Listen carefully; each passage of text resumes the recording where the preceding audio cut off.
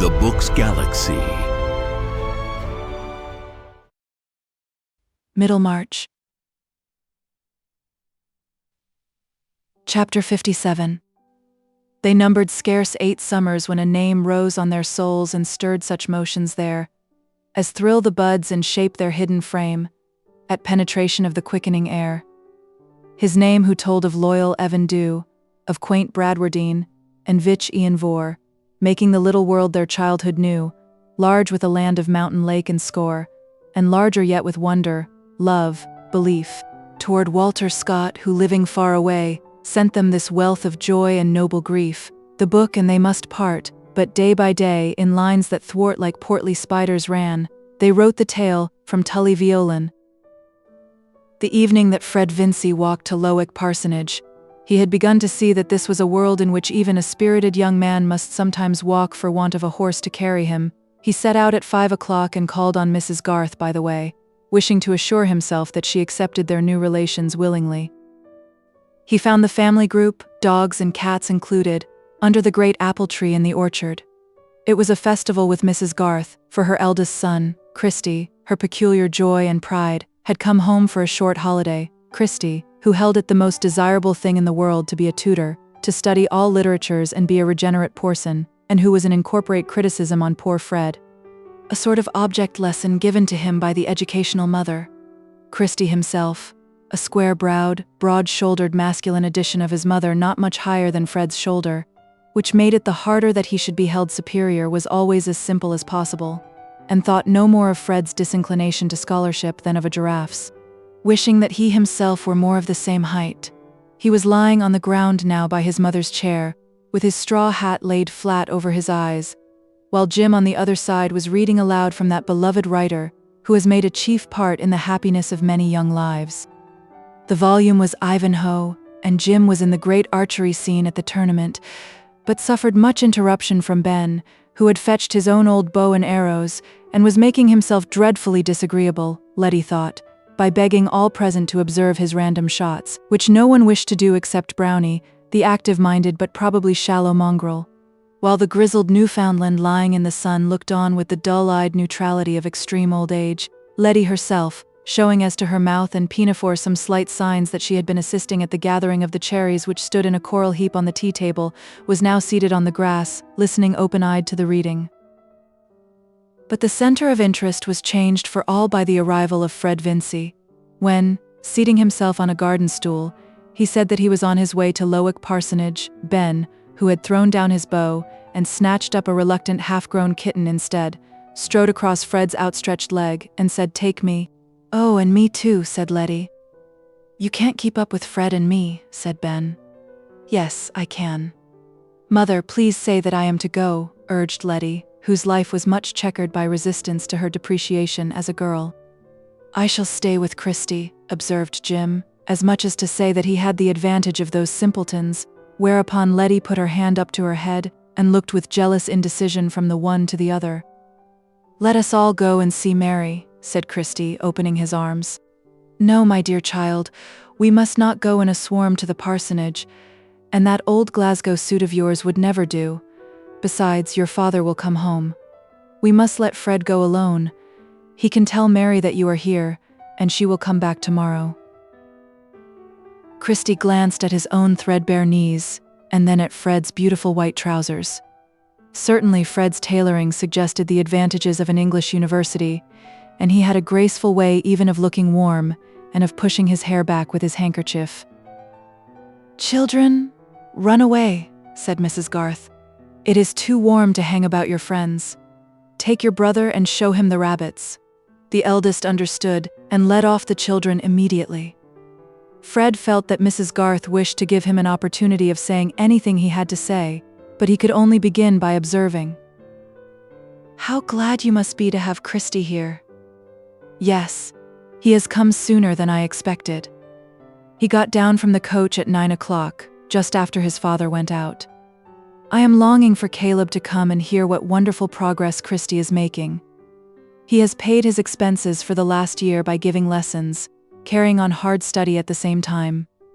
He hopes soon to get a private tutorship and go abroad." "He is a great fellow," said Fred, to whom these cheerful truths had a medicinal taste, and no trouble to anybody. After a slight pause, he added, "But I fear you will think that I am going to be a great deal of trouble to Mr. Garth." "Caleb likes taking trouble. He is one of those men who always do more than anyone would have thought of asking them to do," answered Mrs. Garth. She was knitting and could either look at Fred or not, as she chose, always an advantage when one is bent on loading speech with salutary meaning, and though Mrs. Garth intended to be duly reserved, she did wish to say something that Fred might be the better for. "I know you think me very undeserving, Mrs. Garth, and with good reason," said Fred, his spirit rising a little at the perception of something like a disposition to lecture him. "I happen to have behaved just the worst to the people I can't help wishing for the most from. But while two men like Mr. Garth and Mr. Fairbrother have not given me up, I don't see why I should give myself up."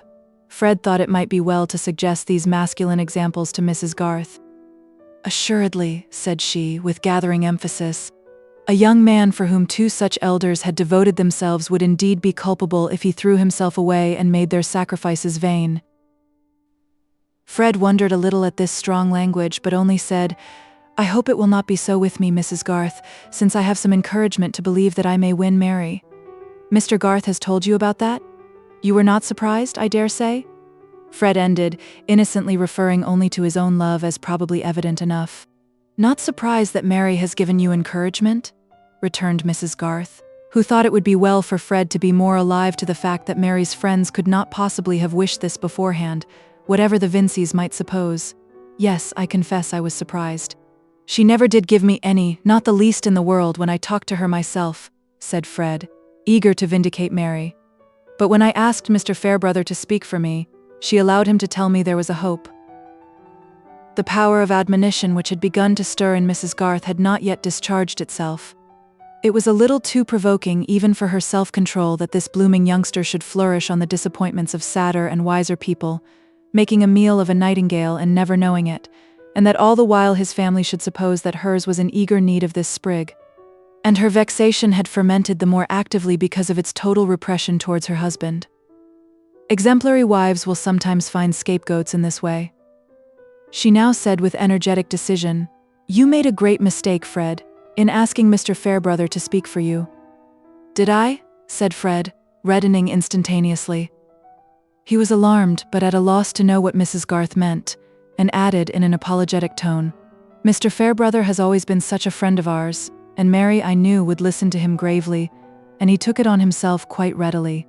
Yes, young people are usually blind to everything but their own wishes, and seldom imagine how much those wishes cost others," said Mrs. Garth.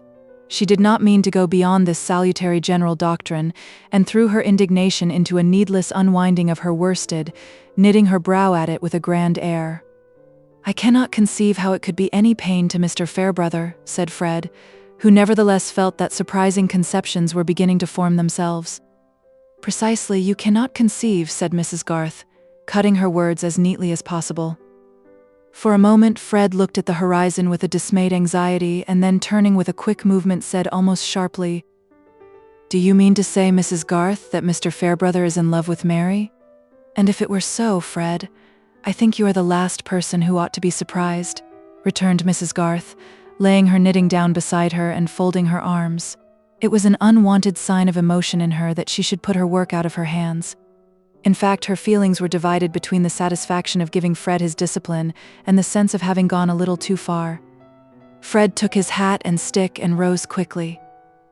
"Then you think I'm standing in his way and in Mary's too?" he said, in a tone which seemed to demand an answer. Mrs. Garth could not speak immediately. She had brought herself into the unpleasant position of being called on to say what she really felt, yet what she knew there were strong reasons for concealing, and to her the consciousness of having exceeded in words was peculiarly mortifying. Besides, Fred had given out unexpected electricity, and he now added, "Mr. Garth seemed pleased that Mary should be attached to me. He could not have known anything of this."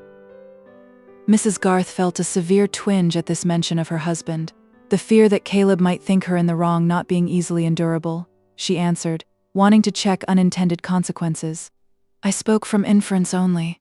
I am not aware that Mary knows anything of the matter. But she hesitated to beg that he would keep entire silence on a subject which she had herself unnecessarily mentioned, not being used to stoop in that way. And while she was hesitating, there was already a rush of unintended consequences under the apple tree where the tea things stood.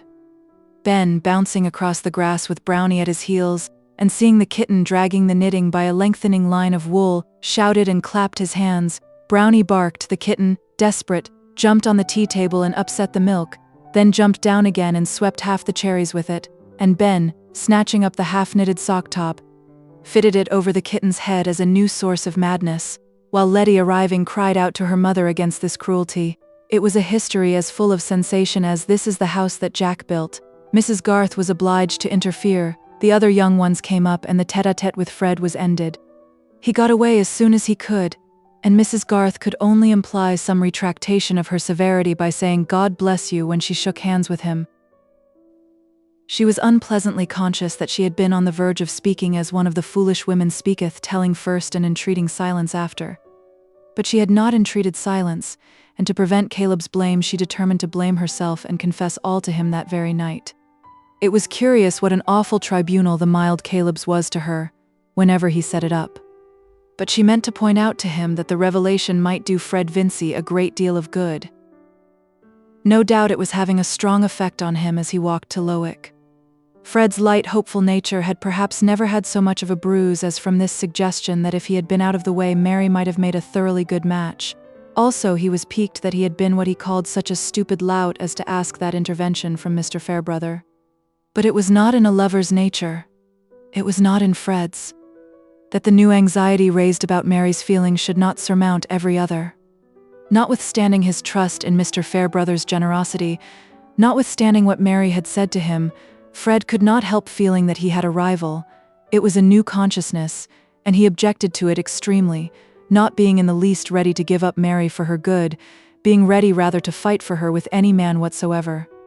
But the fighting with Mr. Fairbrother must be of a metaphorical kind, which was much more difficult to Fred than the muscular.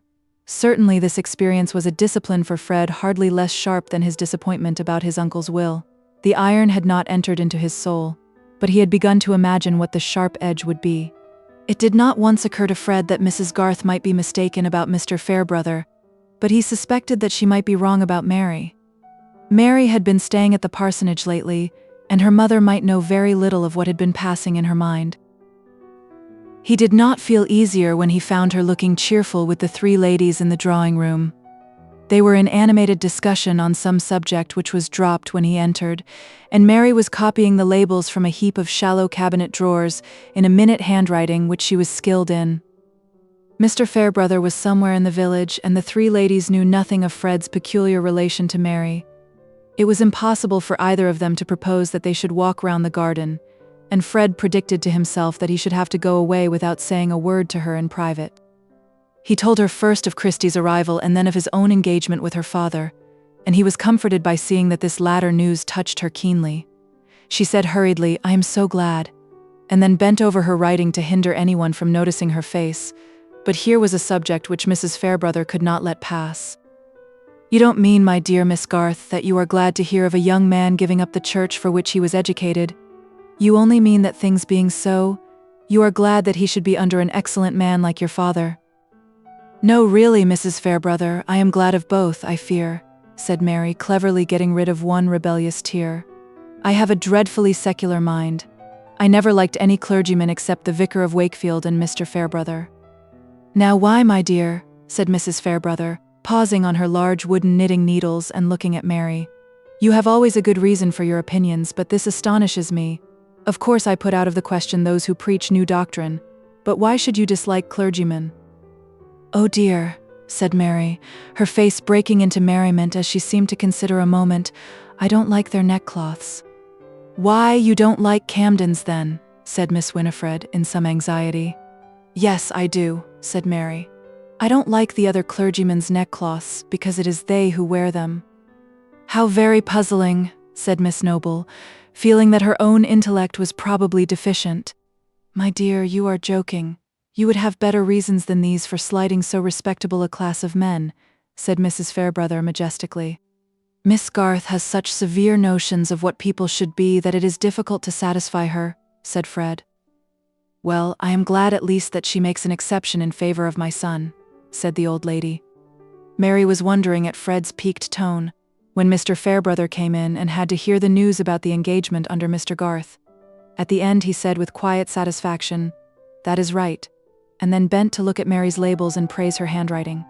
Fred felt horribly jealous, was glad, of course, that Mr. Fairbrother was so estimable, but wished that he had been ugly and fat as men at 40 sometimes are. It was clear what the end would be, since Mary openly placed Fairbrother above everybody, and these women were all evidently encouraging the affair. He was feeling sure that he should have no chance of speaking to Mary, when Mr. Fairbrother said, "Fred, help me to carry these drawers back into my study. You have never seen my fine new study. Pray come too, Miss Garth. I want you to see a stupendous spider I found this morning." Mary at once saw the vicar's intention. He had never since the memorable evening deviated from his old pastoral kindness towards her, and her momentary wonder and doubt had quite gone to sleep. Mary was accustomed to think rather rigorously of what was probable, and if a belief flattered her vanity, she felt warned to dismiss it as ridiculous, having early had much exercise in such dismissals. It was as she had foreseen when Fred had been asked to admire the fittings of the study, and she had been asked to admire the spider. Mr. Fairbrother said, "Wait here a minute or two. I'm going to look out an engraving which Fred is tall enough to hang for me. I shall be back in a few minutes." And then he went out. Nevertheless, the first word Fred said to Mary was, "It is of no use whatever I do, Mary. You are sure to marry Fairbrother at last." There was some rage in his tone. "What do you mean, Fred?" Mary exclaimed indignantly, blushing deeply and surprised out of all her readiness in reply.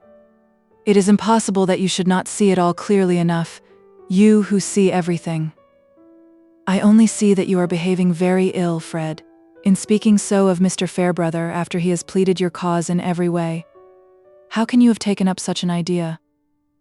Fred was rather deep, in spite of his irritation.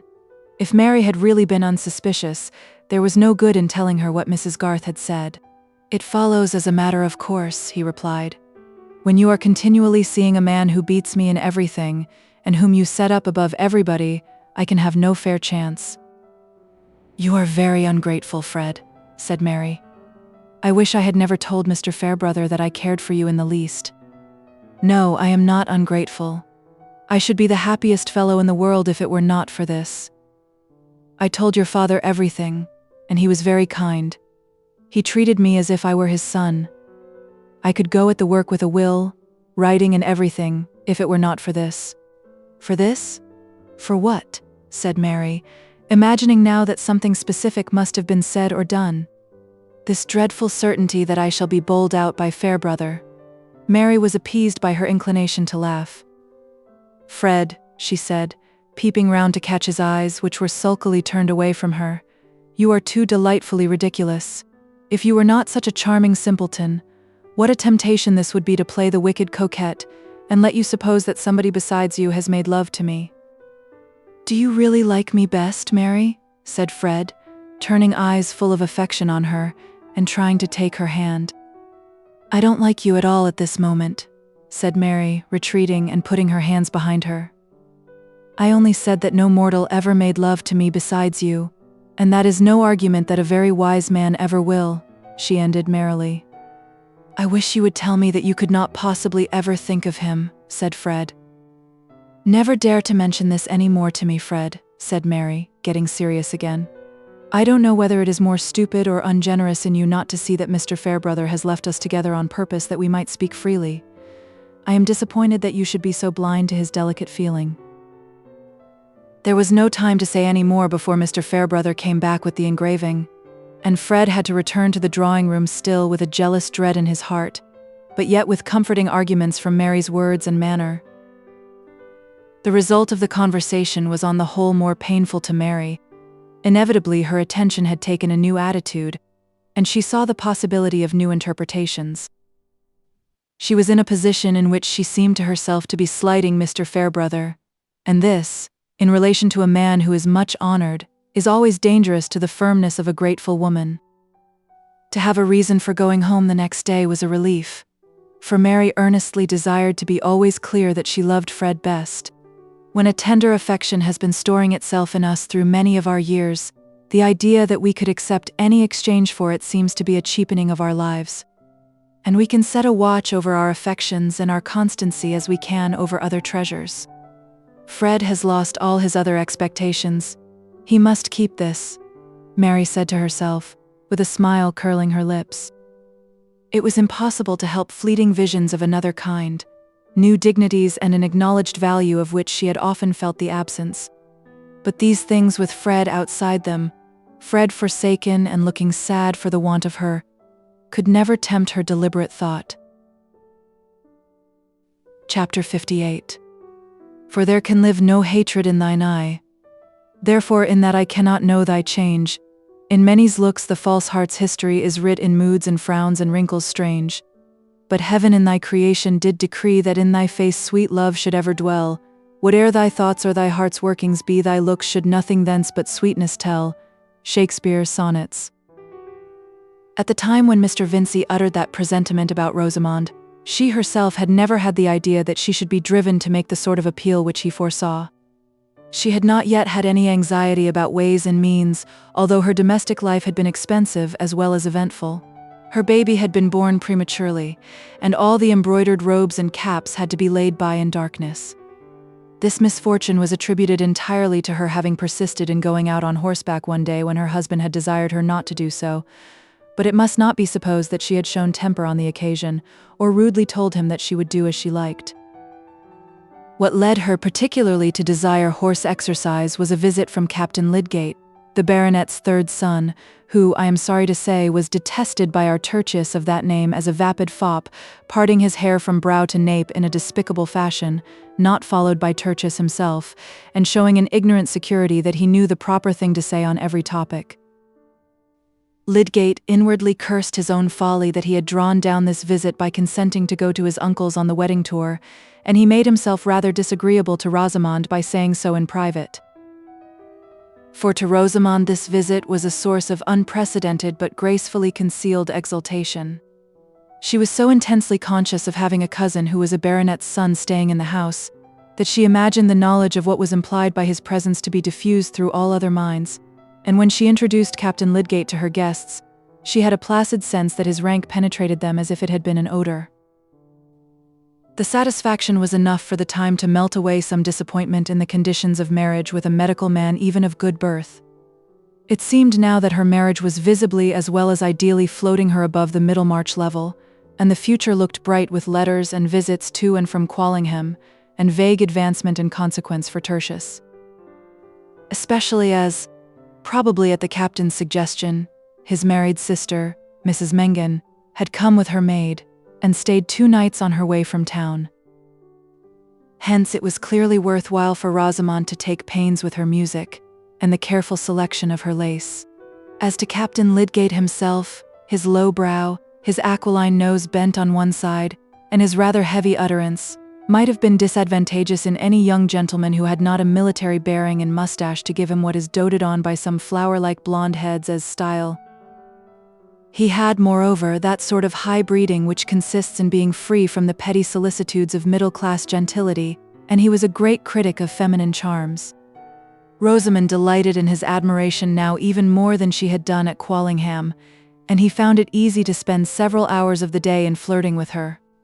The visit altogether was one of the pleasantest larks he had ever had, not the less so perhaps because he suspected that his queer cousin Tertius wished him away, though Lydgate, who would rather, hyperbolically speaking, have died than have failed in polite hospitality, suppressed his dislike, and only pretended generally not to hear what the gallant officer said, consigning the task of answering him to Rosamond. For he was not at all a jealous husband, and preferred leaving a feather-headed young gentleman alone with his wife to bearing him company.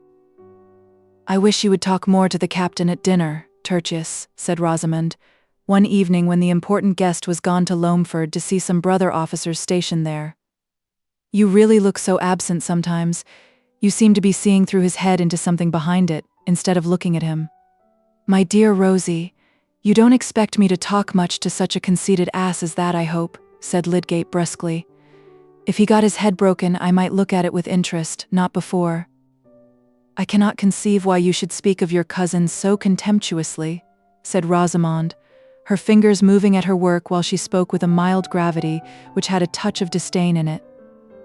"Ask Ladislaw if he doesn't think your captain the greatest bore he ever met with. Ladislaw has almost forsaken the house since he came." Rosamond thought she knew perfectly well why Mr. Ladislaw disliked the captain. He was jealous, and she liked his being jealous. "It is impossible to say what will suit eccentric persons," she answered.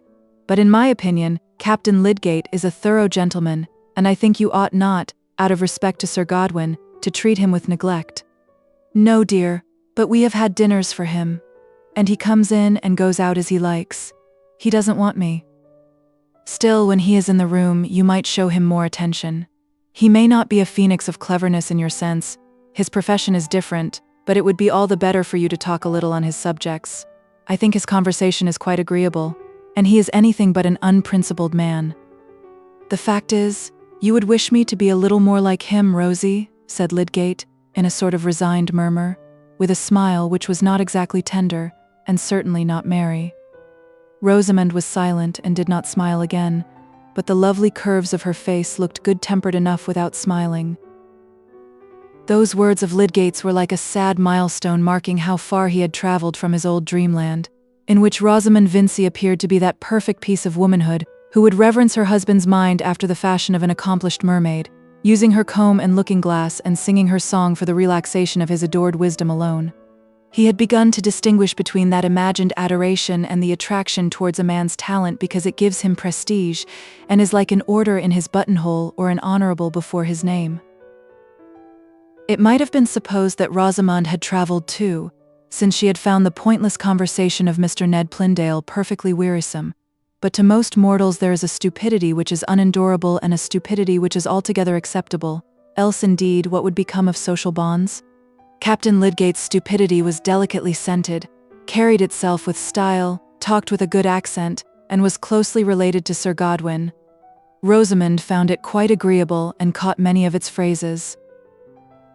Therefore, since Rosamond, as we know, was fond of horseback, there were plenty of reasons why she should be tempted to resume her riding when Captain Lydgate, who had ordered his man with 2 horses to follow him and put up at the Green Dragon, begged her to go out on the grey, which he warranted to be gentle and trained to carry a lady.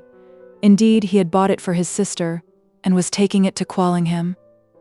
Rosamond went out the first time without telling her husband, and came back before his return, but the ride had been so thorough a success, and she declared herself so much the better in consequence, that he was informed of it with full reliance on his consent that she should go riding again. On the contrary, Lydgate was more than hurt. He was utterly confounded that she had risked herself on a strange horse without referring the matter to his wish. After the first almost thundering exclamations of astonishment, which sufficiently warned Rosamond of what was coming, he was silent for some moments.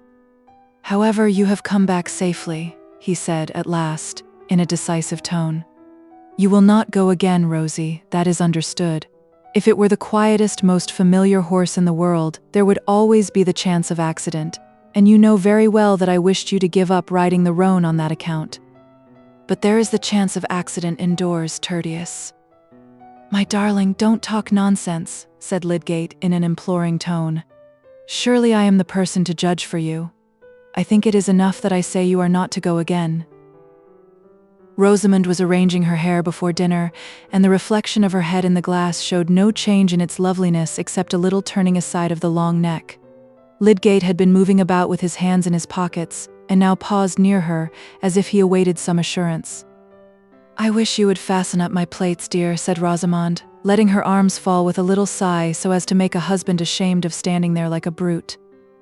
Lydgate had often fastened the plaits before, being among the deftest of men with his large, finely formed fingers. He swept up the soft festoons of plaits and fastened in the tall comb. To such uses do men come. And what could he do then but kiss the exquisite nape which was shown in all its delicate curves? But when we do what we have done before, it is often with a difference. Lydgate was still angry, and had not forgotten his point. "I shall tell the captain that he ought to have known better than offer you his horse," he said as he moved away. "I beg you will not do anything of the kind, Tertius," said Rosamond, looking at him with something more marked than usual in her speech.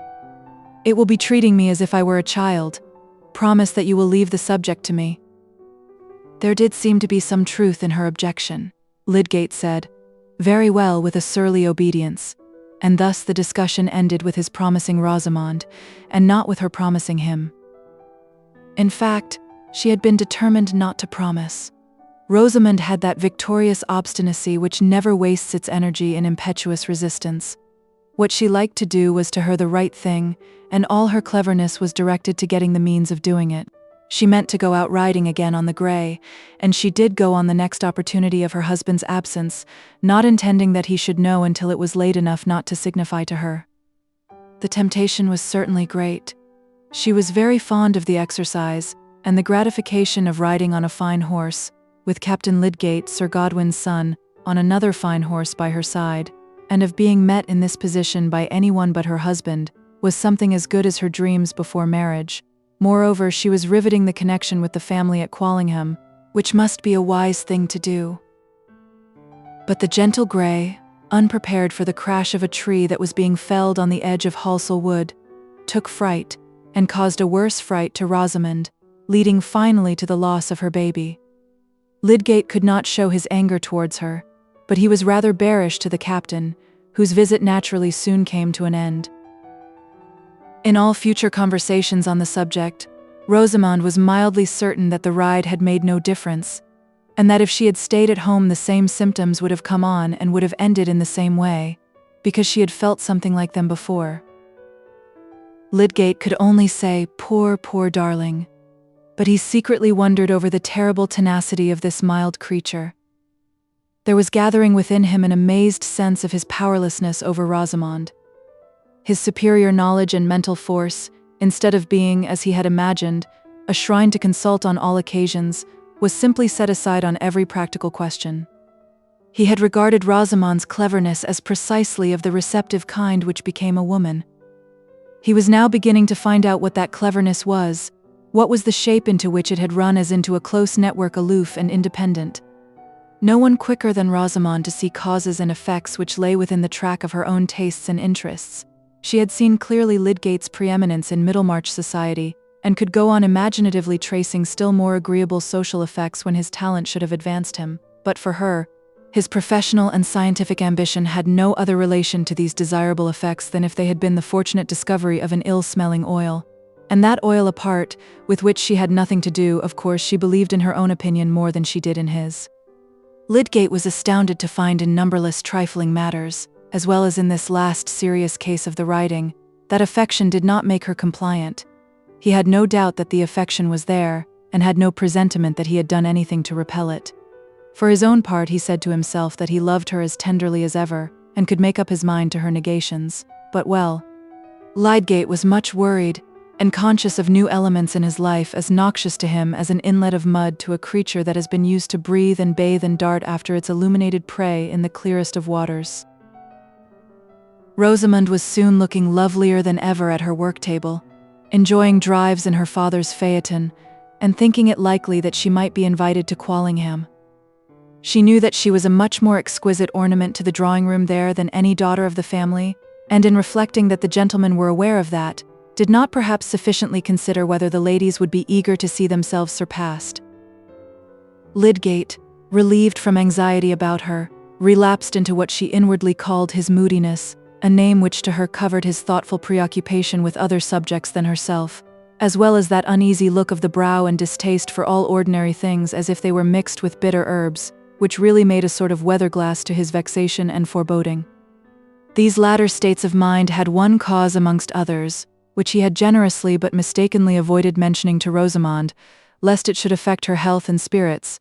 Between him and her indeed there was that total missing of each other's mental track, which is too evidently possible even between persons who are continually thinking of each other.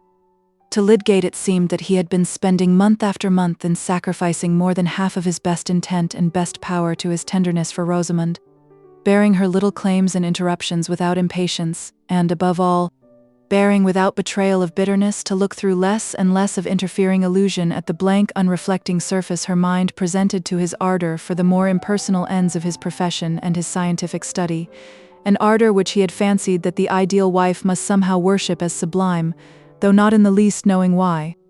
But his endurance was mingled with a self-discontent which, if we know how to be candid, we shall confess to make more than half our bitterness under grievances, wife or husband included. It always remains true that if we had been greater, circumstance would have been less strong against us. Lydgate was aware that his concessions to Rosamond were often little more than the lapse of slackening resolution, the creeping paralysis apt to seize an enthusiasm which is out of adjustment to a constant portion of our lives. And on Lydgate's enthusiasm there was constantly pressing not a simple weight of sorrow, but the biting presence of a petty degrading care, such as casts the blight of irony over all higher effort.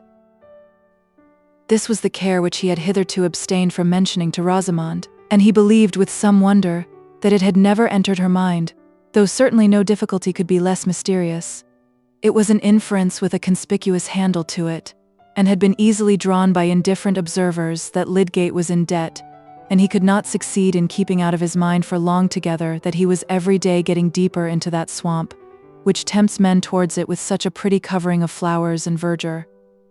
It is wonderful how soon a man gets up to his chin there, in a condition in which, in spite of himself, he is forced to think chiefly of release, though he had a scheme of the universe in his soul. 18 months ago Lydgate was poor, but had never known the eager want of small sums, and felt rather a burning contempt for anyone who descended a step in order to gain them. He was now experiencing something worse than a simple deficit. He was assailed by the vulgar, hateful trials of a man who has bought and used a great many things which might have been done without, and which he is unable to pay for, though the demand for payment has become pressing. How this came about may be easily seen without much arithmetic or knowledge of prices. When a man in setting up a house and preparing for marriage finds that his furniture and other initial expenses come to between £400 and £500 more than he has capital to pay for, when at the end of a year it appears that his household expenses, horses and etc. amount to nearly £1,000, while the proceeds of the practice reckoned from the old books to be worth £800 per annum have sunk like a summer pond and make hardly £500, chiefly in unpaid entries, the plain inference is that, whether he minds it or not, he is in debt. Those were less expensive times than our own, and provincial life was comparatively modest, but the ease with which a medical man who had lately bought a practice, who thought that he was obliged to keep 2 horses, whose table was supplied without stint, and who paid an insurance on his life and a high rent for house and garden, might find his expenses doubling his receipts, can be conceived by anyone who does not think these details beneath his consideration. Rosamond, accustomed from her childhood to an extravagant household, thought that good housekeeping consisted simply in ordering the best of everything, nothing else answered, and Lydgate supposed that if things were done at all, they must be done properly. He did not see how they were to live otherwise. If each head of household expenditure had been mentioned to him beforehand, he would have probably observed that it could hardly come to much, and if anyone had suggested a saving on a particular article, for example, the substitution of cheap fish for dear, it would have appeared to him simply a penny-wise, mean notion. Rosamond, even without such an occasion as Captain Lydgate's visit, was fond of giving invitations, and Lydgate, though he often thought the guests tiresome, did not interfere. This sociability seemed a necessary part of professional prudence, and the entertainment must be suitable. It is true Lydgate was constantly visiting the homes of the poor and adjusting his prescriptions of diet to their small means, but, dear me, has it not by this time ceased to be remarkable? Is it not rather that we expect in men that they should have numerous strands of experience lying side by side and never compare them with each other? Expenditure, like ugliness and errors, becomes a totally new thing when we attach our own personality to it and measure it by that wide difference which is manifest in our own sensations between ourselves and others. Lydgate believed himself to be careless about his dress, and he despised a man who calculated the effects of his costume. It seemed to him only a matter of course that he had abundance of fresh garments. Such things were naturally ordered in sheaves. It must be remembered that he had never hitherto felt the check of importunate debt, and he walked by habit, not by self-criticism. But the check had come. Its novelty made it the more irritating. He was amazed, disgusted that conditions so foreign to all his purposes, so hatefully disconnected with the objects he cared to occupy himself with, should have lain in ambush and clutched him when he was unaware. And there was not only the actual debt, there was the certainty that in his present position he must go on deepening it. 2 furnishing tradesmen at Brassing, whose bills had been incurred before his marriage, and whom uncalculated current expenses had ever since prevented him from paying, had repeatedly sent him unpleasant letters, which had forced themselves on his attention. This could hardly have been more galling to any disposition than to Lydgate's, with his intense pride, his dislike of asking a favor or being under an obligation to anyone.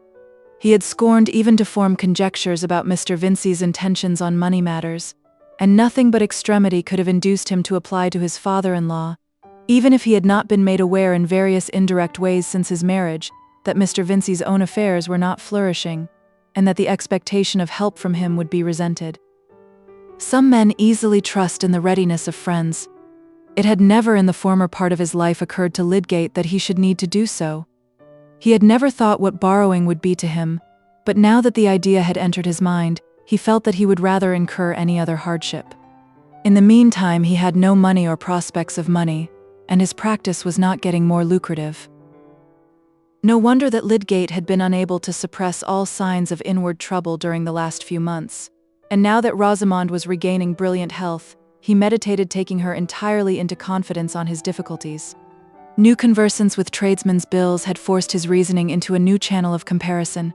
He had begun to consider from a new point of view what was necessary and unnecessary in goods ordered, and to see that there must be some change of habits.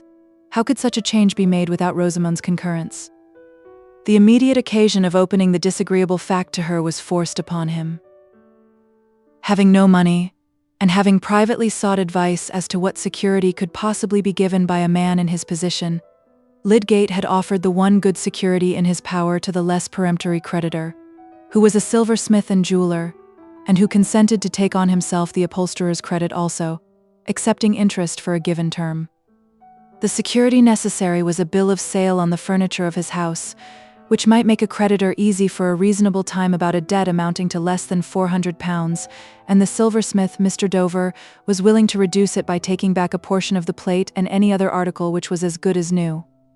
Any other article was a phrase delicately implying jewelry, and more particularly some purple amethysts costing £30, which Lydgate had bought as a bridal present. Opinions may be divided as to his wisdom in making this present. Some may think that it was a graceful attention to be expected from a man like Lydgate, and that the fault of any troublesome consequences lay in the pinched narrowness of provincial life at that time, which offered no conveniences for professional people whose fortune was not proportioned to their tastes.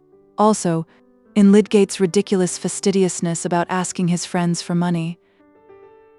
However, it had seemed a question of no moment to him on that fine morning when he went to give a final order for plate, in the presence of other jewels enormously expensive, and as an addition to orders of which the amount had not been exactly calculated. £30 for ornaments so exquisitely suited to Rosamond's neck and arms could hardly appear excessive when there was no ready cash for it to exceed. But at this crisis, Lydgate's imagination could not help dwelling on the possibility of letting the amethysts take their place again among Mr. Dover's stock, though he shrank from the idea of proposing this to Rosamond. Having been roused to discern consequences which he had never been in the habit of tracing, he was preparing to act on this discernment with some of the rigor, by no means all, that he would have applied in pursuing experiment. He was nerving himself to this rigor as he rode from Brassing and meditated on the representations he must make to Rosamond. It was evening when he got home. He was intensely miserable, this strong man of 29 and of many gifts. He was not saying angrily within himself that he had made a profound mistake, but the mistake was at work in him like a recognized chronic disease, mingling its uneasy importunities with every prospect, and enfeebling every thought. As he went along the passage to the drawing-room, he heard the piano and singing. Of course Ladislaw was there. It was some weeks since Will had parted from Dorothea, yet he was still at the old post in Middlemarch.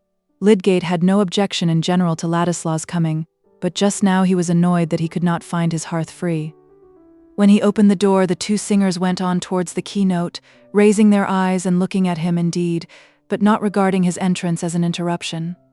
To a man galled with his harness as poor Lydgate was, it is not soothing to see two people warbling at him, as he comes in with the sense that the painful day has still pains in store. His face, already paler than usual, took on a scowl as he walked across the room and flung himself into a chair. The singers, feeling themselves excused by the fact that they had only 3 bars to sing, now turned round. "How are you, Lydgate?" said Will, coming forward to shake hands. Lydgate took his hand, but did not think it necessary to speak. "Have you dined, Tertius?" "I expected you much earlier," said Rosamond, who had already seen that her husband was in a horrible humor. She seated herself in her usual place as she spoke. "I have dined. I should like some tea, please," said Lydgate, curtly, still scowling and looking markedly at his legs stretched out before him. Will was too quick to need more. "I shall be off," he said, reaching his hat. "Tea is coming," said Rosamond. "Pray don't go." "Yes, Lydgate is bored," said Will, who had more comprehension of Lydgate than Rosamond had, and was not offended by his manner, easily imagining outdoor causes of annoyance.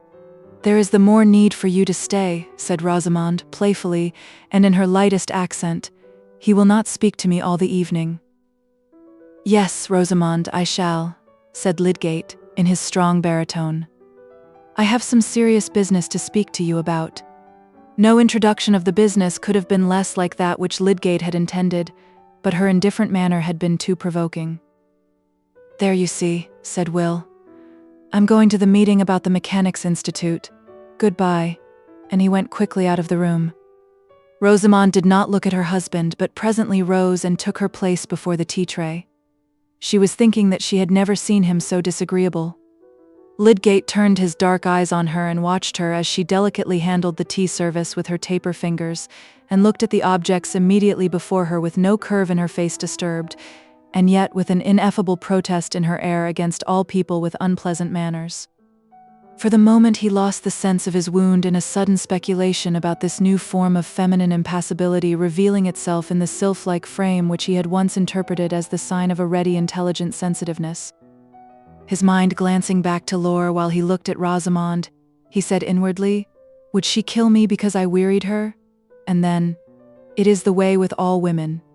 But this power of generalizing which gives men so much the superiority in mistake over the dumb animals, was immediately thwarted by Lydgate's memory of wondering impressions from the behavior of another woman, from Dorothea's looks and tones of emotion about her husband when Lydgate began to attend him, from her passionate cry to be taught what would best comfort that man, for whose sake it seemed as if she must quell every impulse in her except the yearnings of faithfulness and compassion.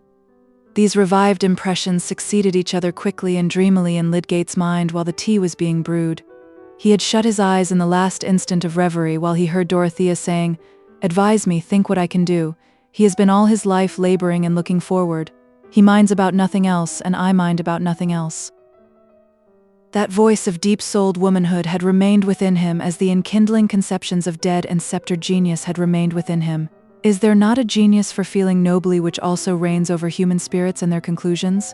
The tones were a music from which he was falling away. He had really fallen into a momentary doze, when Rosamond said in her silvery neutral way, "Here is your tea, Tertius," setting it on the small table by his side, and then moved back to her place without looking at him.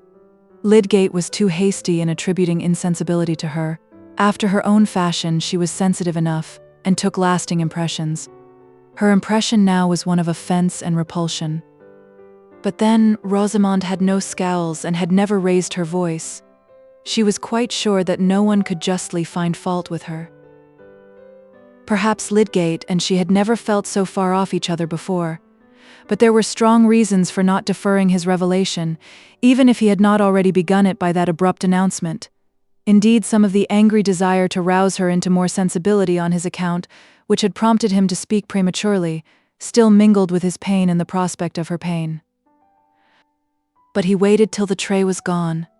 The candles were lit, and the evening quiet might be counted on. The interval had left time for repelled tenderness to return into the old course. He spoke kindly. "Dear Rosie, lay down your work and come to sit by me," he said gently, pushing away the table and stretching out his arm to draw a chair near his own. Rosamond obeyed. As she came towards him in her drapery of transparent, faintly tinted muslin, her slim yet round figure never looked more graceful. As she sat down by him and laid one hand on the elbow of his chair, at last looking at him and meeting his eyes, her delicate neck and cheek and purely cut lips, never had more of that untarnished beauty which touches as in springtime and infancy and all sweet freshness.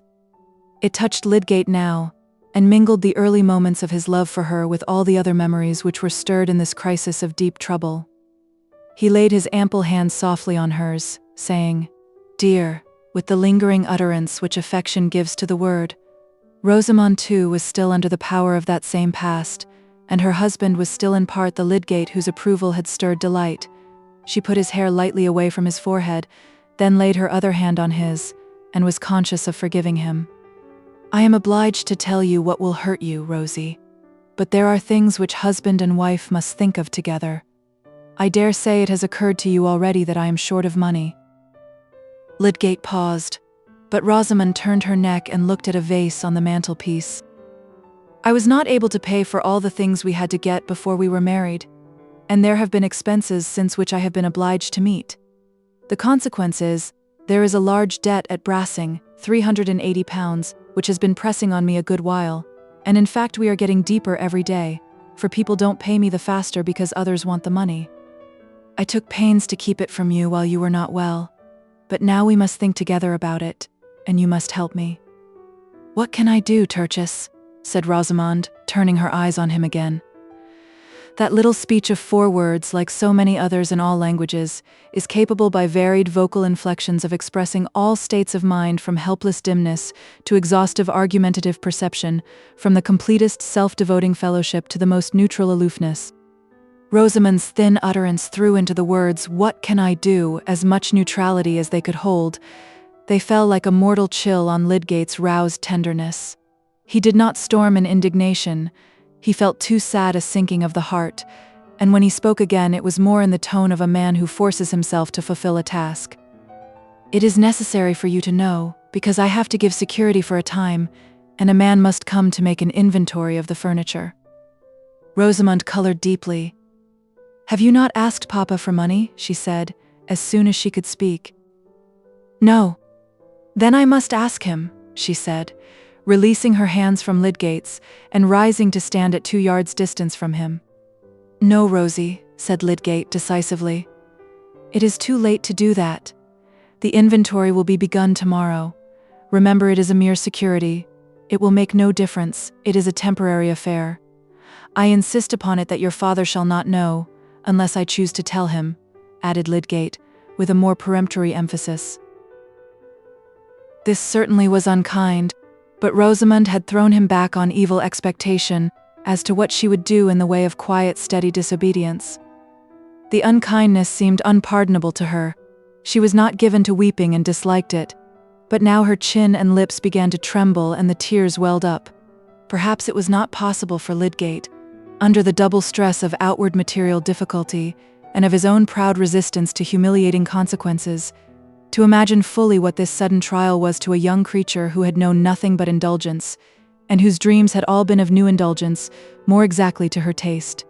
But he did wish to spare her as much as he could, and her tears cut him to the heart. He could not speak again immediately, but Rosamond did not go on sobbing. She tried to conquer her agitation and wiped away her tears, continuing to look before her at the mantelpiece. "Try not to grieve, darling," said Lydgate, turning his eyes up towards her. That she had chosen to move away from him in this moment of her trouble made everything harder to say, but he must absolutely go on. We must brace ourselves to do what is necessary. It is I who have been in fault. I ought to have seen that I could not afford to live in this way. But many things have told against me in my practice, and it really just now has ebbed to a low point. I may recover it, but in the meantime we must pull up. We must change our way of living. We shall weather it.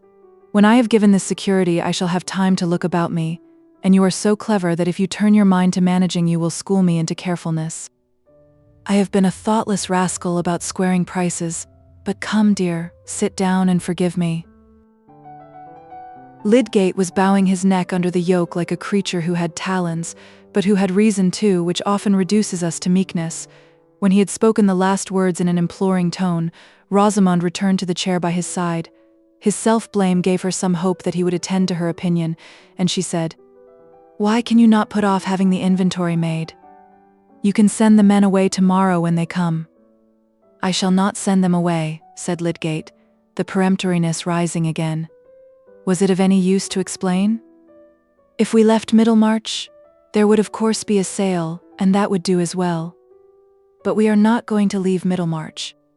I am sure, Tertius, it would be much better to do so. Why can we not go to London? Or near Durham, where your family is known? We can go nowhere without money, Rosamond. Your friends would not wish you to be without money. And surely these odious tradesmen might be made to understand that, and to wait, if you would make proper representations to them. This is idle, Rosamond, said Lydgate angrily. You must learn to take my judgment on questions you don't understand. I have made necessary arrangements, and they must be carried out. As to friends, I have no expectations whatever from them, and shall not ask them for anything. Rosamond sat perfectly still. The thought in her mind was that if she had known how Lydgate would behave, she would never have married him. We have no time to waste now on unnecessary words, dear, said Lydgate, trying to be gentle again. There are some details that I want to consider with you. Dover says he will take a good deal of the plate back again, and any of the jewelry we like. He really behaves very well. Are we to go without spoons and forks then? Said Rosamond, whose very lips seemed to get thinner with the thinness of her utterance. She was determined to make no further resistance or suggestions. Oh no, dear, said Lydgate. But look here, he continued, drawing a paper from his pocket and opening it. Here is Dover's account. See, I have marked a number of articles, which if we returned them would reduce the amount by £30 and more. I have not marked any of the jewelry. Lydgate had really felt this point of the jewelry very bitter to himself, but he had overcome the feeling by severe argument. He could not propose to Rosamond that she should return any particular present of his, but he had told himself that he was bound to put Dover's offer before her, and her inward prompting might make the affair easy. It is useless for me to look, Tertius, said Rosamond calmly. You will return what you please. She would not turn her eyes on the paper, and Lydgate, flushing up to the roots of his hair, drew it back and let it fall on his knee. Meanwhile, Rosamond quietly went out of the room, leaving Lydgate helpless and wondering. Was she not coming back? It seemed that she had no more identified herself with him than if they had been creatures of different species and opposing interests. He tossed his head and thrust his hands deep into his pockets with a sort of vengeance. There was still science, there were still good objects to work for. He must give a tug still, all the stronger because other satisfactions were going. But the door opened, and Rosamond re-entered. She carried the leather box containing the amethysts, and a tiny ornamental basket which contained other boxes, and laying them on the chair where she had been sitting, she said with perfect propriety in her air, "This is all the jewelry you ever gave me. You can return what you like of it, and of the plate also. You will not, of course, expect me to stay at home tomorrow. I shall go to Papa's." To many women the look Lydgate cast at her would have been more terrible than one of anger. It had in it a despairing acceptance of the distance she was placing between them. "And when shall you come back again?" he said, with a bitter edge on his accent. "Oh, in the evening. Of course I shall not mention the subject to Mamma." Rosamond was convinced that no woman could behave more irreproachably than she was behaving, and she went to sit down at her work table. Lydgate sat meditating a minute or two, and the result was that he said, with some of the old emotion in his tone, "Now we have been united, Rosie, you should not leave me to myself in the first trouble that has come." "Certainly not," said Rosamond. "I shall do everything it becomes me to do." "It is not right that the thing should be left to servants or that I should have to speak to them about it. And I shall be obliged to go out, I don't know how early. I understand you're shrinking from the humiliation of these money affairs. But, my dear Rosamond, as a question of pride, which I feel just as much as you can, it is surely better to manage the thing ourselves, and let the servants see as little of it as possible, and since you are my wife, there is no hindering your share in my disgraces if there were disgraces." Rosamond did not answer immediately, but at last she said, "Very well, I will stay at home. I shall not touch these jewels, Rosie. Take them away again. But I will write out a list of plate that we may return, and that can be packed up and sent at once." "The servants will know that," said Rosamond, with the slightest touch of sarcasm. Well, we must meet some disagreeables as necessities. Where is the ink, I wonder? Said Lydgate, rising and throwing the account on the larger table where he meant to write. Rosamond went to reach the inkstand, and after setting it on the table was going to turn away, when Lydgate, who was standing close by, put his arm round her and drew her towards him, saying, "Come, darling, let us make the best of things. It will only be for a time, I hope, that we shall have to be stingy and particular. Kiss me." His native warm-heartedness took a great deal of quenching, and it is a part of manliness for a husband to feel keenly the fact that an inexperienced girl has got into trouble by marrying him. She received his kiss and returned it faintly, and in this way an appearance of accord was recovered for the time. But Lydgate could not help looking forward with dread to the inevitable future discussions about expenditure and the necessity for a complete change in their way of living. Chapter 59. They said of old the soul had human shape, but smaller, subtler than the fleshly self, so wandered forth for airing when it pleased. And see, beside her cherub face there floats a pale-lipped form aerial whispering, its promptings in that little shell her ear. News is often dispersed as thoughtlessly and effectively as that pollen which the bees carry off, having no idea how powdery they are, when they are buzzing in search of their particular nectar. This fine comparison has reference to Fred Vincy, who on that evening at Lowick Parsonage heard a lively discussion among the ladies on the news which their old servant had got from Tantrip, concerning Mr. Casaubon's strange mention of Mr. Ladislaw in a codicil to his will, made not long before his death. Miss Winifred was astounded to find that her brother had known the fact before, and observed that Camden was the most wonderful man for knowing things and not telling them, whereupon Mary Garth said that the codicil had perhaps got mixed up with the habits of spiders, which Miss Winifred never would listen to. Mrs. Fairbrother considered that the news had something to do with their having only once seen Mr. Ladislaw at Lowick, and Miss Noble made many small compassionate mewings. Fred knew little and cared less about Ladislaw and the Casaubons, and his mind never recurred to that discussion till one day, calling on Rosamond at his mother's request to deliver a message as he passed, he happened to see Ladislaw going away. Fred and Rosamond had little to say to each other now that marriage had removed her from collision with the unpleasantness of brothers, and especially now that he had taken what she held the stupid and even reprehensible step of giving up the church to take to such a business as Mr. Garth's. Hence Fred talked by preference of what he considered indifferent news, and apropos of that young Ladislaw mentioned what he had heard at Lowick Parsonage.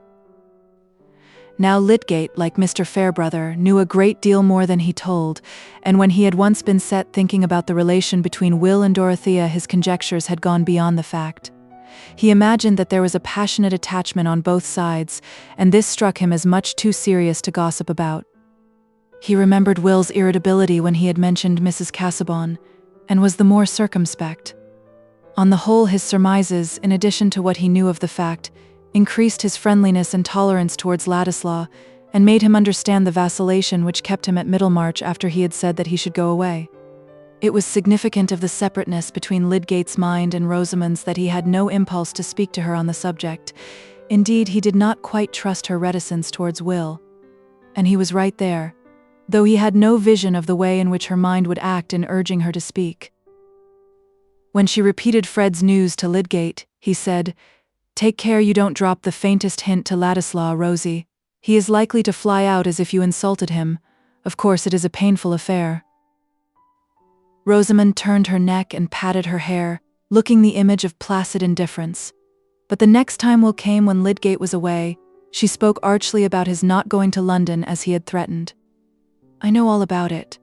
I have a confidential little bird," said she, showing very pretty airs of her head over the bit of work held high between her active fingers. "There is a powerful magnet in this neighborhood." "To be sure there is." "Nobody knows that better than you," said Will with light gallantry, but inwardly prepared to be angry.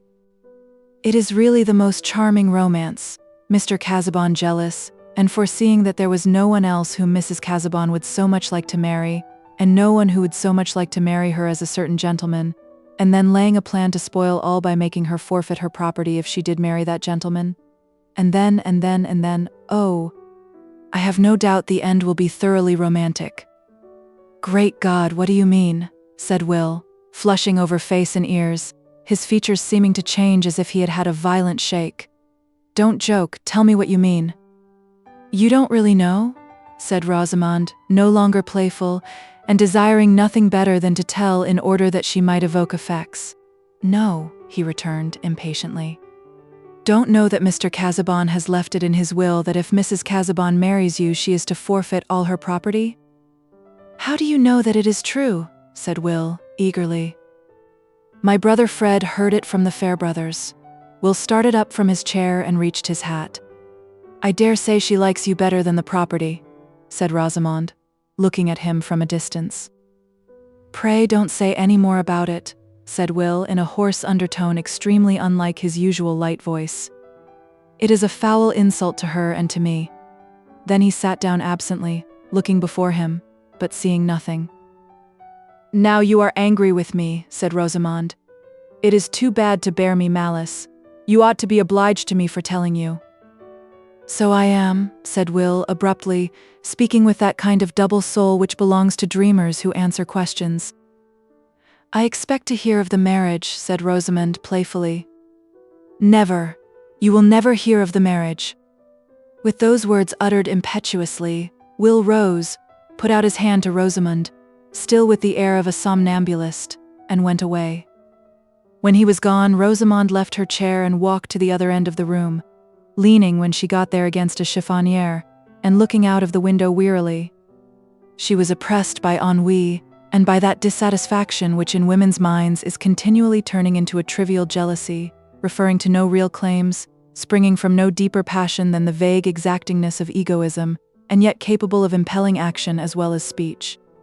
"There really is nothing to care for much," said poor Rosamond inwardly, thinking of the family at Quallingham, who did not write to her, and that perhaps Tertius, when he came home, would tease her about expenses. She had already secretly disobeyed him by asking her father to help them, and he had ended decisively by saying, "I am more likely to want help myself." Chapter 60. Good phrases are surely, and ever were, very commendable. Justice Shallow. A few days afterwards, it was already the end of August, there was an occasion which caused some excitement in Middlemarch. The public, if it chose, was to have the advantage of buying, under the distinguished auspices of Mr. Borthrop Trumbull, the furniture, books, and pictures which anybody might see by the handbills to be the best in every kind, belonging to Edwin Larcher, Esquire. This was not one of the sales indicating the depression of trade. On the contrary, it was due to Mr. Larcher's great success in the carrying business, which warranted his purchase of a mansion near Riverston already furnished in high style by an illustrious spa physician, furnished indeed with such large framefuls of expensive flesh painting in the dining room, that Mrs. Larcher was nervous until reassured by finding the subjects to be scriptural. Hence the fine opportunity to purchasers which was well pointed out in the handbills of Mr. Borthrop Trumbull, whose acquaintance with the history of art enabled him to state that the hall furniture, to be sold without reserve, comprised a piece of carving by a contemporary of Gibbon's. At Middlemarch in those times a large sale was regarded as a kind of festival. There was a table spread with the best cold eatables, as at a superior funeral, and facilities were offered for that generous drinking of cheerful glasses which might lead to generous and cheerful bidding for undesirable articles.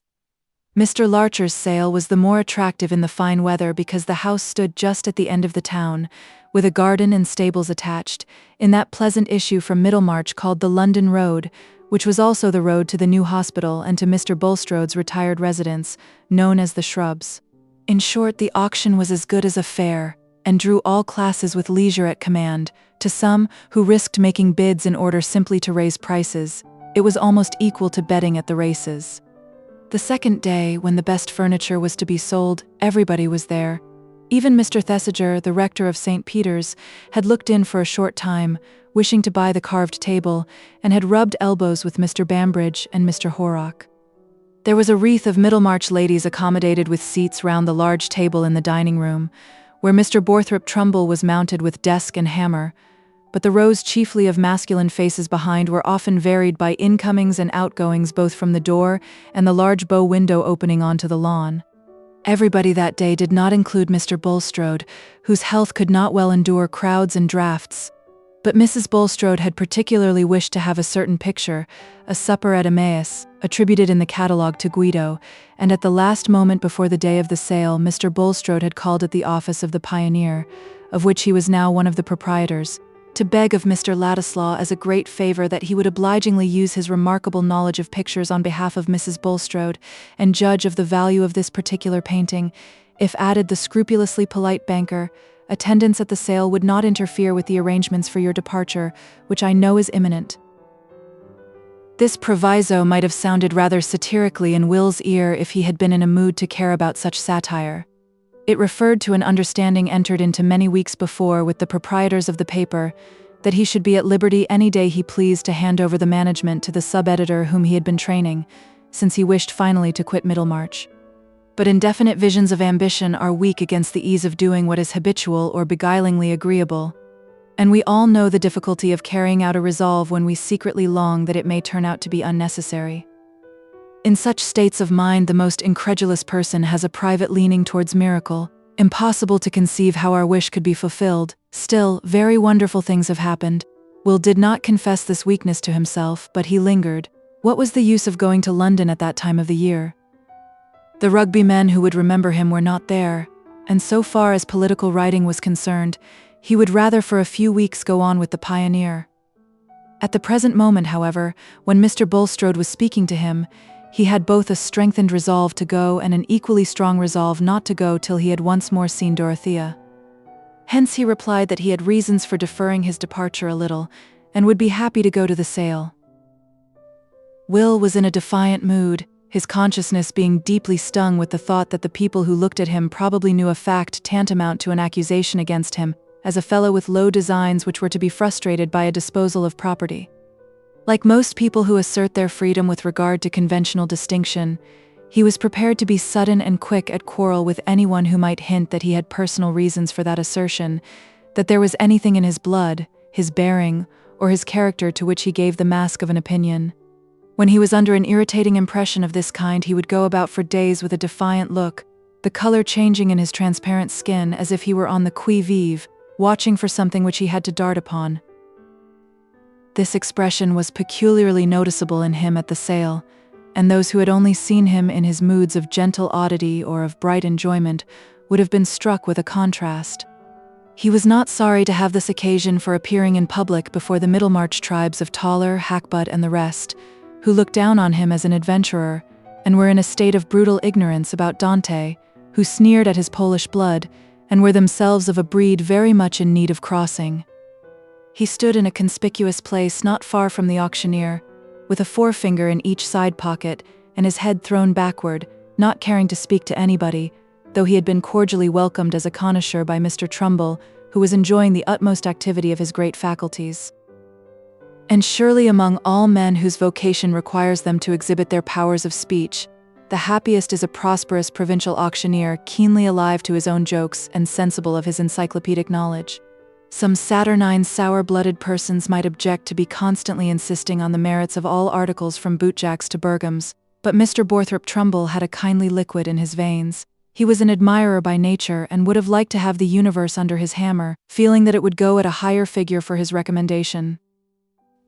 Meanwhile, Mrs. Larcher's drawing-room furniture was enough for him.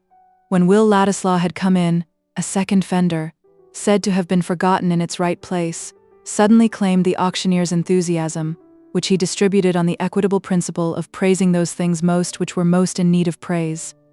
The fender was of polished steel, with much lancet-shaped open-work and a sharp edge. "Now, ladies," said he, "I shall appeal to you. Here is a fender which at any other sale would hardly be offered without reserve, being, as I may say, for quality of steel and quaintness of design, a kind of thing." Here Mr. Trumbull dropped his voice and became slightly nasal, trimming his outlines with his left finger, that might not fall in with ordinary tastes. "Allow me to tell you that by and by this style of workmanship will be the only one in vogue. 1/2 a crown, you said?" "Thank you. Going at 1/2 a crown, this characteristic fender, and I have particular information that the antique style is very much sought after in high quarters. 3 shillings, 3 and 6pence, hold it well up, Joseph. Look, ladies, at the chastity of the design. I have no doubt myself that it was turned out in the last century. 4 shillings, Mr. Momsey? 4 shillings. It's not a thing I would put in my drawing room, said Mrs. Momsey audibly for the warning of the rash husband. I wonder at Mrs. Larcher. Every blessed child's head that fell against it would be cut in two. The edge is like a knife. Quite true, rejoined Mr. Trumbull quickly, and most uncommonly useful to have a fender at hand that will cut, if you have a leather shoe tie, or a bit of string that wants cutting and no knife at hand. Many a man has been left hanging because there was no knife to cut him down. Gentlemen, here's a fender that if you had the misfortune to hang yourselves would cut you down in no time with astonishing celerity. 4 and 6pence, 5 and 6pence, an appropriate thing for a spare bedroom where there was a 4-poster and a guest a little out of his mind. 6 shillings, thank you, Mr. Clintup. Going at 6 shillings, gone. The auctioneer's glance, which had been searching round him with a preternatural susceptibility to all signs of bidding, here dropped on the paper before him, and his voice too dropped into a tone of indifferent despatch as he said, Mr. Clintup, be handy, Joseph. It was worth 6 shillings to have a fender you could always tell that joke on, said Mr. Clintup, laughing low and apologetically to his next neighbor. He was a diffident though distinguished nurseryman, and feared that the audience might regard his bid as a foolish one. Meanwhile Joseph had brought a tray full of small articles. Now, ladies, said Mr. Trumbull, taking up one of the articles, this tray contains a very recherché lot, a collection of trifles for the drawing-room table, and trifles make the sum of human things, nothing more important than trifles. Yes, Mr. Ladislaw, yes, by and by, but pass the tray round, Joseph. These bijoux must be examined. Ladies, this I have in my hand is an ingenious contrivance, a sort of practical rebus I may call it. Here you see, it looks like an elegant heart-shaped box, portable for the pocket. There again it becomes like a splendid double flower, an ornament for the table, and now Mr. Trumbull allowed the flower to fall alarmingly into strings of heart-shaped leaves, a book of riddles, no less than 500 printed in a beautiful red. Gentlemen, if I had less of a conscience, I should not wish you to bid high for this lot. I have a longing for it myself. What can promote innocent mirth, and I may say virtue more than a good riddle? It hinders profane language, and attaches a man to the society of refined females. This ingenious article itself, without the elegant domino box, card basket, etc., ought alone to give a high price to the lot. Carried in the pocket it might make an individual welcome in any society. 4 shillings, sir? 4 shillings for this remarkable collection of riddles with the et caeteras. Here's a sample. How must you spell honey to make it catch ladybirds? Answer, money, you hear? Ladybirds, honey money. This is an amusement to sharpen the intellect. It has a sting. It has what we call satire, and wit without indecency. 4 and 6pence, 5 shillings. The bidding ran on with warming rivalry. Mr. Bowyer was a bidder, and this was too exasperating. Bowyer couldn't afford it, and only wanted to hinder every other man from making a figure.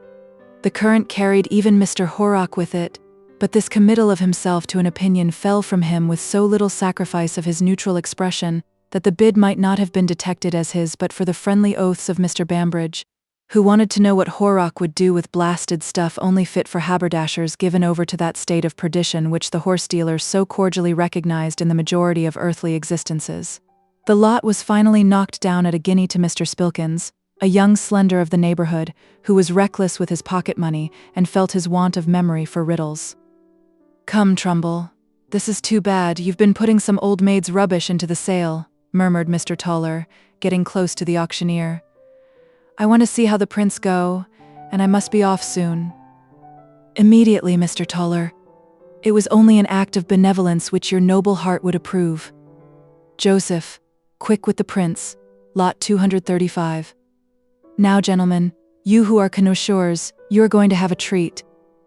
Here is an engraving of the Duke of Wellington surrounded by his staff on the field of Waterloo, and notwithstanding recent events which have, as it were, enveloped our great hero in a cloud, I will be bold to say, for a man in my line must not be blown about by political winds, that a finer subject of the modern order, belonging to our own time and epoch, the understanding of man could hardly conceive. Angels might, perhaps, but not men. Sirs, not men. Who painted it? Said Mr. Powderell, much impressed. It is a proof before the letter. Mr. Powderell, the painter is not known, answered Trumbull, with a certain gaspingness in his last words, after which he pursed up his lips and stared round him. "I'll bid £1," said Mr. Powderell, in a tone of resolved emotion, as of a man ready to put himself in the breach. Whether from awe or pity, nobody raised the price on him. Next came 2 Dutch prints which Mr. Toller had been eager for, and after he had secured them he went away. Other prints, and afterwards some paintings, were sold to leading Middlemarchers who had come with a special desire for them, and there was a more active movement of the audience in and out, some, who had bought what they wanted, going away, others coming in either quite newly or from a temporary visit to the refreshments which were spread under the marquee on the lawn. It was this marquee that Mr. Bambridge was bent on buying, and he appeared to like looking inside it frequently, as a foretaste of its possession. On the last occasion of his return from it, he was observed to bring with him a new companion, a stranger to Mr. Trumbull and everyone else, whose appearance, however, led to the supposition that he might be a relative of the horse-dealers, also given to indulgence. His large whiskers, imposing swagger, and swing of the leg made him a striking figure, but his suit of black, rather shabby at the edges, caused the prejudicial inference that he was not able to afford himself as much indulgence as he liked. "Who is it you've picked up, Bam?" said Mr. Horrock aside. "Ask him yourself," returned Mr. Bambridge. "He said he'd just turned in from the road." Mr. Horrock eyed the stranger, who was leaning back against his stick with one hand, using his toothpick with the other, and looking about him with a certain restlessness apparently under the silence imposed on him by circumstances. At length the supper at Emmaus was brought forward, to Will's immense relief, for he was getting so tired of the proceedings that he had drawn back a little and leaned his shoulder against the wall just behind the auctioneer. He now came forward again, and his eye caught the conspicuous stranger who, rather to his surprise, was staring at him markedly. But Will was immediately appealed to by Mr. Trumbull. "Yes, Mr. Ladislaw, yes. This interests you as a connoisseur, I think. It is some pleasure," the auctioneer went on with a rising fervor, "to have a picture like this to show to a company of ladies and gentlemen, a picture worth any sum to an individual whose means were on a level with his judgment. It is a painting of the Italian school by the celebrated Guido, the greatest painter in the world, the chief of the old masters, as they are called, I take it, because they were up to a thing or two beyond most of us, in possession of secrets now lost to the bulk of mankind. Let me tell you, gentlemen, I have seen a great many pictures by the old masters, and they are not all up to this mark. Some of them are darker than you might like, and not family subjects. But here is a Guido. The frame alone is worth £, which any lady might be proud to hang up, a suitable thing for what we call a refectory in a charitable institution, if any gentleman of the corporation wished to show his munificence. Turn it a little, sir? Yes. Joseph, turn it a little towards Mr. Ladislaw. Mr. Ladislaw, having been abroad, understands the merit of these things, you observe." All eyes were for a moment turned towards Will, who said coolly, £5. The auctioneer burst out in deep remonstrance. "Ah, Mr. Ladislaw, the frame alone is worth that. Ladies and gentlemen, for the credit of the town, suppose it should be discovered hereafter that a gem of art has been amongst us in this town, and nobody in Middlemarch awake to it. 5 guineas, 576, 510. Still, ladies, still.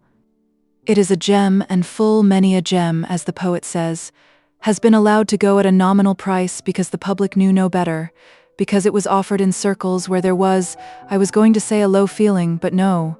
£6, 6 guineas, a Guido of the first order going at 6 guineas, it is an insult to religion, ladies. It touches us all as Christians, gentlemen, that a subject like this should go at such a low figure, £6 10 7. The bidding was brisk, and Will continued to share in it, remembering that Mrs. Bulstrode had a strong wish for the picture, and thinking that he might stretch the price to £12, but it was knocked down to him at 10 guineas, whereupon he pushed his way towards the bow window and went out. He chose to go under the marquee to get a glass of water, being hot and thirsty. It was empty of other visitors, and he asked the woman in attendance to fetch him some fresh water, but before she was well gone, he was annoyed to see entering the florid stranger who had stared at him. It struck Will at this moment that the man might be one of those political parasitic insects of the bloated kind who had once or twice claimed acquaintance with him as having heard him speak on the reform question, and who might think of getting a shilling by news. In this light his person, already rather heating to behold on a summer's day, appeared the more disagreeable, and Will, half seated on the elbow of a garden chair, turned his eyes carefully away from the comber. But this signified little to our acquaintance Mr. Raffles, who never hesitated to thrust himself on unwilling observation, if it suited his purpose to do so. He moved a step or two till he was in front of Will, and said with full-mouthed haste, "Excuse me, Mr. Ladislaw, was your mother's name Sarah Dunkirk?" Will, starting to his feet, moved backward a step, frowning, and saying with some fierceness, "Yes, sir, it was. And what is that to you?" It was in Will's nature that the first spark it threw out was a direct answer of the question and a challenge of the consequences. To have said, "What is that to you?" in the first instance, would have seemed like shuffling as if he minded who knew anything about his origin. Raffles on his side had not the same eagerness for a collision which was implied in Ladislaw's threatening air. The slim young fellow with his girl's complexion looked like a tiger cat ready to spring on him. Under such circumstances, Mr. Raffles's pleasure in annoying his company was kept in abeyance. "No offense, my good sir. No offense. I only remember your mother, knew her when she was a girl. But it is your father that you feature, sir. I had the pleasure of seeing your father too. Parents alive, Mr. Ladislaw?" "No," thundered Will, in the same attitude as before. "Should be glad to do you a service, Mr. Ladislaw. By Jove, I should. Hope to meet again." Hereupon Raffles, who had lifted his hat with the last words, turned himself round with a swing of his leg and walked away. Will looked after him a moment, and could see that he did not re-enter the auction room, but appeared to be walking towards the road. For an instant he thought that he had been foolish not to let the man go on talking. But no, on the whole he preferred doing without knowledge from that source. Later in the evening, however, Raffles overtook him in the street, and appearing either to have forgotten the roughness of his former reception or to intend avenging it by a forgiving familiarity, greeted him jovially and walked by his side, remarking at first on the pleasantness of the town and neighborhood. Will suspected that the man had been drinking and was considering how to shake him off when Raffles said, "I've been abroad myself, Mr. Ladislaw. I've seen the world used to parlez-vous a little. It was at Boulogne I saw your father. A most uncommon likeness you are of him. By Jove, mouth, nose, eyes, hair turned off your brow just like his. A little in the foreign style. John Bull doesn't do much of that. But your father was very ill when I saw him. Lord, hands you might see through." "You were a small youngster then? Did he get well?" "No," said Will curtly. "Ah, well. I've often wondered what became of your mother. She ran away from her friends when she was a young lass, a proud-spirited lass and pretty, by Jove. I knew the reason why she ran away," said Raffles, winking slowly as he looked sideways at Will. "You know nothing dishonorable of her, sir?" said Will, turning on him rather savagely. But Mr. Raffles just now was not sensitive to shades of manner. "Not a bit," said he, tossing his head decisively. "She was a little too honorable to like her friends, that was it." Here Raffles again winked slowly. "Lord bless you, I knew all about 'em, a little in what you may call the respectable thieving line, the high style of receiving house. None of your holes and corners first rate. Slap-up shop, high profits, and no mistake. But Lord, Sarah would have known nothing about it. A dashing young lady she was, fine boarding school fit for a lord's wife. Only Archie Duncan threw it at her out of spite, because she would have nothing to do with him, and so she ran away from the whole concern. I travelled for 'em, sir, in a gentlemanly way at a high salary. They didn't mind her running away at first. Godly folks, sir, very godly, and she was for the stage. The son was alive then, and the daughter was at a discount. Hallo, here we are at the Blue Bull. What do you say, Mr. Ladislaw? Shall we turn in and have a glass?"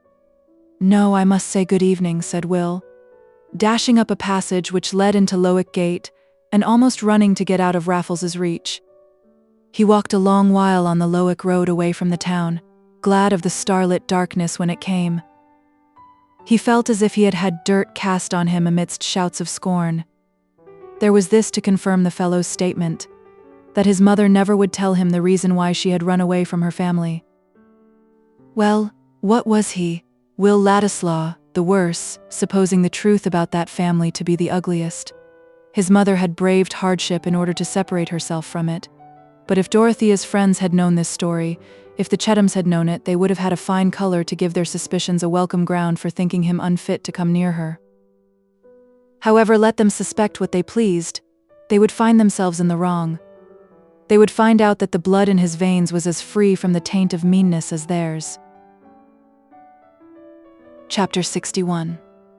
Inconsistencies, answered Imlac, cannot both be right, but imputed to man they may both be true. Rasselas. The same night, when Mr. Bulstrode returned from a journey to Brassing on business, his good wife met him in the entrance hall and drew him into his private sitting room. "Nicholas," she said, fixing her honest eyes upon him anxiously, "there has been such a disagreeable man here asking for you, it has made me quite uncomfortable." "What kind of man, my dear?" said Mr. Bulstrode, dreadfully certain of the answer. "A red-faced man with large whiskers, and most impudent in his manner. He declared he was an old friend of yours, and said you would be sorry not to see him. He wanted to wait for you here, but I told him he could see you at the bank tomorrow morning. Most impudent he was, stared at me, and said his friend Nick had luck in wives. I don't believe he would have gone away if Blucher had not happened to break his chain and come running round on the gravel. For I was in the garden, so I said, 'You'd better go away. The dog is very fierce and I can't hold him.' Do you really know anything of such a man?" "I believe I know who he is, my dear," said Mr. Bulstrode, in his usual subdued voice, "an unfortunate dissolute wretch, whom I helped too much in days gone by. However, I presume you will not be troubled by him again. He will probably come to the bank to beg, doubtless." No more was said on the subject until the next day, when Mr. Bulstrode had returned from the town and was dressing for dinner. His wife, not sure that he was come home, looked into his dressing room and saw him with his coat and cravat off, leaning one arm on a chest of drawers and staring absently at the ground. He started nervously and looked up as she entered. "You look very ill, Nicholas. Is there anything the matter?" "I have a good deal of pain in my head," said Mr. Bulstrode, who was so frequently ailing that his wife was always ready to believe in this cause of depression. "Sit down and let me sponge it with vinegar." Physically, Mr. Bulstrode did not want the vinegar, but morally the affectionate attention soothed him. Though always polite, it was his habit to receive such services with marital coolness, as his wife's duty. But today, while she was bending over him, he said, "You are very good, Harriet," in a tone which had something new in it to her ear. She did not know exactly what the novelty was, but her woman's solicitude shaped itself into a darting thought that he might be going to have an illness. "Has anything worried you?" she said. "Did that man come to you at the bank?" "Yes, it was as I had supposed. He is a man who at one time might have done better, but he has sunk into a drunken, debauched creature." "Is he quite gone away?" said Mrs. Bulstrode anxiously, but for certain reasons she refrained from adding, "It was very disagreeable to hear him calling himself a friend of yours." At that moment she would not have liked to say anything which implied her habitual consciousness that her husband's earlier connections were not quite on a level with her own. Not that she knew much about them. That her husband had at first been employed in a bank, that he had afterwards entered into what he called city business, and gained a fortune before he was 33, that he had married a widow who was much older than himself, a dissenter, and in other ways probably of that disadvantageous quality usually perceptible in a first wife, if inquired into with the dispassionate judgment of a second, was almost as much as she had cared to learn beyond the glimpses which Mr. Bulstrode's narrative occasionally gave of his early bent towards religion, his inclination to be a preacher, and his association with missionary and philanthropic efforts. She believed in him as an excellent man whose piety carried a peculiar eminence in belonging to a layman, whose influence had turned her own mind towards seriousness, and whose share of perishable good had been the means of raising her own position. But she also liked to think that it was well in every sense for Mr. Bulstrode to have won the hand of Harriet Vincy, whose family was undeniable in a Middlemarch light, a better light surely than any thrown in London thoroughfares or dissenting chapel yards. The unreformed provincial mind distrusted London, and while true religion was everywhere saving, honest Mrs. Bulstrode was convinced that to be saved in the church was more respectable. She so much wished to ignore towards others that her husband had ever been a London dissenter, that she liked to keep it out of sight even in talking to him. He was quite aware of this, Indeed, in some respects, he was rather afraid of this ingenuous wife, whose imitative piety and native worldliness were equally sincere, who had nothing to be ashamed of, and whom he had married out of a thorough inclination still subsisting. But his fears were such as belong to a man who cares to maintain his recognized supremacy. The loss of high consideration from his wife, as from everyone else who did not clearly hate him out of enmity to the truth, would be as the beginning of death to him. When she said, "Is he quite gone away?" "Oh, I trust so," he answered, with an effort to throw as much sober unconcern into his tone as possible. But in truth, Mr. Bulstrode was very far from a state of quiet trust. In the interview at the bank, Raffles had made it evident that his eagerness to torment was almost as strong in him as any other greed. He had frankly said that he had turned out of the way to come to Middlemarch, just to look about him and see whether the neighborhood would suit him to live in. He had certainly had a few debts to pay more than he expected, but the £200 were not gone yet. A cool 25 would suffice him to go away with for the present. What he had wanted chiefly was to see his friend Nick and family, and know all about the prosperity of a man to whom he was so much attached. By and by he might come back for a longer stay. This time Raffles declined to be seen off the premises, as he expressed it, declined to quit Middlemarch under Bulstrode's eyes. He meant to go by coach the next day if he chose. Bulstrode felt himself helpless. Neither threats nor coaxing could avail. He could not count on any persistent fear nor on any promise. On the contrary, he felt a cold certainty at his heart that Raffles, unless Providence sent death to hinder him, would come back to Middlemarch before long, and that certainty was a terror. It was not that he was in danger of legal punishment or of beggary. He was in danger only of seeing disclosed to the judgment of his neighbors and the mournful perception of his wife certain facts of his past life, which would render him an object of scorn and an opprobrium of the religion with which he had diligently associated himself. The terror of being judged sharpens the memory. It sends an inevitable glare over that long unvisited past which has been habitually recalled only in general phrases. Even without memory, the life is bound into one by a zone of dependence in growth and decay, but intense memory forces a man to own his blameworthy past. With memory set smarting like a reopened wound, a man's past is not simply a dead history, an outworn preparation of the present. It is not a repented error shaken loose from the life. It is a still quivering part of himself, bringing shudders and bitter flavors and the tinglings of a merited shame. Into this second life Bulstrode's past had now risen, only the pleasures of it seeming to have lost their quality. Night and day, without interruption save of brief sleep which only wove retrospect and fear into a fantastic present, he felt the scenes of his earlier life coming between him and everything else, as obstinately as when we look through the window from a lighted room. The objects we turn our backs on are still before us, instead of the grass and the trees. The successive events inward and outward were there in one view. Though each might be dwelt on in turn, the rest still kept their hold in the consciousness. Once more he saw himself the young banker's clerk, with an agreeable person, as clever in figures as he was fluent in speech, and fond of theological definition, an eminent though young member of a Calvinistic dissenting church at Highbury, having had striking experience in conviction of sin and sense of pardon. Again he heard himself called for as Brother Bulstrode in prayer meetings, speaking on religious platforms, preaching in private houses. Again he felt himself thinking of the ministry as possibly his vocation, and inclined towards missionary labor. That was the happiest time of his life. That was the spot he would have chosen now to awaken and find the rest a dream. The people among whom Brother Bulstrode was distinguished were very few, but they were very near to him, and stirred his satisfaction the more. His power stretched through a narrow space, but he felt its effect the more intensely.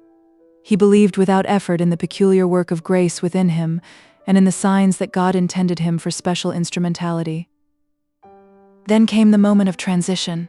It was with the sense of promotion he had when he, an orphan educated at a commercial charity school, was invited to a fine villa belonging to Mr. Dunkirk, the richest man in the congregation. Soon he became an intimate there, honored for his piety by the wife, marked out for his ability by the husband, whose wealth was due to a flourishing city and West End trade. That was the setting in of a new current for his ambition, directing his prospects of instrumentality towards the uniting of distinguished religious gifts with successful business. By and by came a decided external leading. A confidential subordinate partner died, and nobody seemed to the principal so well fitted to fill the severely felt vacancy as his young friend Bulstrode, if he would become confidential accountant. The offer was accepted. The business was a pawnbroker's, of the most magnificent sort, both in extent and profits, and on a short acquaintance with it, Bulstrode became aware that one source of magnificent profit was the easy reception of any goods offered, without strict inquiry as to where they came from. But there was a branch house at the West End, and no pettiness or dinginess to give suggestions of shame. He remembered his first moments of shrinking. They were private and were filled with arguments, some of these taking the form of prayer. The business was established and had old roots. Is it not one thing to set up a new gin palace and another to accept an investment in an old one? The profits made out of lost souls, where can the line be drawn at which they begin in human transactions? Was it not even God's way of saving his chosen? Thou knowest. The young Bulstrode had said then, as the older Bulstrode was saying now, thou knowest how loose my soul sits from these things, how I view them all as implements for tilling thy garden rescued here and there from the wilderness. Metaphors and precedents were not wanting. Peculiar spiritual experiences were not wanting, which at last made the retention of his position seem a service demanded of him. The vista of a fortune had already opened itself, and Bulstrode's shrinking remained private. Mr. Dunkirk had never expected that there would be any shrinking at all. He had never conceived that trade had anything to do with the scheme of salvation. And it was true that Bulstrode found himself carrying on two distinct lives. His religious activity could not be incompatible with his business as soon as he had argued himself into not feeling it incompatible. Mentally surrounded with that past again, Bulstrode had the same pleas indeed. The years had been perpetually spinning them into intricate thickness, like masses of spider-web, padding the moral sensibility. Nay, as age made egoism more eager but less enjoying, his soul had become more saturated with the belief that he did everything for God's sake, being indifferent to it for his own. And yet, if he could be back in that far-off spot with his youthful poverty, why, then he would choose to be a missionary. But the train of causes in which he had locked himself went on. There was trouble in the fine villa at Highbury. Years before, the only daughter had run away, defied her parents, and gone on the stage, and now the only boy died, and after a short time Mr. Dunkirk died also. The wife, a simple pious woman, left with all the wealth in and out of the magnificent trade, of which she never knew the precise nature, had come to believe in Bulstrode, and innocently adore him as women often adore their priest or man-made minister. It was natural that after a time marriage should have been thought of between them. But Mrs. Dunkirk had qualms and yearnings about her daughter, who had long been regarded as lost both to God and her parents. It was known that the daughter had married, but she was utterly gone out of sight. The mother, having lost her boy, imagined a grandson, and wished in a double sense to reclaim her daughter. If she were found, there would be a channel for property, perhaps a wide one in the provision for several grandchildren. Efforts to find her must be made before Mrs. Dunkirk would marry again. Bulstrode concurred, but after advertisement as well as other modes of inquiry had been tried, the mother believed that her daughter was not to be found, and consented to marry without reservation of property. The daughter had been found, but only one man besides Bulstrode knew it, and he was paid for keeping silence and carrying himself away. That was the bare fact which Bulstrode was now forced to see in the rigid outline with which acts present themselves to onlookers. But for himself at that distant time, and even now in burning memory, the fact was broken into little sequences, each justified as it came by reasonings which seemed to prove it righteous. Bulstrode's course up to that time had, he thought, been sanctioned by remarkable providences, appearing to point the way for him to be the agent in making the best use of a large property and withdrawing it from perversion. Death and other striking dispositions such as feminine trustfulness had come, and Bulstrode would have adopted Cromwell's words. Do you call these bare events? The Lord pity you. The events were comparatively small, but the essential condition was there, namely that they were in favor of his own ends.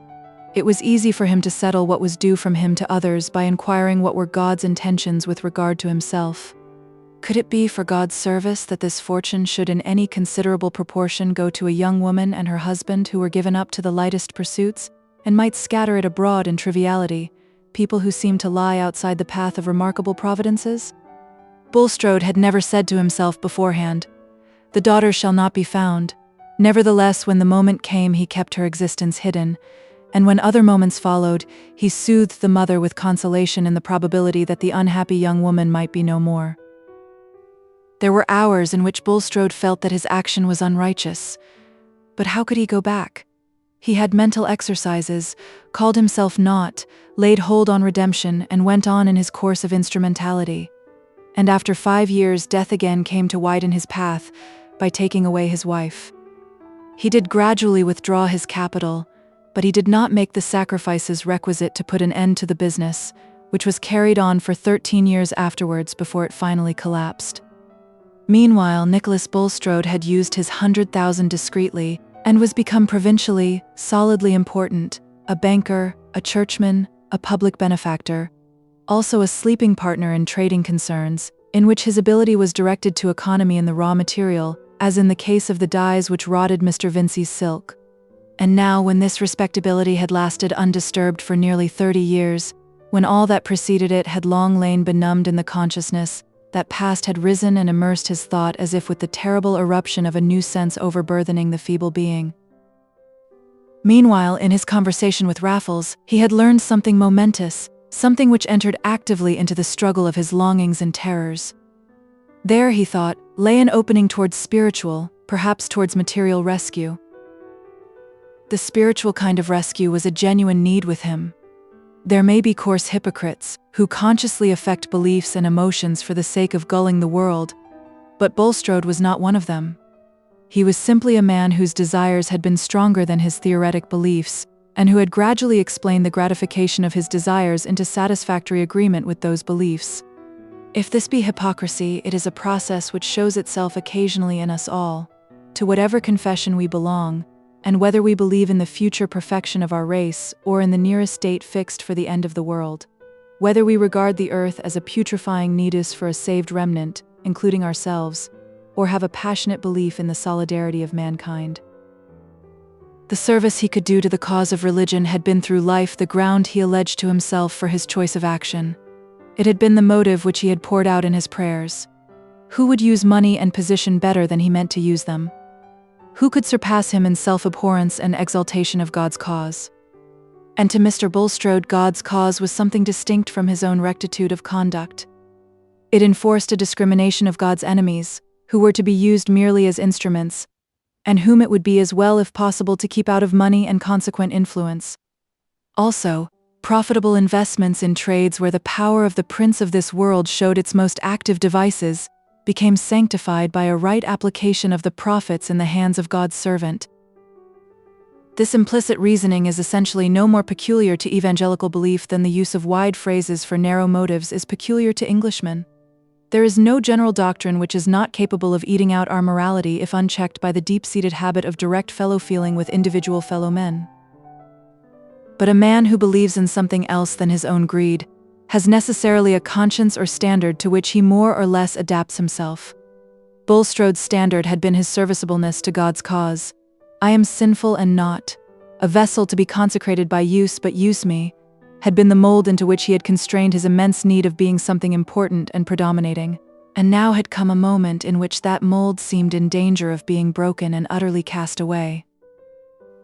What if the acts he had reconciled himself to because they made him a stronger instrument of the divine glory were to become the pretext of the scoffer, and a darkening of that glory? If this were to be the ruling of providence, he was cast out from the temple as one who had brought unclean offerings. He had long poured out utterances of repentance, but today a repentance had come which was of a bitterer flavor, and a threatening providence urged him to a kind of propitiation which was not simply a doctrinal transaction. The divine tribunal had changed its aspect for him. Self-prostration was no longer enough, and he must bring restitution in his hand. It was really before his God that Bulstrode was about to attempt such restitution as seemed possible. A great dread had seized his susceptible frame, and the scorching approach of shame wrought in him a new spiritual need. Night and day, while the resurgent threatening past was making a conscience within him, he was thinking by what means he could recover peace and trust, by what sacrifice he could stay the rod. His belief in these moments of dread was that if he spontaneously did something right, God would save him from the consequences of wrongdoing. For religion can only change when the emotions which fill it are changed, and the religion of personal fear remains nearly at the level of the savage. He had seen Raffles actually going away on the brassing coach, and this was a temporary relief.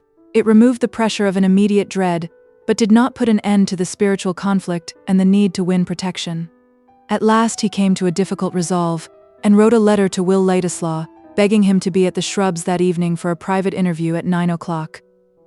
Will had felt no particular surprise at the request, and connected it with some new notions about the pioneer. But when he was shown into Mr. Bulstrode's private room, he was struck with the painfully worn look on the banker's face, and was going to say, "Are you ill?" when, checking himself in that abruptness, he only inquired after Mrs. Bulstrode, and her satisfaction with the picture bought for her. "Thank you, she is quite satisfied. She has gone out with her daughters this evening. I begged you to come, Mr. Ladislaw, because I have a communication of a very private, indeed, I will say, of a sacredly confidential nature which I desire to make to you. Nothing, I dare say, has been farther from your thoughts than that there had been important ties in the past which could connect your history with mine." Will felt something like an electric shock. He was already in a state of keen sensitiveness and hardly allayed agitation on the subject of ties in the past, and his presentiments were not agreeable. It seemed like the fluctuations of a dream, as if the action begun by that loud, bloated stranger were being carried on by this pale-eyed, sickly-looking piece of respectability, whose subdued tone and glib formality of speech were at this moment almost as repulsive to him as their remembered contrast. He answered, with a marked change of color, "No, indeed, nothing. You see before you, Mr. Ladislaw, a man who is deeply stricken. But for the urgency of conscience and the knowledge that I am before the bar of one who seeth not as man seeth, I should be under no compulsion to make the disclosure which has been my object in asking you to come here tonight. So far as human laws go, you have no claim on me whatever."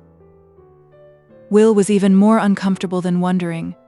Mr. Bulstrode had paused, leaning his head on his hand and looking at the floor, but he now fixed his examining glance on Will and said, "I am told that your mother's name was Sarah Dunkirk, and that she ran away from her friends to go on the stage. Also, that your father was at one time much emaciated by illness. May I ask if you can confirm these statements?" "Yes, they are all true," said Will, struck with the order in which an inquiry had come that might have been expected to be preliminary to the banker's previous hints. But Mr. Bulstrode had tonight followed the order of his emotions. He entertained no doubt that the opportunity for restitution had come, and he had an overpowering impulse towards the penitential expression by which he was deprecating chastisement. "Do you know any particulars of your mother's family?" he continued. "No, she never liked to speak of them. She was a very generous, honorable woman," said Will, almost angrily. "I do not wish to allege anything against her. Did she never mention her mother to you at all?" "I have heard her say that she thought her mother did not know the reason of her running away. She said, 'Poor mother,' in a pitying tone." "That mother became my wife," said Bulstrode, and then paused a moment before he added, "You have a claim on me, Mr. Ladislaw, as I said before, not a legal claim, but one which my conscience recognizes. I was enriched by that marriage, a result which would probably not have taken place, certainly not to the same extent, if your grandmother could have discovered her daughter. That daughter, I gather, is no longer living." "No," said Will, feeling suspicion and repugnance rising so strongly within him, that without quite knowing what he did, he took his hat from the floor and stood up. The impulse within him was to reject the disclosed connection. "Pray be seated, Mr. Ladislaw," said Bulstrode anxiously. "Doubtless you are startled by the suddenness of this discovery, but I entreat your patience with one who is already bowed down by inward trial." Will reseated himself, feeling some pity which was half contempt for this voluntary self-abasement of an elderly man. "It is my wish, Mr. Ladislaw, to make amends for the deprivation which befell your mother. I know that you are without fortune, and I wish to supply you adequately from a store which would have probably already been yours had your grandmother been certain of your mother's existence and been able to find her." Mr. Bulstrode paused. He felt that he was performing a striking piece of scrupulosity in the judgment of his auditor, and a penitential act in the eyes of God. He had no clue to the state of Will Ladislaw's mind, smarting as it was from the clear hints of Raffles, and with its natural quickness in construction stimulated by the expectation of discoveries which he would have been glad to conjure back into darkness. Will made no answer for several moments, till Mr. Bulstrode, who at the end of his speech had cast his eyes on the floor, now raised them with an examining glance, which Will met fully, saying, "I suppose you did know of my mother's existence, and knew where she might have been found." Bulstrode shrank. There was a visible quivering in his face and hands. He was totally unprepared to have his advances met in this way, or to find himself urged into more revelation than he had beforehand set down as needful. But at that moment he dared not tell a lie, and he felt suddenly uncertain of his ground which he had trodden with some confidence before. "I will not deny that you conjecture rightly," he answered, with a faltering in his tone. "And I wish to make atonement to you as the one still remaining who has suffered a loss through me. You enter, I trust, into my purpose, Mr. Ladislaw, which has a reference to higher than merely human claims, and as I have already said, is entirely independent of any legal compulsion. I am ready to narrow my own resources and the prospects of my family by binding myself to allow you £500 yearly during my life, and to leave you a proportional capital at my death, nay, to do still more, if more should be definitely necessary to any laudable project on your part." Mr. Bulstrode had gone on to particulars in the expectation that these would work strongly on Ladislaw and merge other feelings in grateful acceptance. But Will was looking as stubborn as possible, with his lip pouting and his fingers in his side pockets.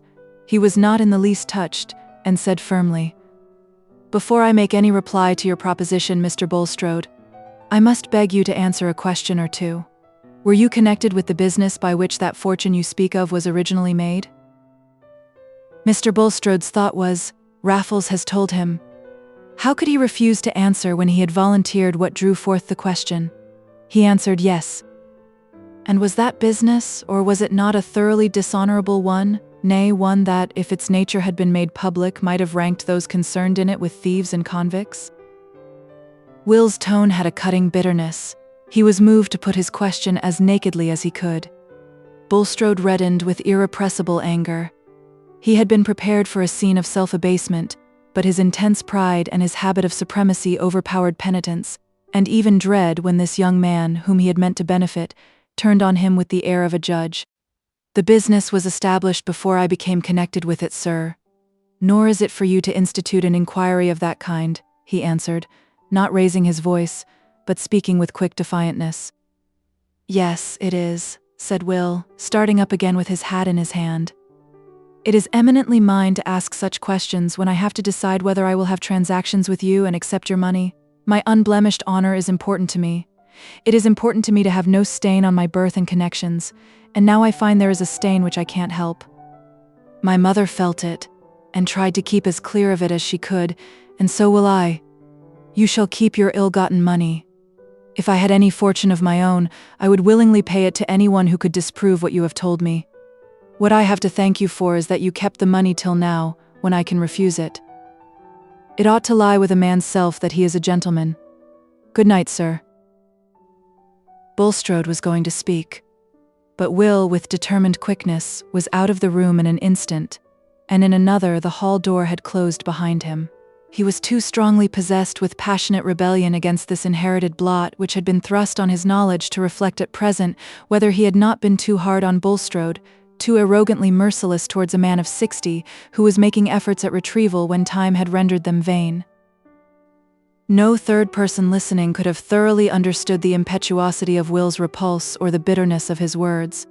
No one but himself then knew how everything connected with the sentiment of his own dignity had an immediate bearing for him on his relation to Dorothea and to Mr. Casaubon's treatment of him.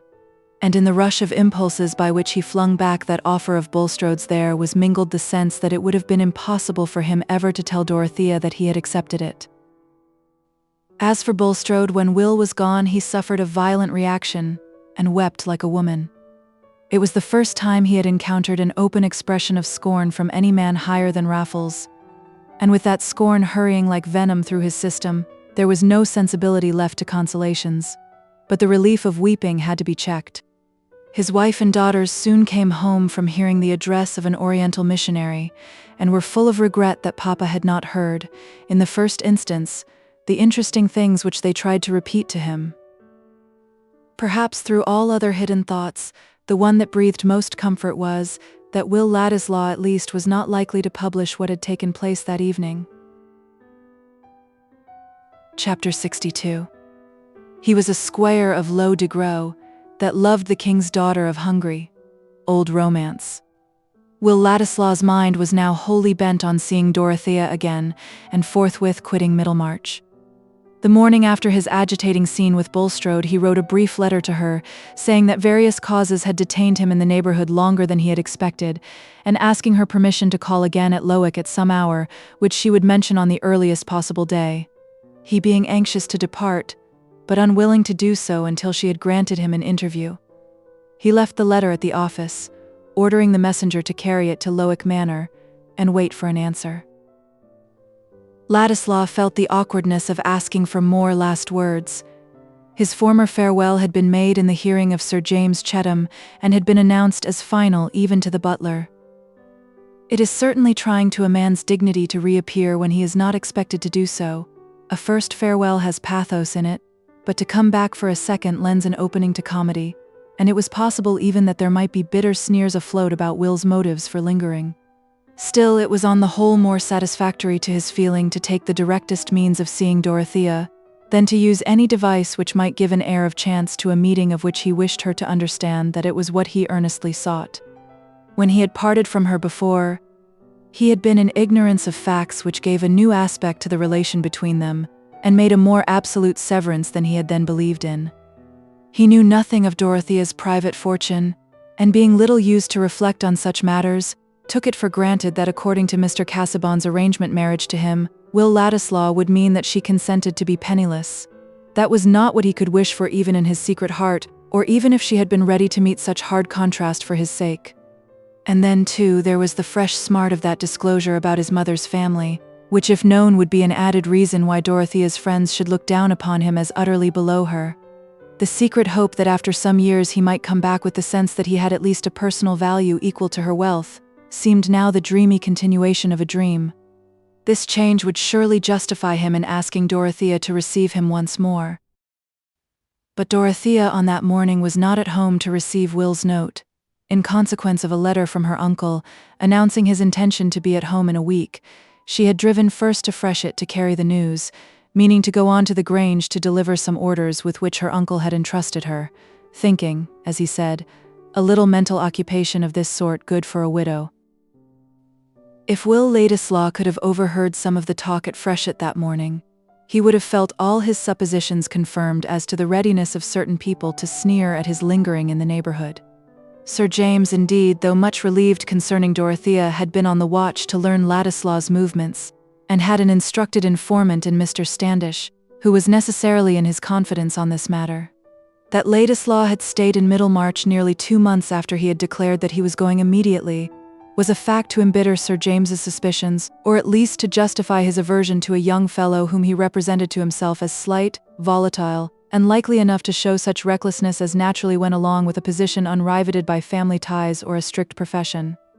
But he had just heard something from Standish which, while it justified these surmises about Will, offered a means of nullifying all danger with regard to Dorothea. Unwanted circumstances may make us all rather unlike ourselves. There are conditions under which the most majestic person is obliged to sneeze, and our emotions are liable to be acted on in the same incongruous manner. Good Sir James was this morning so far unlike himself that he was irritably anxious to say something to Dorothea on a subject which he usually avoided as if it had been a matter of shame to them both. He could not use Celia as a medium, because he did not choose that she should know the kind of gossip he had in his mind, and before Dorothea happened to arrive he had been trying to imagine how, with his shyness and unready tongue, he could ever manage to introduce his communication. Her unexpected presence brought him to utter hopelessness in his own power of saying anything unpleasant. But desperation suggested a resource. He sent the groom on an unsaddled horse across the park with a penciled note to Mrs. Cadwallader, who already knew the gossip, and would think it no compromise of herself to repeat it as often as required. Dorothea was detained on the good pretext that Mr. Garth, whom she wanted to see, was expected at the hall within the hour, and she was still talking to Caleb on the gravel when Sir James, on the watch for the rector's wife, saw her coming and met her with the needful hints. "Enough. I understand," said Mrs. Cadwallader. "You shall be innocent. I am such a blackamoor that I cannot smirch myself." "I don't mean that it's of any consequence," said Sir James, disliking that Mrs. Cadwallader should understand too much. "Only it is desirable that Dorothea should know there are reasons why she should not receive him again, and I really can't say so to her. It will come lightly from you." It came very lightly indeed. When Dorothea quitted Caleb and turned to meet them, it appeared that Mrs. Cadwallader had stepped across the park by the merest chance in the world, just to chat with Celia in a matronly way about the baby. And so Mr. Brooke was coming back? Delightful? Coming back, it was to be hoped quite cured of parliamentary fever and pioneering. Apropos of the pioneer, somebody had prophesied that it would soon be like a dying dolphin and turn all colors for want of knowing how to help itself, because Mr. Brooke's protégé, the brilliant young Ladislaw, was gone or going. Had Sir James heard that? The three were walking along the gravel slowly, and Sir James, turning aside to whip a shrub, said he had heard something of that sort. "All false," said Mrs. Cadwallader. "He is not gone or going, apparently. The Pioneer keeps its color, and Mr. Orlando Ladislaw is making a sad dark blue scandal by warbling continually with your Mr. Lydgate's wife, who they tell me is as pretty can be. It seems nobody ever goes into the house without finding this young gentleman lying on the rug or warbling at the piano. But the people in manufacturing towns are always disreputable." "You began by saying that one report was false, Mrs. Cadwallader, and I believe this is false too," said Dorothea, with indignant energy. "At least I feel sure it is a misrepresentation. I will not hear any evil spoken of Mr. Ladislaw. He has already suffered too much injustice." Dorothea, when thoroughly moved, cared little what anyone thought of her feelings, and even if she had been able to reflect, she would have held it petty to keep silence at injurious words about Will from fear of being herself misunderstood. Her face was flushed and her lip trembled. Sir James, glancing at her, repented of his stratagem, but Mrs. Cadwallader, equal to all occasions, spread the palms of her hands outward and said, "Heaven grant it, my dear. I mean that all bad tales about anybody may be false. But it is a pity that young Lydgate should have married one of these Middlemarch girls. Considering he's a son of somebody, he might have got a woman with good blood in her veins and not too young, who would have put up with his profession. There's Clara Harfager, for instance, whose friends don't know what to do with her, and she has a portion. Then we might have had her among us. However, it's no use being wise for other people. Where is Celia? Pray let us go in." "I am going on immediately to Tipton," said Dorothea, rather haughtily. "Goodbye." Sir James could say nothing as he accompanied her to the carriage. He was altogether discontented with the result of a contrivance which had cost him some secret humiliation beforehand. Dorothea drove along between the buried hedgerows and the shorn cornfields, not seeing or hearing anything around. The tears came and rolled down her cheeks, but she did not know it. The world, it seemed, was turning ugly and hateful, and there was no place for her trustfulness. "It is not true. It is not true," was the voice within her that she listened to. But all the while a remembrance to which there had always clung a vague uneasiness would thrust itself on her attention. The remembrance of that day when she had found Will Ladislaw with Mrs. Lydgate, and had heard his voice accompanied by the piano. "He said he would never do anything that I disapproved. I wish I could have told him that I disapproved of that," said poor Dorothea, inwardly, feeling a strange alternation between anger with Will and the passionate defense of him.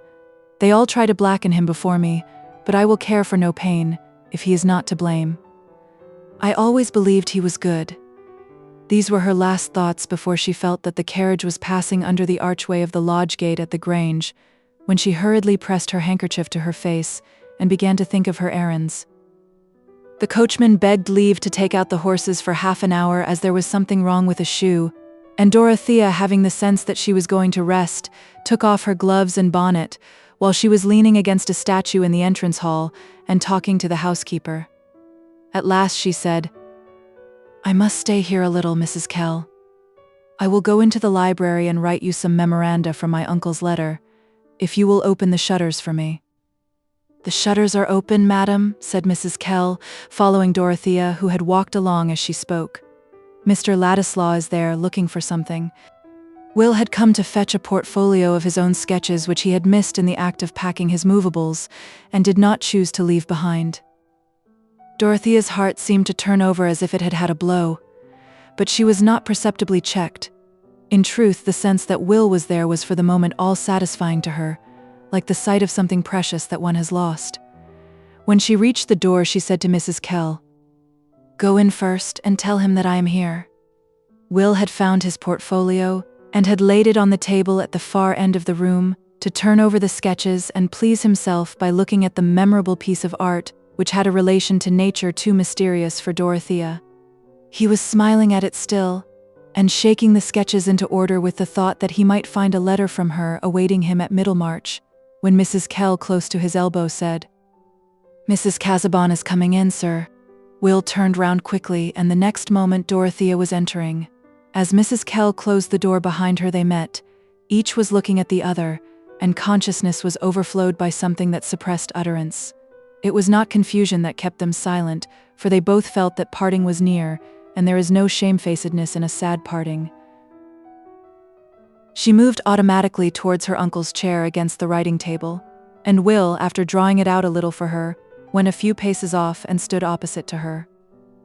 "Pray sit down," said Dorothea, crossing her hands on her lap. "I'm very glad you were here." Will thought that her face looked just as it did when she first shook hands with him in Rome, for her widow's cap, fixed in her bonnet, had gone off with it, and he could see that she had lately been shedding tears. But the mixture of anger and her agitation had vanished at the sight of him.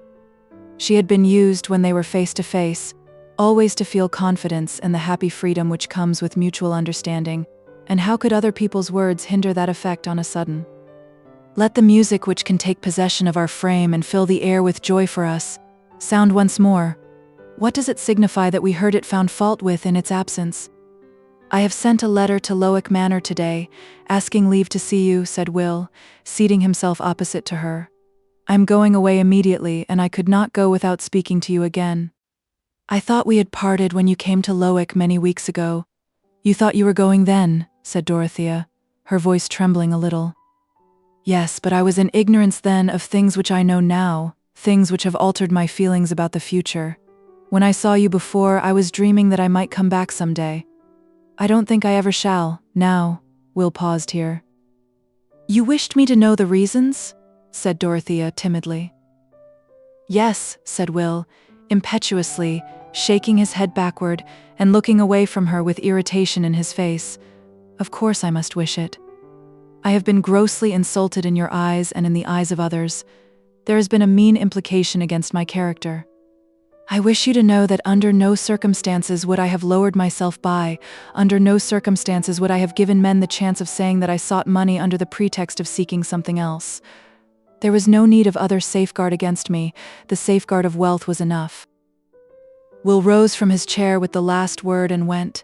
He hardly knew where, but it was to the projecting window nearest him, which had been open as now about the same season a year ago, when he and Dorothea had stood within it and talked together.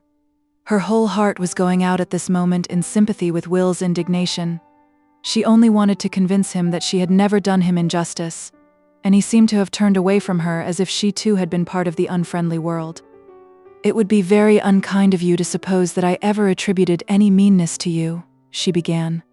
Then, in her ardent way, wanting to plead with him, she moved from her chair and went in front of him to her old place in the window, saying, "Do you suppose that I ever disbelieved in you?" When Will saw her there, he gave a start and moved backward out of the window, without meeting her glance. Dorothea was hurt by this movement, following up the previous anger of his tone. She was ready to say that it was as hard on her as on him, and that she was helpless. But those strange particulars of their relation which neither of them could explicitly mention kept her always in dread of saying too much. At this moment she had no belief that Will would in any case have wanted to marry her, and she feared using words which might imply such a belief. She only said earnestly, recurring to his last word, "I am sure no safeguard was ever needed against you." Will did not answer. In the stormy fluctuation of his feelings, these words of hers seemed to him cruelly neutral. and he looked pale and miserable after his angry outburst. He went to the table and fastened up his portfolio while Dorothea looked at him from the distance. They were wasting these last moments together in wretched silence. What could he say, since what had got obstinately uppermost in his mind was the passionate love for her which he forbade himself to utter? What could she say, since she might offer him no help, since she was forced to keep the money that ought to have been his, since today he seemed not to respond as he used to do to her thorough trust and liking? But Will at last turned away from his portfolio and approached the window again. "I must go," he said, with that peculiar look of the eyes which sometimes accompanies bitter feeling, as if they had been tired and burned with gazing too close at a light. "What shall you do in life?" said Dorothea timidly. "Have your intentions remained just the same as when we said goodbye before?" "Yes," said Will in a tone that seemed to waive the subject as uninteresting. "I shall work away at the first thing that offers. I suppose one gets a habit of doing without happiness or hope." "Oh, what sad words," said Dorothea, with a dangerous tendency to sob. Then trying to smile, she added, "We used to agree that we were alike in speaking too strongly." "I have not spoken too strongly now," said Will, leaning back against the angle of the wall. "There are certain things which a man can only go through once in his life, and he must know some time or other that the best is over with him. This experience has happened to me while I am very young, that is all. What I care more for than I can ever care for anything else is absolutely forbidden to me. I don't mean merely by being out of my reach, but forbidden me, even if it were within my reach, by my own pride and honor, by everything I respect myself for. Of course I shall go on living as a man might do who had seen heaven in a trance." Will paused, imagining that it would be impossible for Dorothea to misunderstand this. Indeed, he felt that he was contradicting himself and offending against his self-approval in speaking to her so plainly. But still, it could not be fairly called wooing a woman to tell her that he would never woo her. It must be admitted to be a ghostly kind of wooing. But Dorothea's mind was rapidly going over the past with quite another vision than his. The thought that she herself might be what Will most cared for did throb through her an instant. But then came doubt. The memory of the little they had lived through together turned pale and shrank before the memory which suggested how much fuller might have been the intercourse between Will and someone else with whom he had had constant companionship. Everything he had said might refer to that other relation, and whatever had passed between him and herself was thoroughly explained by what she had always regarded as their simple friendship and the cruel obstruction thrust upon it by her husband's injurious act. Dorothea stood silent, with her eyes cast down dreamily, while images crowded upon her, which left the sickening certainty that Will was referring to Mrs. Lydgate. But why sickening? He wanted her to know that here, too, his conduct should be above suspicion. Will was not surprised at her silence. His mind also was tumultuously busy while he watched her, and he was feeling rather wildly that something must happen to hinder their parting, some miracle, clearly nothing in their own deliberate speech. Yet after all, had she any love for him? He could not pretend to himself that he would rather believe her to be without that pain. He could not deny that a secret longing for the assurance that she loved him was at the root of all his words. Neither of them knew how long they stood in that way. Dorothea was raising her eyes and was about to speak, when the door opened and her footman came to say, "The horses are ready, madam, whenever you like to start." "Presently," said Dorothea.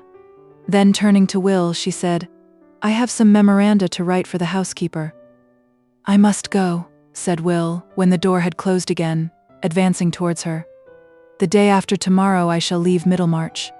"You have acted in every way rightly," said Dorothea, in a low tone, feeling a pressure at her heart which made it difficult to speak. She put out her hand, and Will took it for an instant without speaking, for her words had seemed to him cruelly cold and unlike herself. Their eyes met, but there was discontent in his, and in hers there was only sadness. He turned away and took his portfolio under his arm. "I have never done you injustice. Please remember me," said Dorothea, repressing a rising sob. "Why should you say that?" said Will, with irritation, "as if I were not in danger of forgetting everything else." He had really a movement of anger against her at that moment, and it impelled him to go away without pause. It was all one flash to Dorothea, his last words, his distant bow to her as he reached the door, the sense that he was no longer there. She sank into the chair, and for a few moments sat like a statue, while images and emotions were hurrying upon her. Joy came first, in spite of the threatening train behind it. Joy in the impression that it was really herself whom Will loved and was renouncing, that there was really no other love less permissible, more blameworthy, which honor was hurrying him away from. They were parted all the same. But Dorothea drew a deep breath and felt her strength return. She could think of him unrestrainedly. At that moment the parting was easy to bear. The first sense of loving and being loved excluded sorrow. It was as if some hard, icy pressure had melted, and her consciousness had room to expand. Her past was come back to her with larger interpretation. The joy was not the less, perhaps it was the more complete just then because of the irrevocable parting, for there was no reproach, no contemptuous wonder to imagine in any eye or from any lips.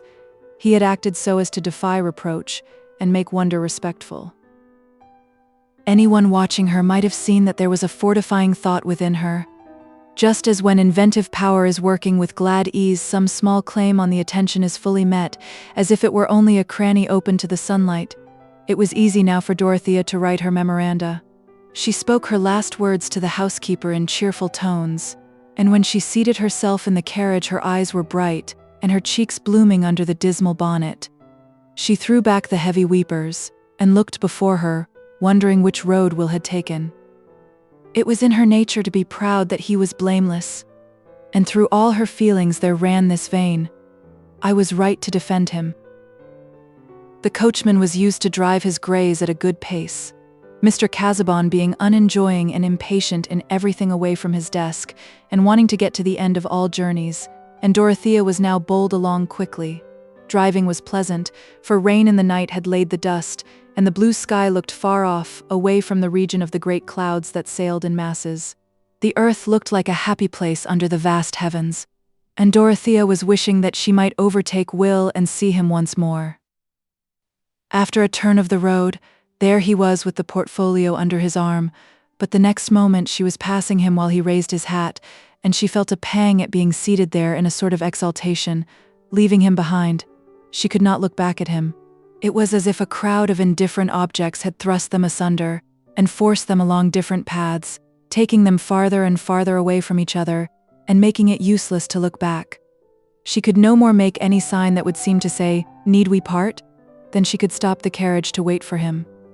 Nay, what a world of reasons crowded upon her against any movement of her thought towards a future that might reverse the decision of this day. I only wish I had known before, I wish he knew, then we could be quite happy in thinking of each other, though we are forever parted. And if I could but have given him the money, and made things easier for him, were the longings that came back the most persistently. And yet, so heavily did the world weigh on her in spite of her independent energy, that with this idea of Will as in need of such help and at a disadvantage with the world, there came always the vision of that unfittingness of any closer relation between them which lay in the opinion of everyone connected with her. She felt to the full all the imperativeness of the motives which urged Will's conduct. How could he dream of her defying the barrier that her husband had placed between them? How could she ever say to herself that she would defy it? Will's certainty as the carriage grew smaller in the distance had much more bitterness in it. Very slight matters were enough to gall him in his sensitive mood, and the sight of Dorothea driving past him while he felt himself plodding along as a poor devil seeking a position in a world which in his present temper offered him little that he coveted, made his conduct seem a mere matter of necessity, and took away the sustainment of resolve. After all, he had no assurance that she loved him. Could any man pretend that he was simply glad in such a case to have the suffering all on his own side? That evening Will spent with the Lydgates. The next evening he was gone. Book 7. Two Temptations. Chapter 63. These little things are great to little man. Goldsmith. Have you seen much of your scientific phoenix, Lydgate, lately? Said Mr. Toller at one of his Christmas dinner parties, speaking to Mr. Fairbrother on his right hand. Not much, I am sorry to say, answered the vicar, accustomed to parry Mr. Toller's banter about his belief in the new medical light. I am out of the way and he is too busy. Is he? I am glad to hear it, said Dr. Minchin, with mingled suavity and surprise. He gives a great deal of time to the new hospital, said Mr. Fairbrother, who had his reasons for continuing the subject. I hear of that from my neighbor, Mrs. Casaubon, who goes there often. She says Lydgate is indefatigable and is making a fine thing of Bulstrode's institution. He is preparing a new ward in case of the cholera coming to us. And preparing theories of treatment to try on the patients, I suppose, said Mr. Toller. Come, Toller, be candid, said Mr. Fairbrother. You are too clever not to see the good of a bold, fresh mind in medicine, as well as in everything else. And as to cholera, I fancy, none of you are very sure what you ought to do. If a man goes a little too far along a new road, it is usually himself that he harms more than anyone else. I am sure you and Wrench ought to be obliged to him, said Dr. Minchin, looking towards Toller, for he has sent you the cream of Peacock's patients. Lydgate has been living at a great rate for a young beginner, said Mr. Harry Toller, the brewer. I suppose his relations in the north back him up. I hope so, said Mr. Chichely, else he ought not to have married that nice girl we were all so fond of. Hang it, one has a grudge against a man who carries off the prettiest girl in the town. Aye, by God, and the best too, said Mr. Standish. My friend Vincey didn't half like the marriage. I know that, said Mr. Chichely. He wouldn't do much. How the relations on the other side may have come down, I can't say. There was an emphatic kind of reticence in Mr. Chichely's manner of speaking. Oh, I shouldn't think Lydgate ever looked to practice for a living, said Mr. Toller, with a slight touch of sarcasm, and there the subject was dropped. This was not the first time that Mr. Fairbrother had heard hints of Lydgate's expenses being obviously too great to be met by his practice, but he thought it not unlikely that there were resources or expectations which excused the large outlay at the time of Lydgate's marriage, and which might hinder any bad consequences from the disappointment in his practice. One evening, when he took the pains to go to Middlemarch on purpose to have a chat with Lydgate as of old, he noticed in him an air of excited effort quite unlike his usual easy way of keeping silence or breaking it with abrupt energy whenever he had anything to say. Lydgate talked persistently when they were in his workroom, putting arguments for and against the probability of certain biological views, but he had none of those definite things to say or to show which give the waymarks of a patient, uninterrupted pursuit, such as he used himself to insist on, saying that there must be a systole and diastole in all inquiry, and that a man's mind must be continually expanding and shrinking between the whole human horizon and the horizon of an object glass. That evening he seemed to be talking widely for the sake of resisting any personal bearing, and before long they went into the drawing-room, where Lydgate, having asked Rosamond to give them music, sank back in his chair in silence, but with a strange light in his eyes. He may have been taking an opiate, was a thought that crossed Mr. Fairbrother's mind, tic douloureux perhaps, or medical worries. It did not occur to him that Lydgate's marriage was not delightful. He believed, as the rest did, that Rosamond was an amiable, docile creature, though he had always thought her rather uninteresting, a little too much the pattern card of the finishing school, and his mother could not forgive Rosamond because she never seemed to see that Henrietta Noble was in the room. However, Lydgate fell in love with her, said the vicar to himself, and she must be to his taste. Mr. Fairbrother was aware that Lydgate was a proud man, but having very little corresponding fibre in himself, and perhaps too little care about personal dignity, except the dignity of not being mean or foolish, he could hardly allow enough for the way in which Lydgate shrank, as from a burn, from the utterance of any word about his private affairs. And soon after that conversation at Mr. Toller's, the vicar learned something which made him watch the more eagerly for an opportunity of indirectly letting Lydgate know that if he wanted to open himself about any difficulty, there was a friendly ear ready. The opportunity came at Mr. Vincey's, where on New Year's Day there was a party, to which Mr. Fairbrother was irresistibly invited, on the plea that he must not forsake his old friends on the first New Year of his being a greater man, and rector as well as vicar. And this party was thoroughly friendly. All the ladies of the Fairbrother family were present. The Vincey children all dined at the table, and Fred had persuaded his mother that if she did not invite Mary Garth, the Fairbrothers would regard it as a slight to themselves, Mary being their particular friend. Mary came, and Fred was in high spirits, though his enjoyment was of a checkered kind, triumph that his mother should see Mary's importance with the chief personages in the party being much streaked with jealousy when Mr. Fairbrother sat down by her. Fred used to be much more easy about his own accomplishments in the days when he had not begun to dread being bowled out by Fairbrother, and this terror was still before him. Mrs. Vincy, in her fullest matronly bloom, looked at Mary's little figure, rough wavy hair and visage quite without lilies and roses, and wondered, trying unsuccessfully to fancy herself caring about Mary's appearance in wedding clothes, or feeling complacency in grandchildren who would feature the Garths. However, the party was a merry one, and Mary was particularly bright, being glad for Fred's sake that his friends were getting kinder to her, and being also quite willing that they should see how much she was valued by others whom they must admit to be judges. Mr. Fairbrother noticed that Lydgate seemed bored, and that Mr. Vincy spoke as little as possible to his son-in-law. Rosamond was perfectly graceful and calm, and only a subtle observation such as the vicar had not been roused to bestow on her would have perceived the total absence of that interest in her husband's presence which a loving wife is sure to betray, even if etiquette keeps her aloof from him. When Lydgate was taking part in the conversation, she never looked towards him any more than if she had been a sculptured Psyche modeled to look another way, and when, after being called out for an hour or two, he re-entered the room, she seemed unconscious of the fact, which 18 months before would have had the effect of a numeral before ciphers. In reality, however, she was intensely aware of Lydgate's voice and movements, and her pretty good-tempered air of unconsciousness was a studied negation by which she satisfied her inward opposition to him without compromise of propriety. When the ladies were in the drawing-room after Lydgate had been called away from the dessert, Mrs. Fairbrother, when Rosamond happened to be near her, said, "You have to give up a great deal of your husband's society, Mrs. Lydgate." "Yes, the life of a medical man is very arduous, especially when he is so devoted to his profession as Mr. Lydgate is," said Rosamond, who was standing, and moved easily away at the end of this correct little speech.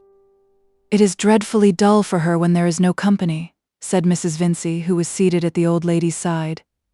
"I am sure I thought so when Rosamond was ill and I was staying with her. You know, Mrs. Fairbrother, ours is a cheerful house. I am of a cheerful disposition myself, and Mr. Vincy always likes something to be going on. That is what Rosamond has been used to. Very different from a husband out at odd hours, and never knowing when he will come home, and of a close, proud disposition." I think indiscreet Mrs. Vincy did lower her tone slightly with this parenthesis. "But Rosamond always had an angel of a temper. Her brothers used very often not to please her, but she was never the girl to show temper. From a baby she was always as good, and with a complexion beyond anything.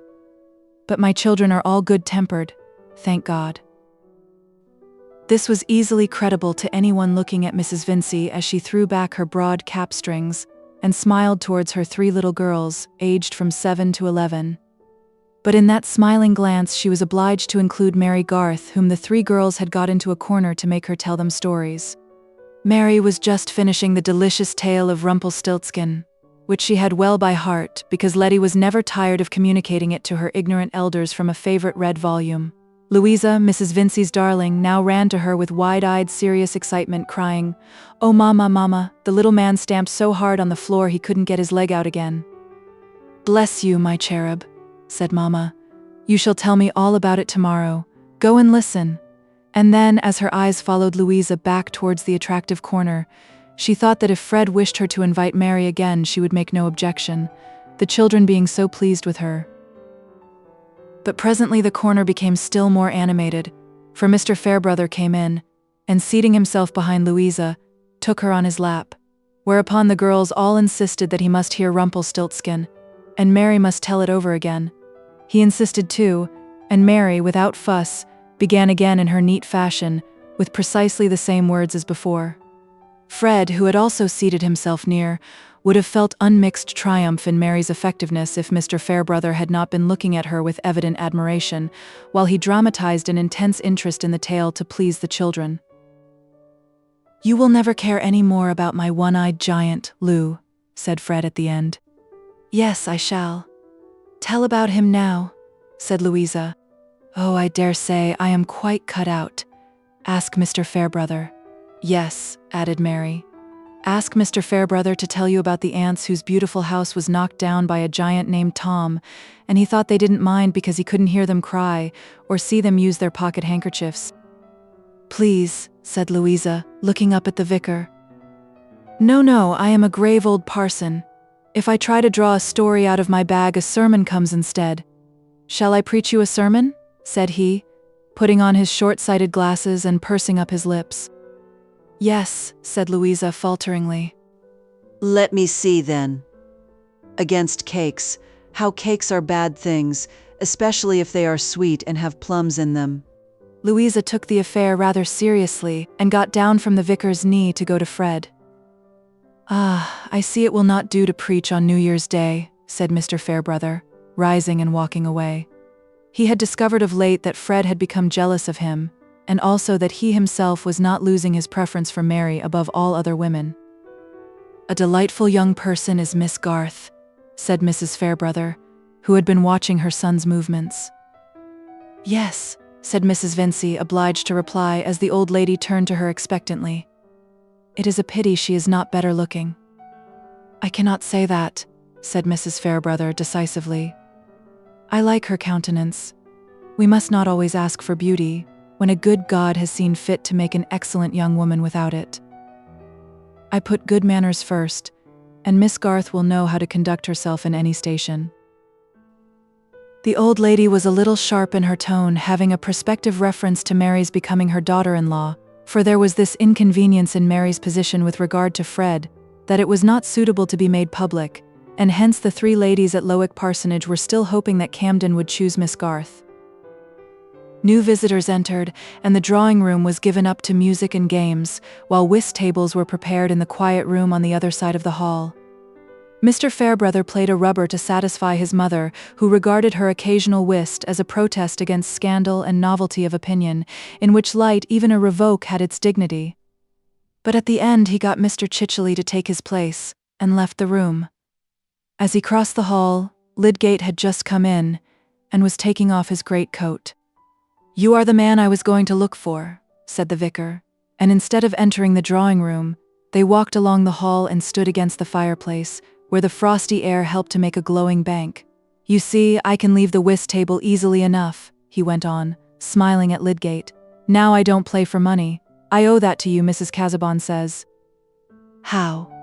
said Lydgate coldly. "Ah, you didn't mean me to know it. I call that ungenerous reticence. You should let a man have the pleasure of feeling that you have done him a good turn. I don't enter into some people's dislike of being under an obligation. Upon my word, I prefer being under an obligation to everybody for behaving well to me." "I can't tell what you mean," said Lydgate, "unless it is that I once spoke of you to Mrs. Casaubon. But I did not think that she would break her promise not to mention that I had done so," said Lydgate, leaning his back against the corner of the mantelpiece, and showing no radiance in his face. "It was Brooke who let it out, only the other day. He paid me the compliment of saying that he was very glad I had the living though you had come across his tactics, and had praised me up as a Ken and a Tillotson, and that sort of thing, till Mrs. Casaubon would hear of no one else." "Oh, Brooke is such a leaky-minded fool," said Lydgate contemptuously. "Well, I was glad of the leakiness then. I don't see why you shouldn't like me to know that you wished to do me a service, my dear fellow. And you certainly have done me one. It's rather a strong check to one's self-complacency to find how much of one's right doing depends on not being in want of money. A man will not be tempted to say the Lord's Prayer backward to please the devil, if he doesn't want the devil's services. I have no need to hang on the smiles of chance now." "I don't see that there's any money getting without chance," said Lydgate. "If a man gets it in a profession, it's pretty sure to come by chance." Mr. Fairbrother thought he could account for this speech, in striking contrast with Lydgate's former way of talking, as the perversity which will often spring from the moodiness of a man ill at ease in his affairs. He answered in a tone of good-humored admission, "Ah, there's enormous patience wanted with the way of the world, but it is the easier for a man to wait patiently when he has friends who love him, and ask for nothing better than to help him through, so far as it lies in their power." "Oh yes," said Lydgate, in a careless tone, changing his attitude and looking at his watch. "People make much more of their difficulties than they need to do." He knew as distinctly as possible that this was an offer of help to himself from Mr. Fairbrother, and he could not bear it. So strangely determined are we mortals, that, after having been long gratified with the sense that he had privately done the vicar a service, The suggestion that the vicar discerned his need of a service in return made him shrink into unconquerable reticence. Besides, behind all making of such offers, what else must come? That he should mention his case, imply that he wanted specific things. At that moment, suicide seemed easier.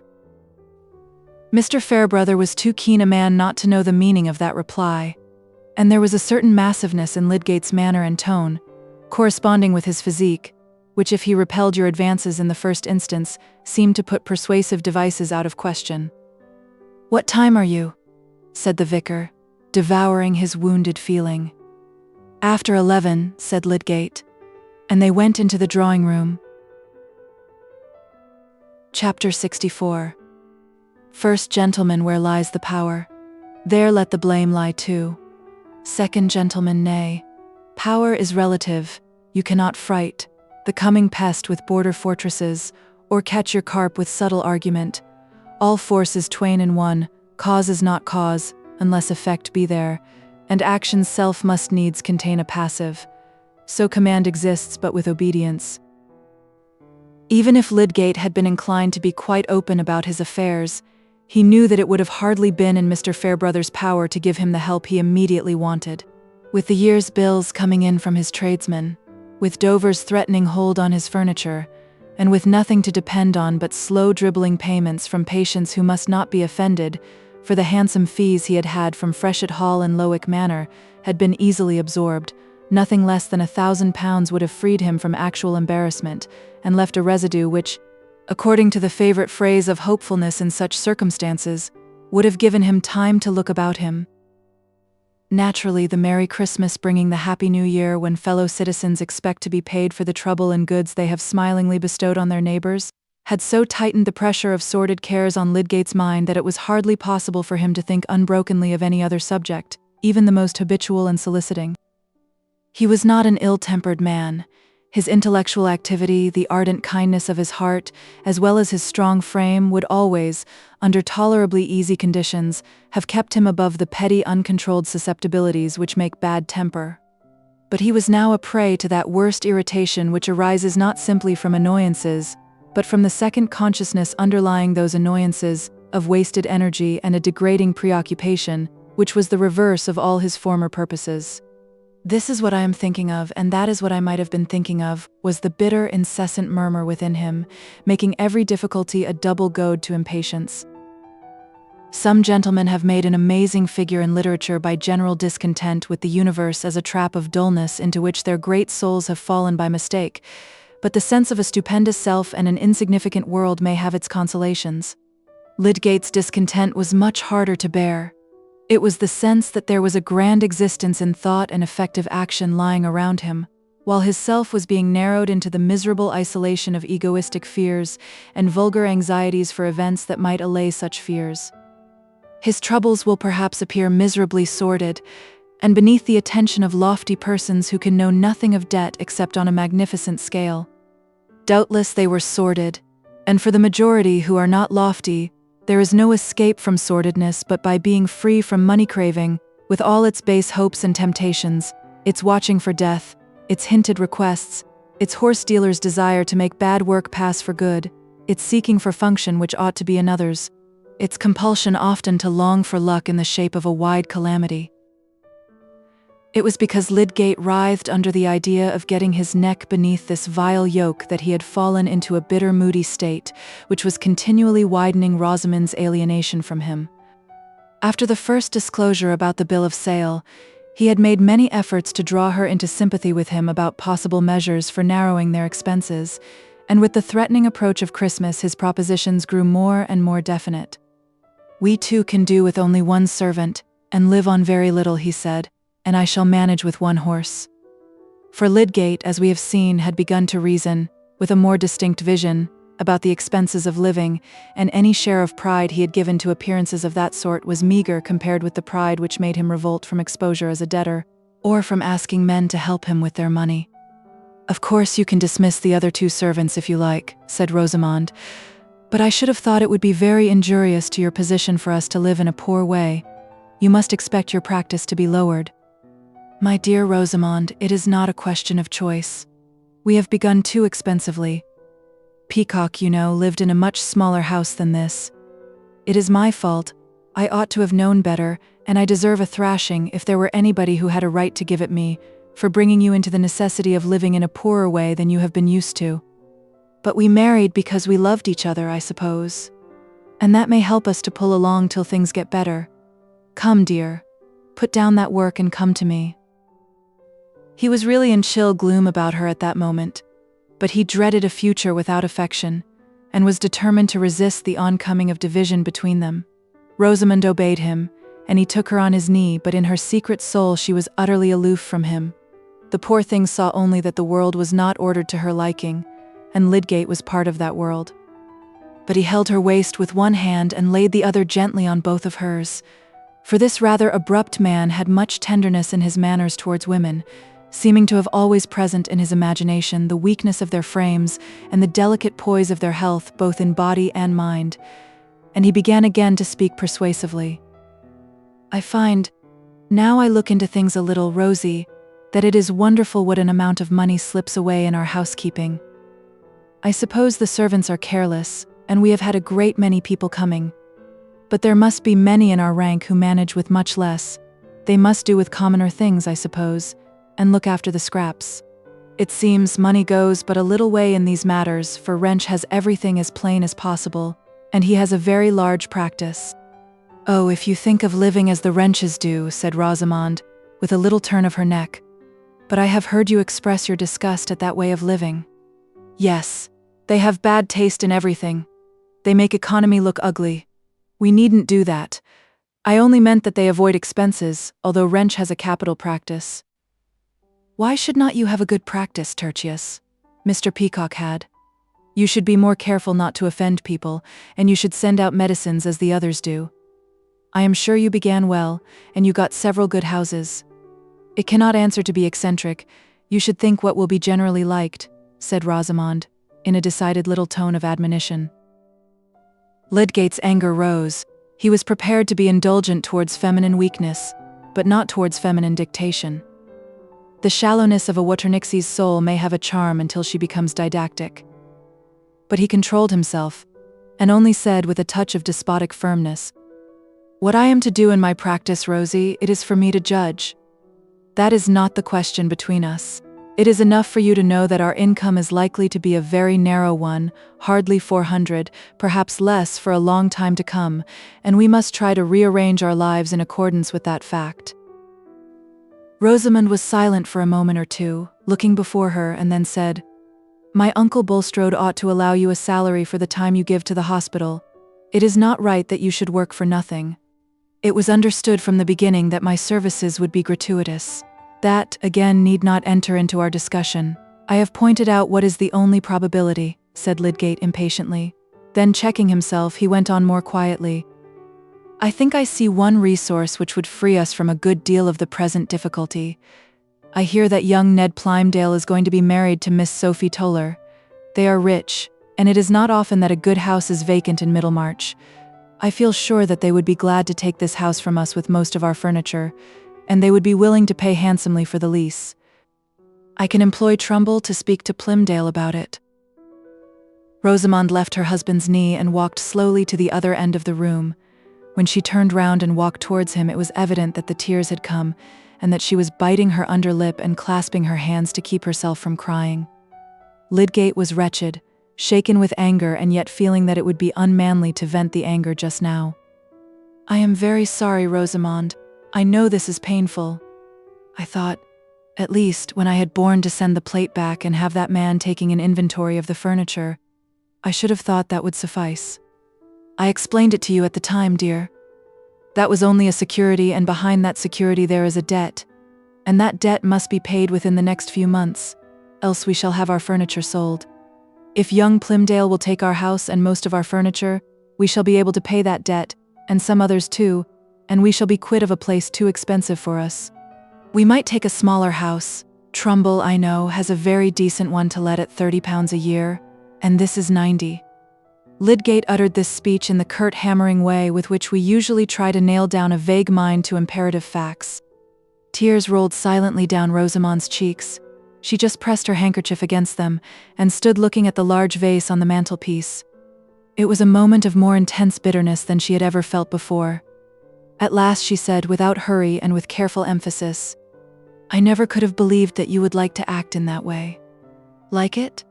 burst out Lydgate, rising from his chair, thrusting his hands in his pockets and stalking away from the hearth. "It's not a question of liking. Of course I don't like it. It's the only thing I can do." He wheeled round there and turned towards her. "I should have thought there were many other means than that," said Rosamond. "Let us have a sale and leave Middlemarch altogether." "To do what?" "What is the use of my leaving my work in Middlemarch to go where I have none? We should be just as penniless elsewhere as we are here," said Lydgate still more angrily. "If we are to be in that position, it will be entirely your own doing." "Tertius," said Rosamond, turning round to speak with the fullest conviction, "you will not behave as you ought to do to your own family. You offended Captain Lydgate. Sir Godwin was very kind to me when we were at Quallingham, and I'm sure if you showed proper regard to him and told him your affairs, he would do anything for you. But rather than that, you like giving up our house and furniture to Mr. Ned Plymdale." There was something like fierceness in Lydgate's eyes as he answered with new violence, "Well then, if you will have it so, I do like it. I admit that I like it better than making a fool of myself by going to beg where it's of no use. Understand then that it is what I like to do." There was a tone in the last sentence which was equivalent to the clutch of his strong hand on Rosamond's delicate arm. But for all that, his will was not a whit stronger than hers. She immediately walked out of the room in silence, but with an intense determination to hinder what Lydgate liked to do.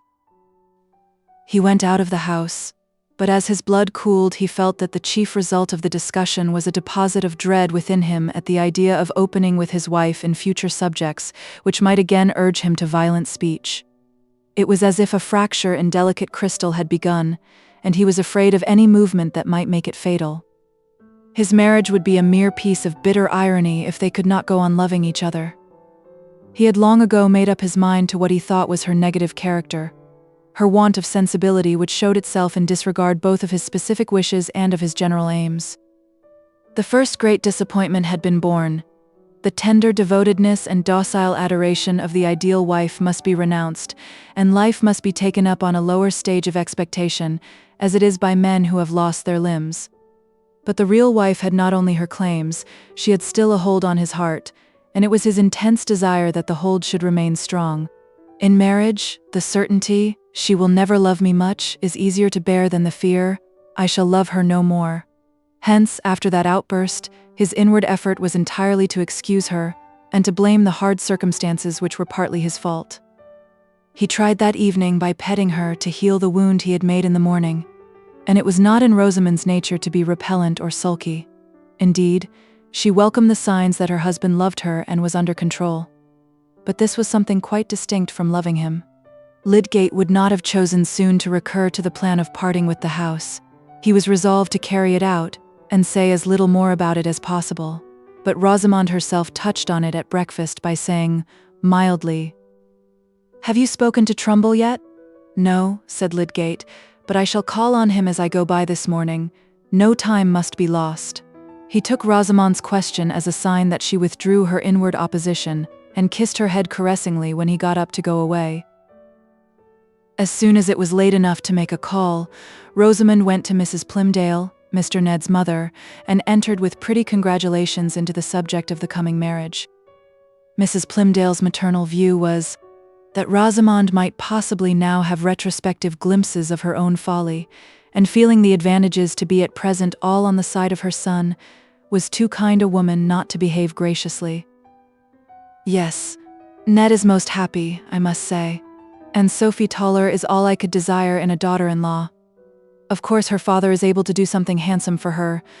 That is only what would be expected with a brewery like his. And the connection is everything we should desire, but that is not what I look at. She is such a very nice girl. No airs, no pretensions, though on a level with the first. I don't mean with the titled aristocracy. I see very little good in people aiming out of their own sphere. I mean that Sophie is equal to the best in the town, and she is contented with that." "I have always thought her very agreeable," said Rosamond. "I look upon it as a reward for Ned, who never held his head too high, that he should have got into the very best connection," continued Mrs. Plymdale, her native sharpness softened by a fervid sense that she was taking a correct view. "And such particular people as the Tollers are, they might have objected because some of our friends are not theirs. It is well known that your Aunt Bulstrode and I have been intimate from our youth, and Mr. Plymdale has been always on Mr. Bulstrode's side, and I myself prefer serious opinions. But the Tollers have welcomed Ned all the same." "I am sure he is a very deserving, well-principled young man," said Rosamond, with a neat air of patronage in return for Mrs. Plymdale's wholesome corrections. "Oh, he has not the style of a captain in the army, or that sort of carriage as if everybody was beneath him, or that showy kind of talking and singing and intellectual talent. But I am thankful he has not. It is a poor preparation both for here and hereafter." "Oh dear, yes. Appearances have very little to do with happiness," said Rosamond. "I think there is every prospect of their being a happy couple. What house will they take?" "Oh, as for that, they must put up with what they can get. They have been looking at the house in St. Peter's Place, next to Mr. Hackbutt's. It belongs to him, and he is putting it nicely in repair. I suppose they are not likely to hear of a better indeed. I think Ned will decide the matter today. I should think it is a nice house. I like St. Peter's Place. Well, it is near the church and a genteel situation, but the windows are narrow and it is all ups and downs. You don't happen to know of any other that would be at liberty?" said Mrs. Plymdale, fixing her round black eyes on Rosamond with the animation of a sudden thought in them. "Oh no, I hear so little of those things." Rosamond had not foreseen that question and answer in setting out to pay her visit. She had simply meant to gather any information which would help her to avert the parting with her own house under circumstances thoroughly disagreeable to her. As to the untruth in her reply, she no more reflected on it than she did on the untruth there was in her saying that appearances had very little to do with happiness. Her object, she was convinced, was thoroughly justifiable. It was Lydgate whose intention was inexcusable, and there was a plan in her mind which, when she had carried it out fully, would prove how very false a step it would have been for him to have descended from his position. She returned home by Mr. Borthrop Trumbull's office, meaning to call there. It was the first time in her life that Rosamond had thought of doing anything in the form of business, but she felt equal to the occasion. That she should be obliged to do what she intensely disliked was an idea which turned her quiet tenacity into active invention. Here was a case in which it could not be enough simply to disobey and be serenely, placidly obstinate. She must act according to her judgment, and she said to herself that her judgment was right. Indeed, if it had not been, she would not have wished to act on it. Mr. Trumbull was in the back room of his office and received Rosamond with his finest manners, not only because he had much sensibility to her charms, but because the good-natured fibre in him was stirred by his certainty that Lydgate was in difficulties, and that this uncommonly pretty woman, this young lady with the highest personal attractions, was likely to feel the pinch of trouble, to find herself involved in circumstances beyond her control. He begged her to do him the honour to take a seat, and stood before her trimming and comporting himself with an eager solicitude, which was chiefly benevolent. Rosamond's first question was whether her husband had called on Mr. Trumbull that morning to speak about disposing of their house. "Yes, ma'am, yes, he did so," said the good auctioneer, trying to throw something soothing into his iteration. "I was about to fulfill his order, if possible, this afternoon. He wished me not to procrastinate. I called to tell you not to go any further, Mr. Trumbull, and I beg of you not to mention what has been said on the subject. Will you oblige me?" "Certainly I will, Mrs. Lydgate. Certainly. Confidence is sacred with me on business or any other topic. I am then to consider the commission withdrawn?" said Mr. Trumbull, adjusting the long ends of his blue cravat with both hands and looking at Rosamond deferentially. "Yes, if you please. I find that Mr. Ned Plymdale has taken a house, the one in St. Peter's Place next to Mr. Hackbutt's.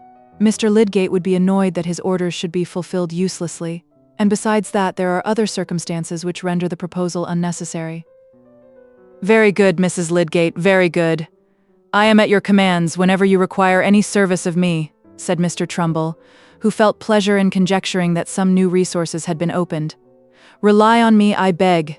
The affair shall go no further." That evening Lydgate was a little comforted by observing that Rosamond was more lively than she had usually been of late, and even seemed interested in doing what would please him without being asked. He thought, "If she will be happy and I can rub through, what does it all signify? It is only a narrow swamp that we have to pass in a long journey. If I can get my mind clear again, I shall do."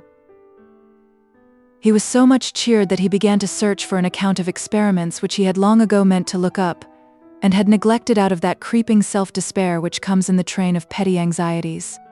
He felt again some of the old delightful absorption in a far-reaching inquiry, while Rosamond played the quiet music which was as helpful to his meditation as the plash of an oar on the evening lake. It was rather late. He had pushed away all the books and was looking at the fire with his hands clasped behind his head in forgetfulness of everything except the construction of a new controlling experiment, when Rosamond, who had left the piano and was leaning back in her chair watching him, said, "Mr. Ned Plymdale has taken a house already." Lydgate, startled and jarred, looked up in silence for a moment, like a man who has been disturbed in his sleep. Then, flushing with an unpleasant consciousness, he asked, "How do you know?" "I called at Mrs. Plymdale's this morning, and she told me that he had taken the house in St. Peter's Place, next to Mr. Hackbutt's." Lydgate was silent. He drew his hands from behind his head and pressed them against the hair which was hanging, as it was apt to do, in a mass on his forehead, while he rested his elbows on his knees. He was feeling bitter disappointment, as if he had opened a door out of a suffocating place, and had found it walled up. But he also felt sure that Rosamond was pleased with the cause of his disappointment. He preferred not looking at her and not speaking, until he had got over the first spasm of vexation. After all, he said in his bitterness, what can a woman care about so much as house and furniture? A husband without them is an absurdity. When he looked up and pushed his hair aside, his dark eyes had a miserable blank non-expectance of sympathy in them, but he only said, coolly, "Perhaps someone else may turn up. I told Trumbull to be on the lookout if he failed with Plumdale." Rosamond made no remark. She trusted to the chance that nothing more would pass between her husband and the auctioneer until some issue should have justified her interference. At any rate, she had hindered the event which she immediately dreaded. After a pause, she said, "How much money is it that those disagreeable people want?" "What disagreeable people?" "Those who took the list, and the others. I mean, how much money would satisfy them so that you need not be troubled any more?" Lydgate surveyed her for a moment, as if he were looking for symptoms, and then said, "Oh, if I could have got 600 from Plymdale for furniture and as premium, I might have managed. I could have paid off Dover, and given enough on account to the others to make them wait patiently, if we contracted our expenses. But I mean, how much should you want if we stayed in this house?" "More than I am likely to get anywhere," said Lydgate, with rather a grating sarcasm in his tone. It angered him to perceive that Rosamond's mind was wandering over impracticable wishes instead of facing possible efforts. "Why should you not mention the sum?" said Rosamond, with a mild indication that she did not like his manners. "Well," said Lydgate in a guessing tone, "it would take at least 1,000 to set me at ease, but," he added incisively, "I have to consider what I shall do without it, not with it." Rosamond said no more. But the next day she carried out her plan of writing to Sir Godwin Lydgate.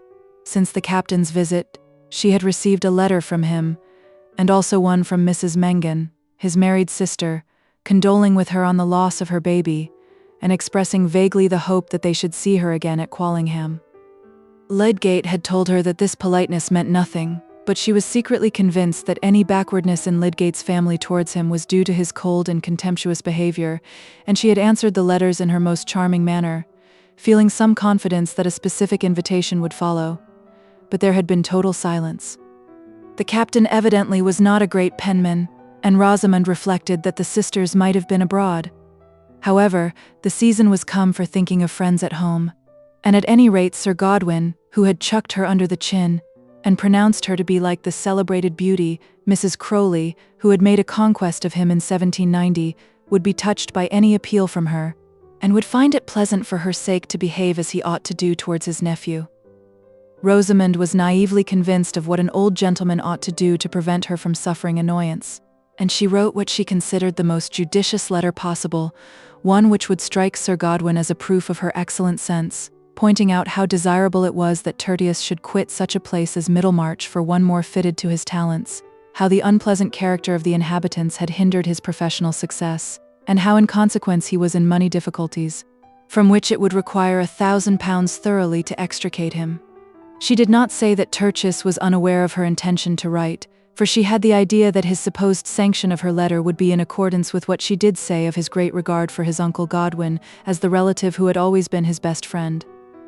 Such was the force of poor Rosamond's tactics now she applied them to affairs. This had happened before the party on New Year's Day, and no answer had yet come from Sir Godwin. But on the morning of that day Lydgate had to learn that Rosamond had revoked his order to Borthrop Trumbull. Feeling it necessary that she should be gradually accustomed to the idea of their quitting the house in Lowick Gate, he overcame his reluctance to speak to her again on the subject, and when they were breakfasting said, "I shall try to see Trumbull this morning, and tell him to advertise the house in the Pioneer and the Trumpet. If the thing were advertised, someone might be inclined to take it who would not otherwise have thought of a change. In these country places many people go on in their old houses when their families are too large for them, for want of knowing where they can find another, and Trumbull seems to have got no bite at all." Rosamond knew that the inevitable moment was come. "I ordered Trumbull not to inquire further," she said, with a careful calmness which was evidently defensive. Lydgate stared at her in mute amazement. Only half an hour before he had been fastening up her plaits for her, and talking the little language of affection, which Rosamond, though not returning it, accepted as if she had been a serene and lovely image, now and then miraculously dimpling towards her votary. With such fibres still astir in him, the shock he received could not at once be distinctly anger, it was confused pain. He laid down the knife and fork with which he was carving, and throwing himself back in his chair, said at last, with a cool irony in his tone, "May I ask when and why you did so?" "When I knew that the Plymdales had taken a house, I called to tell him not to mention ours to them, and at the same time I told him not to let the affair go on any further. I knew that it would be very injurious to you if it were known that you wished to part with your house and furniture, and I had a very strong objection to it. I think that was reason enough. It was of no consequence then that I had told you imperative reasons of another kind, of no consequence that I had come to a different conclusion, and given an order accordingly," said Lydgate, bitingly, the thunder and lightning gathering about his brow and eyes. The effect of anyone's anger on Rosamond had always been to make her shrink in cold dislike, and to become all the more calmly correct, in the conviction that she was not the person to misbehave whatever others might do. She replied, "I think I had a perfect right to speak on a subject which concerns me at least as much as you. Clearly you had a right to speak, but only to me. You had no right to contradict my orders secretly, and treat me as if I were a fool," said Lydgate in the same tone as before. Then with some added scorn, "Is it possible to make you understand what the consequences will be? Is it of any use for me to tell you again why we must try to part with the house?" "It is not necessary for you to tell me again," said Rosamond, in a voice that fell and trickled like cold water drops. "I remembered what you said. You spoke just as violently as you do now. But that does not alter my opinion that you ought to try every other means rather than take a step which is so painful to me, and as to advertising the house, I think it would be perfectly degrading to you." "And suppose I disregard your opinion as you disregard mine?" "You can do so, of course. But I think you ought to have told me before we were married that you would place me in the worst position, rather than give up your own will." Lydgate did not speak, but tossed his head on one side and twitched the corners of his mouth in despair. Rosamond, seeing that he was not looking at her, rose and set his cup of coffee before him, but he took no notice of it, and went on with an inward drama and argument, occasionally moving in his seat, resting one arm on the table, and rubbing his hand against his hair. There was a conflux of emotions and thoughts in him that would not let him either give thorough way to his anger, or persevere with simple rigidity of resolve. Rosamond took advantage of his silence. "When we were married, everyone felt that your position was very high. I could not have imagined then that you would want to sell our furniture, and take a house in Bride Street, where the rooms are like cages. If we are to live in that way, let us at least leave Middlemarch." These would be very strong considerations, said Lydgate, half ironically. Still there was a withered paleness about his lips as he looked at his coffee, and did not drink. These would be very strong considerations if I did not happen to be in debt. Many persons must have been in debt in the same way, but if they are respectable, people trust them. I am sure I have heard Papa say that the Torbits were in debt, and they went on very well. It cannot be good to act rashly, said Rosamond with serene wisdom. Lydgate sat paralyzed by opposing impulses. Since no reasoning he could apply to Rosamond seemed likely to conquer her assent, he wanted to smash and grind some object on which he could at least produce an impression, or else to tell her brutally that he was master, and she must obey. But he not only dreaded the effect of such extremities on their mutual life, he had a growing dread of Rosamond's quiet, elusive obstinacy, which would not allow any assertion of power to be final, and again, she had touched him in a spot of keenest feeling, by implying that she had been deluded with a false vision of happiness in marrying him.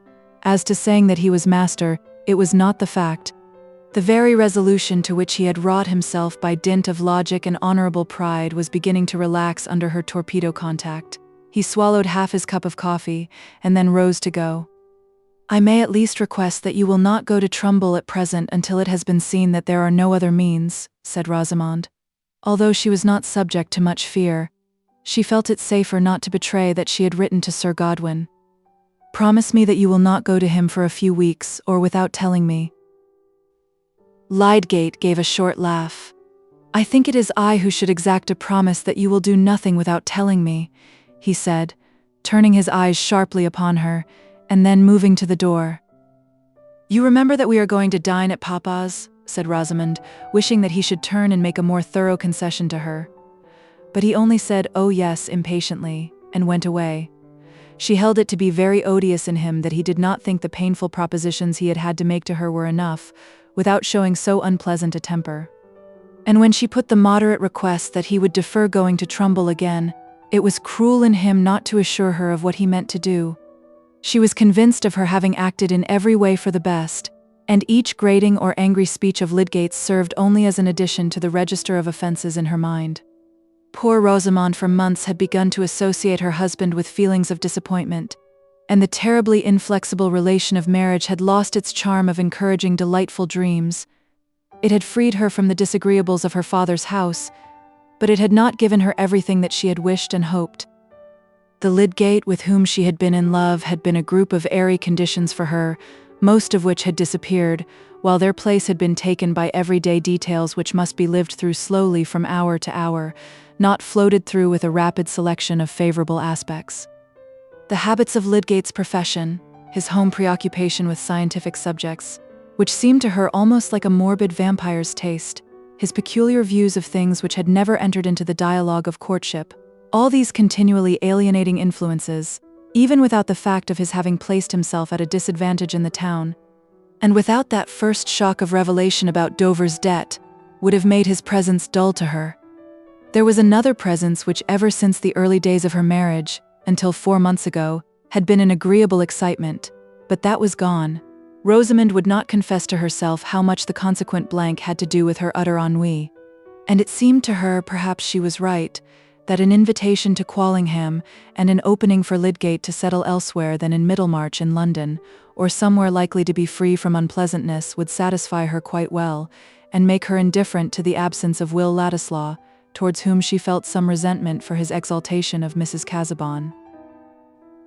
That was the state of things with Lydgate and Rosamond on the New Year's Day when they dined at her father's, she looking mildly neutral towards him in remembrance of his ill-tempered behavior at breakfast, and he carrying a much deeper effect from the inward conflict in which that morning's scene was only one of many epochs.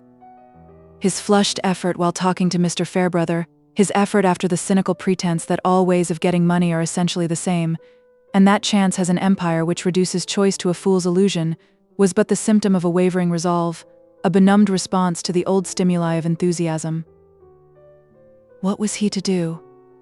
He saw even more keenly than Rosamond did the dreariness of taking her into the small house in Bride Street, where she would have scanty furniture around her and discontent within. A life of privation and life with Rosamond were two images which had become more and more irreconcilable ever since the threat of privation had disclosed itself. But even if his resolves had forced the two images into combination, the useful preliminaries to that hard change were not visibly within reach, and though he had not given the promise which his wife had asked for, he did not go again to Trumbull. He even began to think of taking a rapid journey to the north and seeing Sir Godwin. He had once believed that nothing would urge him into making an application for money to his uncle, but he had not then known the full pressure of alternatives yet more disagreeable. He could not depend on the effect of a letter.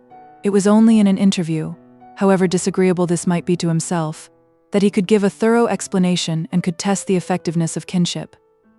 No sooner had Lydgate begun to represent this step to himself as the easiest than there was a reaction of anger that he who had long ago determined to live aloof from such abject calculations, such self-interested anxiety about the inclinations and the pockets of men with whom he had been proud to have no aims in common, should have fallen not simply to their level, but to the level of soliciting them. Chapter 65.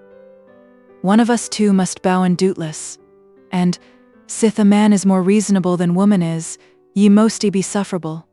Chaucer, Canterbury Tales. The bias of human nature to be slow in correspondence triumphs even over the present quickening in the general pace of things. What wonder then that in 1832 old Sir Godwin Lydgate was slow to write a letter which was of consequence to others rather than to himself. Nearly 3 weeks of the new year were gone, and Rosamond, awaiting an answer to her winning appeal, was every day disappointed. Lydgate, in total ignorance of her expectations, was seeing the bills come in, and feeling that Dover's use of his advantage over other creditors was imminent. He had never mentioned to Rosamond his brooding purpose of going to Quallingham. He did not want to admit what would appear to her a concession to her wishes after indignant refusal, until the last moment, but he was really expecting to set off soon. A slice of the railway would enable him to manage the whole journey and back in 4 days. But one morning after Lydgate had gone out, a letter came addressed to him, which Rosamond saw clearly to be from Sir Godwin. She was full of hope. Perhaps there might be a particular note to her enclosed, but Lydgate was naturally addressed on the question of money or other aid, and the fact that he was written to, nay, the very delay in writing at all, seemed to certify that the answer was thoroughly compliant. She was too much excited by these thoughts to do anything but light stitching in a warm corner of the dining room, with the outside of this momentous letter lying on the table before her. About 12 she heard her husband's step in the passage, and tripping to open the door, she said in her lightest tones, "Tertius, come in here. Here is a letter for you." "Ah," he said, not taking off his hat, but just turning her round within his arm to walk towards the spot where the letter lay. "My Uncle Godwin," he exclaimed while Rosamond reseated herself and watched him as he opened the letter. She had expected him to be surprised. While Lydgate's eyes glanced rapidly over the brief letter, she saw his face, usually of a pale brown, taking on a dry whiteness. With nostrils and lips quivering, he tossed down the letter before her and said violently, "It will be impossible to endure life with you if you will always be acting secretly, acting in opposition to me and hiding your actions." He checked his speech and turned his back on her, then wheeled round and walked about, sat down and got up again restlessly, grasping hard the objects deep down in his pockets. He was afraid of saying something irremediably cruel. Rosamond too had changed color as she read. The letter ran in this way: "Dear Tertius, don't set your wife to write to me when you have anything to ask. It is a roundabout wheedling sort of thing which I should not have credited you with. I never choose to write to a woman on matters of business. As to my supplying you with £1,000 or only half that sum, I can do nothing of the sort. My own family drains me to the last penny. With 2 younger sons and 3 daughters, I am not likely to have cash to spare. You seem to have got through your own money pretty quickly, and to have made a mess where you are. The sooner you go somewhere else the better. But I have nothing to do with men of your profession, and can't help you there. I did the best I could for you as guardian, and let you have your own way in taking to medicine. You might have gone into the army or the church. Your money would have held out for that, and there would have been a surer ladder before you. Your Uncle Charles has had a grudge against you for not going into his profession, but not I.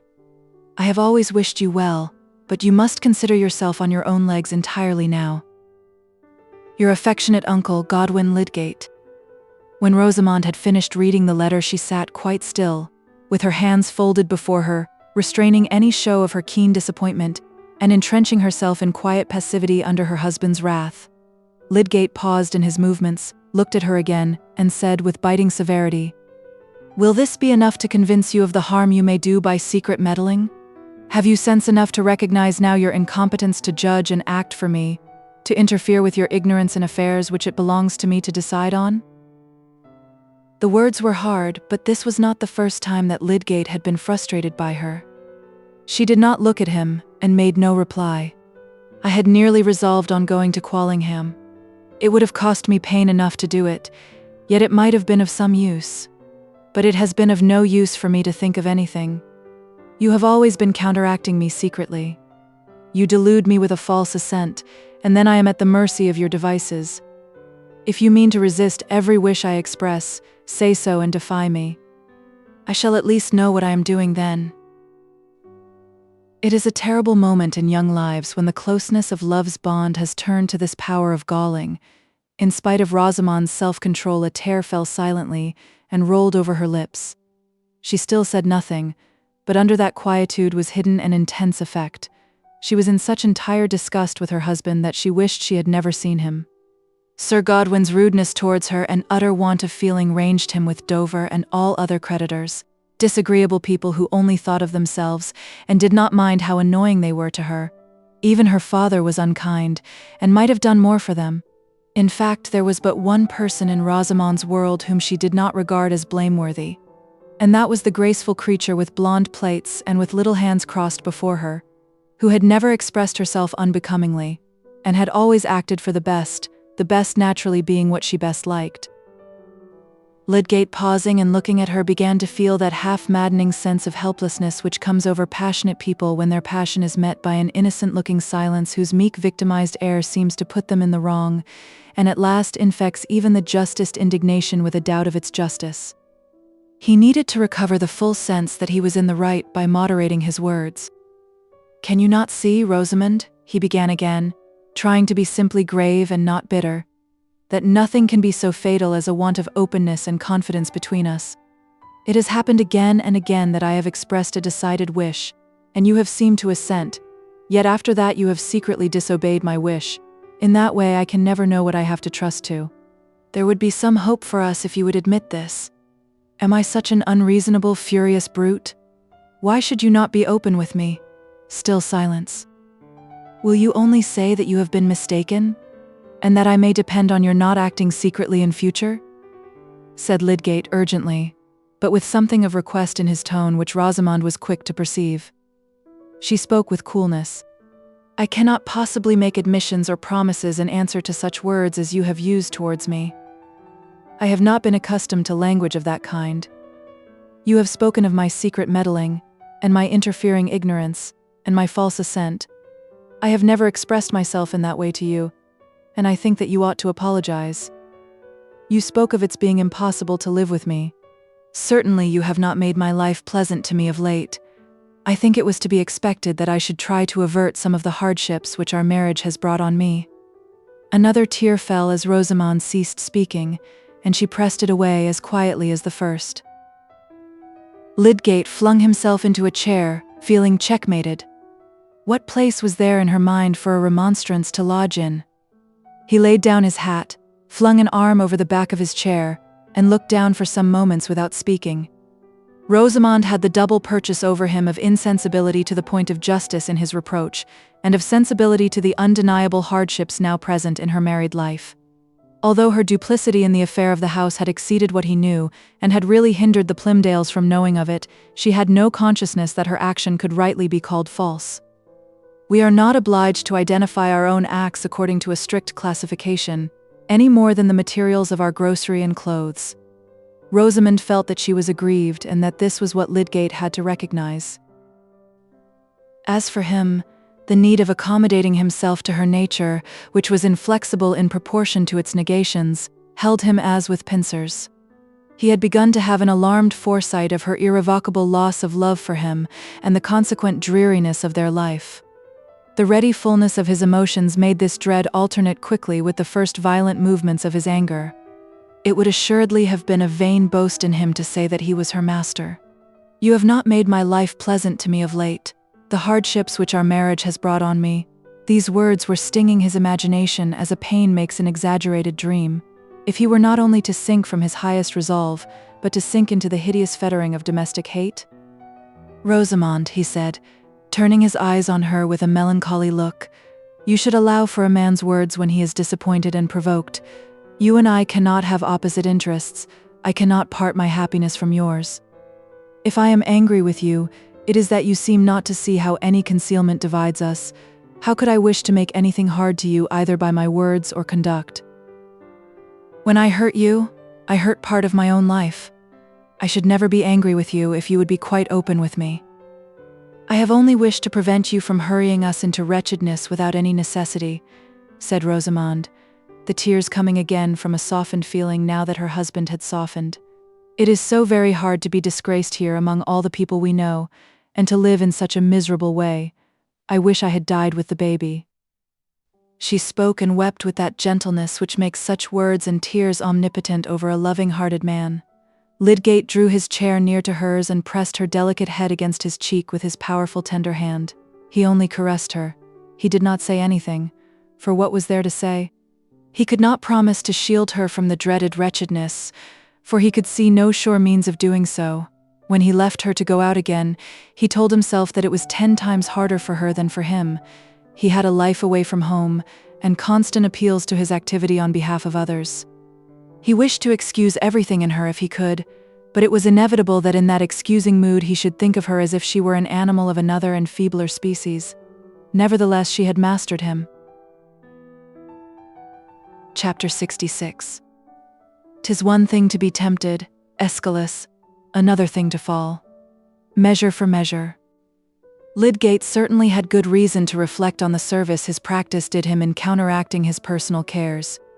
He had no longer free energy enough for spontaneous research and speculative thinking, but by the bedside of patients, the direct external calls on his judgment and sympathies brought the added impulse needed to draw him out of himself. It was not simply that beneficent harness of routine which enables silly men to live respectably and unhappy men to live calmly. It was a perpetual claim on the immediate fresh application of thought, and on the consideration of another's need and trial. Many of us looking back through life would say that the kindest man we have ever known has been a medical man, or perhaps that surgeon whose fine tact, directed by deeply informed perception, has come to us in our need with a more sublime beneficence than that of miracle workers.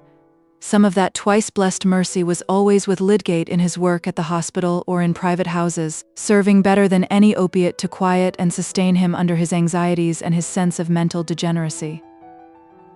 Mr. Fairbrother's suspicion as to the opiate was true, however. Under the first galling pressure of foreseen difficulties, and the first perception that his marriage, if it were not to be a yoked loneliness, must be a state of effort to go on loving without too much care about being loved, he had once or twice tried a dose of opium. But he had no hereditary constitutional craving after such transient escapes from the hauntings of misery. He was strong, could drink a great deal of wine, but did not care about it, and when the men round him were drinking spirits, he took sugar and water, having a contemptuous pity even for the earliest stages of excitement from drink. It was the same with gambling. He had looked on at a great deal of gambling in Paris, watching it as if it had been a disease. He was no more tempted by such winning than he was by drink. He had said to himself that the only winning he cared for must be attained by a conscious process of high, difficult combination, tending towards a beneficent result. The power he longed for could not be represented by agitated fingers clutching a heap of coin, or by the half-barbarous, half-idiotic triumph in the eyes of a man who sweeps within his arms the ventures of 20 chapfallen companions. But just as he had tried opium, so his thought now began to turn upon gambling, not with appetite for its excitement, but with a sort of wistful inward gaze after that easy way of getting money, which implied no asking and brought no responsibility. If he had been in London or Paris at that time, it is probable that such thoughts, seconded by opportunity, would have taken him into a gambling house, no longer to watch the gamblers, but to watch with them in kindred eagerness. Repugnance would have been surmounted by the immense need to win, if chance would be kind enough to let him. An incident which happened not very long after that airy notion of getting aid from his uncle had been excluded was a strong sign of the effect that might have followed any extant opportunity of gambling. The billiard room at the Green Dragon was the constant resort of a certain set, most of whom, like our acquaintance Mr. Bambridge, were regarded as men of pleasure. It was here that poor Fred Vincy had made part of his memorable debt, having lost money in betting, and been obliged to borrow of that gay companion. It was generally known in Middlemarch that a good deal of money was lost and won in this way, and the consequent repute of the Green Dragon as a place of dissipation naturally heightened in some quarters the temptation to go there. Probably its regular visitants, like the initiates of Freemasonry, wished that there was something a little more tremendous to keep to themselves concerning it. But they were not a closed community, and many decent seniors as well as juniors occasionally turned into the billiard room to see what was going on. Lydgate, who had the muscular aptitude for billiards and was fond of the game, had once or twice in the early days after his arrival in Middlemarch taken his turn with the cue at the Green Dragon, but afterwards he had no leisure for the game and no inclination for the socialities there. One evening, however, he had occasion to seek Mr. Bambridge at that resort.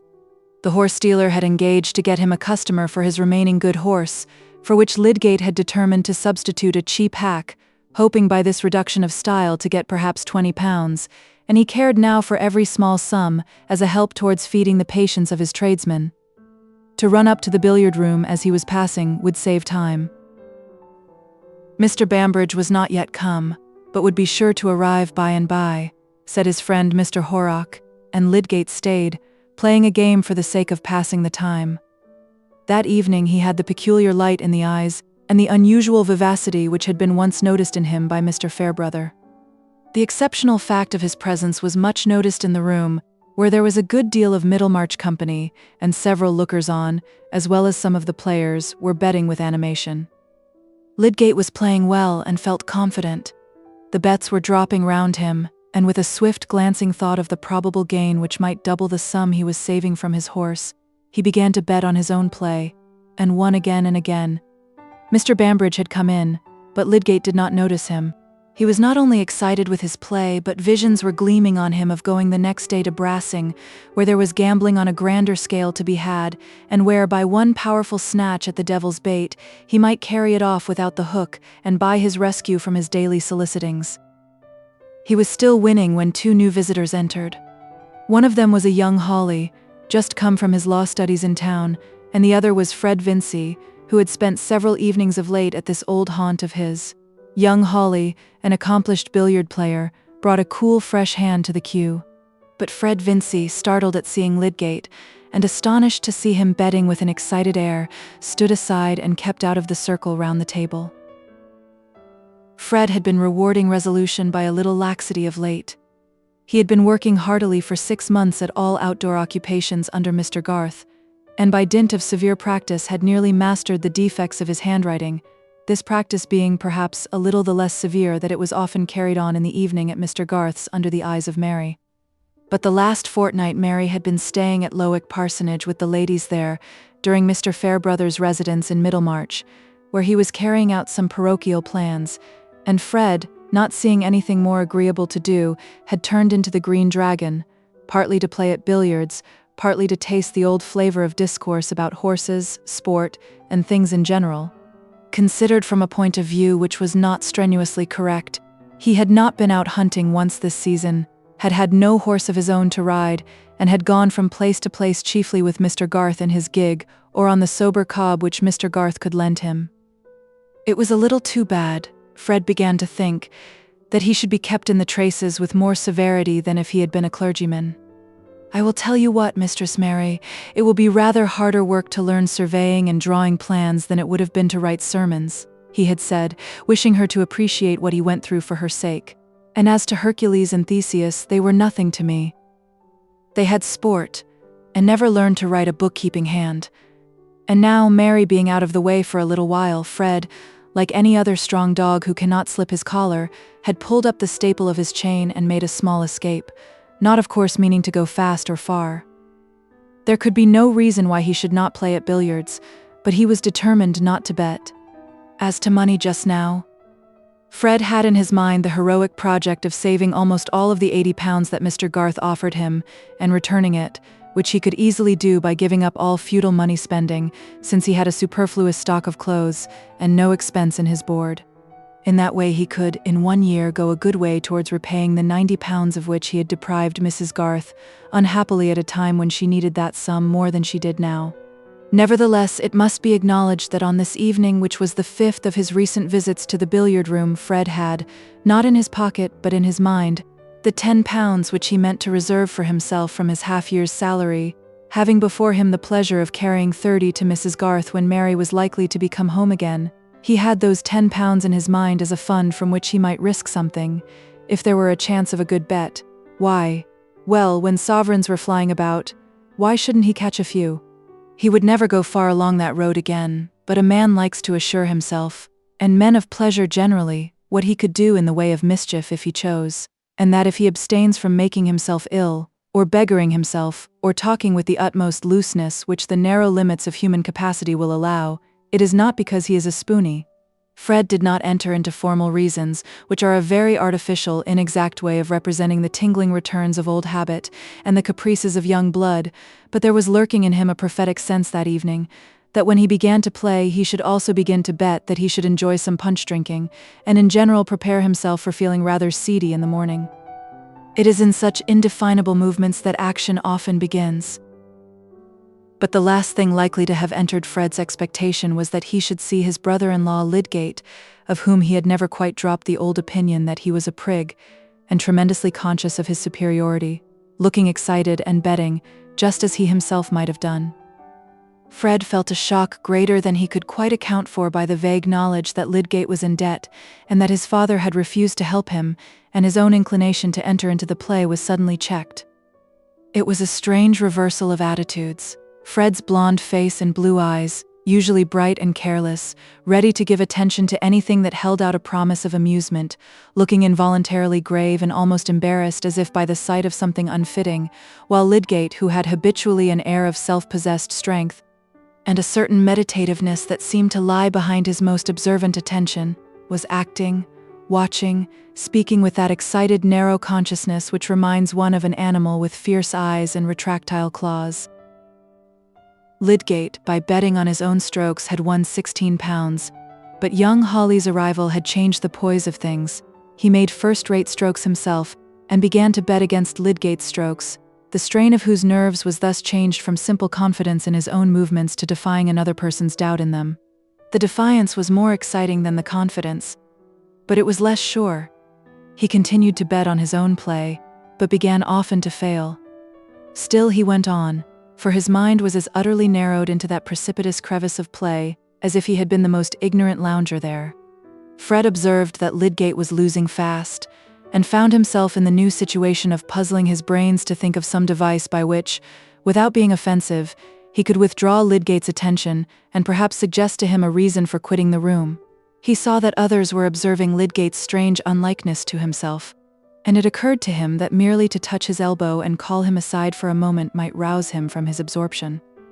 He could think of nothing cleverer than the daring improbability of saying that he wanted to see Rosie, and wished to know if she were at home this evening, and he was going desperately to carry out this weak device, when a waiter came up to him with a message, saying that Mr. Fairbrother was below, and begged to speak with him. Fred was surprised, not quite comfortably, but sending word that he would be down immediately, he went with a new impulse up to Lydgate, said, "Can I speak to you a moment?" and drew him aside. "Fairbrother has just sent up a message to say that he wants to speak to me. He is below. I thought you might like to know he was there if you had anything to say to him." Fred had simply snatched up this pretext for speaking because he could not say, "You are losing confoundedly and are making everybody stare at you. You had better come away." But inspiration could hardly have served him better. Lydgate had not before seen that Fred was present, and his sudden appearance with an announcement of Mr. Fairbrother had the effect of a sharp concussion. No, said Lydgate. "I have nothing particular to say to him, but the game is up. I must be going. I came in just to see Bambridge. Bainbridge is over there, but he is making a row. I don't think he's ready for business. Come down with me to Fairbrother. I expect he is going to blow me up and you will shield me. said Fred with some adroitness. Lydgate felt shame but could not bear to act as if he felt it, by refusing to see Mr. Fairbrother, and he went down. They merely shook hands, however, and spoke of the frost, and when all three had turned into the street, the vicar seemed quite willing to say goodbye to Lydgate. His present purpose was clearly to talk with Fred alone, and he said kindly, "I disturbed you, young gentleman, because I have some pressing business with you. Walk with me to St. Botolph's, will you?" It was a fine night, the sky thick with stars, and Mr. Fairbrother proposed that they should make a circuit to the old church by the London road. The next thing he said was, "I thought Lydgate never went to the Green Dragon?" "So did I," said Fred, "but he said that he went to see Bambridge." "He was not playing then?" Fred had not meant to tell this, but he was obliged now to say, "Yes, he was. But I suppose it was an accidental thing. I have never seen him there before." "You have been going often yourself, then, lately?" "Oh, about 5 or 6 times." "I think you had some good reason for giving up the habit of going there?" "Yes. You know all about it," said Fred, not liking to be catechized in this way. "I made a clean breast to you. I suppose that gives me a warrant to speak about the matter now. It is understood between us, is it not? That we are on a footing of open friendship? I have listened to you, and you will be willing to listen to me. I may take my turn in talking a little about myself?" "I am under the deepest obligation to you, Mr. Fairbrother," said Fred, in a state of uncomfortable surmise. "I will not affect to deny that you are under some obligation to me, but I am going to confess to you, Fred, that I have been tempted to reverse all that by keeping silence with you just now. When somebody said to me, 'Young Vincey has taken to being at the billiard table every night again, he won't bear the curb long,' I was tempted to do the opposite of what I am doing, to hold my tongue and wait while you went down the ladder again, betting first and then—" "I have not made any bets," said Fred hastily. "Glad to hear it. But I say, my prompting was to look on and see you take the wrong turning, wear out Garth's patience, and lose the best opportunity of your life, the opportunity which you made some rather difficult effort to secure. You can guess the feeling which raised that temptation in me. I'm sure you know it. I am sure you know that the satisfaction of your affections stands in the way of mine." There was a pause. Mr. Fairbrother seemed to wait for a recognition of the fact, and the emotion perceptible in the tones of his fine voice gave solemnity to his words. But no feeling could quell Fred's alarm. "I could not be expected to give her up," he said, after a moment's hesitation. "It was not a case for any pretense of generosity. Clearly not when her affection met yours. But relations of this sort, even when they are of long standing, are always liable to change. I can easily conceive that you might act in a way to loosen the tie she feels towards you. It must be remembered that she is only conditionally bound to you, and that in that case another man, who may flatter himself that he has a hold on her regard, might succeed in winning that firm place in her love as well as respect which you had let slip." "I can easily conceive such a result," repeated Mr. Fairbrother emphatically. "There is a companionship of ready sympathy which might get the advantage even over the longest associations." It seemed to Fred that if Mr. Fairbrother had had a beak and talons instead of his very capable tongue, his mode of attack could hardly be more cruel. He had a horrible conviction that behind all this hypothetic statement there was a knowledge of some actual change in Mary's feeling. "Of course I know it might easily be all up with me," he said in a troubled voice. "If she is beginning to compare—" He broke off, not liking to betray all he felt, and then said, by the help of a little bitterness, "But I thought you were friendly to me." "So I am. That is why we are here. But I have had a strong disposition to be otherwise. I have said to myself, if there is a likelihood of that youngster doing himself harm, why should you interfere? Aren't you worth as much as he is, and don't your 16 years over and above his, in which you have gone rather hungry, give you more right to satisfaction than he has? If there's a chance of his going to the dogs, let him. Perhaps you could know how hinder it, and do you take the benefit?" There was a pause, in which Fred was seized by a most uncomfortable chill. What was coming next? He dreaded to hear that something had been said to Mary. He felt as if he were listening to a threat rather than a warning. When the vicar began again, there was a change in his tone, like the encouraging transition to a major key. "But I had once meant better than that, and I am come back to my old intention. I thought that I could hardly secure myself in it better, Fred, than by telling you just what had gone on in me.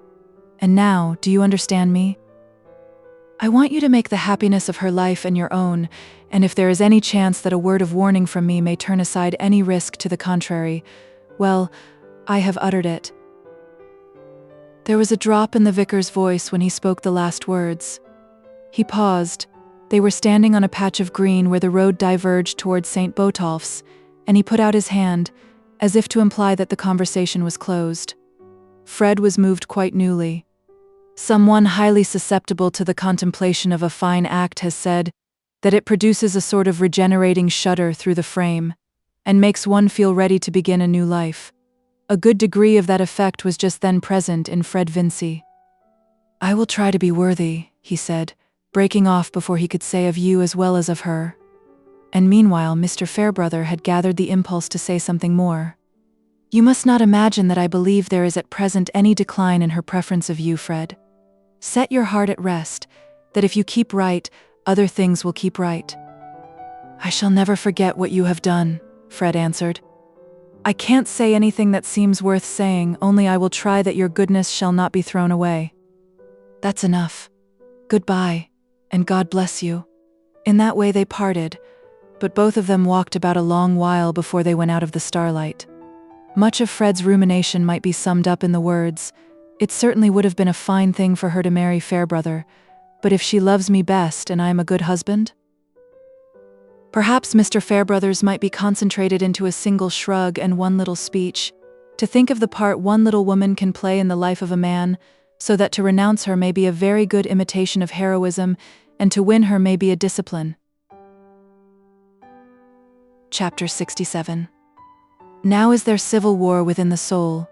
Resolve is thrust from off the sacred throne by clamorous needs, and pride the Grand Vizier makes humble compact, plays the supple part of envoy and deft-tongued apologist for hungry rebels. Happily Lydgate had ended by losing in the billiard room, and brought away no encouragement to make a raid on luck. On the contrary, he felt unmixed disgust with himself the next day when he had to pay £4 or £5 over and above his gains, and he carried about with him a most unpleasant vision of the figure he had made, not only rubbing elbows with the men at the Green Dragon, but behaving just as they did. A philosopher fallen to betting is hardly distinguishable from a Philistine under the same circumstances. The difference will chiefly be found in his subsequent reflections, and Lydgate chewed a very disagreeable cud in that way. His reason told him how the affair might have been magnified into ruin by a slight change of scenery, if it had been a gambling house that he had turned into, where chance could be clutched with both hands instead of being picked up with thumb and forefinger. Nevertheless, though reason strangled the desire to gamble, there remained the feeling that, with an assurance of luck to the needful amount, he would have liked to gamble, rather than take the alternative which was beginning to urge itself as inevitable. That alternative was to apply to Mr. Bulstrode. Lydgate had so many times boasted both to himself and others that he was totally independent of Bulstrode, to whose plans he had lent himself solely because they enabled him to carry out his own ideas of professional work and public benefit. He had so constantly in their personal intercourse had his pride sustained by the sense that he was making a good social use of this predominating banker, whose opinions he thought contemptible and whose motives often seemed to him an absurd mixture of contradictory impressions, that he had been creating for himself strong ideal obstacles to the proffering of any considerable request to him on his own account. Still, early in March his affairs were at that pass in which men begin to say that their oaths were delivered in ignorance, and to perceive that the act which they had called impossible to them is becoming manifestly possible. With Dover's ugly security soon to be put in force, with the proceeds of his practice immediately absorbed in paying back debts, and with the chance, if the worst were known, of daily supplies being refused on credit, above all with the vision of Rosamond's hopeless discontent continually haunting him, Lydgate had begun to see that he should inevitably bend himself to ask help from somebody or other. At first he had considered whether he should write to Mr. Vincy, but on questioning Rosamond he found that, as he had suspected, she had already applied twice to her father, the last time being since the disappointment from Sir Godwin, and Papa had said that Lydgate must look out for himself. Papa said he had come, with one bad year after another, to trade more and more on borrowed capital, and had had to give up many indulgences, he could not spare a single hundred from the charges of his family. He said, "Let Lydgate ask Bulstrode, they have always been hand in glove." Indeed, Lydgate himself had come to the conclusion that if he must end by asking for a free loan, his relations with Bulstrode, more at least than with any other man, might take the shape of a claim which was not purely personal. Bulstrode had indirectly helped to cause the failure of his practice, and had also been highly gratified by getting a medical partner in his plans. But who among us ever reduced himself to the sort of dependence in which Lydgate now stood, without trying to believe that he had claims which diminished the humiliation of asking? It was true that of late there had seemed to be a new languor of interest in Bulstrode about the hospital, but his health had got worse, and showed signs of a deep-seated nervous affection. In other respects he did not appear to be changed. He had always been highly polite, but Lydgate had observed in him from the first a marked coldness about his marriage and other private circumstances, a coldness which he had hitherto preferred to any warmth of familiarity between them. He deferred the intention from day to day, his habit of acting on his conclusions being made infirm by his repugnance to every possible conclusion and its consequent act. He saw Mr. Bulstrode often, but he did not try to use any occasion for his private purpose. At one moment he thought, "I will write a letter. I prefer that to any circuitous talk." At another he thought, "No, if I were talking to him, I could make a retreat before any signs of disinclination." Still the days passed and no letter was written, no special interview sought. In his shrinking from the humiliation of a dependent attitude towards Bulstrode, he began to familiarize his imagination with another step even more unlike his remembered self.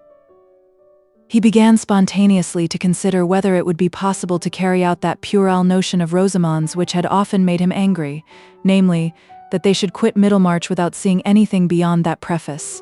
The question came, would any man buy the practice of me even now, for as little as it is worth? Then the sale might happen as a necessary preparation for going away. But against his taking this step, which he still felt to be a contemptible relinquishment of present work, a guilty turning aside from what was a real and might be a widening channel for worthy activity, to start again without any justified destination, there was this obstacle that the purchaser, if procurable at all, might not be quickly forthcoming. And afterwards? Rosamond in a poor lodging, though in the largest city or most distant town, would not find the life that could save her from gloom, and save him from the reproach of having plunged her into it.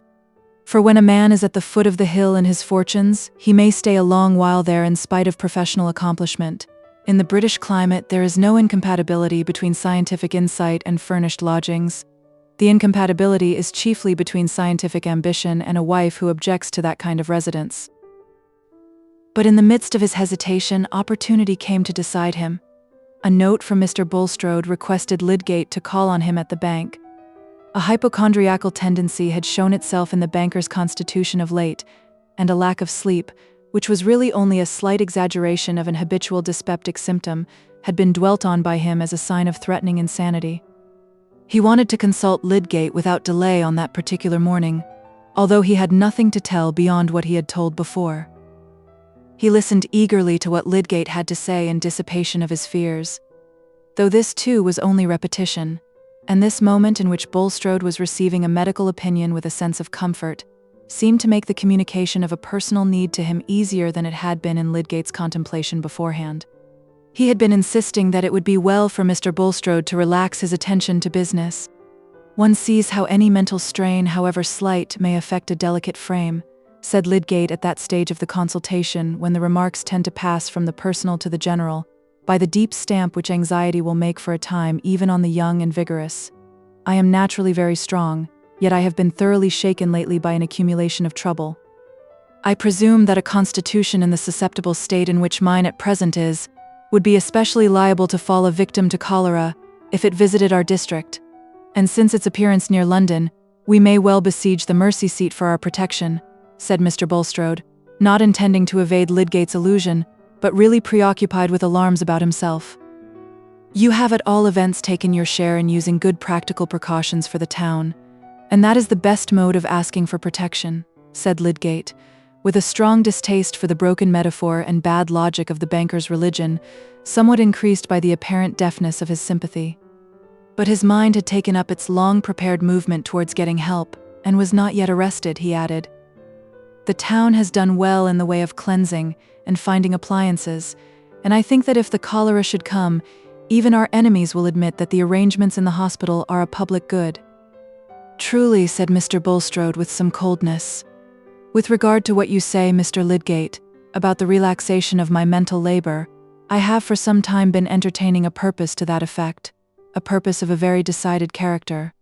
I contemplate at least a temporary withdrawal from the management of much business, whether benevolent or commercial. Also, I think of changing my residence for a time. Probably I shall close or let the Shrubs and take some place near the coast, under advice, of course, as to salubrity. That would be a measure which you would recommend? Oh yes, said Lydgate, falling backward in his chair, with ill-repressed impatience under the banker's pale, earnest eyes and intense preoccupation with himself. I have for some time felt that I should open this subject with you in relation to our hospital, continued Bulstrode. Under the circumstances I have indicated, of course I must cease to have any personal share in the management, and it is contrary to my views of responsibility to continue a large application of means to an institution which I cannot watch over and to some extent regulate. I shall therefore, in case of my ultimate decision to leave Middlemarch, consider that I withdraw other support to the new hospital than that which will subsist in the fact that I chiefly supplied the expenses of building it and have contributed further large sums to its successful working. Lydgate's thought, when Bulstrode paused according to his wont, was, he has perhaps been losing a good deal of money. This was the most plausible explanation of a speech which had caused rather a startling change in his expectations. He said in reply, The loss to the hospital can hardly be made up, I fear.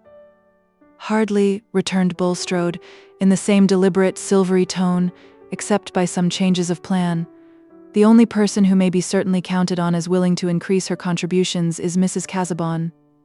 I have had an interview with her on the subject, and I have pointed out to her, as I am about to do to you, that it will be desirable to win a more general support to the new hospital by a change of system. Another pause, but Lydgate did not speak. The change, I mean, is an amalgamation with the infirmary, so that the new hospital shall be regarded as a special addition to the elder institution, having the same directing board. It will be necessary also that the medical management of the two shall be combined. In this way, any difficulty as to the adequate maintenance of our new establishment will be removed.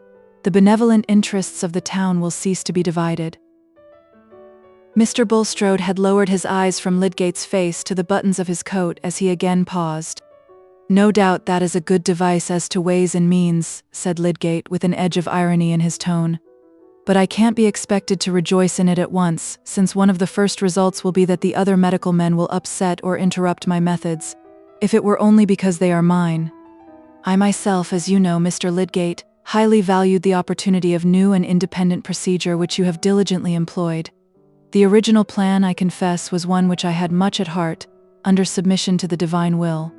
But since providential indications demand a renunciation from me, I renounce. Bulstrode showed a rather exasperating ability in this conversation. The broken metaphor and bad logic of motive which had stirred his hearer's contempt were quite consistent with a mode of putting the facts which made it difficult for Lydgate to vent his own indignation and disappointment. After some rapid reflection, he only asked, What did Mrs. Casaubon say? That was the further statement which I wished to make to you, said Bulstrode, who had thoroughly prepared his ministerial explanation. She is, you are aware, a woman of most munificent disposition, and happily in possession, not I presume of great wealth, but of funds which she can well spare. She has informed me that though she has destined the chief part of those funds to another purpose, she is willing to consider whether she cannot fully take my place in relation to the hospital. But she wishes for ample time to mature her thoughts on the subject, and I have told her that there is no need for haste, that in fact my own plans are not yet absolute. Lydgate was ready to say, if Mrs. Casaubon would take your place, there would be gain, instead of loss. But there was still a weight on his mind which arrested this cheerful candor. He replied, I suppose then that I may enter into the subject with Mrs. Casaubon. Precisely, that is what she expressly desires. Her decision, she says, will much depend on what you can tell her. But not at present. She is, I believe, just setting out on a journey. I have her letter here, said Mr. Bulstrode, drawing it out and reading from it. I am immediately otherwise engaged, she says. I am going into Yorkshire with Sir James and Lady Chettam, and the conclusions I come to about some land which I am to see there may affect my power of contributing to the hospital. Thus, Mr. Lydgate, there is no haste necessary in this matter, but I wish to apprise you beforehand of what may possibly occur. Mr. Bulstrode returned the letter to his side pocket and changed his attitude as if his business were closed. Lydgate, whose renewed hope about the hospital only made him more conscious of the facts which poisoned his hope, felt that his effort after help, if made at all, must be made now and vigorously. I am much obliged to you for giving me full notice, he said, with a firm intention in his tone, yet with an interruptedness in his delivery which showed that he spoke unwillingly. The highest object to me is my profession, and I had identified the hospital with the best use I can at present make of my profession. But the best use is not always the same with monetary success. Everything which has made the hospital unpopular has helped with other causes. I think they are all connected with my professional zeal to make me unpopular as a practitioner. I get chiefly patients who can't pay me. I should like them best if I had nobody to pay on my own side. Lydgate waited a little, but Bulstrode only bowed, looking at him fixedly, and he went on with the same interrupted enunciation, as if he were biting an objectional leak. I have slipped into money difficulties which I can see no way out of, unless someone who trusts me and my future will advance me a sum without other security. I had very little fortune left when I came here. I have no prospects of money from my own family. My expenses, in consequence of my marriage, have been very much greater than I had expected. The result at this moment is that it would take £1,000 to clear me. I mean to free me from the risk of having all my goods sold in security of my largest debt, as well as to pay my other debts and leave anything to keep us a little beforehand with our small income. I find that it is out of the question that my wife's father should make such an advance. That is why I mention my position to the only other man who may be held to have some personal connection with my prosperity or ruin. Lydgate hated to hear himself, but he had spoken now, and had spoken with unmistakable directness. Mr. Bulstrode replied without haste, but also without hesitation.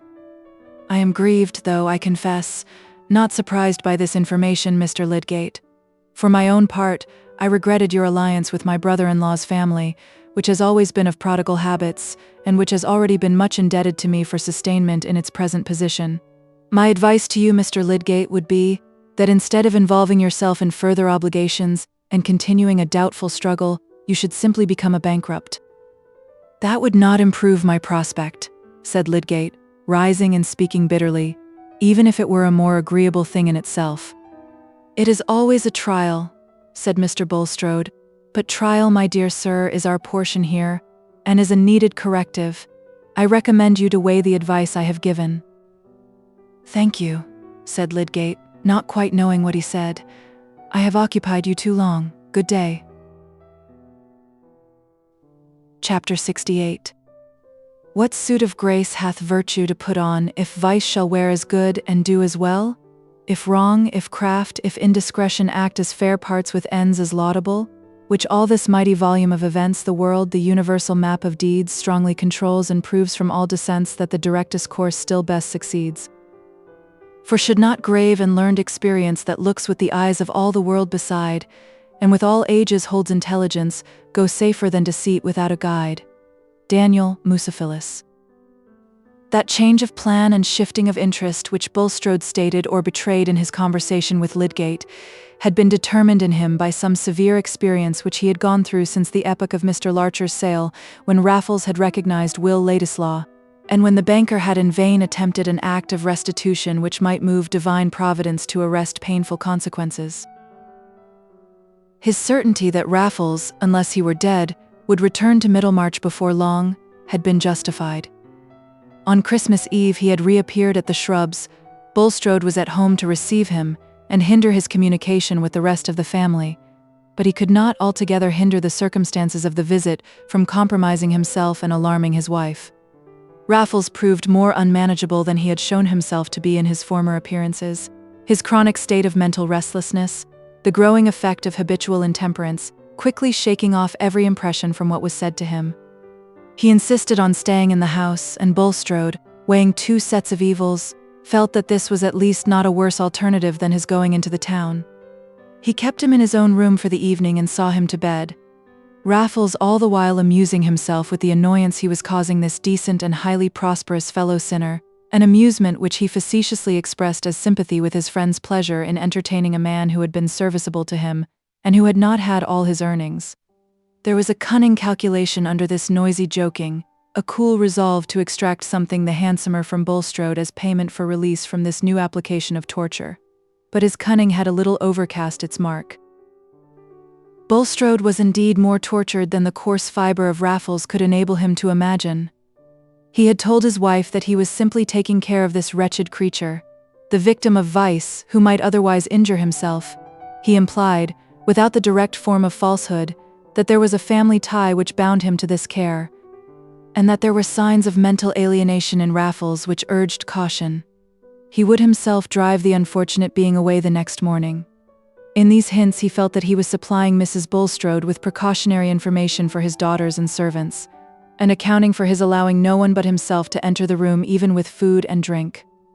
But he sat in an agony of fear lest Raffles should be overheard in his loud and plain references to past facts, lest Mrs. Bulstrode should be even tempted to listen at the door. How could he hinder her? How betray his terror by opening the door to detect her? She was a woman of honest, direct habits, and little likely to take so low a course in order to arrive at painful knowledge, but fear was stronger than the calculation of probabilities. In this way Raffles had pushed the torture too far, and produced an effect which had not been in his plan. By showing himself hopelessly unmanageable, he had made Bulstrode feel that a strong defiance was the only resource left. After taking Raffles to bed that night, the banker ordered his closed carriage to be ready at 7:30 the next morning. At 6 o'clock he had already been long dressed, and had spent some of his wretchedness in prayer, pleading his motives for averting the worst evil if in anything he had used falsity and spoken what was not true before God. For Bulstrode shrank from a direct lie with an intensity disproportionate to the number of his more indirect misdeeds. But many of these misdeeds were like the subtle muscular movements which are not taken account of in the consciousness, though they bring about the end that we fix our mind on and desire, and it is only what we are vividly conscious of that we can vividly imagine to be seen by omniscience.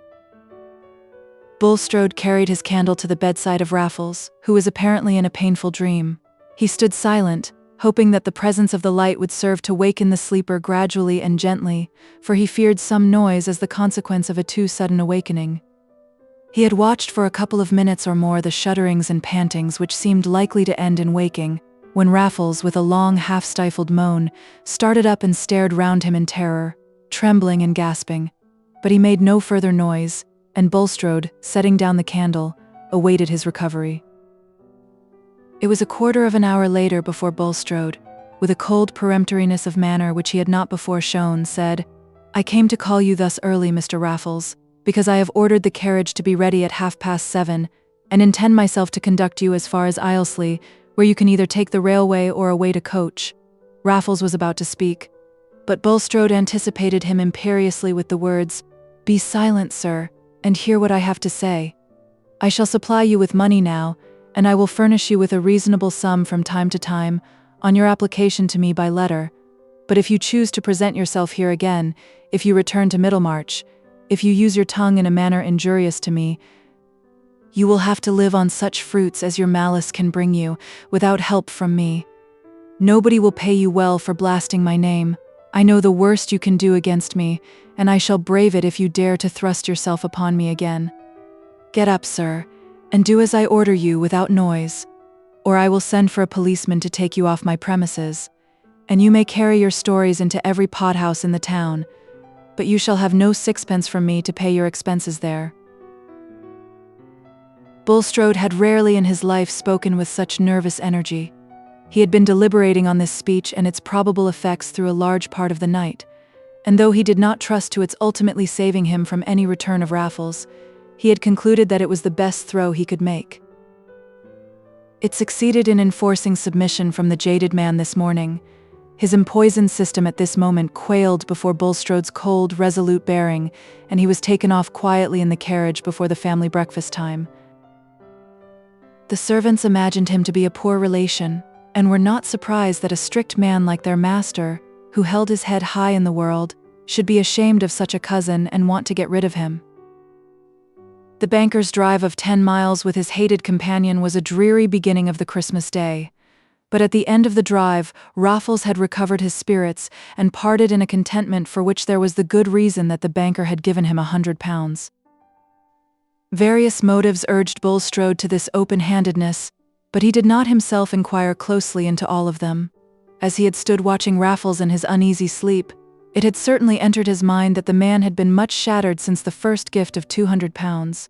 He had taken care to repeat the incisive statement of his resolve not to be played on any more, and had tried to penetrate Raffles with the fact that he had shown the risks of bribing him to be quite equal to the risks of defying him.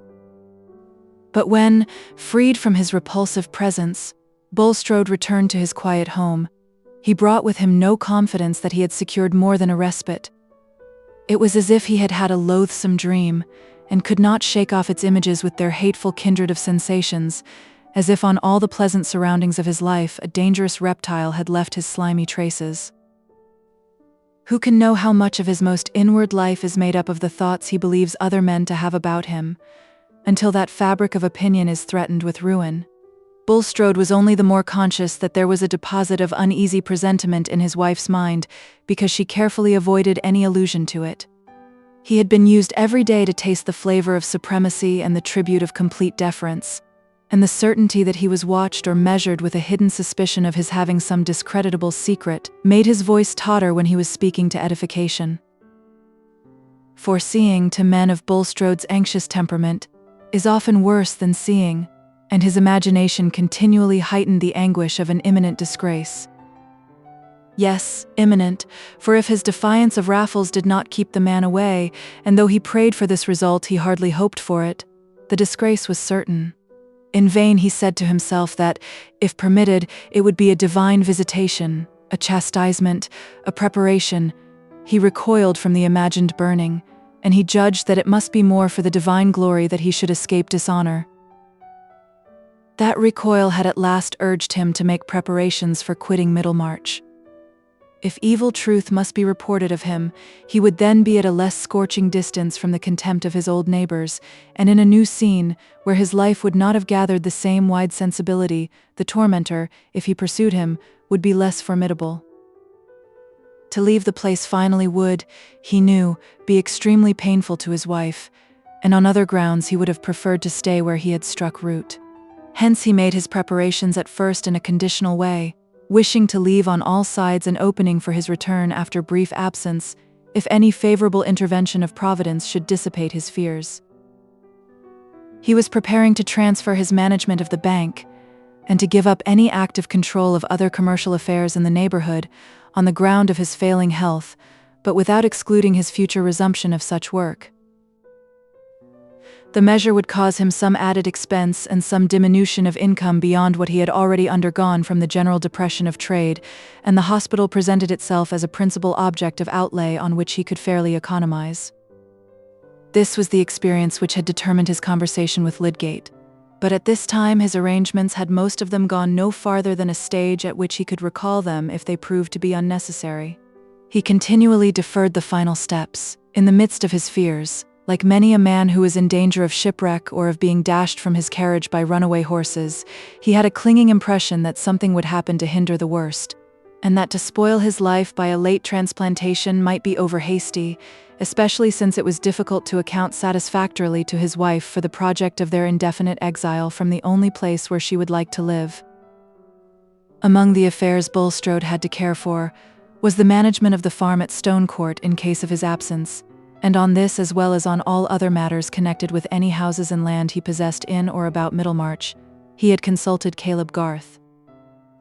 Like everyone else who had business of that sort, he wanted to get the agent who was more anxious for his employer's interests than his own. With regard to Stonecourt, since Bulstrode wished to retain his hold on the stock, and to have an arrangement by which he himself could, if he chose, resume his favorite recreation of superintendence, Caleb had advised him not to trust to a mere bailiff, but to let the land, stock, and implements yearly and take a proportionate share of the proceeds. "May I trust to you to find me a tenant on these terms, Mr. Garth?" said Bulstrode. "And will you mention to me the yearly sum which would repay you for managing these affairs which we have discussed together?" "I'll think about it," said Caleb in his blunt way. "I'll see how I can make it out." If it had not been that he had to consider Fred Vincey's future, Mr. Garth would not probably have been glad of any addition to his work, of which his wife was always fearing an excess for him as he grew older. But on quitting Bulstrode after that conversation, a very alluring idea occurred to him about this said letting of Stone Court.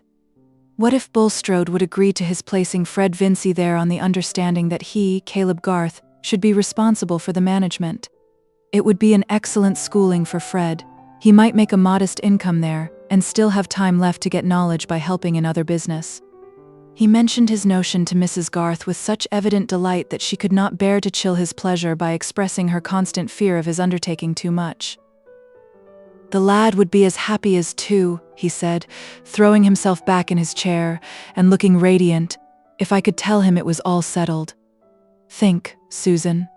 His mind had been running on that place for years before old Featherstone died, and it would be as pretty a turn of things as could be that he should hold the place in a good industrious way after all, by his taking to business. For it's likely enough Bulstrode might let him go on and gradually buy the stock. He hasn't made up his mind, I can see, whether or not he shall settle somewhere else as a lasting thing. I never was better pleased with a notion in my life. And then the children might be married by and by, Susan. You will not give any hint of the plan to Fred until you are sure that Bulstrode would agree to the plan?" said Mrs. Garth, in a tone of gentle caution. "And as to marriage, Caleb, we old people need not help to hasten it." "Oh, I don't know," said Caleb, swinging his head aside. "Marriage is a taming thing. Fred would want less of my bit and bridle. However, I shall say nothing till I know the ground I'm treading on. I shall speak to Bulstrode again." He took his earliest opportunity of doing so.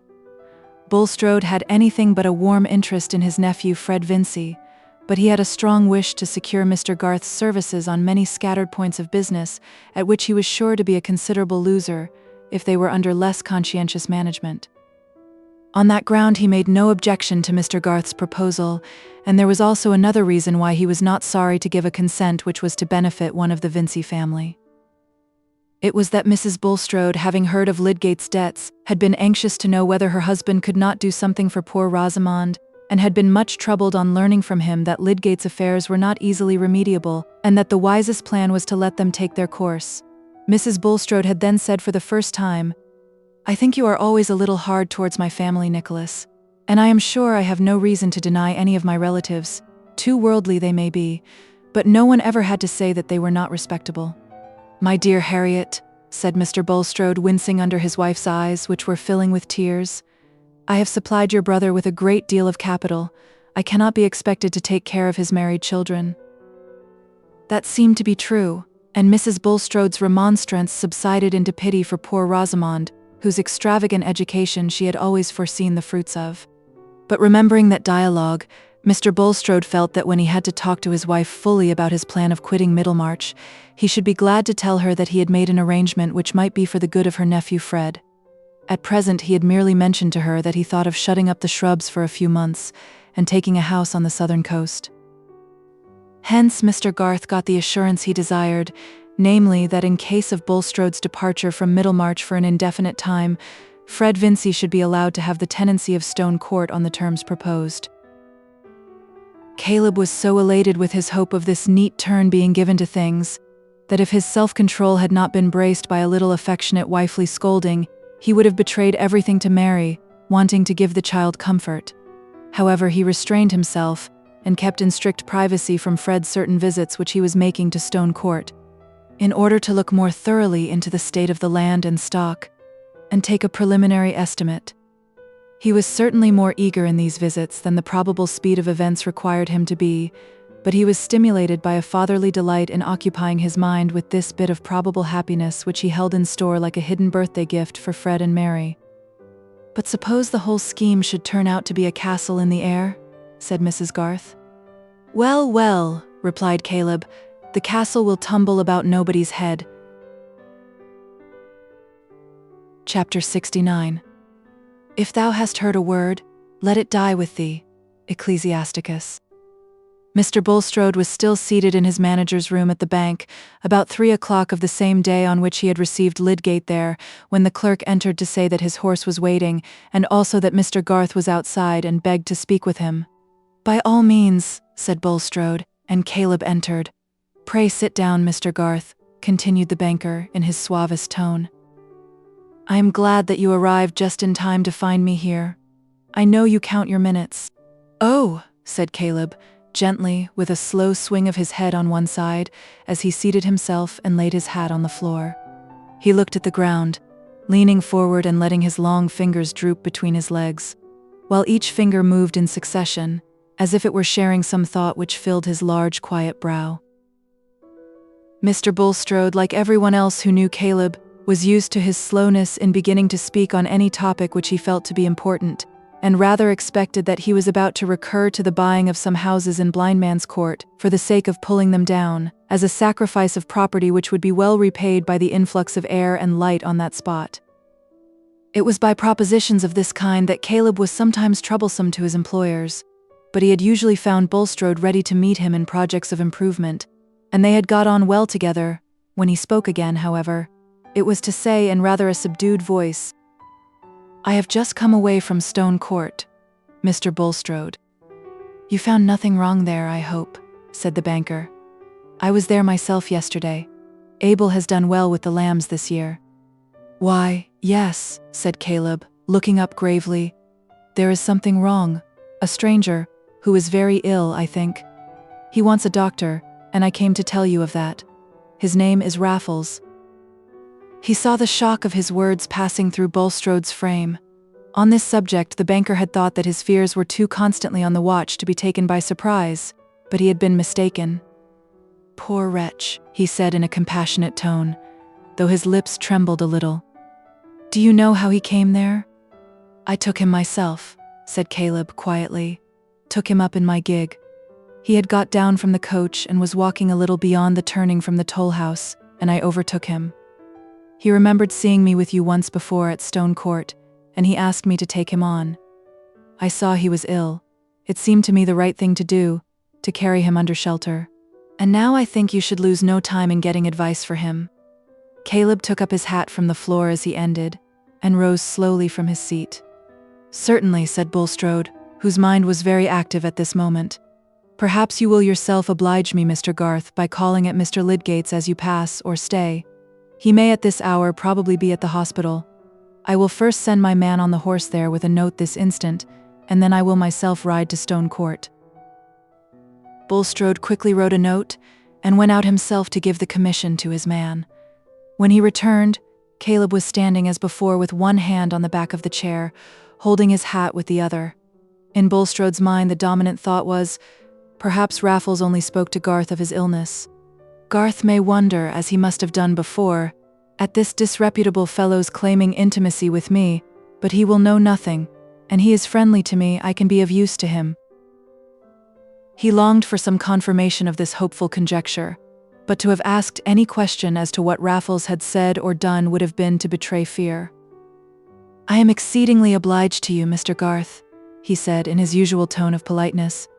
"My servant will be back in a few minutes, and I shall then go myself to see what can be done for this unfortunate man. Perhaps you had some other business with me? If so, pray be seated." "Thank you," said Caleb, making a slight gesture with his right hand to waive the invitation. "I wish to say, Mr. Bulstrode, that I must request you to put your business into some other hands than mine. I am obliged to you for your handsome way of meeting me about the letting of Stone Court and all other business, but I must give it up." A sharp certainty entered like a stab into Bulstrode's soul. "This is sudden, Mr. Garth," was all he could say at first. "It is," said Caleb, "but it is quite fixed. I must give it up." He spoke with a firmness which was very gentle, and yet he could see that Bulstrode seemed to cower under that gentleness, his face looking dried and his eyes swerving away from the glance which rested on him. Caleb felt a deep pity for him, but he could have used no pretext to account for his resolve, even if they would have been of any use. You have been led to this, I apprehend, by some slanders concerning me uttered by that unhappy creature, said Bulstrode, anxious now to know the utmost. That is true. I can't deny that I act upon what I heard from him. You are a conscientious man, Mr. Garth, a man, I trust, who feels himself accountable to God.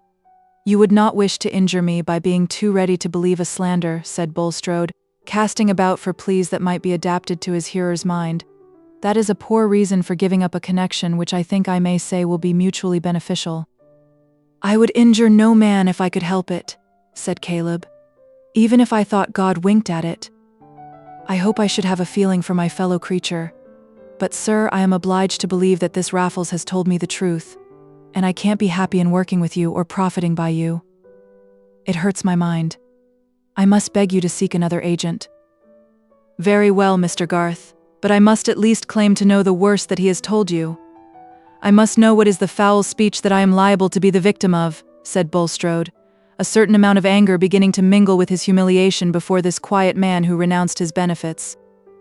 That's needless, said Caleb, waving his hand, bowing his head slightly, and not swerving from the tone which had in it the merciful intention to spare this pitiable man. What he has said to me will never pass from my lips unless something now unknown forces it from me.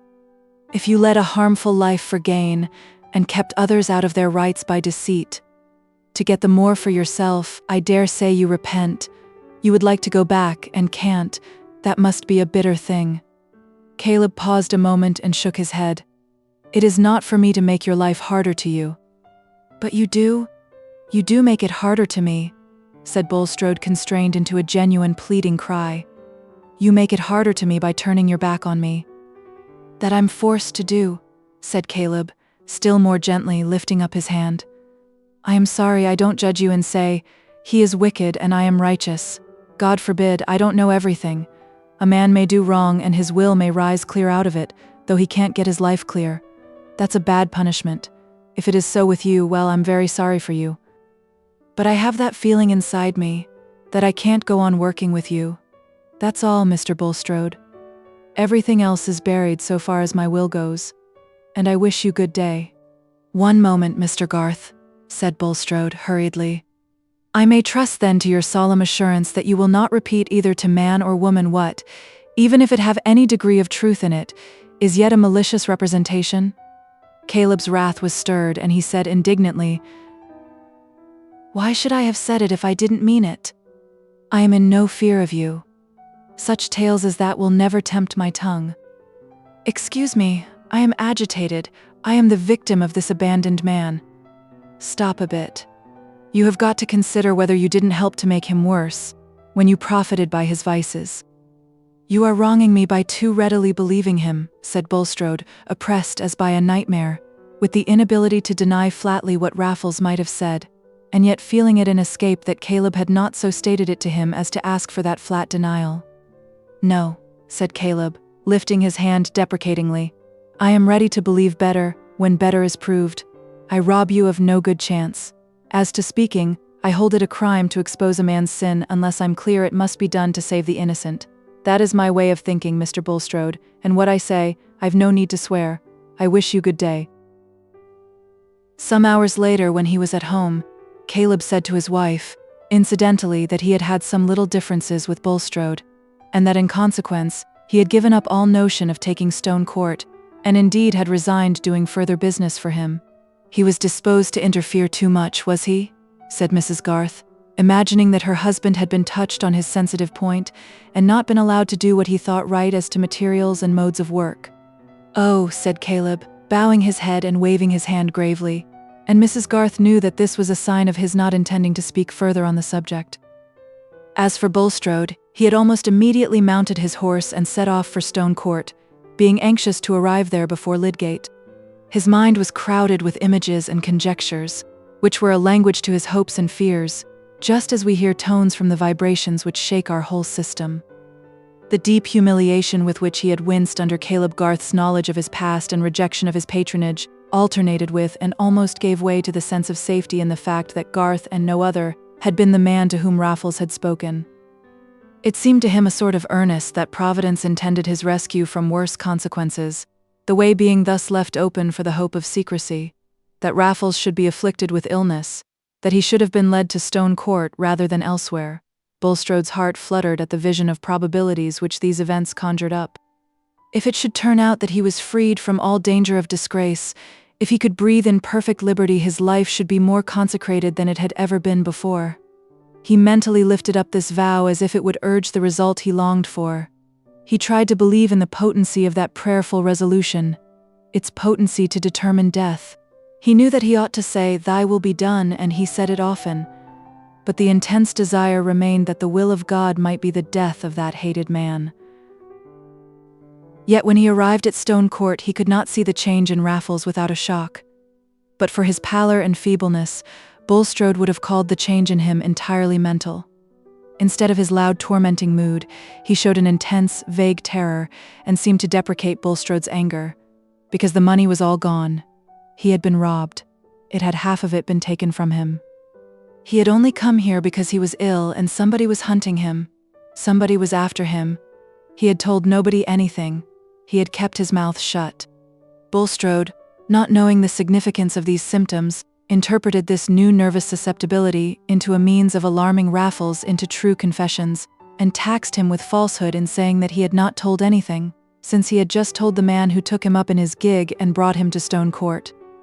Raffles denied this with solemn adjurations, the fact being that the links of consciousness were interrupted in him, and that his minute terror-stricken narrative to Caleb Garth had been delivered under a set of visionary impulses which had dropped back into darkness.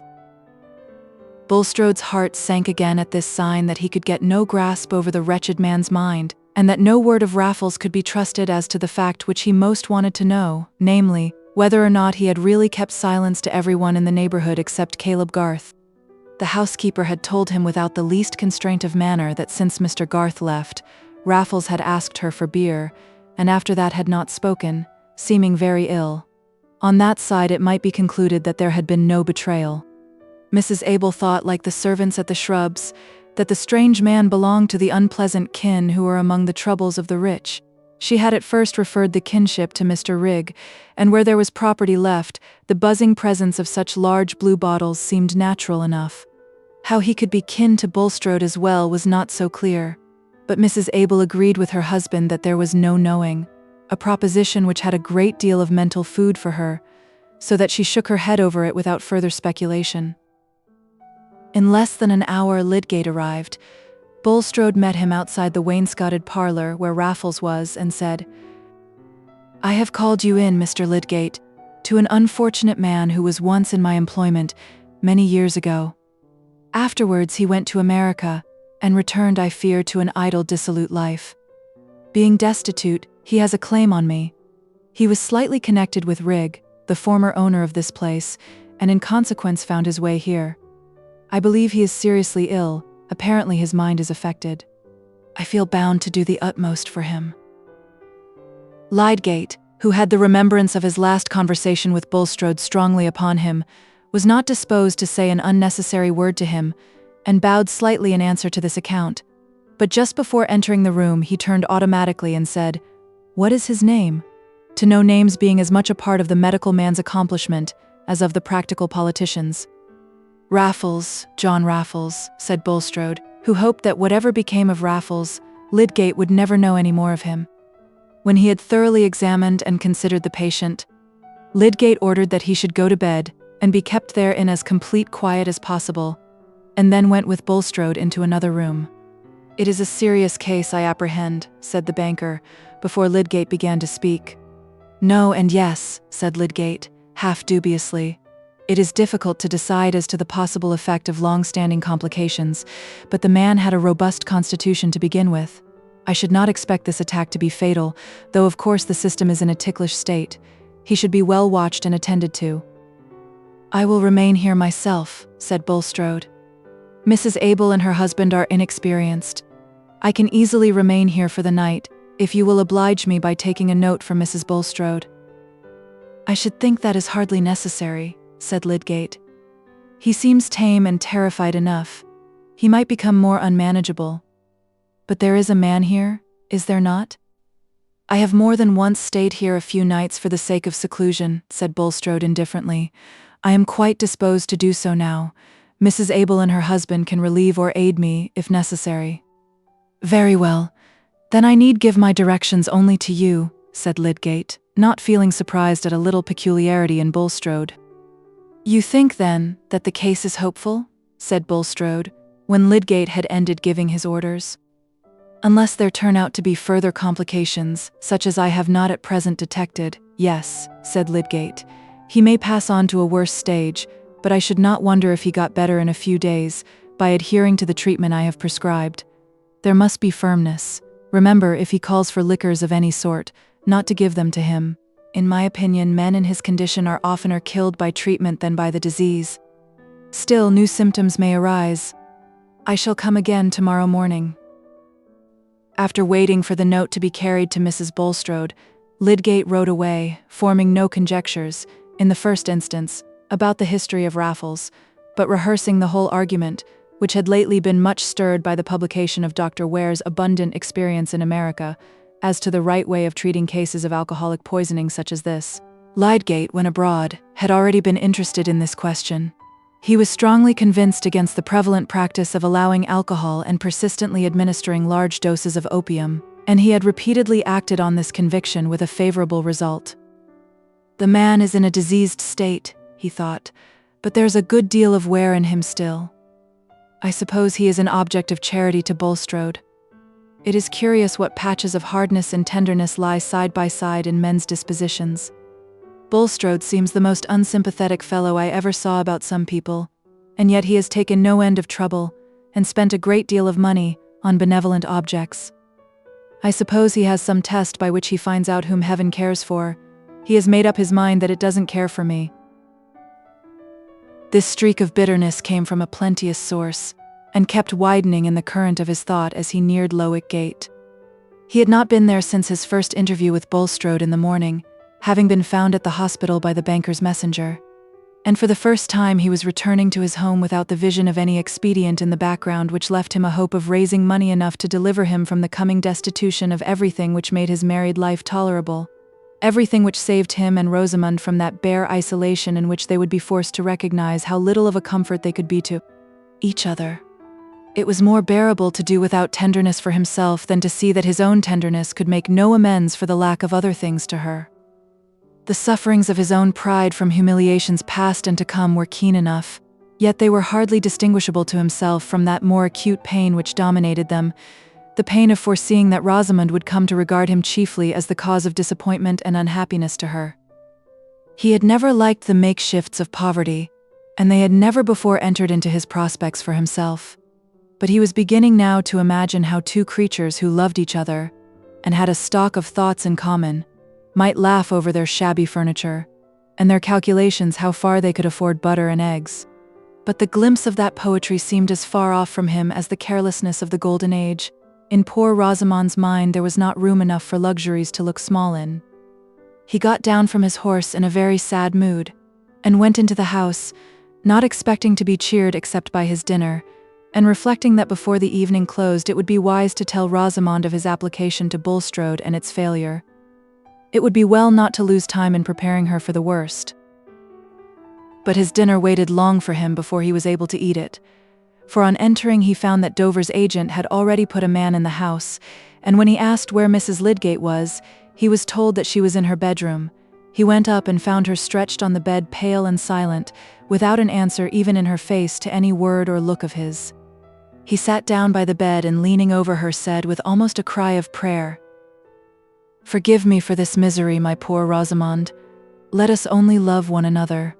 She looked at him silently, still with the blank despair on her face. But then the tears began to fill her blue eyes, and her lip trembled. The strong man had had too much to bear that day. He let his head fall beside hers and sobbed. He did not hinder her from going to her father early in the morning. It seemed now that he ought not to hinder her from doing as she pleased. In half an hour she came back, and said that Papa and Mama wished her to go and stay with them while things were in this miserable state. Papa said he could do nothing about the debt. If he paid this, there would be half a dozen more. She had better come back home again till Lydgate had got a comfortable home for her. Do you object, Tertius? Do as you like, said Lydgate. But things are not coming to a crisis immediately. There is no hurry. I should not go till tomorrow, said Rosamond. I shall want to pack my clothes. Oh, I would wait a little longer than tomorrow. There is no knowing what may happen, said Lydgate, with bitter irony. I may get my neck broken, and that may make things easier to you. It was Lydgate's misfortune, and Rosamond's too, that his tenderness towards her, which was both an emotional prompting and a well-considered resolve, was inevitably interrupted by these outbursts of indignation, either ironical or remonstrant. She thought them totally unwarranted, and the repulsion which this exceptional severity excited in her was in danger of making the more persistent tenderness unacceptable. I see you do not wish me to go, she said with chill mildness. Why can you not say so without that kind of violence? I shall stay until you request me to do otherwise. Lydgate said no more, but went out on his rounds. He felt bruised and shattered, and there was a dark line under his eyes which Rosamond had not seen before. She could not bear to look at him. Tertius had a way of taking things which made them a great deal worse for her. Chapter 70. Our deeds still travel with us from afar, and what we have been makes us what we are. Bulstrode's first object after Lydgate had left Stone Court was to examine Raffles's pockets, which he imagined were sure to carry signs in the shape of hotel bills of the places he had stopped in, if he had not told the truth in saying that he had come straight from Liverpool because he was ill and had no money. There were various bills crammed into his pocketbook, but none of a later date than Christmas at any other place, except one, which bore date that morning. This was crumpled up with a handbill about a horse fare in one of his tail pockets, and represented the cost of 3 days' stay at an inn at Bilkley, where the fair was held, a town at least 40 miles from Middlemarch.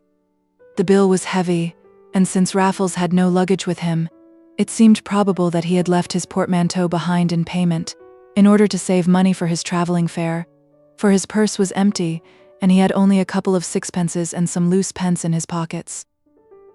Bulstrode gathered a sense of safety from these indications that Raffles had really kept at a distance from Middlemarch since his memorable visit at Christmas. At a distance and among people who were strangers to Bulstrode, what satisfaction could there be to Raffles's tormenting, self-magnifying vein in telling old scandalous stories about a Middlemarch banker? And what harm if he did talk? The chief point now was to keep watch over him as long as there was any danger of that intelligible raving, that unaccountable impulse to tell, which seemed to have acted towards Caleb Garth, and Bulstrode felt much anxiety lest some such impulse should come over him at the sight of Lydgate. He sat up alone with him through the night, only ordering the housekeeper to lie down in her clothes, so as to be ready when he called her, alleging his own indisposition to sleep, and his anxiety to carry out the doctor's orders. He did carry them out faithfully, although Raffles was incessantly asking for brandy, and declaring that he was sinking away, that the earth was sinking away from under him. He was restless and sleepless, but still quailing and manageable. On the offer of the food ordered by Lydgate, which he refused, and the denial of other things which he demanded, he seemed to concentrate all his terror on Bulstrode, imploringly deprecating his anger, his revenge on him by starvation, and declaring with strong oaths that he had never told any mortal a word against him. Even this Bulstrode felt that he would not have liked Lydgate to hear, but a more alarming sign of fitful alternation in his delirium was that in the morning twilight Raffles suddenly seemed to imagine a doctor present, addressing him and declaring that Bulstrode wanted to starve him to death out of revenge for telling, when he never had told. Bulstrode's native imperiousness and strength of determination served him well. This delicate-looking man, himself nervously perturbed, found the needed stimulus in his strenuous circumstances, and through that difficult night and morning, while he had the air of an animated corpse returned to movement without warmth, holding the mastery by its chill impassibility, his mind was intensely at work thinking of what he had to guard against and what would win him security. Whatever prayers he might lift up, whatever statements he might inwardly make of this man's wretched spiritual condition, and the duty he himself was under to submit to the punishment divinely appointed for him, rather than to wish for evil to another, through all this effort to condense words into a solid mental state, there pierced and spread with irresistible vividness the images of the events he desired, and in the train of those images came their apology. He could not but see the death of Raffles, and see in it his own deliverance. What was the removal of this wretched creature? He was impenitent, but were not public criminals impenitent? Yet the law decided on their fate. Should Providence in this case award death, there was no sin in contemplating death as the desirable issue, if he kept his hands from hastening it, if he scrupulously did what was prescribed. Even here there might be a mistake. Human prescriptions were fallible things. Lydgate had said that treatment had hastened death. Why not his own method of treatment? But of course intention was everything in the question of right and wrong. And Bulstrode set himself to keep his intentions separate from his desire. He inwardly declared that he intended to obey orders. Why should he have got into any argument about the validity of these orders? It was only the common trick of desire which avails itself of any irrelevant skepticism, finding larger room for itself in all uncertainty about effects, in every obscurity that looks like the absence of law. Still, he did obey the orders. His anxieties continually glanced towards Lydgate, and his remembrance of what had taken place between them the morning before was accompanied with sensibilities which had not been roused at all during the actual scene. He had then cared but little about Lydgate's painful impressions with regard to the suggested change in the hospital, or about the disposition towards himself which, what he held to be his justifiable refusal of a rather exorbitant request might call forth.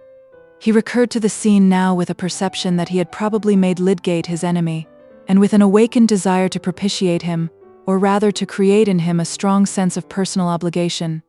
He regretted that he had not at once made even an unreasonable money sacrifice, for in case of unpleasant suspicions, or even knowledge gathered from the raving of Raffles, Bulstrode would have felt that he had a defense in Lydgate's mind by having conferred a momentous benefit on him. But the regret had perhaps come too late.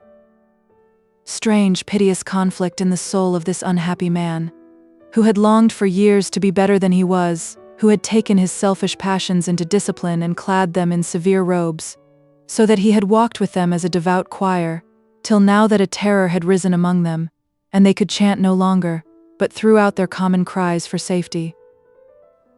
It was nearly the middle of the day before Lydgate arrived. He had meant to come earlier but had been detained, he said, and his shattered looks were noticed by Bulstrode, but he immediately threw himself into the consideration of the patient, and inquired strictly into all that had occurred. Raffles was worse, would take hardly any food, was persistently wakeful and restlessly raving, but still not violent. Contrary to Bulstrode's alarmed expectation, he took little notice of Lydgate's presence, and continued to talk or murmur incoherently. "What do you think of him?" said Bulstrode in private. "The symptoms are worse." "You are less hopeful?"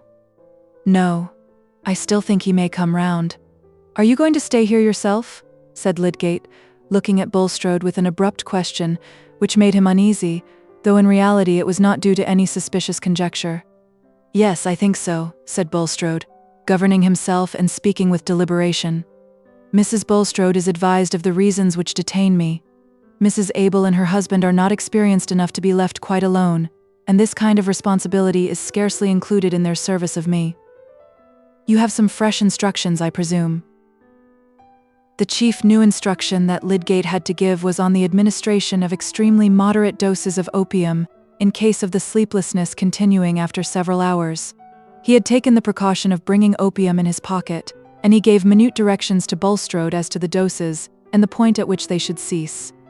He insisted on the risk of not ceasing, and repeated his order that no alcohol should be given. "From what I see of the case," he ended, "narcotism is the only thing I should be much afraid of. He may wear through even without much food. There's a good deal of strength in him."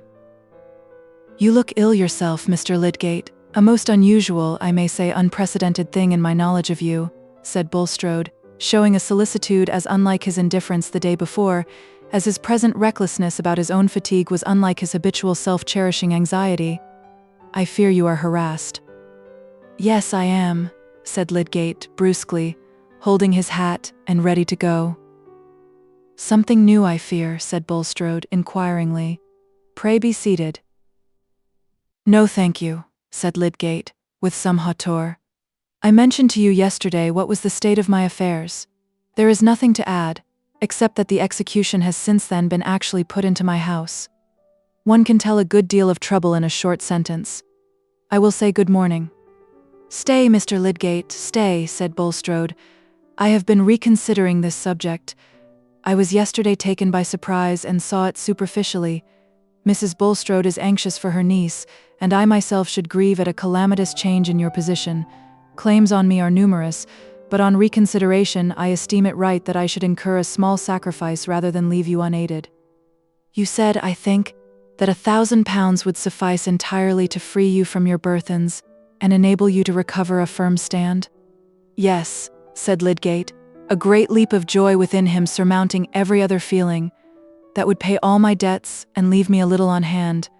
I could set about economizing in our way of living, and by my practice might look up. If you will wait a moment, Mr. Lydgate, I will draw a check to that amount. I am aware that help, to be effectual in these cases, should be thorough."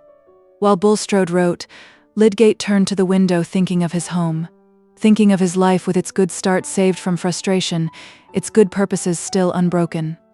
"You can give me a note of hand for this, Mr. Lydgate," said the banker, advancing towards him with the check. "And by I hope you may be in circumstances gradually to repay me. Meanwhile, I have pleasure in thinking that you will be released from further difficulty." "I am deeply obliged to you," said Lydgate. "You have restored to me the prospect of working with some happiness and some chance of good." It appeared to him a very natural movement in Bulstrode that he should have reconsidered his refusal. It corresponded with the more munificent side of his character. But as he put his hack into a canter, that he might get the sooner home, and tell the good news to Rosamond, and get cash at the bank to pay over to Dover's agent, there crossed his mind with an unpleasant impression, as from a dark-winged flight of evil augury across his vision, the thought of that contrast in himself which a few months had brought, that he should be overjoyed at being under a strong personal obligation, that he should be overjoyed at getting money for himself from Bulstrode. The banker felt that he had done something to nullify one cause of uneasiness, and yet he was scarcely the easier. He did not measure the quantity of diseased motive which had made him wish for Lydgate's goodwill, but the quantity was none the less actively there, like an irritating agent in his blood. A man vows, and yet will not cast away the means of breaking his vow. Is it that he distinctly means to break it? Not at all. But the desires which tend to break it are at work in him dimly, and make their way into his imagination, and relax his muscles in the very moments when he is telling himself over again the reasons for his vow. Raffles, recovering quickly, returning to the free use of his odious powers, how could Bulstrode wish for that? Raffles dead was the image that brought release, and indirectly he prayed for that way of release, beseeching that, if it were possible, the rest of his days here below might be freed from the threat of an ignominy which would break him utterly as an instrument of God's service. Lydgate's opinion was not on the side of promise that this prayer would be fulfilled, and as the day advanced, Bulstrode felt himself getting irritated at the persistent life in this man, whom he would fain have seen sinking into the silence of death. Imperious will stirred murderous impulses towards this brute life, over which will by itself had no power. He said inwardly that he was getting too much worn. He would not sit up with the patient tonight, but leave him to Mrs. Abel, who, if necessary, could call her husband. At 6 o'clock, Raffles, having had only fitful perturbed snatches of sleep, from which he waked with fresh restlessness and perpetual cries that he was sinking away, Bulstrode began to administer the opium according to Lydgate's directions. At the end of half an hour or more he called Mrs. Abel and told her that he found himself unfit for further watching. He must now consign the patient to her care, and he proceeded to repeat to her Lydgate's directions as to the quantity of each dose. Mrs. Abel had not before known anything of Lydgate's prescriptions. She had simply prepared and brought whatever Bulstrode ordered, and had done what he pointed out to her. She began now to ask what else she should do besides administering the opium. "Nothing at present, except the offer of the soup or the soda water. You can come to me for further directions. Unless there is any important change, I shall not come into the room again tonight. You will ask your husband for help if necessary. I must go to bed early." "You've much need, sir, I'm sure," said Mrs. Abel, "and to take something more strengthening than what you've done." Bulstrode went away now without anxiety as to what Raffles might say in his raving, which had taken on a muttering incoherence not likely to create any dangerous belief. At any rate, he must risk this. He went down into the wainscoted parlor first, and began to consider whether he would not have his horse saddled and go home by the moonlight, and give up caring for earthly consequences. Then, he wished that he had begged Lydgate to come again that evening. Perhaps he might deliver a different opinion, and think that Raffles was getting into a less hopeful state. Should he send for Lydgate? If Raffles were really getting worse and slowly dying, Bulstrode felt that he could go to bed and sleep in gratitude to Providence. But was he worse? Lydgate might come and simply say that he was going on as he expected, and predict that he would by and by fall into a good sleep, and get well. What was the use of sending for him? Bulstrode shrank from that result. No ideas or opinions could hinder him from seeing the one probability to be that Raffles recovered would be just the same man as before, with his strength as a tormentor renewed, obliging him to drag away his wife to spend her years apart from her friends and native place, carrying an alienating suspicion against him in her heart. He had sat an hour and a half in this conflict by the firelight only, when a sudden thought made him rise and light the bed candle which he had brought down with him. The thought was that he had not told Mrs. Abel when the doses of opium must cease. He took hold of the candlestick, but stood motionless for a long while. She might already have given him more than Lydgate had prescribed, but it was excusable in him that he should forget part of an order in his present wearied condition. He walked upstairs, candle in hand, not knowing whether he should straightway enter his own room and go to bed, or turn to the patient's room and rectify his omission. He paused in the passage, with his face turned towards Raffles's room, and he could hear him moaning and murmuring. He was not asleep, then. Who could know that Lydgate's prescription would not be better disobeyed than followed, since there was still no sleep? He turned into his own room. Before he had quite undressed, Mrs. Abel rapped at the door. He opened it an inch so that he could hear her speak low. "If you please, sir, should I have no brandy nor nothing to give the poor creetur? He feels sinking away, and nothing else will he swaller, and but little strength in it, if he did, only the opium. And he says more and more he's sinking down through the earth." To her surprise, Mr. Bulstrode did not answer. A struggle was going on within him. "I think he must die for want o' support, if he goes on in that way. When I nursed my poor master, Mr. Robeson, I had to give him port wine and brandy constant, and a big glass at a time," added Mrs. Abel, with a touch of remonstrance in her tone. But again, Mr. Bulstrode did not answer immediately, and she continued, "It's not a time to spare when people are at death's door, nor would you wish it, sir, I'm sure. Else I should give him our own bottle o' rum as we keep by us. But a sitter up so as you've been, and doing everything as laid in your power." Here a key was thrust through the inch of doorway, and Mr. Bulstrode said huskily, "That is the key of the wine cooler. You will find plenty of brandy there." Early in the morning, about 6, Mr. Bulstrode rose and spent some time in prayer. Does anyone suppose that private prayer is necessarily candid, necessarily goes to the roots of action? Private prayer is inaudible speech, and speech is representative. Who can represent himself just as he is, even in his own reflections? Bulstrode had not yet unraveled in his thought the confused promptings of the last 24 hours. He listened in the passage and could hear hard stertorous breathing. Then he walked out in the garden and looked at the early rime on the grass and fresh spring leaves. When he re-entered the house, he felt startled at the sight of Mrs. Abel. "How is your patient asleep, I think?" he said, with an attempt at cheerfulness in his tone. "He's gone very deep, sir," said Mrs. Abel. "He went off gradual between 3 and 4 o'clock. Would you please to go and look at him? I thought it no harm to leave him. My man's gone afield, and the little girl's seeing to the kettles." Bulstrode went up. At a glance he knew that Raffles was not in the sleep which brings revival, but in the sleep which streams deeper and deeper into the gulf of death.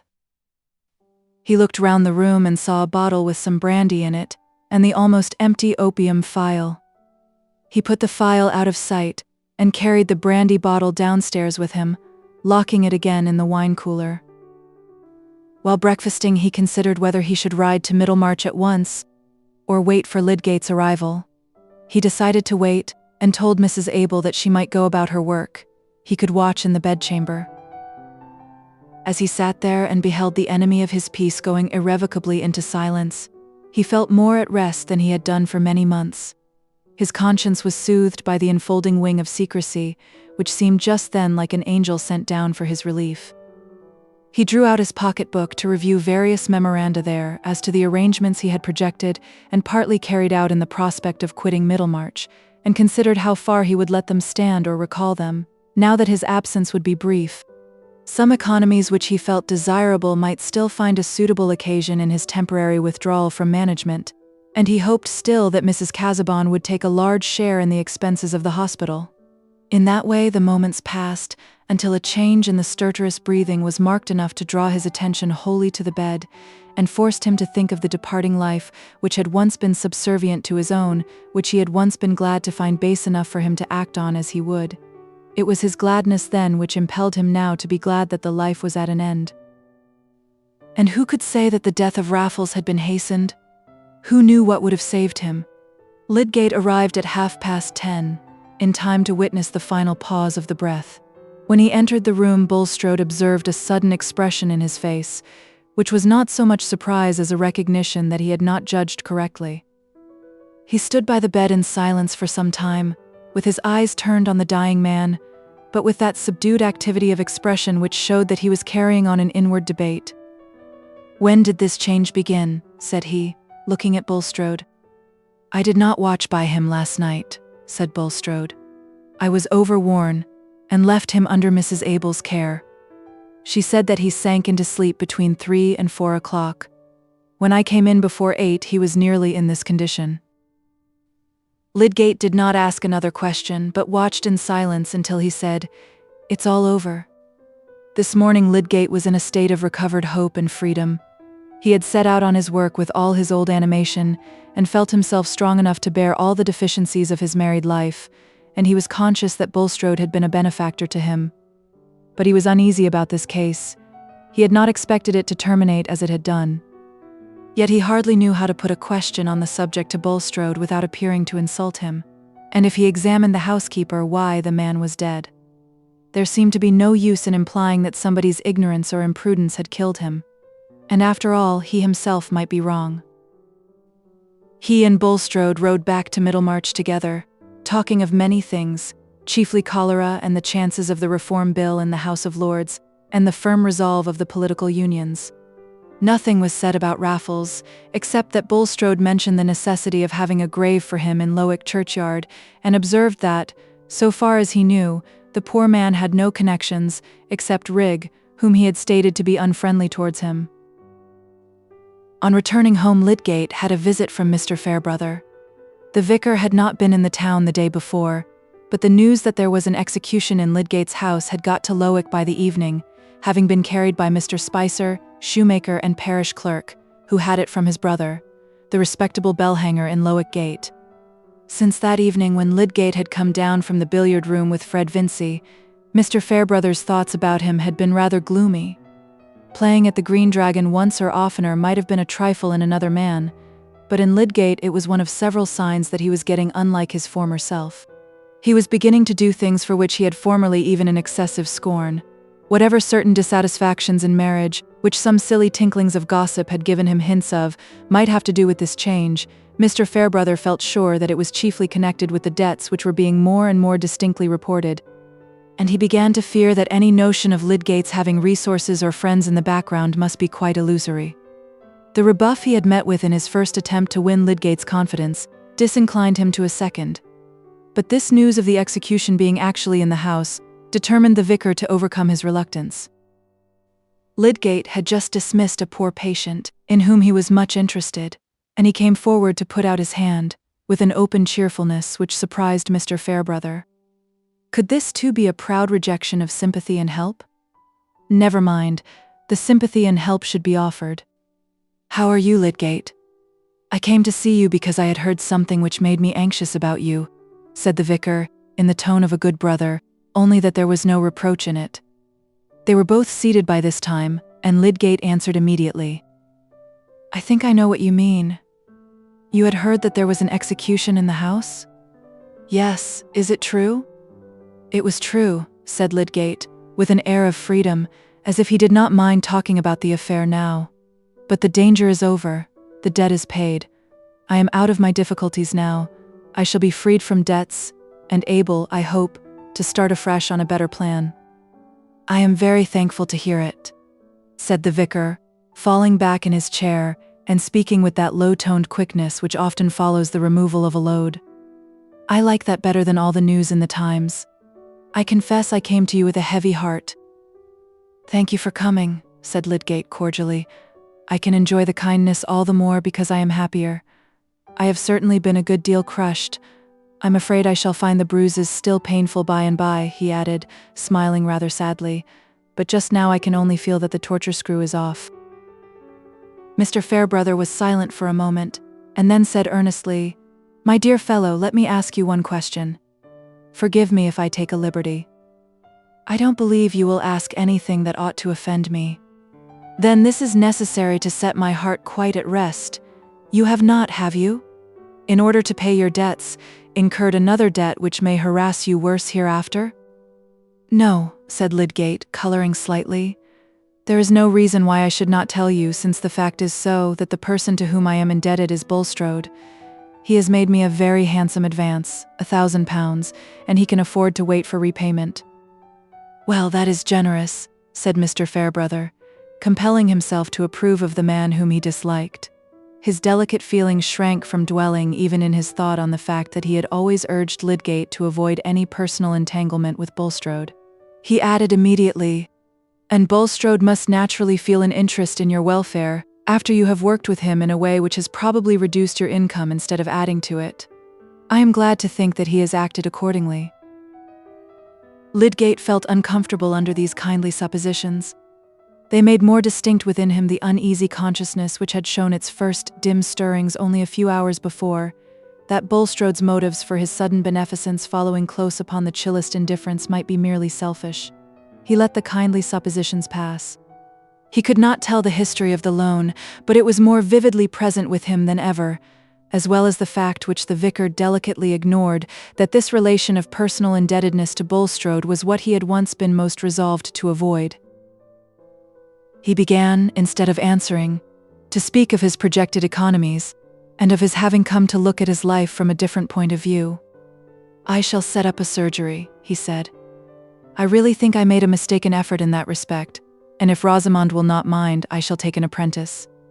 I don't like these things, but if one carries them out faithfully, they are not really lowering. I have had a severe galling to begin with. That will make the small rubs seem easy. Poor Lydgate. The if Rosamond will not mind, which had fallen from him involuntarily as part of his thought, was a significant mark of the yoke he bore. But Mr. Fairbrother, whose hopes entered strongly into the same current with Lydgate's, and who knew nothing about him that could now raise a melancholy presentiment, left him with affectionate congratulation.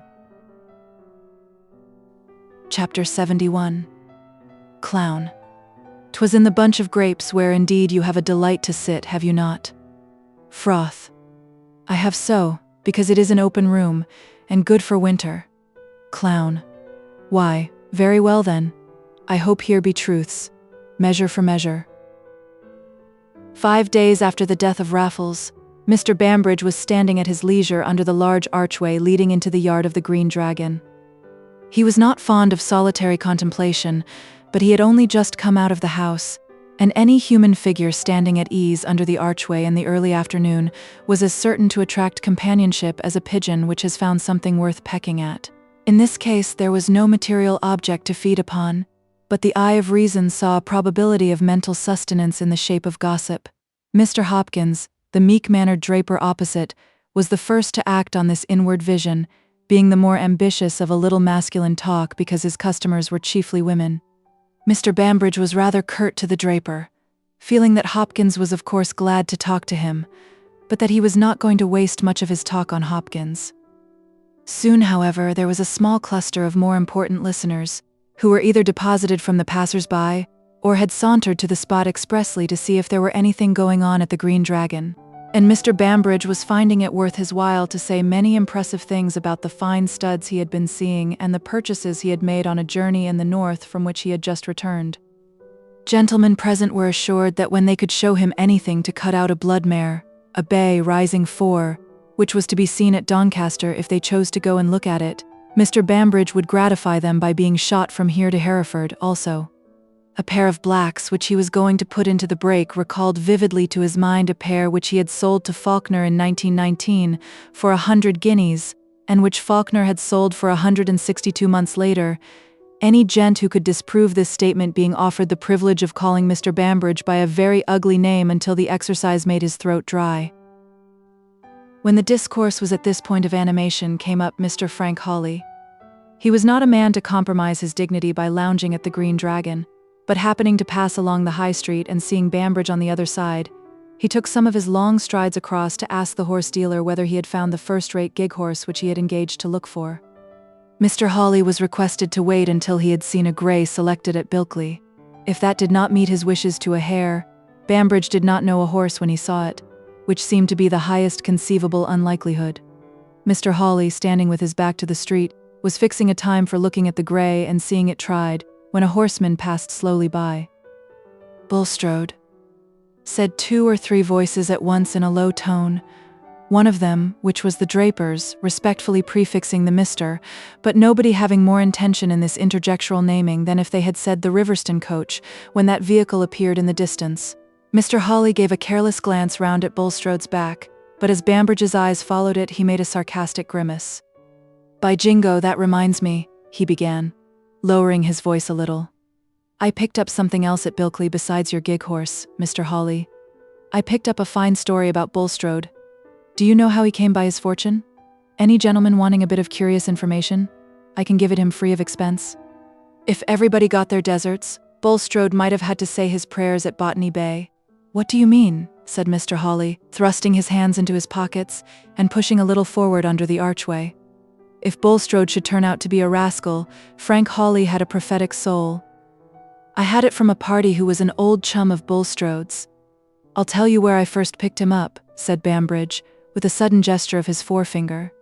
"He was at Larcher's sale, but I knew nothing of him then. He slipped through my fingers. Was after Bulstrode, no doubt. He tells me he can tap Bulstrode to any amount, knows all his secrets. However, he blabbed to me at Bilkley. He takes a stiff glass. Damn if I think he meant to turn King's evidence, but he's that sort of bragging fellow, the bragging runs over hedge and ditch with him, till he'd brag of a spavin as if it ood fetch money. A man should know when to pull up." Mr. Bambridge made this remark with an air of disgust, satisfied that his own bragging showed a fine sense of the marketable. "What's the man's name? Where can he be found?" said Mr. Hawley. "As to where he is to be found, I left him to it at the Saracen's Head, but his name is Raffles." "Raffles!" exclaimed Mr. Hopkins. "I furnished his funeral yesterday. He was buried at LXIX. Mr. Bulstrode followed him. A very decent funeral." There was a strong sensation among the listeners. Mr. Bambridge gave an ejaculation in which brimstone was the mildest word, and Mr. Hawley, knitting his brows and bending his head forward, exclaimed, "What? Where did the man die?" "At Stone Court," said the draper. "The housekeeper said he was a relation of the master's. He came there ill on Friday." "Why, it was on Wednesday I took a glass with him," interposed Bambridge. "Did any doctor attend him?" said Mr. Hawley. "Yes, Mr. Lydgate. Mr. Bulstrode sat up with him one night. He died the 3rd morning." "Go on, Bambridge," said Mr. Hawley insistently. "What did this fellow say about Bulstrode?" The group had already become larger, the town clerk's presence being a guarantee that something worth listening to was going on there, and Mr. Bambridge delivered his narrative in the hearing of 7. It was mainly what we know, including the fact about Will Ladislaw, with some local color and circumstance added. It was what Bulstrode had dreaded the betrayal of and hoped to have buried forever with the corpse of Raffles. It was that haunting ghost of his earlier life which, as he rode past the archway of the Green Dragon, he was trusting that Providence had delivered him from. Yes, Providence. He had not confessed to himself yet that he had done anything in the way of contrivance to this end. He had accepted what seemed to have been offered. It was impossible to prove that he had done anything which hastened the departure of that man's soul. But this gossip about Bulstrode spread through Middlemarch like the smell of fire. Mr. Frank Hawley followed up his information by sending a clerk whom he could trust to Stone Court on a pretext of inquiring about Hay, but really to gather all that could be learned about Raffles and his illness from Mrs. Abel. In this way it came to his knowledge that Mr. Garth had carried the man to Stone Court in his gig, and Mr. Hawley in consequence took an opportunity of seeing Caleb, calling at his office to ask whether he had time to undertake an arbitration if it were required, and then asking him incidentally about Raffles. Caleb was betrayed into no word injurious to Bulstrode beyond the fact which he was forced to admit that he had given up acting for him within the last week. Mr. Hawley drew his inferences, and feeling convinced that Raffles had told his story to Garth and that Garth had given up Bulstrode's affairs in consequence, said so a few hours later to Mr. Toller. The statement was passed on until it had quite lost the stamp of an inference, and was taken as information coming straight from Garth, so that even a diligent historian might have concluded Caleb to be the chief publisher of Bulstrode's misdemeanors. Mr. Hawley was not slow to perceive that there was no handle for the law either in the revelations made by Raffles or in the circumstances of his death. He had himself ridden to Lowick village that he might look at the register and talk over the whole matter with Mr. Fairbrother, who was not more surprised than the lawyer that an ugly secret should have come to light about Bulstrode, though he had always had justice enough in him to hinder his antipathy from turning into conclusions. But while they were talking, another combination was silently going forward in Mr. Fairbrother's mind, which foreshadowed what was soon to be loudly spoken of in Middlemarch as a necessary putting of two and two together. With the reasons which kept Bulstrode in dread of Raffles, there flashed the thought that the dread might have something to do with his munificence towards his medical man, and though he resisted the suggestion that it had been consciously accepted in any way as a bribe, he had a foreboding that this complication of things might be of malignant effect on Lydgate's reputation. He perceived that Mr. Hawley knew nothing at present of the sudden relief from debt, and he himself was careful to glide away from all approaches towards the subject. "Well," he said with a deep breath, wanting to wind up the illimitable discussion of what might have been, though nothing could be legally proven, "it is a strange story. So our mercurial Ladislaw has a queer genealogy. A high-spirited young lady and a musical Polish patriot made a likely enough stock for him to spring from, but I should never have suspected a grafting of the Jew pawnbroker. However, there's no knowing what a mixture will turn out beforehand. Some sorts of dirt serve to clarify."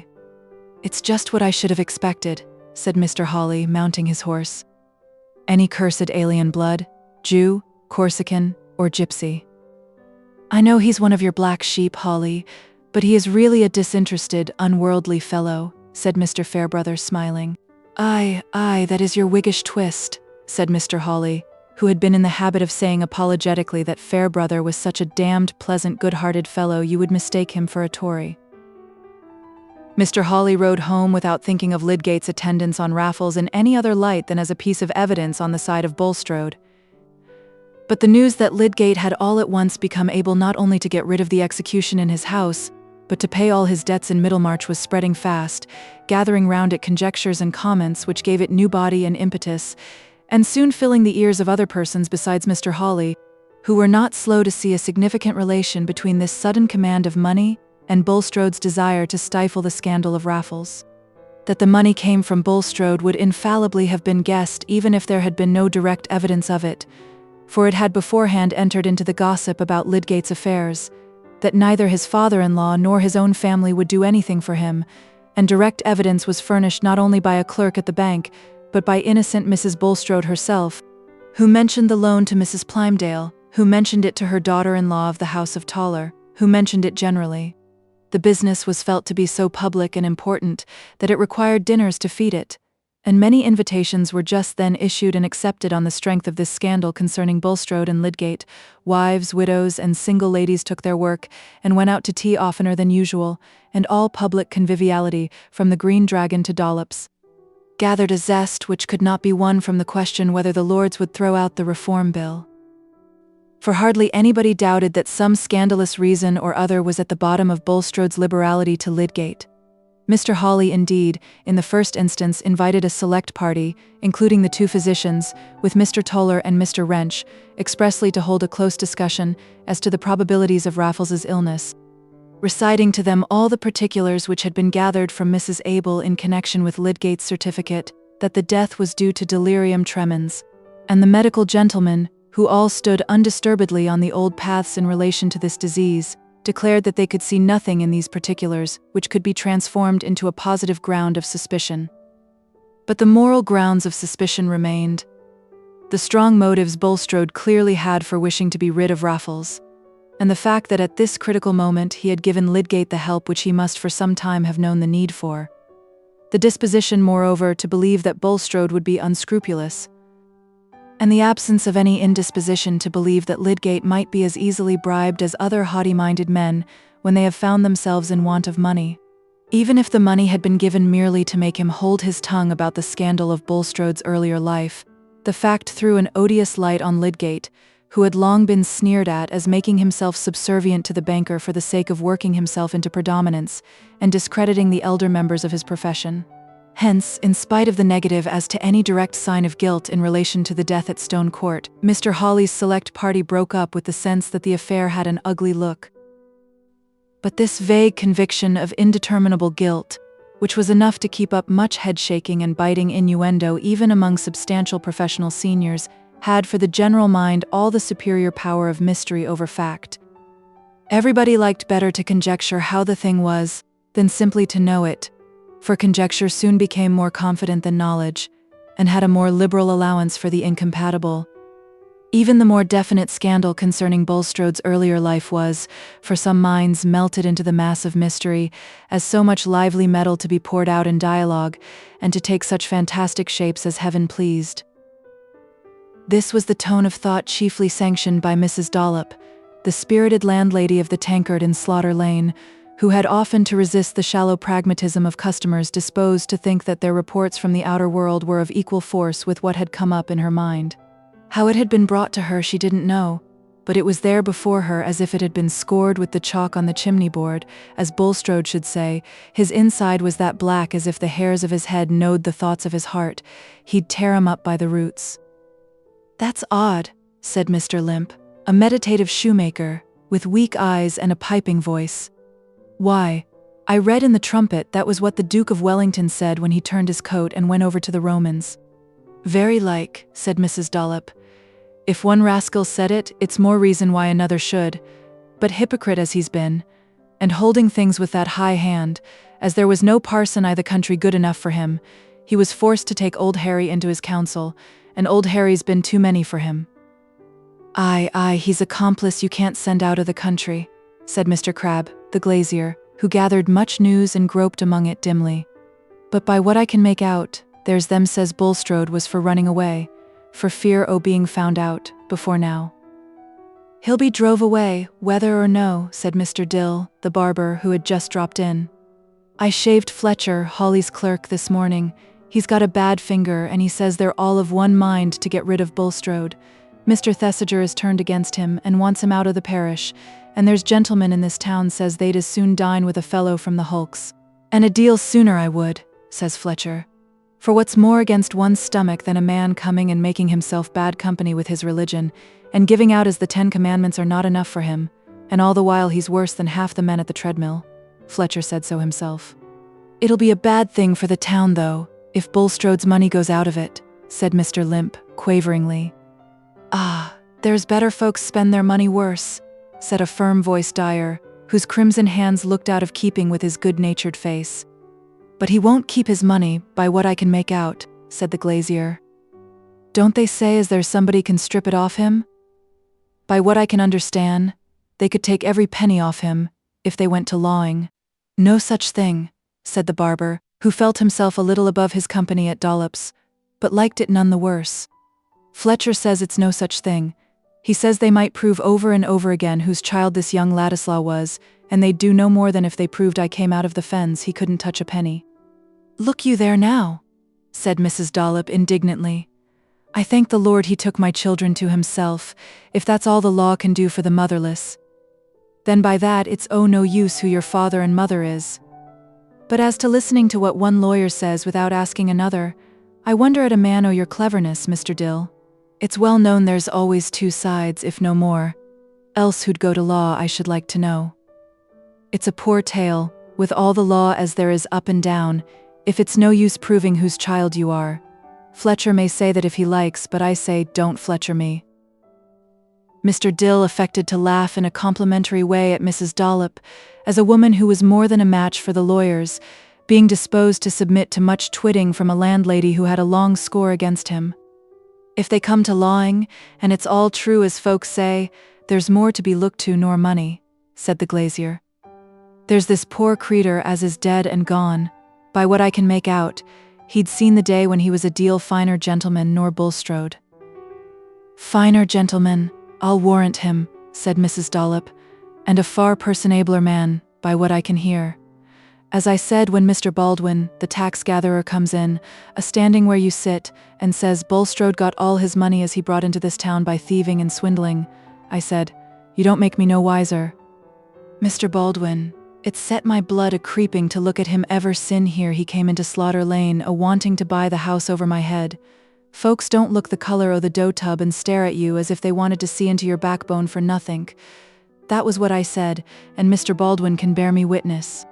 And in the rights of it too," said Mr. Crabbe. "For by what I can make out, this Raffles, as they call him, was a lusty, fresh-coloured man as you'd wish to see, and the best o' company, though dead he lies in LXIX churchyard sure enough, and by what I can understand, there's them knows more than they should know about how he got there." "I'll believe you," said Mrs. Dollop, with a touch of scorn at Mr. Crabbe's apparent dimness. "When a man's been 'ticed to a lone house, and there's them can pay for hospitals and nurses for half the countryside choose to be sitters up night and day, and nobody to come near but a doctor, as is known to stick at nothink, and as poor as he can hang together. And after that so flush o' money as he can pay off Mr. Biles the butcher as his bill has been running on for the best o' joints since last Michaelmas was a 12-month. I don't want anybody to come and tell me as there's been more going on nor the prayer book's got a service for. I don't want to stand winking and blinking and thinking." Mrs. Dollop looked round with the air of a landlady accustomed to dominate her company. There was a chorus of adhesion from the more courageous, but Mr. Limp, after taking a draught, placed his flat hands together and pressed them hard between his knees, looking down at them with blear-eyed contemplation, as if the scorching power of Mrs. Dollop's speech had quite dried up and nullified his wits until they could be brought round again by further moisture. "Why shouldn't they dig the man up and have the crowner?" said the dyer. "It's been done many and many's the time. If there's been foul play, they might find it out." "Not they, Mr. Jonas," said Mrs. Dollop emphatically. "I know what doctors are. They're a deal too cunning to be found out. And this Dr. Lydgate that's been for cutting up everybody before the breath was well out of their body, it's plain enough what use he wanted to make o' looking into respectable people's insides. He knows drugs, you may be sure, as you can neither smell nor see, neither before they're swallowed nor after. Why, I've seen drops myself ordered by Dr. Gambit, as is our club doctor and a good character, and has brought more live children into the world nor ever another eye in Middlemarch. I say I've seen drops myself as made no difference whether they was in the glass or out, and yet have gripped you the next day. So I'll leave your own sense to judge. Don't tell me. All I say is, it's a mercy they didn't take this Dr. Lydgate onto our club. There's many a mother's child might haroot it." The heads of this discussion at Dollop's had been the common theme among all classes in the town, had been carried to Lowick Parsonage on one side and to Tipton Grange on the other, had come fully to the ears of the Vincey family, and had been discussed with sad reference to poor Harriet by all Mrs. Bulstrode's friends, before Lydgate knew distinctly why people were looking strangely at him, and before Bulstrode himself suspected the betrayal of his secrets. He had not been accustomed to very cordial relations with his neighbours, and hence he could not miss the signs of cordiality. Moreover, he had been taking journeys on business of various kinds, having now made up his mind that he need not quit Middlemarch, and feeling able consequently to determine on matters which he had before left in suspense. "We will make a journey to Cheltenham in the course of a month or two," he had said to his wife. "There are great spiritual advantages to be had in that town along with the air and the waters, and 6 weeks there will be eminently refreshing to us." He really believed in the spiritual advantages, and meant that his life henceforth should be the more devoted because of those later sins which he represented to himself as hypothetic, praying hypothetically for their pardon, "if I have herein transgressed." As to the hospital, he avoided saying anything further to Lydgate, fearing to manifest a too sudden change of plans immediately on the death of Raffles. In his secret soul he believed that Lydgate suspected his orders to have been intentionally disobeyed, and suspecting this he must also suspect a motive. But nothing had been betrayed to him as to the history of Raffles, and Bulstrode was anxious not to do anything which would give emphasis to his undefined suspicions. As to any certainty that a particular method of treatment would either save or kill, Lydgate himself was constantly arguing against such dogmatism. He had no right to speak, and he had every motive for being silent. Hence Bulstrode felt himself providentially secured. The only incident he had strongly winced under had been an occasional encounter with Caleb Garth, who, however, had raised his hat with mild gravity. Meanwhile, on the part of the principal townsman, a strong determination was growing against him. A meeting was to be held in the town hall on a sanitary question which had risen into pressing importance by the occurrence of a cholera case in the town. Since the Act of Parliament, which had been hurriedly passed, authorizing assessments for sanitary measures, there had been a board for the superintendence of such measures appointed in Middlemarch, and much cleansing and preparation had been concurred in by Whigs and Tories. The question now was, whether a piece of ground outside the town should be secured as a burial ground by means of assessment, or by private subscription. The meeting was to be open, and almost everybody of importance in the town was expected to be there. Mr. Bulstrode was a member of the board, and just before 12 o'clock he started from the bank with the intention of urging the plan of private subscription. Under the hesitation of his projects, he had for some time kept himself in the background, and he felt that he should this morning resume his old position as a man of action and influence in the public affairs of the town where he expected to end his days. Among the various persons going in the same direction, he saw Lydgate. They joined, talked over the object of the meeting, and entered it together. It seemed that everybody of mark had been earlier than they, but there were still spaces left near the head of the large central table, and they made their way thither. Mr. Fairbrother sat opposite, not far from Mr. Hawley. All the medical men were there. Mr. Thesiger was in the chair, and Mr. Brooke of Tipton was on his right hand. Lydgate noticed a peculiar interchange of glances when he and Bulstrode took their seats. After the business had been fully opened by the chairman, who pointed out the advantages of purchasing by subscription a piece of ground large enough to be ultimately used as a general cemetery, Mr. Bulstrode, whose rather high-pitched but subdued and fluent voice the town was used to at meetings of this sort, rose and asked leave to deliver his opinion. Lydgate could see again the peculiar interchange of glances before Mr. Hawley started up, and said in his firm, resonant voice, "Mr. Chairman, I request that before anyone delivers his opinion on this point, I may be permitted to speak on a question of public feeling, which not only by myself but by many gentlemen present, is regarded as preliminary." Mr. Hawley's mode of speech, even when public decorum repressed his awful language, was formidable in its curtness and self-possession. Mr. Thesiger sanctioned the request. Mr. Bulstrode sat down, and Mr. Hawley continued. "In what I have to say, Mr. Chairman, I am not speaking simply on my own behalf. I am speaking with the concurrence and at the express request of no fewer than 8 of my fellow townsmen, who are immediately around us. It is our united sentiment that Mr. Bulstrode should be called upon, and I do now call upon him to resign public positions which he holds not simply as a taxpayer, but as a gentleman among gentlemen. There are practices and there are acts which, owing to circumstances, the law cannot visit, though they may be worse than many things which are legally punishable. Honest men and gentlemen, if they don't want the company of people who perpetrate such acts, have got to defend themselves as they best can, and that is what I and the friends whom I may call my clients in this affair are determined to do.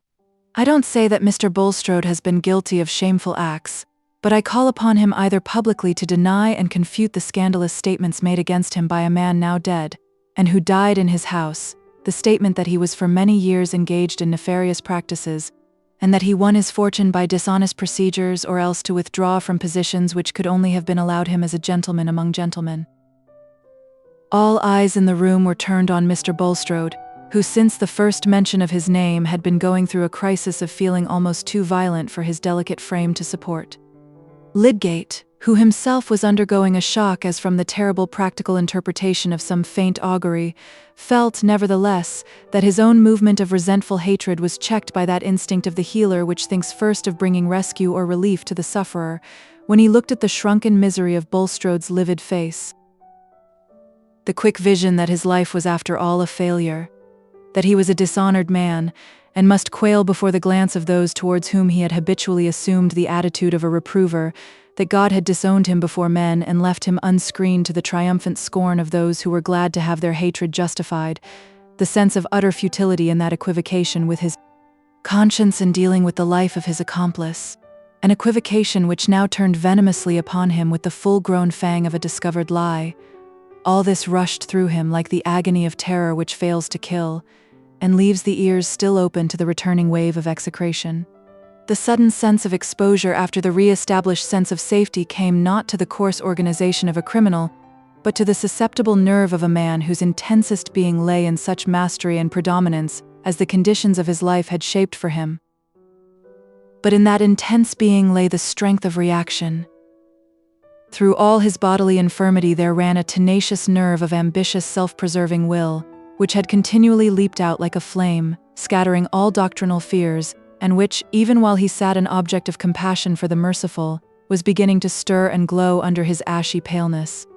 Before the last words were out of Mr. Hawley's mouth, Bulstrode felt that he should answer, and that his answer would be a retort. He dared not get up and say, "I am not guilty, the whole story is false."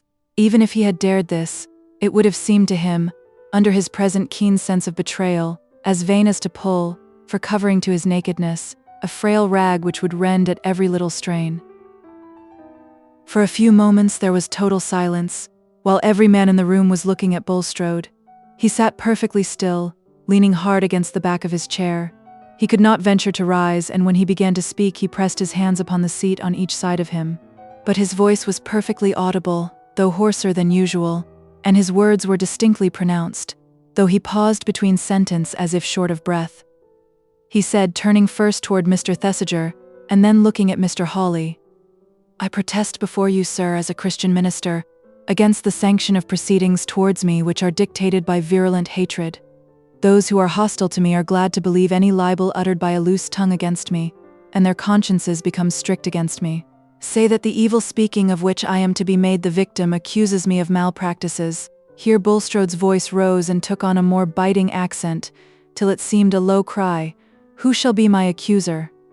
Not men whose own lives are unchristian, nay, scandalous, not men who themselves use low instruments to carry out their ends, whose profession is a tissue of chicanery, who have been spending their income on their own sensual enjoyments, while I have been devoting mine to advance the best objects with regard to this life and the next." After the word chicanery there was a growing noise, half of murmurs and half of hisses, while 4 persons started up at once: Mr. Hawley, Mr. Toller, Mr. Chichely, and Mr. Hackbutt. But Mr. Hawley's outburst was instantaneous, and left the others behind in silence. "If you mean me, sir, I call you and everyone else to the inspection of my professional life. As to Christian or unchristian, I repudiate your canting, palavering Christianity, and as to the way in which I spend my income, it is not my principle to maintain thieves and cheat offspring of their due inheritance in order to support religion and set myself up as a saintly killjoy. I affect no niceness of conscience. I have not found any nice standards necessary yet to measure your actions by, sir, and I again call upon you to enter into satisfactory explanations concerning the scandals against you, or else to withdraw from posts in which we at any rate decline you as a colleague. I say, sir, we decline to cooperate with a man whose character is not cleared from infamous lights cast upon it, not only by reports but by recent actions." "Allow me, Mr. Hawley," said the chairman, and Mr. Hawley, still fuming, bowed half impatiently, and sat down with his hands thrust deep in his pockets. "Mr. Bulstrode, it is not desirable, I think, to prolong the present discussion," said Mr. Thesiger, turning to the pallid, trembling man. "I must so far concur with what has fallen from Mr. Hawley in expression of a general feeling, as to think it due to your Christian profession that you should clear yourself, if possible, from unhappy aspersions. I, for my part, should be willing to give you full opportunity in hearing, but I must say that your present attitude is painfully inconsistent with those principles which you have sought to identify yourself with, and for the honor of which I am bound to care. I recommend you at present as your clergyman, and one who hopes for your reinstatement in respect, to quit the room, and avoid further hindrance to business." Bulstrode, after a moment's hesitation, took his hat from the floor and slowly rose, but he grasped the corner of the chair so totteringly that Lydgate felt sure there was not strength enough in him to walk away without support. What could he do? He could not see a man sink close to him for want of help. He rose and gave his arm to Bulstrode, and in that way led him out of the room. Yet this act, which might have been one of gentle duty and pure compassion, was at this moment unspeakably bitter to him. It seemed as if he were putting his sign manual to that association of himself with Bulstrode, of which he now saw the full meaning as it must have presented itself to other minds. He now felt the conviction that this man who was leaning tremblingly on his arm had given him the £1,000 as a bribe, and that somehow the treatment of Raffles had been tampered with from an evil motive. The inferences were closely linked enough. The town knew of the loan, believed it to be a bribe, and believed that he took it as a bribe. Poor Lydgate, his mind struggling under the terrible clutch of this revelation, was all the while morally forced to take Mr. Bulstrode to the bank, send a man off for his carriage, and wait to accompany him home. Meanwhile, the business of the meeting was dispatched, and fringed off into eager discussion among various groups concerning this affair of Bulstrode and Lydgate. Mr. Brooke, who had before heard only imperfect hints of it, and was very uneasy that he had gone a little too far in countenancing Bulstrode, now got himself fully informed, and felt some benevolent sadness in talking to Mr. Fairbrother about the ugly light in which Lydgate had come to be regarded. Mr. Fairbrother was going to walk back to LXIX. "Step into my carriage," said Mr. Brooke. "I am going round to see Mrs. Casaubon. She was to come back from Yorkshire last night. She will like to see me, you know." So they drove along, Mr. Brooke chatting with good-natured hope that there had not really been anything black in Lydgate's behavior, a young fellow whom he had seen to be quite above the common mark, when he brought a letter from his uncle Sir Godwin. Mr. Fairbrother said little. He was deeply mournful, with a keen perception of human weakness. He could not be confident that under the pressure of humiliating needs Lydgate had not fallen below himself. When the carriage drove up to the gate of the manor, Dorothea was out on the gravel, and came to greet them. "Well, my dear," said Mr. Brooke, "we have just come from a meeting, a sanitary meeting, you know." "Was Mr. Lydgate there?" said Dorothea, who looked full of health and animation, and stood with her head bare under the gleaming April lights. "I want to see him and have a great consultation with him about the hospital. I have engaged with Mr. Bulstrode to do so." "Oh, my dear," said Mr. Brooke, "we have been hearing bad news, you know." They walked through the garden towards the churchyard gate, Mr. Fairbrother wanting to go on to the parsonage, and Dorothea heard the whole sad story. She listened with deep interest, and begged to hear twice over the facts and impressions concerning Lydgate. After a short silence, pausing at the churchyard gate, and addressing Mr. Fairbrother, she said energetically, "You don't believe that Mr. Lydgate is guilty of anything base?" "I will not believe it. Let us find out the truth and clear him." Book 8. Sunset and Sunrise. Chapter 72. Full souls are double mirrors, making still an endless vista of fair things before, repeating things behind. Dorothea's impetuous generosity, which would have leaped at once to the vindication of Lydgate from the suspicion of having accepted money as a bribe, underwent a melancholy check when she came to consider all the circumstances of the case by the light of Mr. Fairbrother's experience. "It is a delicate matter to touch," he said. "How can we begin to inquire into it? It must be either publicly by setting the magistrate and coroner to work, or privately by questioning Lydgate. As to the first proceeding there is no solid ground to go upon, else Hawley would have adopted it, and as to opening the subject with Lydgate, I confess I should shrink from it. He would probably take it as a deadly insult. I have more than once experienced the difficulty of speaking to him on personal matters, and one should know the truth about his conduct beforehand, to feel very confident of a good result. I feel convinced that his conduct has not been guilty. I believe that people are almost always better than their neighbors think they are," said Dorothea. Some of her intensest experience in the last 2 years had set her mind strongly in opposition to any unfavorable construction of others, and for the first time she felt rather discontented with Mr. Fairbrother. She disliked this cautious weighing of consequences, instead of an ardent faith in efforts of justice and mercy, which would conquer by their emotional force. 2 days afterwards he was dining at the manor with her uncle and the Chethams, and when the dessert was standing uneaten, the servants were out of the room, and Mr. Brooke was nodding in a nap, she returned to the subject with renewed vivacity. Mr. Lydgate would understand that if his friends hear a calumny about him, their first wish must be to justify him. What do we live for, if it is not to make life less difficult to each other? I cannot be indifferent to the troubles of a man who advised me in my trouble and attended me in my illness. Dorothea's tone and manner were not more energetic than they had been when she was at the head of her uncle's table nearly 3 years before, and her experience since had given her more right to express a decided opinion. But Sir James Chettam was no longer the diffident and acquiescent suitor. He was the anxious brother-in-law with a devout admiration for his sister, but with a constant alarm lest she should fall under some new illusion almost as bad as marrying Casaubon. He smiled much less when he said exactly it was more often an introduction to a dissentient opinion than in those submissive bachelor days, and Dorothea found to her surprise that she had to resolve not to be afraid of him, all the more because he was really her best friend. He disagreed with her now. "But, Dorothea," he said remonstrantly, "you can't undertake to manage a man's life for him in that way. Lydgate must know, at least he will soon come to know how he stands. If he can clear himself, he will. He must act for himself." "I think his friends must wait till they find an opportunity," added Mr. Fairbrother. "It is possible I have often felt so much weakness in myself that I can conceive even a man of honorable disposition, such as I have always believed Lydgate to be, succumbing to such a temptation as that of accepting money which was offered more or less indirectly as a bribe to ensure his silence about scandalous facts long gone by. I say I can conceive this. If he were under the pressure of hard circumstances, if he had been harassed as I feel sure Lydgate has been, I would not believe anything worse of him except under stringent proof. But there is the terrible nemesis following on some errors, that it is always possible for those who like it to interpret them into a crime. There is no proof in favor of the man outside his own consciousness and assertion." "Oh, how cruel," said Dorothea, clasping her hands.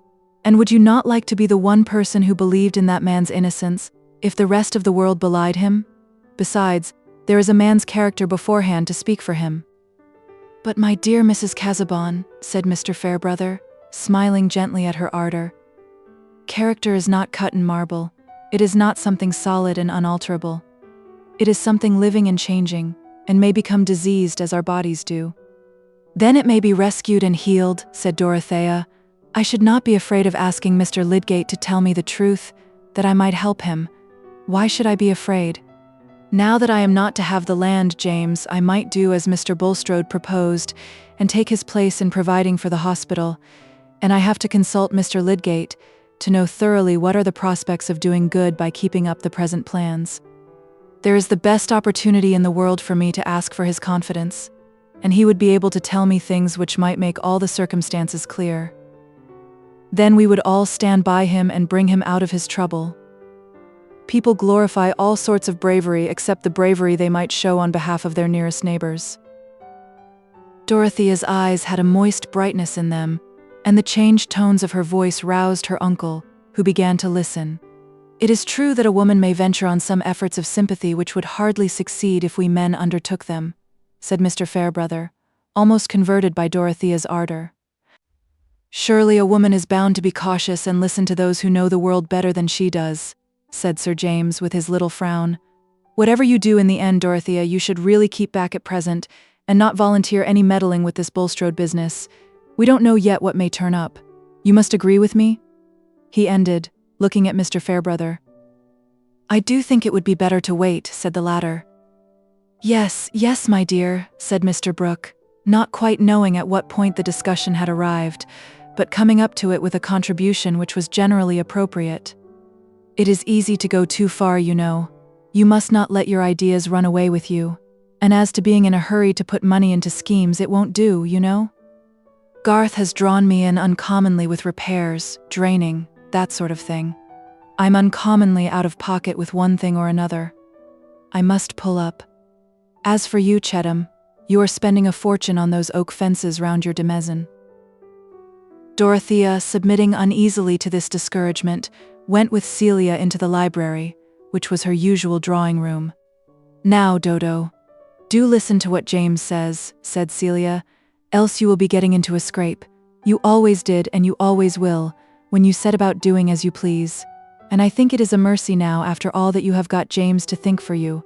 He lets you have your plans, only he hinders you from being taken in, and that is the good of having a brother instead of a husband. A husband would not let you have your plans." "As if I wanted a husband," said Dorothea. "I only want not to have my feelings checked at every turn." Mrs. Casaubon was still undisciplined enough to burst into angry tears. "Now really, Dodo," said Celia, with rather a deeper guttural than usual, "you are contradictory. First one thing and then another. You used to submit to Mr. Casaubon quite shamefully. I think you would have given up ever coming to see me if he had asked you." "Of course I submitted to him, because it was my duty. It was my feeling for him," said Dorothea, looking through the prism of her tears. "Then why can't you think it your duty to submit a little to what James wishes?" said Celia, with a sense of stringency in her argument. "Because he only wishes what is for your own good, and of course, men know best about everything except what women know better." Dorothea laughed and forgot her tears. "Well, I mean about babies and those things," explained Celia. "I should not give up to James when I knew he was wrong, as you used to do to Mr. Casaubon." Chapter 73. Pity the laden one. This wandering woe may visit you and me.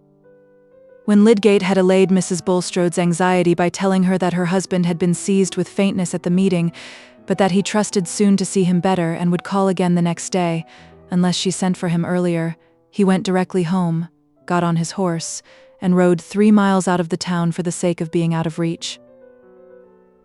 He felt himself becoming violent and unreasonable, as if raging under the pain of stings. He was ready to curse the day on which he had come to Middlemarch. Everything that had happened to him there seemed a mere preparation for this hateful fatality, which had come as a blight on his honorable ambition, and must make even people who had only vulgar standards regard his reputation as irrevocably damaged. In such moments a man can hardly escape being unloving. Lydgate thought of himself as the sufferer, and of others as the agents who had injured his lot. He had meant everything to turn out differently, and others had thrust themselves into his life and thwarted his purposes. His marriage seemed an unmitigated calamity, and he was afraid of going to Rosamond before he had vented himself in this solitary rage, lest the mere sight of her should exasperate him and make him behave unwarrantably. There are episodes in most men's lives in which their highest qualities can only cast a deterring shadow over the objects that fill their inward vision. Lydgate's tender-heartedness was present just then only as a dread lest he should offend against it, not as an emotion that swayed him to tenderness, for he was very miserable.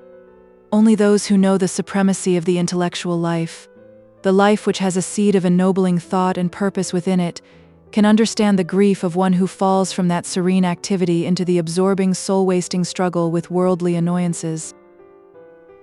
How was he to live on without vindicating himself among people who suspected him of baseness?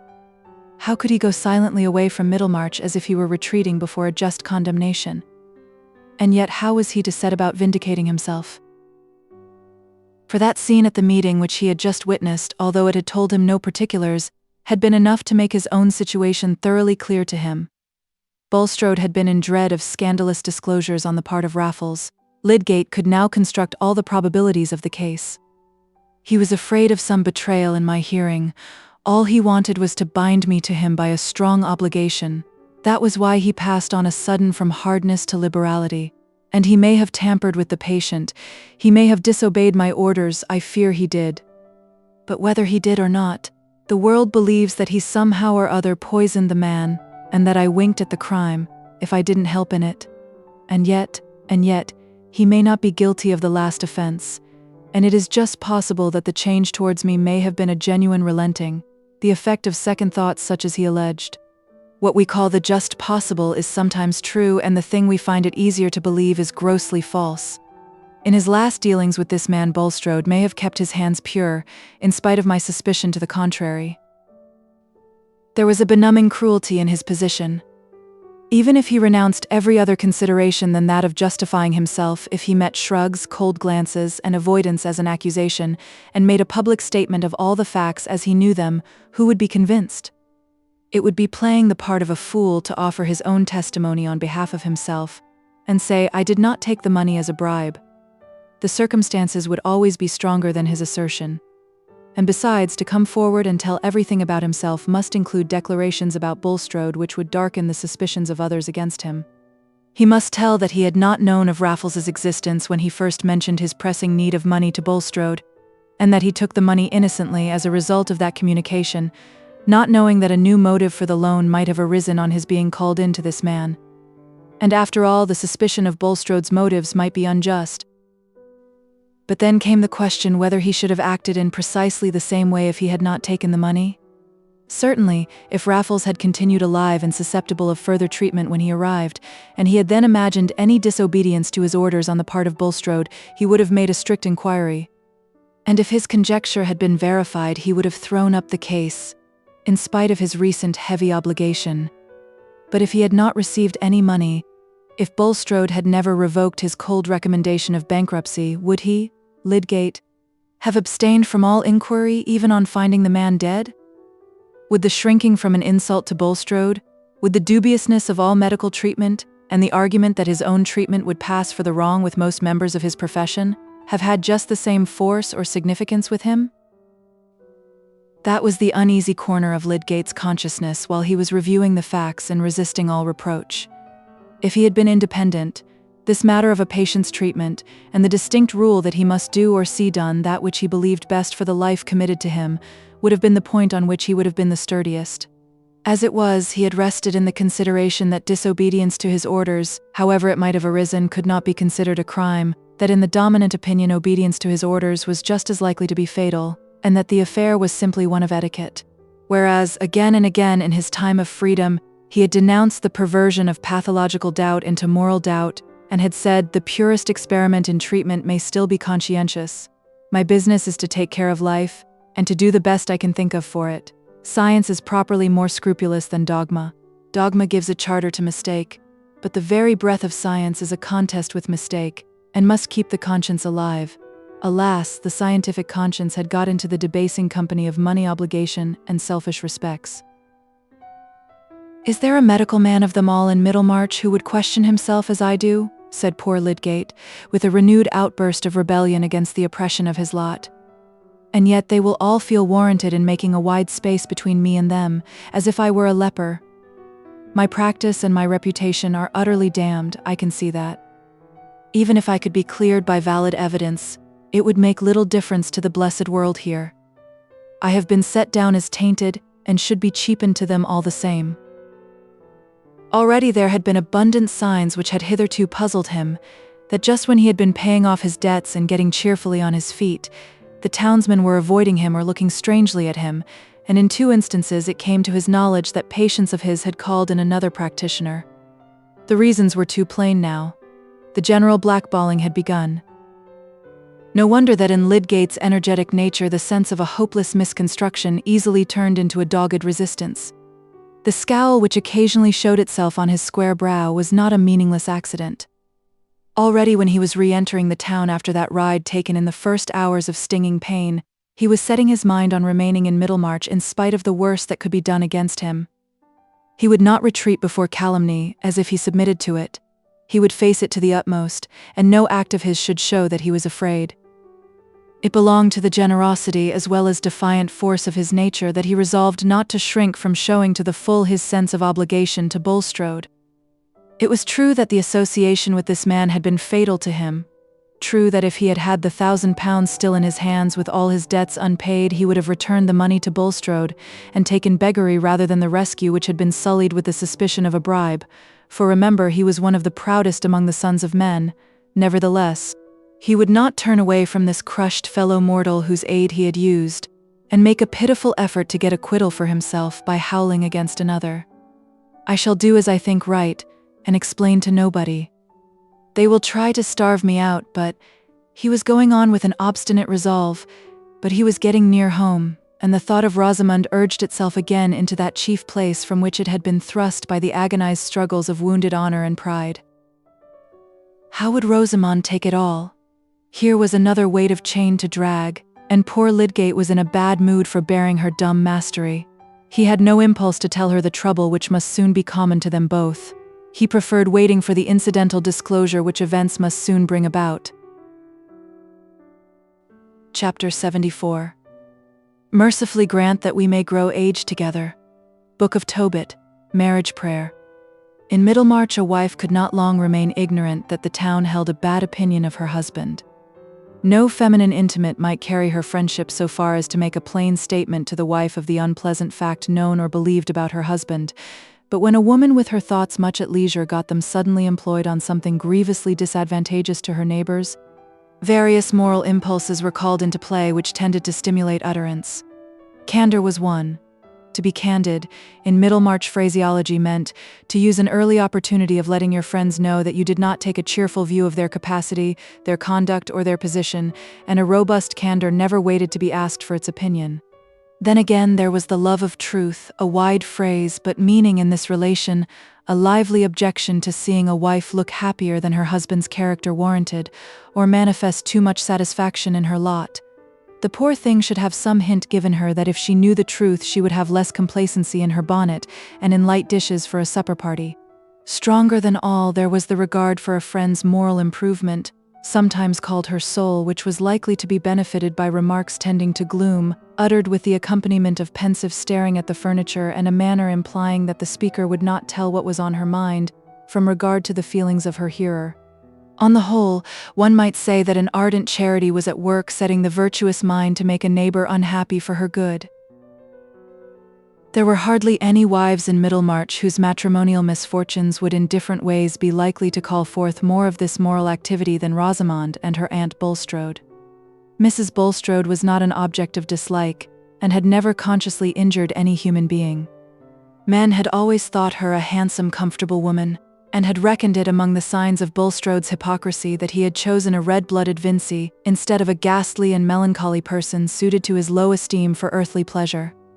When the scandal about her husband was disclosed, they remarked of her, "Ah, poor woman. She's as honest as the day, she never suspected anything wrong in him, you may depend on it." Women who were intimate with her talked together much of poor Harriet, imagined what her feelings must be when she came to know everything, and conjectured how much she had already come to know. There was no spiteful disposition towards her. Rather, there was a busy benevolence anxious to ascertain what it would be well for her to feel and do under the circumstances, which of course kept the imagination occupied with her character and history from the times when she was Harriet Vincy till now. With the review of Mrs. Bulstrode and her position, it was inevitable to associate Rosamond, whose prospects were under the same blight with her aunt's.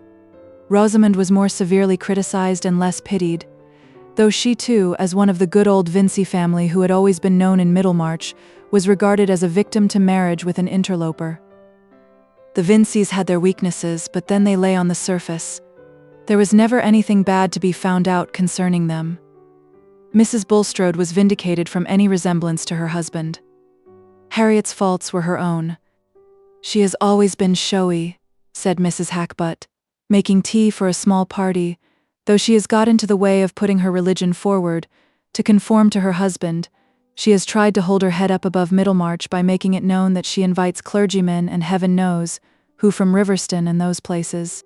We can hardly blame her for that," said Mrs. Sprague, "because few of the best people in the town cared to associate with Bulstrode, and she must have somebody to sit down at her table." "Mr. Thesiger has always countenanced him," said Mrs. Hackbutt. "I think he must be sorry now." "But he was never fond of him in his heart, that everyone knows," said Mrs. Tom Toller. "Mr. Thesiger never goes into extremes. He keeps to the truth in what is evangelical. It is only clergymen like Mr. Tyke, who want to use dissenting hymn books and that low kind of religion, who ever found Bulstrode to their taste." "I understand Mr. Tyke is in great distress about him," said Mrs. Hackbutt. "And well he may be, they say the Bulstrodes have half kept the Tyke family." "And of course it is a discredit to his doctrines," said Mrs. Sprague, who was elderly and old-fashioned in her opinions. "People will not make a boast of being methodistical in Middlemarch for a good while to come." "I think we must not set down people's bad actions to their religion," said falcon-faced Mrs. Plumdale, who had been listening hitherto. "Oh, my dear, we are forgetting," said Mrs. Sprague. "We ought not to be talking of this before you." "I am sure I have no reason to be partial," said Mrs. Plymdale, coloring. "It's true, Mr. Plymdale has always been on good terms with Mr. Bulstrode, and Harriet Vincy was my friend long before she married him, but I have always kept my own opinions and told her where she was wrong, poor thing. Still, in point of religion, I must say, Mr. Bulstrode might have done what he has, and worse, and yet have been a man of no religion. I don't say that there has not been a little too much of that. I like moderation myself, but truth is truth. The men tried at the assizes are not all over religious, I suppose. Well, said Mrs. Hackbutt, wheeling adroitly, all I can say is that I think she ought to separate from him. I can't say that, said Mrs. Sprague. She took him for better or worse, you know. But worse can never mean finding out that your husband is fit for Newgate, said Mrs. Hackbutt. Fancy living with such a man. I should expect to be poisoned. Yes, I think myself it is an encouragement to crime if such men are to be taken care of and waited on by good wives, said Mrs. Tom Toller. And a good wife poor Harriet has been, said Mrs. Plymdale. She thinks her husband the first of men. It's true he has never denied her anything. Well, we shall see what she will do, said Mrs. Hackbutt. I suppose she knows nothing yet, poor creature. I do hope and trust I shall not see her, for I should be frightened to death lest I should say anything about her husband. Do you think any hint has reached her? I should hardly think so, said Mrs. Tom Toller. We hear that he is ill and has never stirred out of the house since the meeting on Thursday. But she was with her girls at church yesterday, and they had new Tuscan bonnets. Her own had a feather in it. I have never seen that her religion made any difference in her dress. She wears very neat patterns always, said Mrs. Plymdale, a little stung. And that feather I know she got dyed a pale lavender on purpose to be consistent.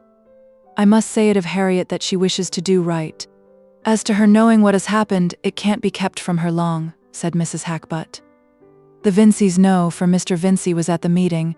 It will be a great blow to him. There is his daughter as well as his sister. Yes, indeed, said Mrs. Sprague. Nobody supposes that Mr. Lydgate can go on holding up his head in Middlemarch. Things look so black about the £1,000 he took just at that man's death. It really makes one shudder.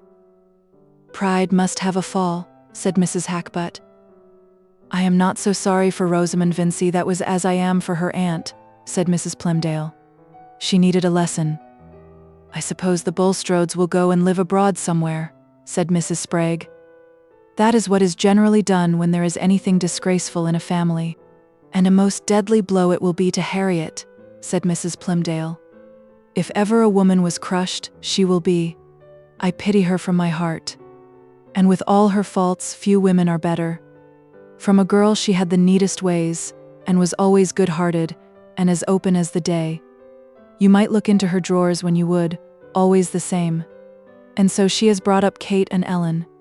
You may think how hard it will be for her to go among foreigners. The doctor says that is what he should recommend the Lydgates to do, said Mrs. Sprague. He says Lydgate ought to have kept among the French. That would suit her well enough, I dare say, said Mrs. Plymdale. There is that kind of lightness about her. But she got that from her mother. She never got it from her Aunt Bulstrode, who always gave her good advice, and to my knowledge would rather have had her marry elsewhere. Mrs. Plymdale was in a situation which caused her some complication of feeling. There had been not only her intimacy with Mrs. Bulstrode, but also a profitable business relation of the great Plymdale dyeing house with Mr. Bulstrode, which on the one hand would have inclined her to desire that the mildest view of his character should be the true one, but on the other, made her the more afraid of seeming to palliate his culpability. Again, the late alliance of her family with the Tollers had brought her in connection with the best circle, which gratified her in every direction except in the inclination to those serious views which she believed to be the best in another sense. The sharp little woman's conscience was somewhat troubled in the adjustment of these opposing bests, and of her griefs and satisfactions under late events, which were likely to humble those who needed humbling, but also to fall heavily on her old friend whose faults she would have preferred seeing on a background of prosperity. Poor Mrs. Bulstrode, meanwhile, had been no further shaken by the oncoming tread of calamity than in the busier stirring of that secret uneasiness which had always been present in her since the last visit of Raffles to the Shrubs. That the hateful man had come ill to Stone Court, and that her husband had chosen to remain there and watch over him, she allowed to be explained by the fact that Raffles had been employed and aided in earlier days, and that this made a tie of benevolence towards him in his degraded helplessness. And she had been since then innocently cheered by her husband's more hopeful speech about his own health and ability to continue his attention to business. The calm was disturbed when Lydgate had brought him home ill from the meeting, and in spite of comforting assurances during the next few days, she cried in private from the conviction that her husband was not suffering from bodily illness merely, but from something that afflicted his mind. He would not allow her to read to him, and scarcely to sit with him, alleging nervous susceptibility to sounds and movements. Yet she suspected that in shutting himself up in his private room he wanted to be busy with his papers. Something she felt sure had happened. Perhaps it was some great loss of money, and she was kept in the dark.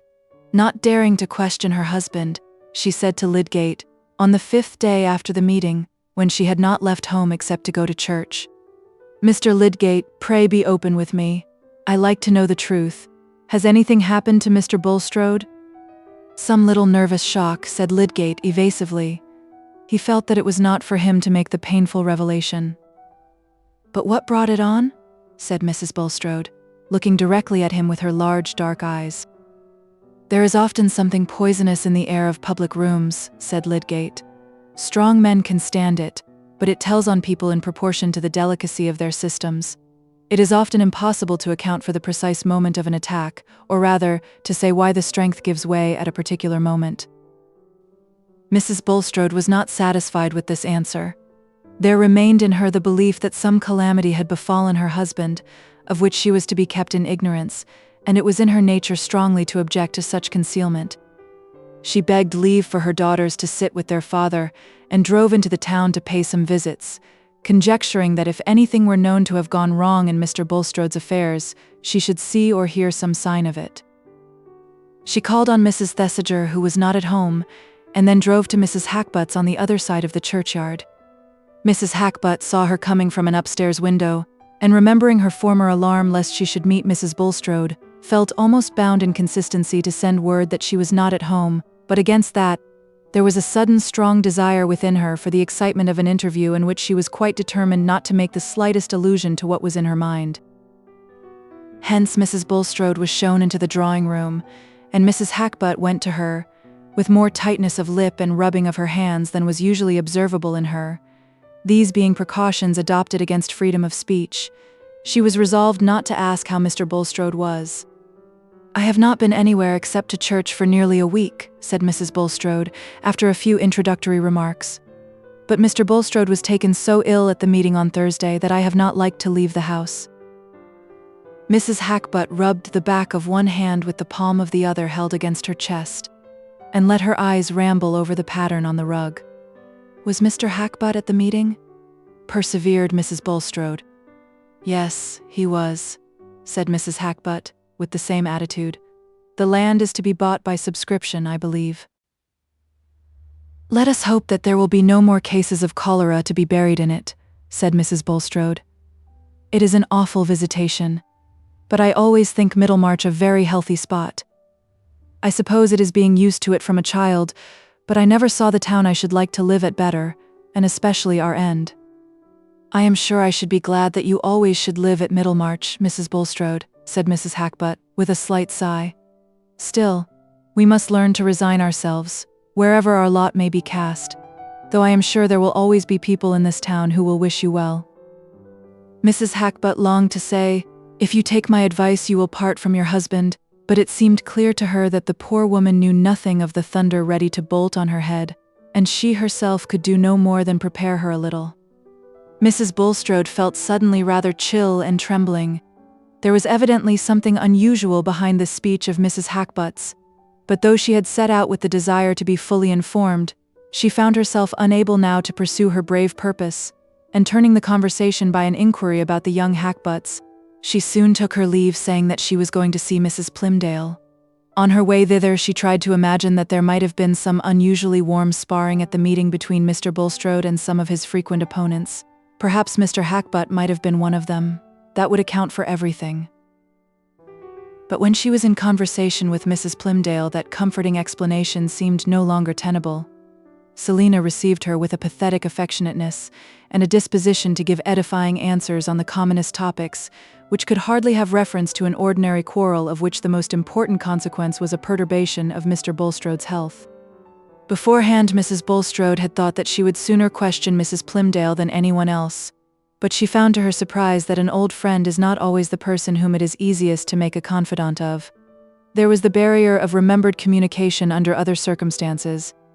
There was the dislike of being pitied and informed by one who had been long wont to allow her the superiority for certain words of mysterious appropriateness that Mrs. Plymdale let fall about her resolution never to turn her back on her friends, convinced Mrs. Bulstrode that what had happened must be some kind of misfortune, and instead of being able to say with her native directness, "What is it that you have in your mind?" she found herself anxious to get away before she had heard anything more explicit.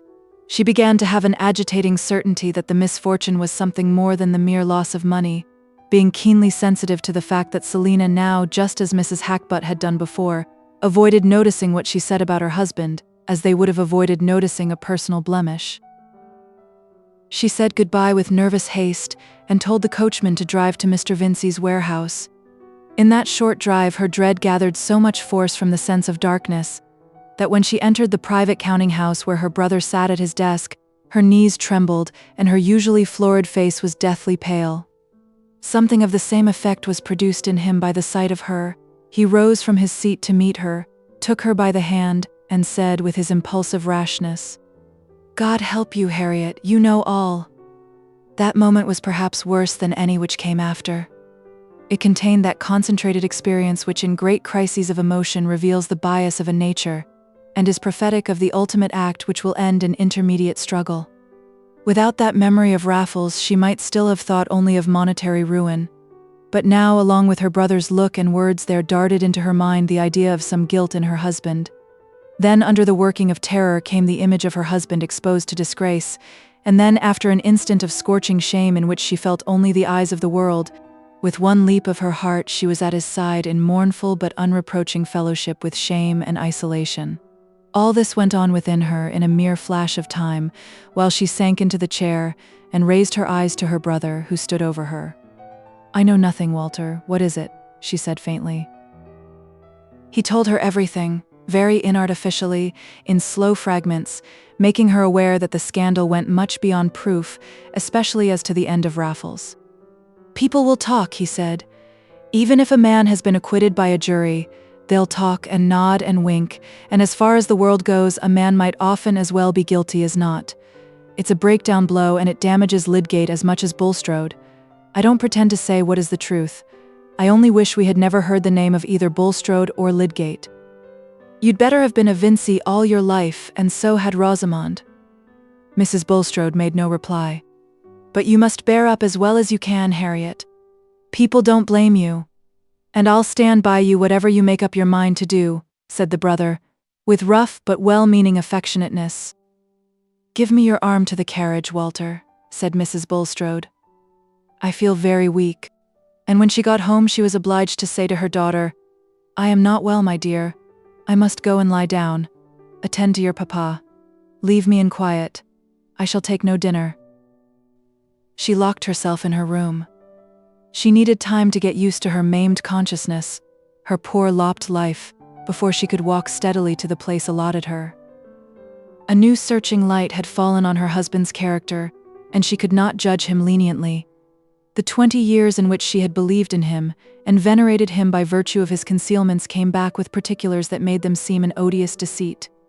He had married her with that bad past life hidden behind him, and she had no faith left to protest his innocence of the worst that was imputed to him. Her honest, ostentatious nature made the sharing of a merited dishonor as bitter as it could be to any mortal. But this imperfectly taught woman, whose phrases and habits were an odd patchwork, had a loyal spirit within her. The man whose prosperity she had shared through nearly half a life, and who had unvaryingly cherished her, now that punishment had befallen him, it was not possible to her in any sense to forsake him. There is a forsaking which still sits at the same board and lies on the same couch with the forsaken soul, withering it the more by unloving proximity. She knew when she locked her door that she should unlock it ready to go down to her unhappy husband and espouse his sorrow, and say of his guilt, "I will mourn and not reproach." But she needed time to gather up her strength. She needed to sob out her farewell to all the gladness and pride of her life. When she had resolved to go down, she prepared herself by some little acts which might seem mere folly to a hard onlooker. They were her way of expressing to all spectators, visible or invisible, that she had begun a new life in which she embraced humiliation. She took off all her ornaments and put on a plain black gown, and instead of wearing her much-adorned cap and large bows of hair, she brushed her hair down and put on a plain bonnet cap, which made her look suddenly like an early Methodist. Bulstrode, who knew that his wife had been out and had come in saying that she was not well, had spent the time in an agitation equal to hers. He had looked forward to her learning the truth from others, and had acquiesced in that probability, as something easier to him than any confession. But now that he imagined the moment of her knowledge come, he awaited the result in anguish. His daughters had been obliged to consent to leave him, and though he had allowed some food to be brought to him, he had not touched it. He felt himself perishing slowly in unpitied misery. Perhaps he should never see his wife's face with affection in it again. And if he turned to God, there seemed to be no answer but the pressure of retribution. It was 8 o'clock in the evening before the door opened and his wife entered. He dared not look up at her. He sat with his eyes bent down, and as she went towards him she thought he looked smaller. He seemed so withered and shrunken. A movement of new compassion and old tenderness went through her like a great wave, and putting one hand on his, which rested on the arm of the chair, and the other on his shoulder, she said solemnly but kindly, "Look up, Nicholas."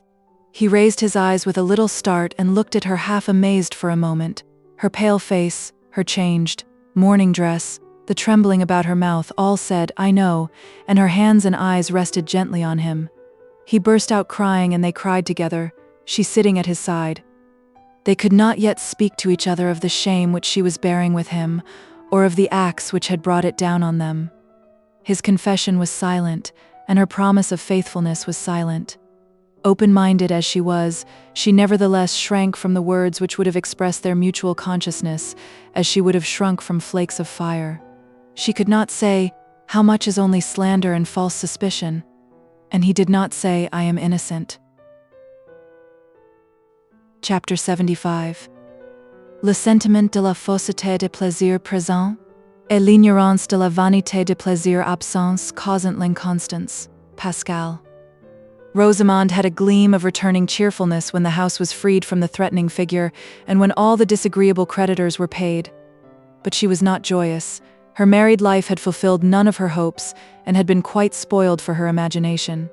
In this brief interval of calm, Lydgate, remembering that he had often been stormy in his hours of perturbation, and mindful of the pain Rosamond had had to bear, was carefully gentle towards her, but he too had lost some of his old spirit, and he still felt it necessary to refer to an economical change in their way of living as a matter of course, trying to reconcile her to it gradually, and repressing his anger when she answered by wishing that he would go to live in London. When she did not make this answer, she listened languidly, and wondered what she had that was worth living for. The hard and contemptuous words which had fallen from her husband in his anger had deeply offended that vanity which he had at first called into active enjoyment, and what she regarded as his perverse way of looking at things kept up a secret repulsion, which made her receive all his tenderness as a poor substitute for the happiness he had failed to give her. They were at a disadvantage with their neighbors, and there was no longer any outlook towards quelling him. There was no outlook anywhere except in an occasional letter from Will Ladislaw.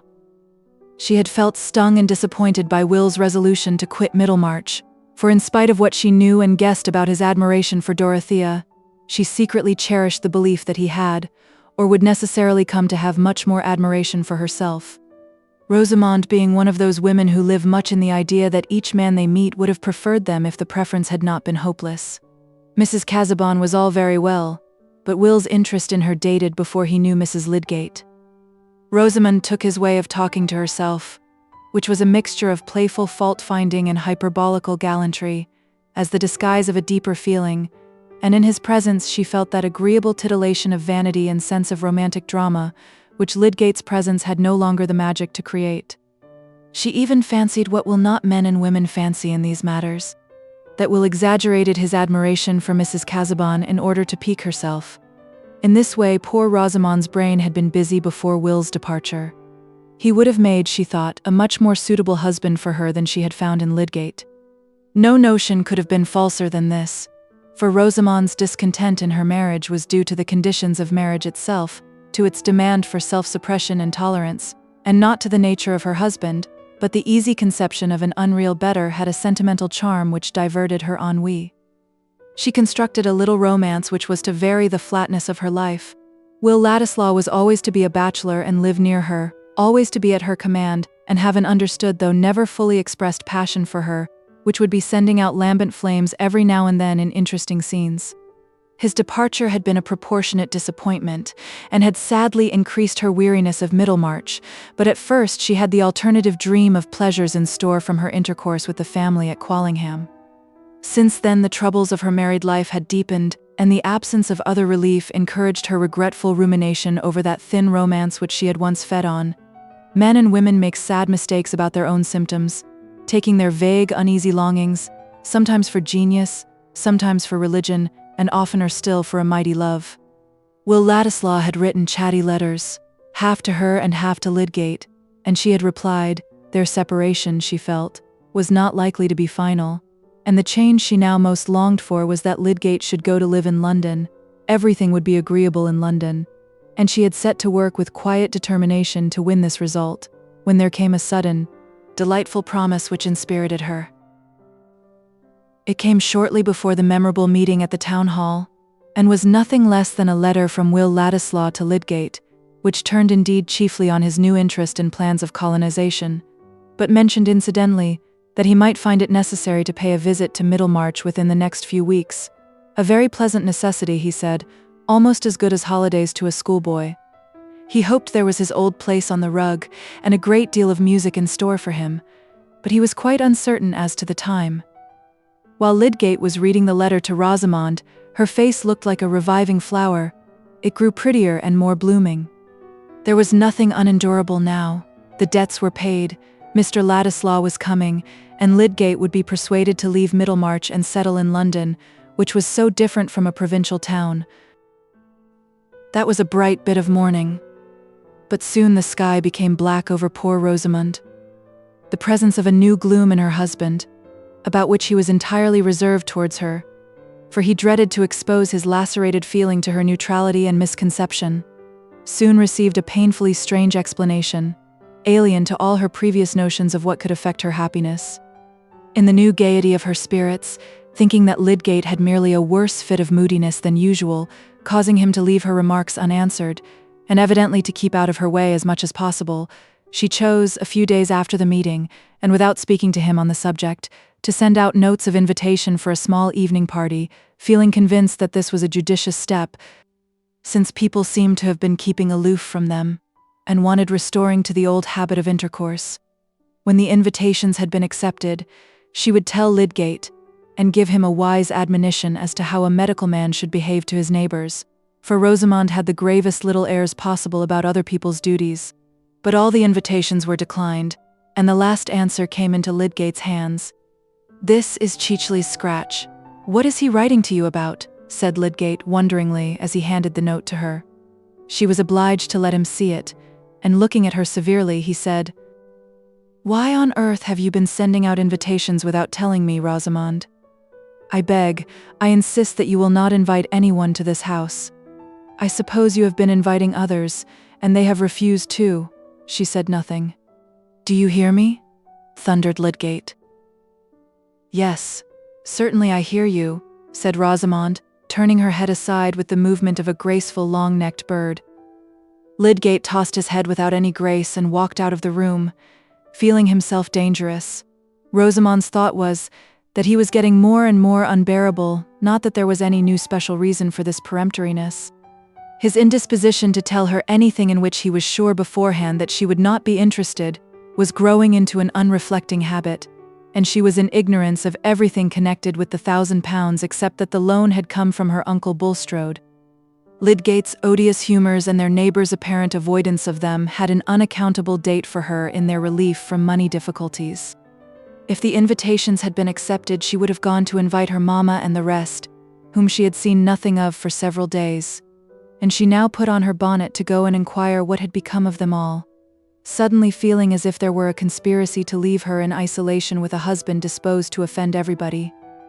It was after the dinner hour, and she found her father and mother seated together alone in the drawing-room. They greeted her with sad looks, saying, "Well, my dear," and no more. She had never seen her father look so downcast, and seating herself near him, she said, "Is there anything the matter, Papa?" He did not answer, but Mrs. Vincy said, "Oh, my dear, have you heard nothing? It won't be long before it reaches you." "Is it anything about Tertius?" said Rosamond, turning pale. The idea of trouble immediately connected itself with what had been unaccountable to her in him. "Oh, my dear, yes. To think of your marrying into this trouble. Debt was bad enough, but this will be worse." "Stay, Lucy," said Mr. Vincy. "Have you heard nothing about your Uncle Bulstrode, Rosamond?" "No, Papa," said the poor thing, feeling as if trouble were not anything she had before experienced, but some invisible power with an iron grasp that made her soul faint within her. Her father told her everything, saying at the end, "It's better for you to know, my dear. I think Lydgate must leave the town. Things have gone against him.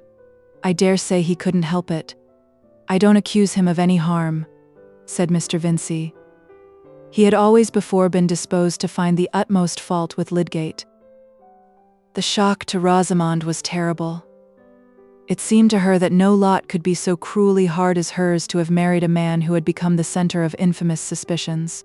In many cases, it is inevitable that the shame is felt to be the worst part of crime, and it would have required a great deal of disentangling reflection, such as had never entered into Rosamond's life, for her in these moments to feel that her trouble was less than if her husband had been certainly known to have done something criminal.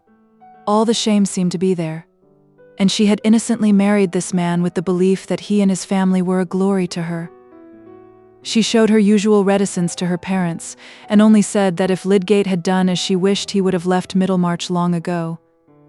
"She bears it beyond anything," said her mother when she was gone. "Ah, thank God," said Mr. Vincy, who was much broken down. But Rosamond went home with a sense of justified repugnance towards her husband. What had he really done? How had he really acted? She did not know. Why had he not told her everything? He did not speak to her on the subject, and of course she could not speak to him. It came into her mind once that she would ask her father to let her go home again, but dwelling on that prospect made it seem utter dreariness to her, a married woman gone back to live with her parents. Life seemed to have no meaning for her in such a position. She could not contemplate herself in it. The next 2 days Lydgate observed a change in her, and believed that she had heard the bad news. Would she speak to him about it, or would she go on forever in the silence which seemed to imply that she believed him guilty? We must remember that he was in a morbid state of mind, in which almost all contact was pain. Certainly Rosamond in this case had equal reason to complain of reserve and want of confidence on his part, but in the bitterness of his soul he excused himself. Was he not justified in shrinking from the task of telling her, since now she knew the truth she had no impulse to speak to him? But a deeper lying consciousness that he was in fault made him restless, and the silence between them became intolerable to him. It was as if they were both adrift on one piece of wreck and looked away from each other. He thought, "I am a fool. Haven't I given up expecting anything? I have married care, not help." And that evening he said, "Rosamond, have you heard anything that distresses you?" "Yes," she answered, laying down her work, which she had been carrying on with a languid semi-consciousness, most unlike her usual self. "What have you heard?" "Everything, I suppose. Papa told me." "That people think me disgraced?" "Yes," said Rosamond faintly, beginning to sew again automatically. There was silence. Lydgate thought, if she has any trust in me, any notion of what I am, she ought to speak now and say that she does not believe I have deserved disgrace. But Rosamond on her side went on moving her fingers languidly. Whatever was to be said on the subject she expected to come from Tertius. What did she know? And if he were innocent of any wrong, why did he not do something to clear himself? This silence of hers brought a new rush of gall to that bitter mood in which Lydgate had been saying to himself that nobody believed in him, even Fairbrother had not come forward. He had begun to question her with the intent that their conversation should disperse the chill fog which had gathered between them, but he felt his resolution checked by despairing resentment. Even this trouble, like the rest, she seemed to regard as if it were hers alone. He was always to her a being apart, doing what she objected to.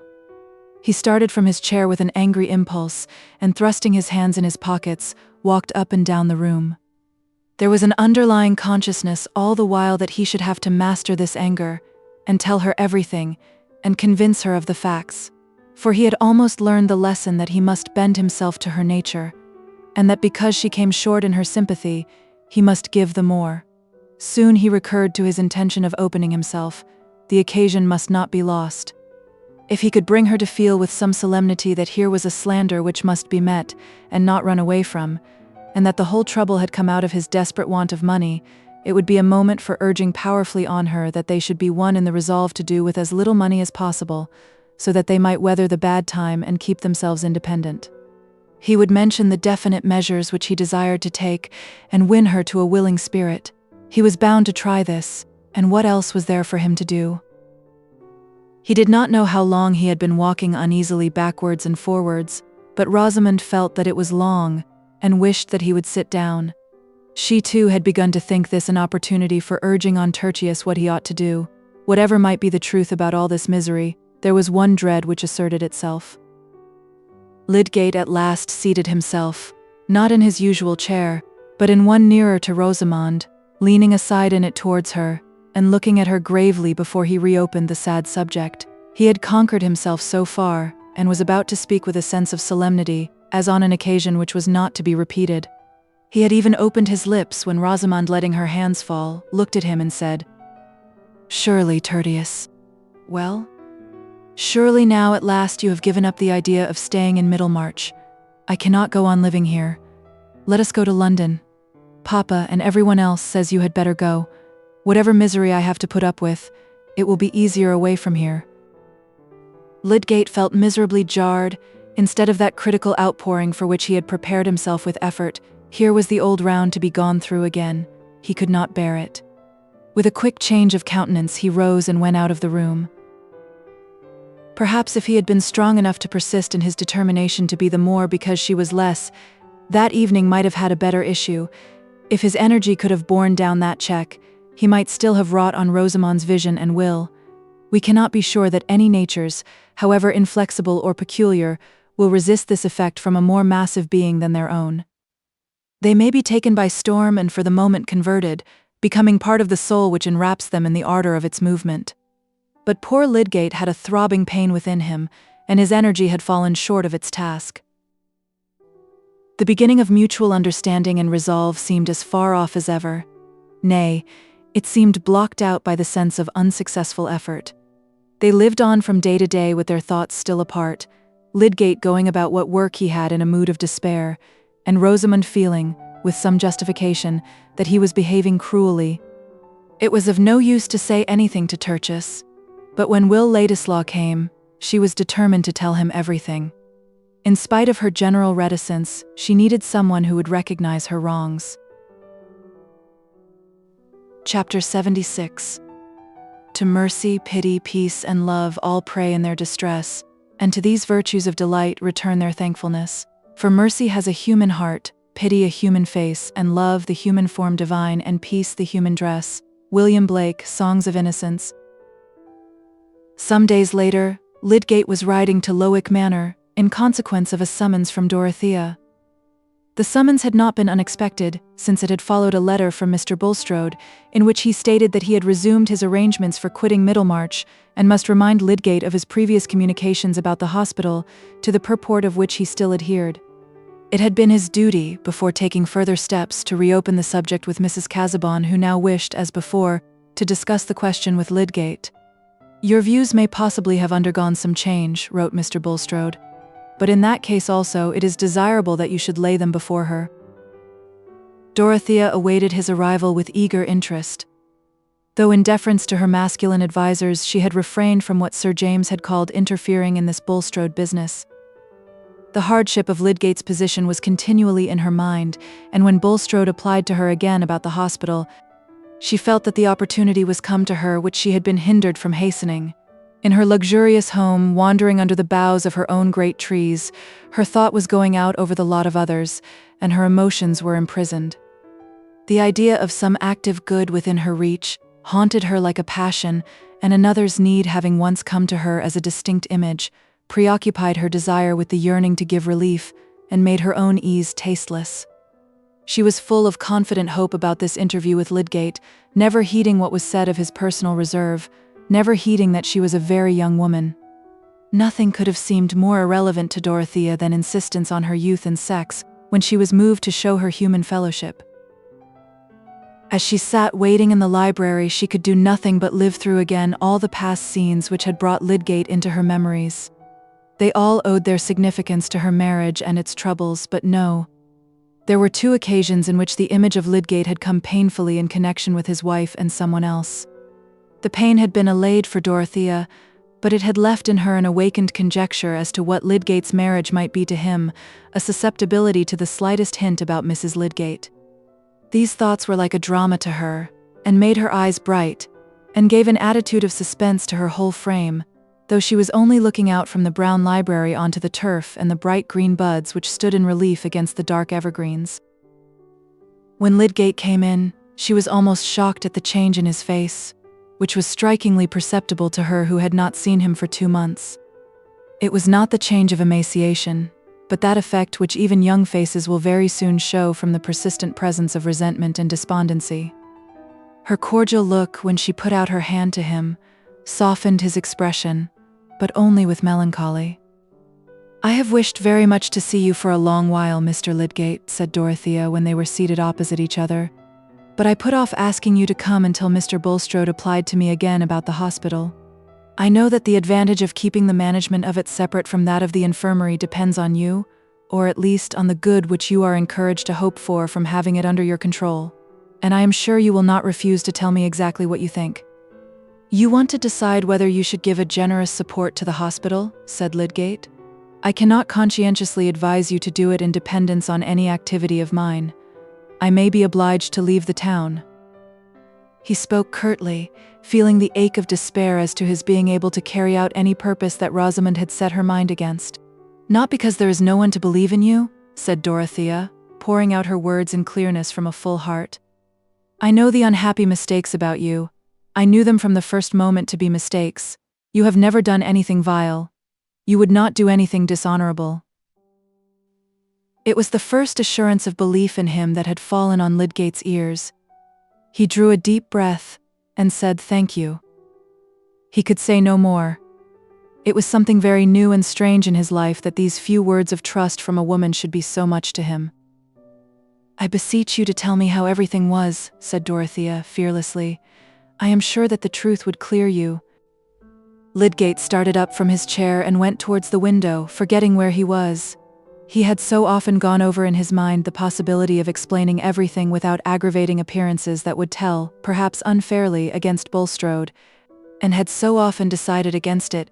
He had so often said to himself that his assertions would not change people's impressions, that Dorothea's words sounded like a temptation to do something which in his soberness he had pronounced to be unreasonable. "Tell me, pray," said Dorothea, with simple earnestness. "Then we can consult together. It is wicked to let people think evil of anyone falsely when it can be hindered." Lydgate turned, remembering where he was, and saw Dorothea's face looking up at him with a sweet, trustful gravity. The presence of a noble nature, generous in its wishes, ardent in its charity, changes the lights for us.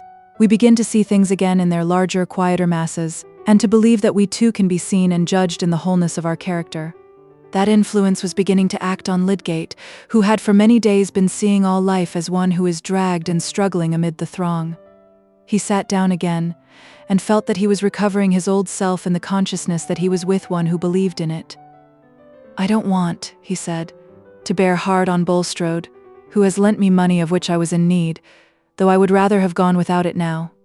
He is hunted down and miserable, and has only a poor thread of life in him. But I should like to tell you everything.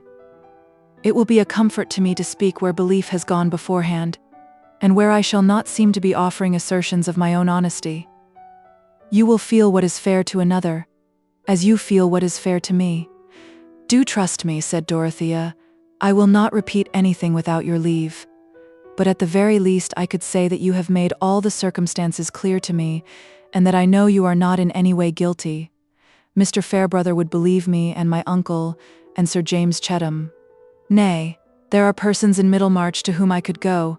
Although they don't know much of me, they would believe me. They would know that I could have no other motive than truth and justice. I would take any pains to clear you. I have very little to do. There is nothing better that I can do in the world."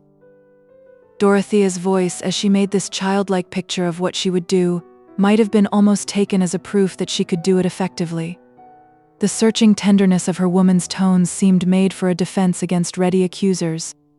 Lydgate did not stay to think that she was quixotic. He gave himself up, for the first time in his life, to the exquisite sense of leaning entirely on a generous sympathy, without any check of proud reserve. And he told her everything, from the time when, under the pressure of his difficulties, he unwillingly made his first application to Bulstrode, gradually, in the relief of speaking, getting into a more thorough utterance of what had gone on in his mind, entering fully into the fact that his treatment of the patient was opposed to the dominant practice, into his doubts at the last, his ideal of medical duty, and his uneasy consciousness that the acceptance of the money had made some difference in his private inclination and professional behavior, though not in his fulfillment of any publicly recognized obligation. "It has come to my knowledge since," he added, "that Hawley sent someone to examine the housekeeper at Stone Court, and she said that she gave the patient all the opium in the phial I left, as well as a good deal of brandy. But that would not have been opposed to ordinary prescriptions even of first-rate men. The suspicions against me had no hold there. They are grounded on the knowledge that I took money, that Bulstrode had strong motives for wishing the man to die, and that he gave me the money as a bribe to concur in some malpractices or other against the patient, that in any case I accepted a bribe to hold my tongue. They are just the suspicions that cling the most obstinately, because they lie in people's inclination and can never be disproved. How my orders came to be disobeyed is a question to which I don't know the answer. It is still possible that Bulstrode was innocent of any criminal intention, even possible that he had nothing to do with the disobedience, and merely abstained from mentioning it.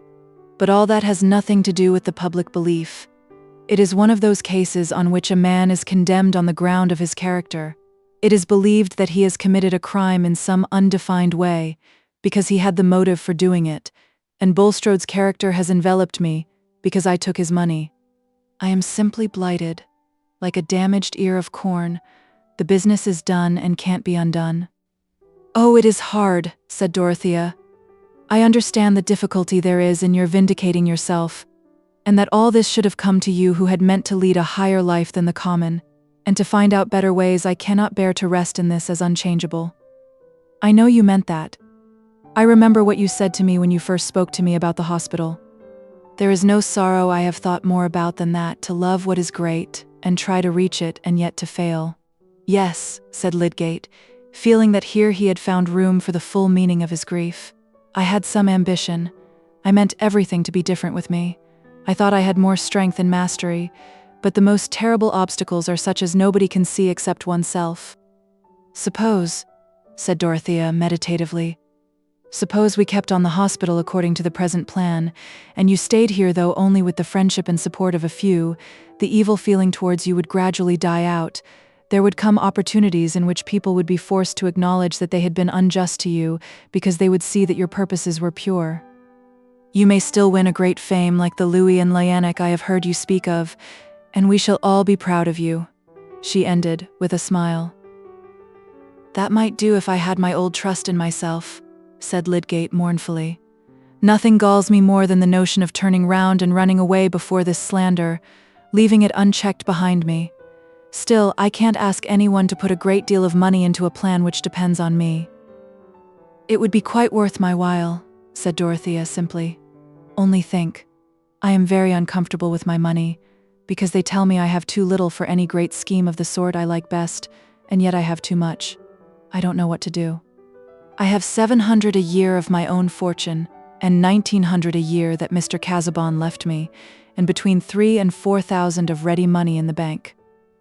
I wish to raise money and pay it off gradually out of my income, which I don't want, to buy land with and found a village which should be a school of industry. But Sir James and my uncle have convinced me that the risk would be too great. So you see that what I should most rejoice at would be to have something good to do with my money. I should like it to make other people's lives better to them. It makes me very uneasy coming all to me who don't want it. A smile broke through the gloom of Lydgate's face. The childlike, grave-eyed earnestness with which Dorothea said all this was irresistible, blent into an adorable whole with her ready understanding of high experience. Of lower experience such as plays a great part in the world, poor Mrs. Casaubon had a very blurred, short-sighted knowledge, little helped by her imagination, but she took the smile as encouragement of her plan. "I think you see now that you spoke too scrupulously," she said in a tone of persuasion. "The hospital would be one good, and making your life quite whole and well again would be another." Lydgate's smile had died away. "You have the goodness as well as the money to do all that, if it could be done," he said. "But—" He hesitated a little while, looking vaguely towards the window, and she sat in silent expectation. At last he turned towards her and said impetuously, "Why should I not tell you? You know what sort of bond marriage is. You will understand everything." Dorothea felt her heart beginning to beat faster. Had he that sorrow too? But she feared to say any word, and he went on immediately. "It is impossible for me now to do anything, to take any step without considering my wife's happiness. The thing that I might like to do if I were alone is become impossible to me. I can't see her miserable.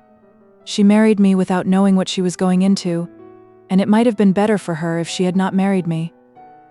I know you could not give her pain if you were not obliged to do it," said Dorothea, with keen memory of her own life. "And she has set her mind against staying. She wishes to go. The troubles she has had here have wearied her," said Lydgate, breaking off again, lest he should say too much. "But when she saw the good that might come of staying," said Dorothea, remonstrantly, looking at Lydgate as if he had forgotten the reasons which had just been considered. He did not speak immediately. "She would not see it," he said at last, curtly, feeling at first that this statement must do without explanation. "And indeed, I have lost all spirit about carrying on my life here." He paused a moment, and then, following the impulse to let Dorothea see deeper into the difficulty of his life, he said, "The fact is, this trouble has come upon her confusedly. We have not been able to speak to each other about it. I am not sure what is in her mind about it. She may fear that I have really done something base. It is my fault. I ought to be more open, but I have been suffering cruelly." "May I go and see her?" said Dorothea eagerly. "Would she accept my sympathy? I would tell her that you have not been blamable before anyone's judgment but your own. I would tell her that you shall be cleared in every fair mind. I would cheer her heart. Will you ask her if I may go to see her?" "I did see her once." "I am sure you may," said Lydgate, seizing the proposition with some hope. "She would feel honored, cheered, I think, by the proof that you at least have some respect for me. I will not speak to her about your coming, that she may not connect it with my wishes at all. I know very well that I ought not to have left anything to be told her by others, but—" He broke off, and there was a moment's silence. Dorothea refrained from saying what was in her mind. How well she knew that there might be invisible barriers to speech between husband and wife. This was a point on which even sympathy might make a wound. She returned to the more outward aspect of Lydgate's position, saying cheerfully, "And if Mrs. Lydgate knew that there were friends who would believe in you and support you, she might then be glad that you should stay in your place and recover your hopes and do what you meant to do. Perhaps then you would see that it was right to agree with what I proposed about your continuing at the hospital. Surely you would, if you still have faith in it as a means of making your knowledge useful?" Lydgate did not answer, and she saw that he was debating with himself. "You need not decide immediately," she said gently. "A few days hence it will be early enough for me to send my answer to Mr. Bulstrode." Lydgate still waited, but at last turned to speak in his most decisive tones. "No, I prefer that there should be no interval left for wavering. I am no longer sure enough of myself, I mean of what it would be possible for me to do under the changed circumstances of my life. It would be dishonorable to let others engage themselves to anything serious in dependence on me. I might be obliged to go away after all. I see little chance of anything else. The whole thing is too problematic. I cannot consent to be the cause of your goodness being wasted. No, let the new hospital be joined with the old infirmary and everything go on as it might have done if I had never come. I have kept a valuable register since I have been there. I shall send it to a man who will make use of it," he ended bitterly. I can think of nothing for a long while but getting an income." "It hurts me very much to hear you speak so hopelessly," said Dorothea. "It would be a happiness to your friends, who believe in your future, in your power to do great things, if you would let them save you from that. Think how much money I have. It would be like taking a burthen from me if you took some of it every year till you got free from this fettering want of income. Why should not people do these things? It is so difficult to make shares at all even. This is one way." "God bless you, Mrs. Casaubon," said Lydgate, rising as if with the same impulse that made his words energetic, and resting his arm on the back of the great leather chair he had been sitting in. "It is good that you should have such feelings, but I am not the man who ought to allow himself to benefit by them. I have not given guarantees enough. I must not at least sink into the degradation of being pensioned for work that I never achieved. It is very clear to me that I must not count on anything else than getting away from Middlemarch as soon as I can manage it. I should not be able for a long while at the very best to get an income here, and it is easier to make necessary changes in a new place. I must do as other men do and think what will please the world and bring in money, look for a little opening in the London crowd and push myself, set up in a watering place or go to some southern town where there are plenty of idle English and get myself puffed. That is the sort of shell I must creep into and try to keep my soul alive in." "Now that is not brave," said Dorothea, "to give up the fight." "No, it is not brave," said Lydgate, "but if a man is afraid of creeping paralysis—" Then in another tone, "Yet you have made a great difference in my courage by believing in me. Everything seems more bearable since I have talked to you, and if you can clear me in a few other minds, especially in Fairbrother's, I shall be deeply grateful. The point I wish you not to mention is the fact of disobedience to my orders. That would soon get distorted. After all, there is no evidence for me but people's opinion of me beforehand. You can only repeat my own report of myself." "Mr. Fairbrother will believe, others will believe," said Dorothea. "I can say of you what will make it stupidity to suppose that you would be bribed to do a wickedness." "I don't know," said Lydgate, with something like a groan in his voice. "I have not taken a bribe yet, but there is a pale shade of bribery which is sometimes called prosperity. You will do me another great kindness then, and come to see my wife?" "Yes, I will. I remember how pretty she is," said Dorothea, into whose mind every impression about Rosamond had cut deep. "I hope she will like me." As Lydgate rode away, he thought, "This young creature has a heart large enough for the Virgin Mary. She evidently thinks nothing of her own future, and would pledge away half her income at once, as if she wanted nothing for herself but a chair to sit in, from which she can look down with those clear eyes at the poor mortals who pray to her. She seems to have what I never saw in any woman before, a fountain of friendship towards men. A man can make a friend of her. Casaubon must have raised some heroic hallucination in her. I wonder if she could have any other sort of passion for a man? Ladislaw? There was certainly an unusual feeling between them, and Casaubon must have had a notion of it. Well, her love might help a man more than her money." Dorothea, on her side, had immediately formed a plan of relieving Lydgate from his obligation to Bulstrode, which she felt sure was a part, though small, of the galling pressure he had to bear. She sat down at once under the inspiration of their interview and wrote a brief note, in which she pleaded that she had more claim than Mr. Bulstrode had to the satisfaction of providing the money which had been serviceable to Lydgate, that it would be unkind in Lydgate not to grant her the position of being his helper in this small matter, the favor being entirely to her who had so little that was plainly marked out for her to do with her superfluous money. He might call her a creditor, or by any other name if it did but imply that he granted her request. She enclosed a cheque for £1,000, and determined to take the letter with her the next day when she went to see Rosamond. Chapter 77. And thus thy fall hath left a kind of blot, to mark the full-fraught man and best endued with some suspicion. Henry V. The next day Lydgate had to go to Brassing, and told Rosamond that he should be away until the evening. Of late she had never gone beyond her own house and garden, except to church, and once to see her papa, to whom she said, "If Tertius goes away, you will help us to move, will you not, papa? I suppose we shall have very little money." "I am sure I hope someone will help us." And Mr. Vincey had said, "Yes, child, I don't mind 100 or 2. I can see the end of that.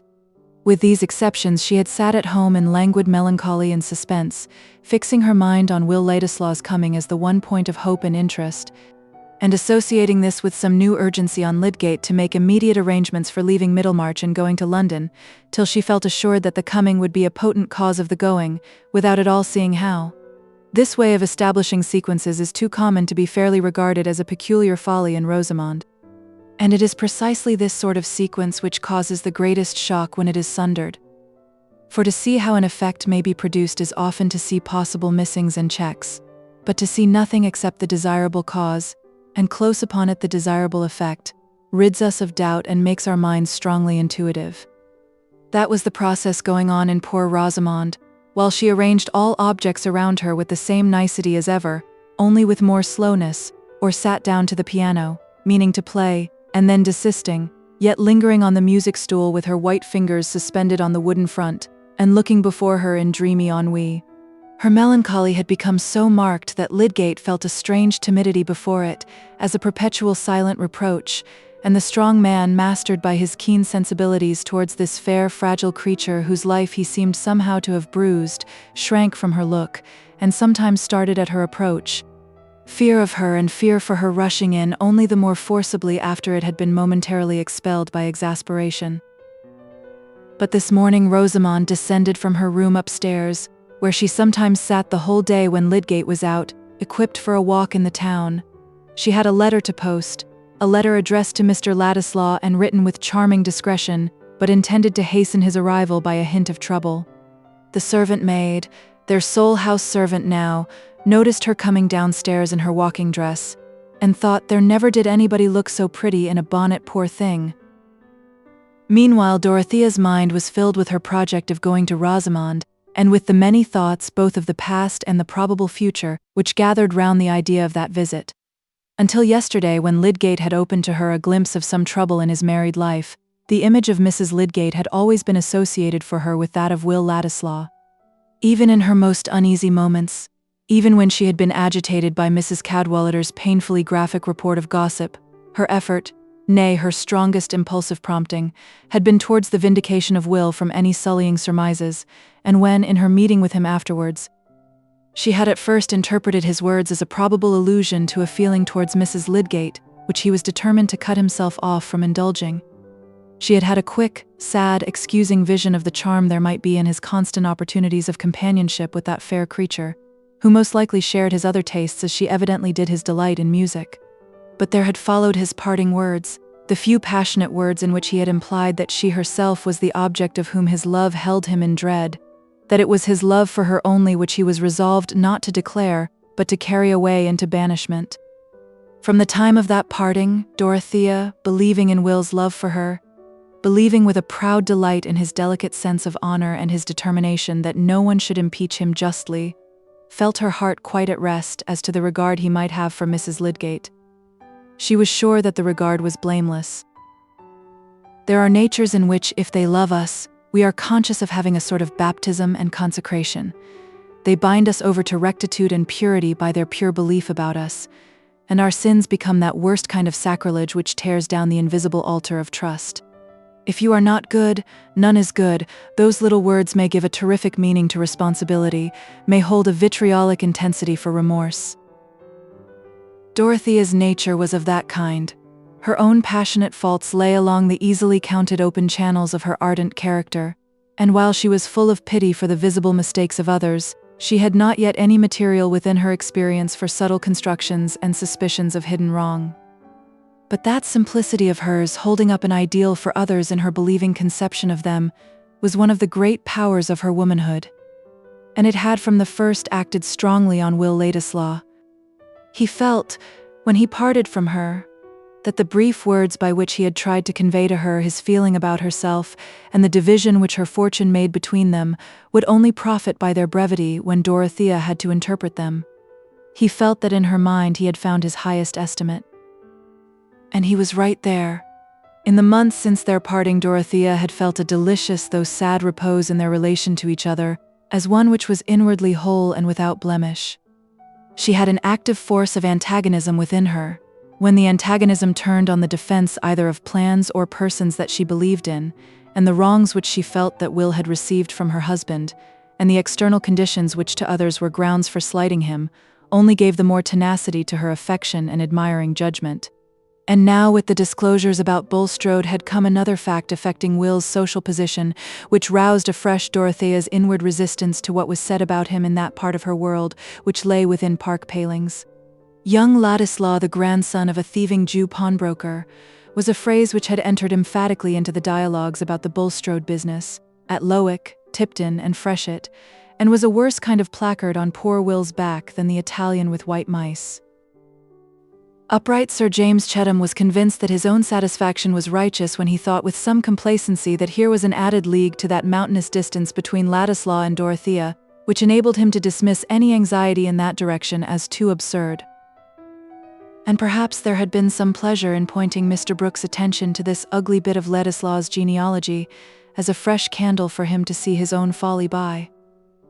Dorothea had observed the animus with which Will's part in the painful story had been recalled more than once, but she had uttered no word, being checked now, as she had not been formerly in speaking of Will, by the consciousness of a deeper relation between them which must always remain in consecrated secrecy. But her silence shrouded her resistant emotion into a more thorough glow, and this misfortune in Will's lot which, it seemed, others were wishing to fling at his back as an opprobrium, only gave something more of enthusiasm to her clinging thought.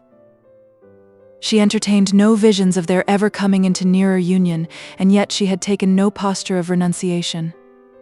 She had accepted her whole relation to Will very simply as part of her marriage sorrows, and would have thought it very sinful in her to keep up an inward wail because she was not completely happy, being rather disposed to dwell on the superfluities of her lot. She could bear that the chief pleasures of her tenderness should lie in memory, and the idea of marriage came to her solely as a repulsive proposition from some suitor of whom she at present knew nothing, but whose merits, as seen by her friends, would be a source of torment to her. Somebody who will manage your property for you? My dear, was Mr. Brooke's attractive suggestion of suitable characteristics. I should like to manage it myself, if I knew what to do with it, said Dorothea. No. She adhered to her declaration that she would never be married again, and in the long valley of her life which looked so flat and empty of waymarks, guidance would come as she walked along the road and saw her fellow passengers by the way. This habitual state of feeling about Will Ladislaw had been strong in all her waking hours since she had proposed to pay a visit to Mrs. Lydgate, making a sort of background against which she saw Rosamond's figure presented to her without hindrances to her interest and compassion. There was evidently some mental separation, some barrier to complete confidence which had arisen between this wife and the husband who had yet made her happiness a law to him. That was a trouble which no third person must directly touch. But Dorothea thought with deep pity of the loneliness which must have come upon Rosamond from the suspicions cast on her husband, and there would surely be help in the manifestation of respect for Lydgate and sympathy with her. I shall talk to her about her husband, thought Dorothea, as she was being driven towards the town. The clear spring morning, the scent of the moist earth, the fresh leaves just showing their creased-up wealth of greenery from out their half-opened sheaths, seemed part of the cheerfulness she was feeling from a long conversation with Mr. Fairbrother, who had joyfully accepted the justifying explanation of Lydgate's conduct. I shall take Mrs. Lydgate good news, and perhaps she will like to talk to me and make a friend of me. Dorothea had another errand in Lowick Gate. It was about a new fine-toned bell for the schoolhouse, and as she had to get out of her carriage very near to Lydgate's, she walked thither across the street, having told the coachman to wait for some packages. The street door was open, and the servant was taking the opportunity of looking out at the carriage which was pausing within sight when it became apparent to her that the lady who belonged to it was coming towards her. Is Mrs. Lydgate at home? Said Dorothea. I'm not sure, my lady. I'll see, if you'll please to walk in, said Martha, a little confused on the score of her kitchen apron, but collected enough to be sure that Mum was not the right title for this queenly young widow with a carriage and pair. Will you please to walk in, and I'll go and see. Say that I am Mrs. Casaubon, said Dorothea, as Martha moved forward intending to show her into the drawing-room and then to go upstairs to see if Rosamond had returned from her walk. They crossed the broader part of the entrance hall and turned up the passage which led to the garden. The drawing-room door was unlatched, and Martha, pushing it without looking into the room, waited for Mrs. Casaubon to enter and then turned away, the door having swung open and swung back again without noise. Dorothea had less of outward vision than usual this morning, being filled with images of things as they had been and were going to be.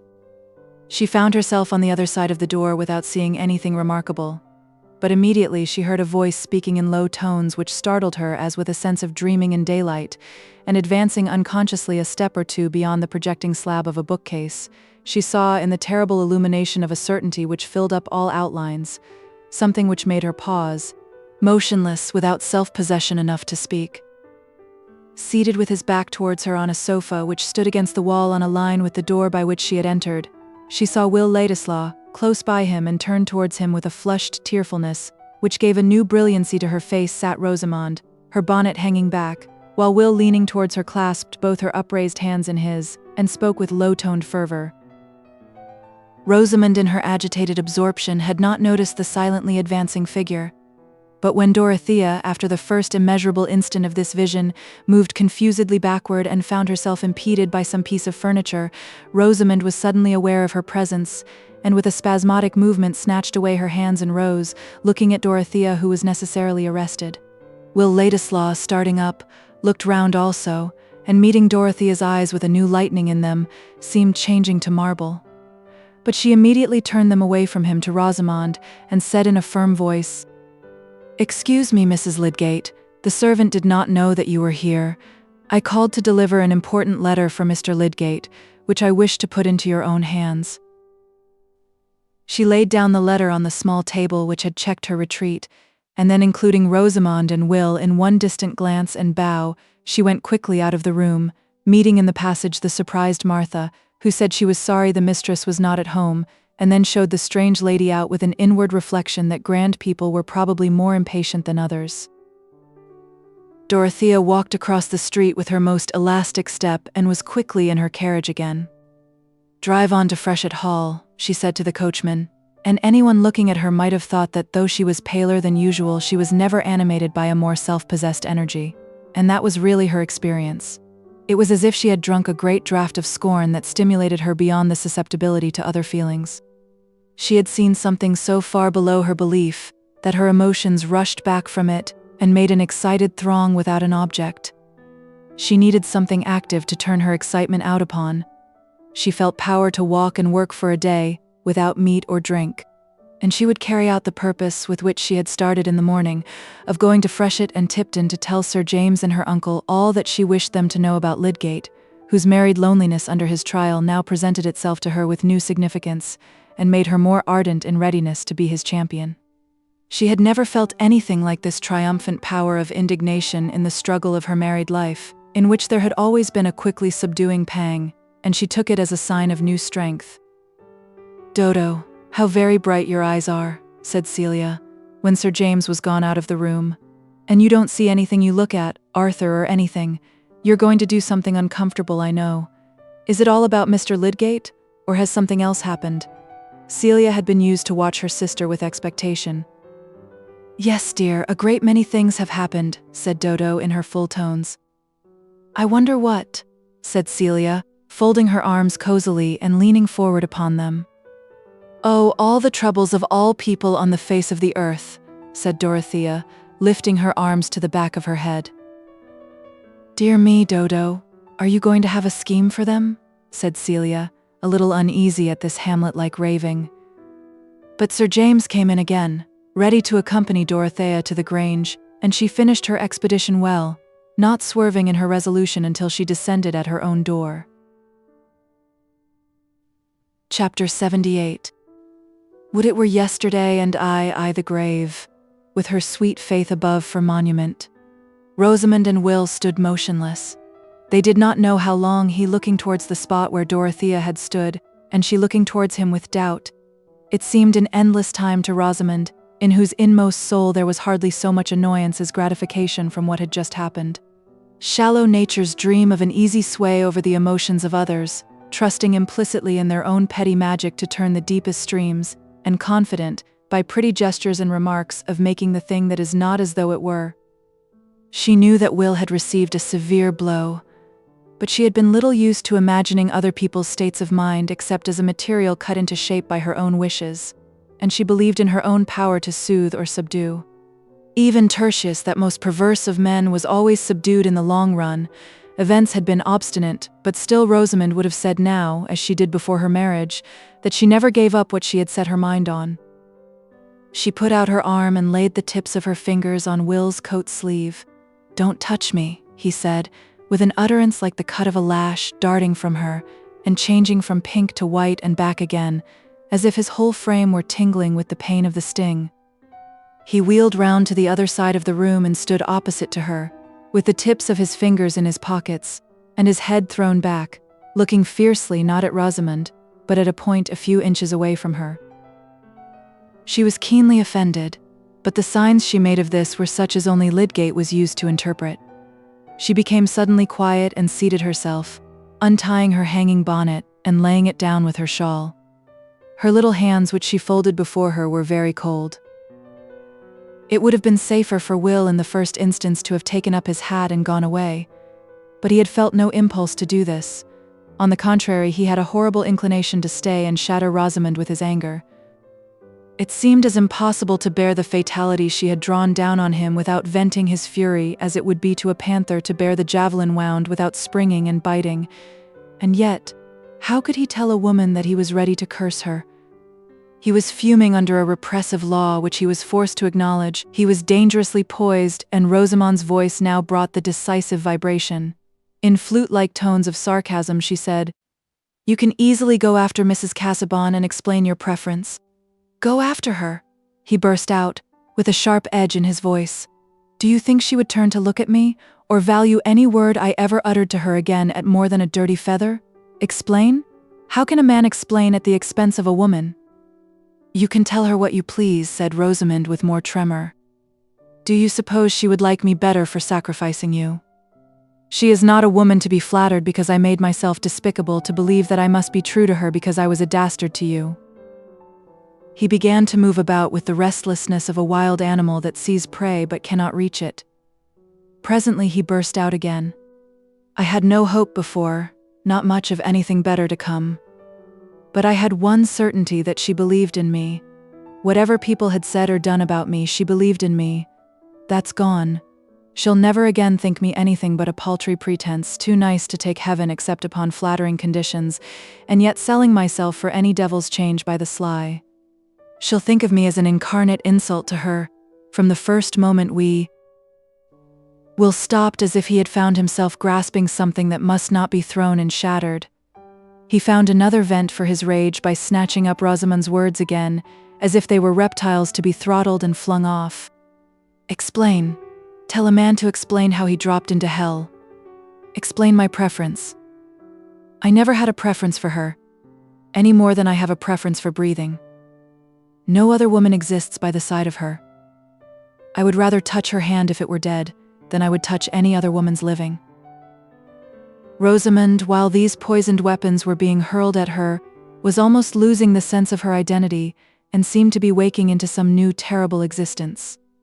She had no sense of chill, resolute repulsion, of reticent self-justification such as she had known under Lydgate's most stormy displeasure. All her sensibility was turned into a bewildering novelty of pain. She felt a new terrified recoil under a lash never experienced before. What another nature felt in opposition to her own was being burnt and bitten into her consciousness.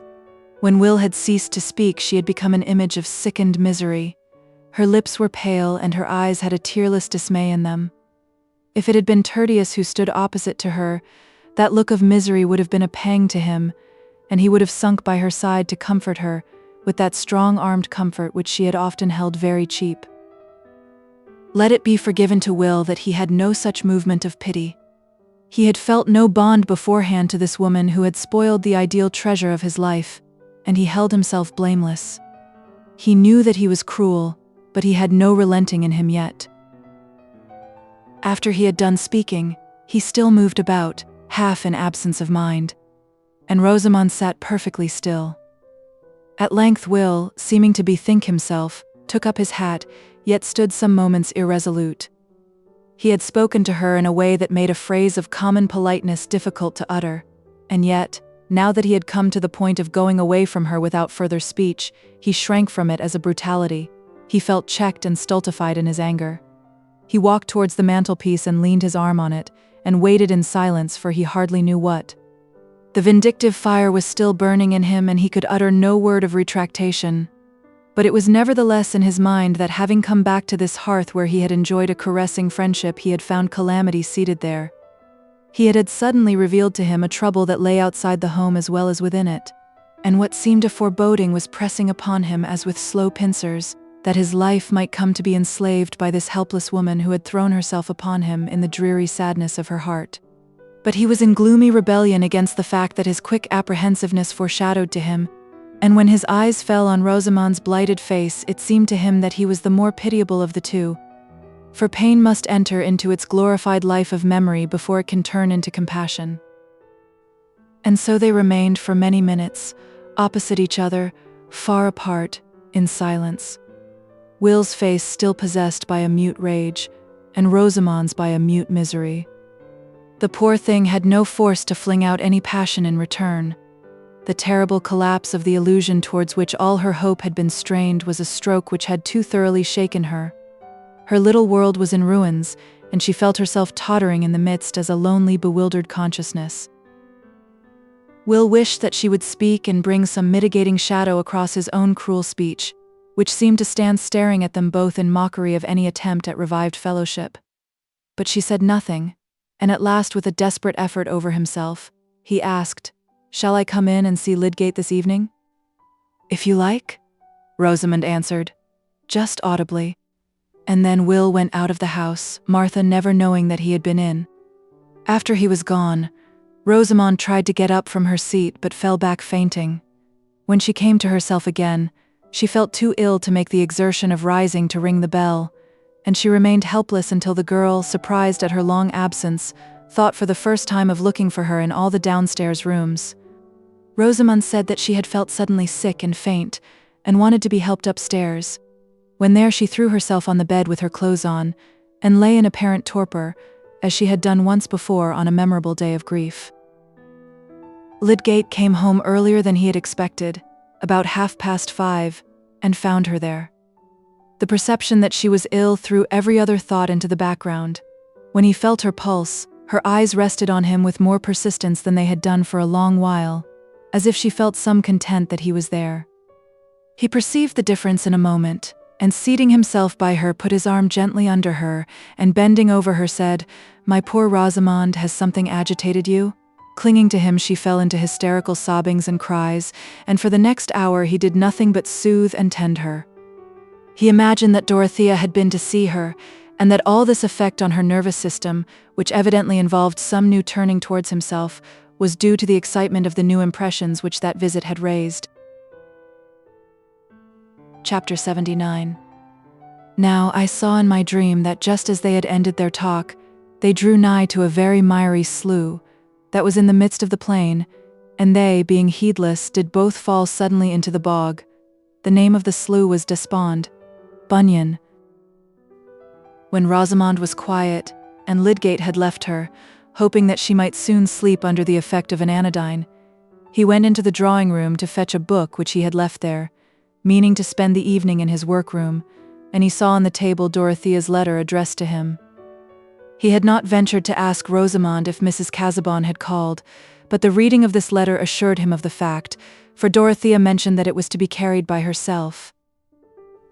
When Will Ladislaw came in a little later, Lydgate met him with a surprise which made it clear that he had not been told of the earlier visit, and Will could not say, "Did not Mrs. Lydgate tell you that I came this morning?" "Poor Rosamond is ill," Lydgate added immediately on his greeting. "Not seriously, I hope," said Will. "No, only a slight nervous shock, the effect of some agitation. She has been overwrought lately. The truth is, Ladislaw, I am an unlucky devil. We have gone through several rounds of purgatory since you left, and I have lately got on to a worse ledge of it than ever. I suppose you are only just come down. You look rather battered. You have not been long enough in the town to hear anything?" "I traveled all night and got to the White Hart at 8 o'clock this morning. I have been shutting myself up and resting," said Will, feeling himself a sneak, but seeing no alternative to this evasion. And then he heard Lydgate's account of the troubles which Rosamond had already depicted to him in her way. She had not mentioned the fact of Will's name being connected with the public story, this detail not immediately affecting her, and he now heard it for the first time. "I thought it better to tell you that your name is mixed up with the disclosures," said Lydgate, who could understand better than most men how Ladislaw might be stung by the revelation. "You will be sure to hear it as soon as you turn out into the town. I suppose it is true that Raffles spoke to you?" "Yes," said Will, sardonically. "I shall be fortunate if gossip does not make me the most disreputable person in the whole affair. I should think the latest version must be that I plotted with Raffles to murder Bulstrode and ran away from Middlemarch for the purpose." He was thinking, "Here is a new ring in the sound of my name to recommend it in her hearing. However, what does it signify now?" But he said nothing of Bulstrode's offer to him. Will was very open and careless about his personal affairs, but it was among the more exquisite touches in nature's modeling of him that he had a delicate generosity which warned him into reticence here. He shrank from saying that he had rejected Bulstrode's money in the moment when he was learning that it was Lydgate's misfortune to have accepted it. Lydgate, too, was reticent in the midst of his confidence. He made no allusion to Rosamond's feeling under their trouble, and of Dorothea he only said, "Mrs. Casaubon has been the one person to come forward and say that she had no belief in any of the suspicions against me." Observing a change in Will's face, he avoided any further mention of her, feeling himself too ignorant of their relation to each other not to fear that his words might have some hidden painful bearing on it, and it occurred to him that Dorothea was the real cause of the present visit to Middlemarch. The two men were pitying each other, but it was only Will who guessed the extent of his companion's trouble. When Lydgate spoke with desperate resignation of going to settle in London, and said with a faint smile, "We shall have you again, old fellow," Will felt inexpressibly mournful, and said nothing. Rosamond had that morning entreated him to urge this step on Lydgate, and it seemed to him as if he were beholding in a magic panorama a future where he himself was sliding into that pleasureless yielding to the small solicitations of circumstance, which is a commoner history of perdition than any single momentous bargain. We are on a perilous margin when we begin to look passively at our future selves, and see our own figures led with dull consent into insipid misdoing and shabby achievement. Poor Lydgate was inwardly groaning on that margin, and Will was arriving at it. It seemed to him this evening as if the cruelty of his outburst to Rosamond had made an obligation for him, and he dreaded the obligation.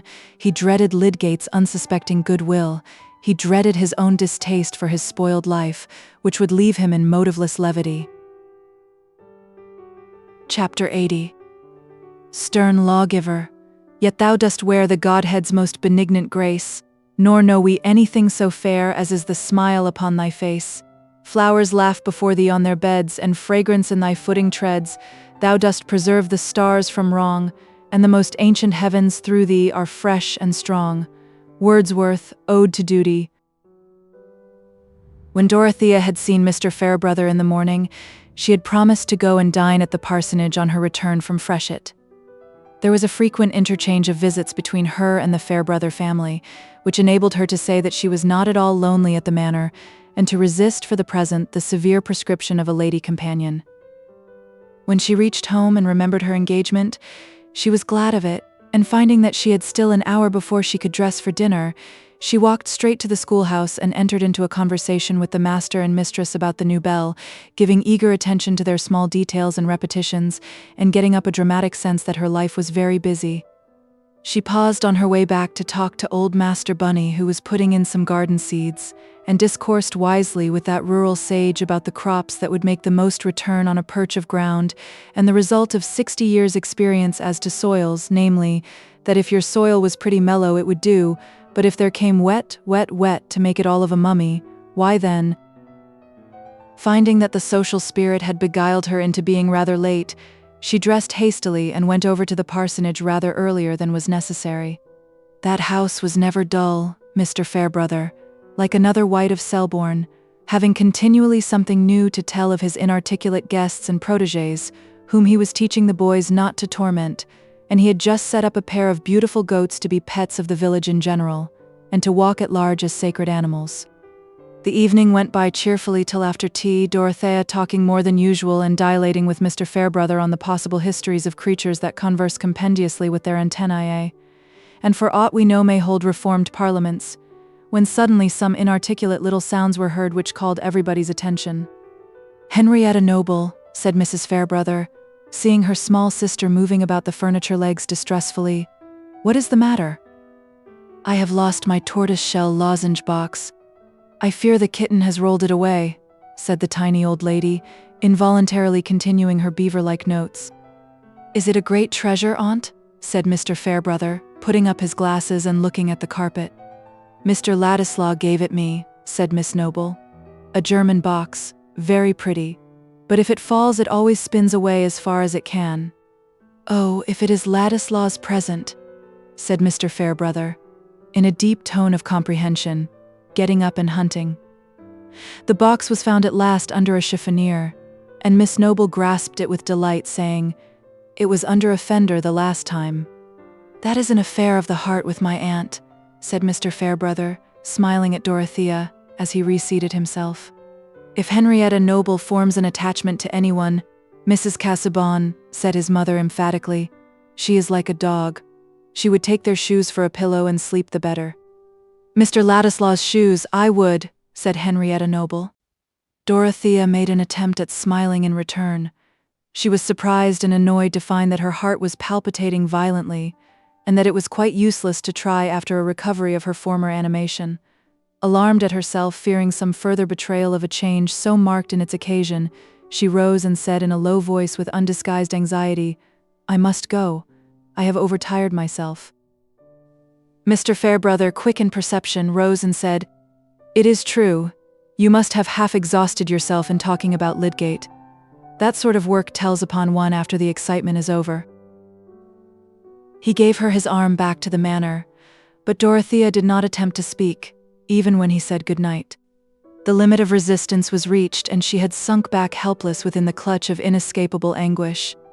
Dismissing Tantripp with a few faint words, she locked her door, and turning away from it towards the vacant room, she pressed her hands hard on the top of her head and moaned out, "Oh, I did love him." Then came the hour in which the waves of suffering shook her too thoroughly to leave any power of thought. She could only cry in loud whispers, between her sobs, after her lost belief which she had planted and kept alive from a very little seed since the days in Rome, after her lost joy of clinging with silent love and faith to one who, misprized by others, was worthy in her thought, after her lost woman's pride of reigning in his memory, after her sweet dim perspective of hope, that along some pathway they should meet with unchanged recognition and take up the backward years as a yesterday. In that hour she repeated what the merciful eyes of solitude have looked on for ages in the spiritual struggles of man. She besought hardness and coldness and aching weariness to bring her relief from the mysterious incorporeal might of her anguish. She lay on the bare floor and let the night grow cold around her, while her grand woman's frame was shaken by sobs as if she had been a despairing child. There were two images, two living forms that tore her heart in two, as if it had been the heart of a mother who seems to see her child divided by the sword, and presses one bleeding half to her breast while her gaze goes forth in agony towards the half which is carried away by the lying woman that has never known the mother's pang.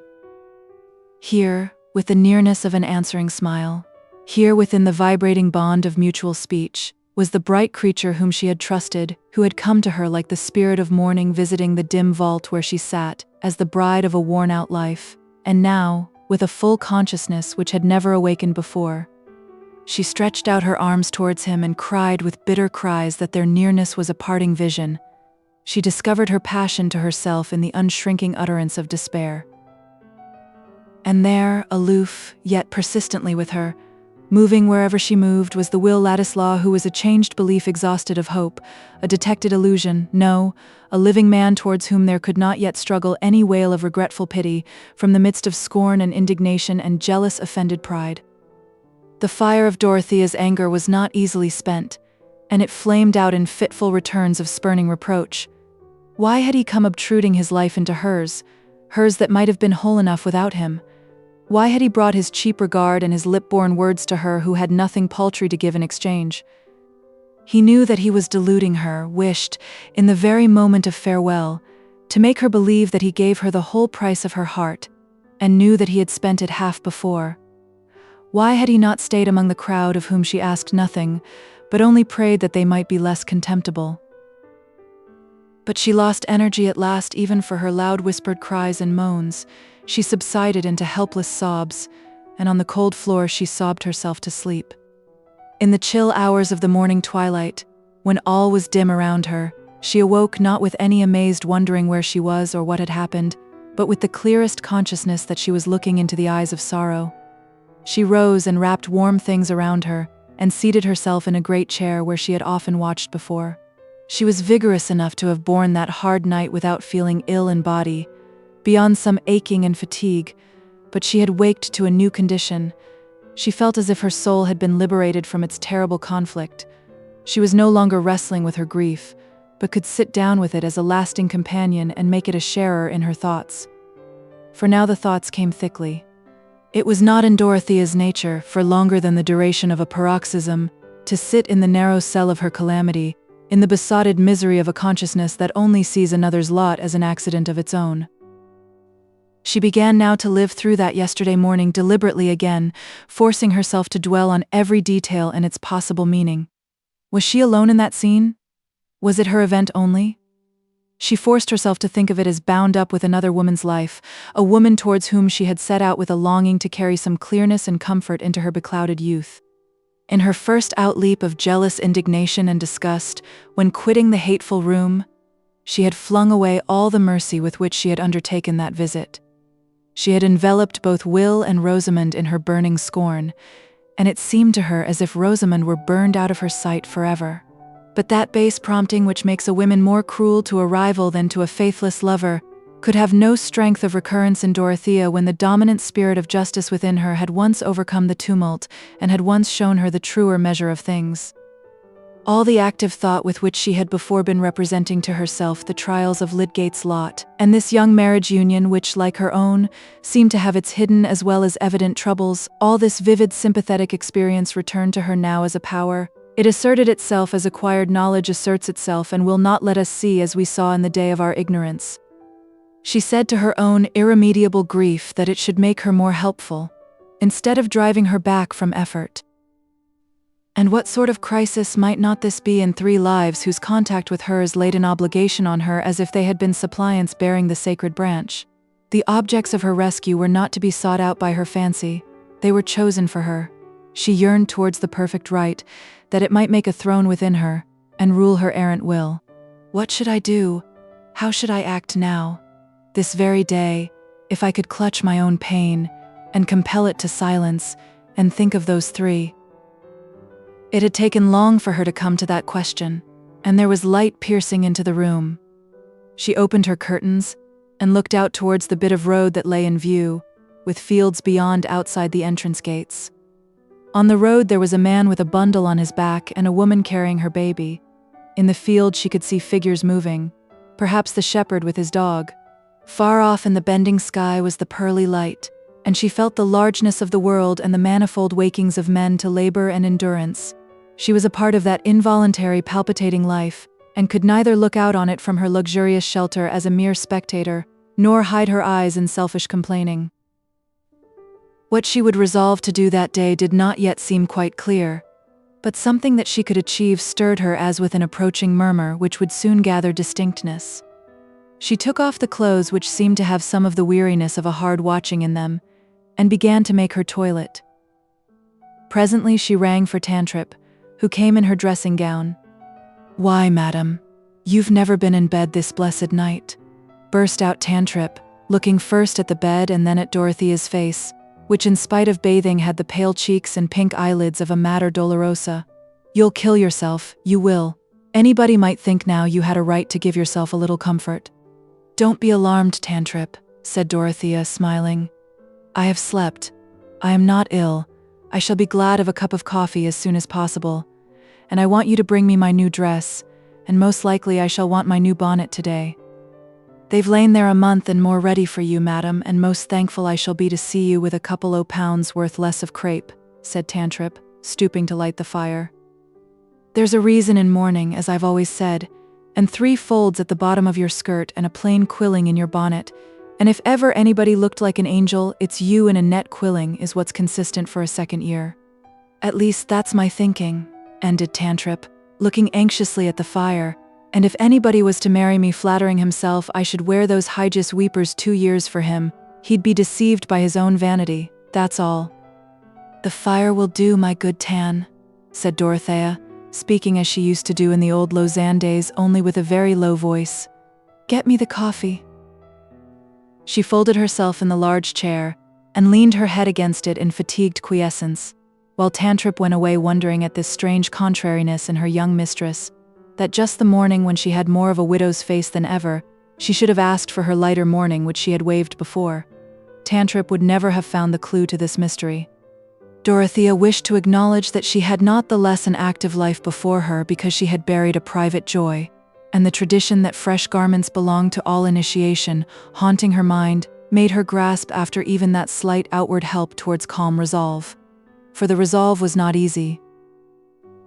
Nevertheless, at 11 o'clock she was walking towards Middlemarch, having made up her mind that she would make as quietly and unnoticeably as possible her second attempt to see and save Rosamond. Chapter 81. Du Erde warst auch diese Nacht beständig, und atmest neu erquickt zu meinen Füßen. Beginnest schon mit Lust mich zu umgeben, du regst und rührst ein kräftiges Beschließen, zum höchsten Dasein immerfort zu streben. Faust, 2 Teil. When Dorothea was again at Lydgate's door speaking to Martha, he was in the room close by with the door ajar, preparing to go out. He heard her voice, and immediately came to her. Do you think that Mrs. Lydgate can receive me this morning? She said, having reflected that it would be better to leave out all allusion to her previous visit. I have no doubt she will, said Lydgate, suppressing his thought about Dorothea's looks, which were as much changed as Rosamond's. If you will be kind enough to come in and let me tell her that you are here. She has not been very well since you were here yesterday, but she is better this morning, and I think it is very likely that she will be cheered by seeing you again. It was plain that Lydgate, as Dorothea had expected, knew nothing about the circumstances of her yesterday's visit. Nay, he appeared to imagine that she had carried it out according to her intention. She had prepared a little note asking Rosamond to see her, which she would have given to the servant if he had not been in the way, but now she was in much anxiety as to the result of his announcement. After leading her into the drawing-room, he paused to take a letter from his pocket and put it into her hands, saying, I wrote this last night and was going to carry it to LXIX in my ride. When one is grateful for something too good for common thanks, writing is less unsatisfactory than speech. One does not at least hear how inadequate the words are. Dorothea's face brightened. It is I who have most to thank for, since you have let me take that place. You have consented? She said, suddenly doubting. Yes, the check is going to Bulstrode today. He said no more, but went upstairs to Rosamond, who had but lately finished dressing herself, and sat languidly wondering what she should do next, her habitual industry in small things, even in the days of her sadness, prompting her to begin some kind of occupation, which she dragged through slowly or paused in from lack of interest. She looked ill, but had recovered her usual quietude of manner, and Lydgate had feared to disturb her by any questions. He had told her of Dorothea's letter containing the check, and afterwards he had said, Ladislaw is come, Rosie. He sat with me last night. I dare say he will be here again today. I thought he looked rather battered and depressed, and Rosamond had made no reply. Now when he came up, he said to her very gently, Rosie dear, Mrs. Casaubon is come to see you again. You would like to see her, would you not? That she colored and gave rather a startled movement did not surprise him after the agitation produced by the interview yesterday, a beneficent agitation, he thought, since it seemed to have made her turn to him again. Rosamond dared not say no. She dared not with a tone of her voice touch the facts of yesterday. Why had Mrs. Casaubon come again? The answer was a blank which Rosamond could only fill up with dread, for Will Ladislaw's lacerating words had made every thought of Dorothea a fresh smart to her. Nevertheless, in her new humiliating uncertainty, she dared do nothing but comply. She did not say yes, but she rose and let Lydgate put a light shawl over her shoulders, while he said, "I am going out immediately." Then something crossed her mind which prompted her to say, "Pray tell Martha not to bring anyone else into the drawing room." And Lydgate assented, thinking that he fully understood this wish. He led her down to the drawing room door, and then turned away, observing to himself that he was rather a blundering husband to be dependent for his wife's trust in him on the influence of another woman. Rosamond, wrapping her soft shawl around her as she walked towards Dorothea, was inwardly wrapping her soul in cold reserve. Had Mrs. Casaubon come to say anything to her about Will? If so, it was a liberty that Rosamond resented, and she prepared herself to meet every word with polite impassibility. Will had bruised her pride too sorely for her to feel any compunction towards him and Dorothea. Her own injury seemed much the greater. Dorothea was not only the preferred woman, but had also a formidable advantage in being Lydgate's benefactor, and to poor Rosamond's pained, confused vision, it seemed that this Mrs. Casaubon, this woman who predominated in all things concerning her, must have come now with the sense of having the advantage, and with animosity prompting her to use it. Indeed, not Rosamond only, but anyone else knowing the outer facts of the case, and not the simple inspiration on which Dorothea acted, might well have wondered why she came. Looking like the lovely ghost of herself, her graceful slimness wrapped in her soft white shawl, the rounded infantine mouth and cheek inevitably suggesting mildness and innocence, Rosamond paused at 3 yards' distance from her visitor and bowed. But Dorothea, who had taken off her gloves from an impulse which she could never resist when she wanted a sense of freedom, came forward, and with her face full of a sad yet sweet openness, put out her hand. Rosamond could not avoid meeting her glance, could not avoid putting her small hand into Dorothea's, which clasped it with gentle motherliness, and immediately a doubt of her own prepossessions began to stir within her. Rosamond's eye was quick for faces. She saw that Mrs. Casaubon's face looked pale and changed since yesterday, yet gentle, and like the firm softness of her hand. But Dorothea had counted a little too much on her own strength. The clearness and intensity of her mental action this morning were the continuance of a nervous exaltation which made her frame as dangerously responsive as a bit of finest Venetian crystal. And in looking at Rosamond, she suddenly found her heart swelling, and was unable to speak. All her effort was required to keep back tears. She succeeded in that, and the emotion only passed over her face like the spirit of a sob, but it added to Rosamond's impression that Mrs. Casaubon's state of mind must be something quite different from what she had imagined. So they sat down without a word of preface on the 2 chairs that happened to be nearest, and happened also to be close together, though Rosamond's notion when she first bowed was that she should stay a long way off from Mrs. Casaubon. But she ceased thinking how anything would turn out, merely wondering what would come, and Dorothea began to speak quite simply, gathering firmness as she went on. "I had an errand yesterday which I did not finish. That is why I am here again so soon. You will not think me too troublesome when I tell you that I came to talk to you about the injustice that has been shown towards Mr. Lydgate. It will cheer you, will it not? To know a great deal about him, that he may not like to speak about himself just because it is in his own vindication and to his own honor. You will like to know that your husband has warm friends who have not left off believing in his high character. You will let me speak of this without thinking that I take a liberty?" The cordial, pleading tones which seemed to flow with generous heedlessness above all the facts which had filled Rosamond's mind as grounds of obstruction and hatred between her and this woman, came as soothingly as a warm stream over her shrinking fears. Of course Mrs. Casaubon had the facts in her mind, but she was not going to speak of anything connected with them. That relief was too great for Rosamond to feel much else at the moment. She answered prettily, in the new ease of her soul, "I know you have been very good. I shall like to hear anything you will say to me about Tertius." "The day before yesterday," said Dorothea, "when I had asked him to come to LXIX to give me his opinion on the affairs of the hospital, he told me everything about his conduct and feelings in this sad event which has made ignorant people cast suspicions on him. The reason he told me was because I was very bold and asked him. I believed that he had never acted dishonorably, and I begged him to tell me the history. He confessed to me that he had never told it before, not even to you, because he had a great dislike to say I was not wrong, as if that were proof, when there are guilty people who will say so.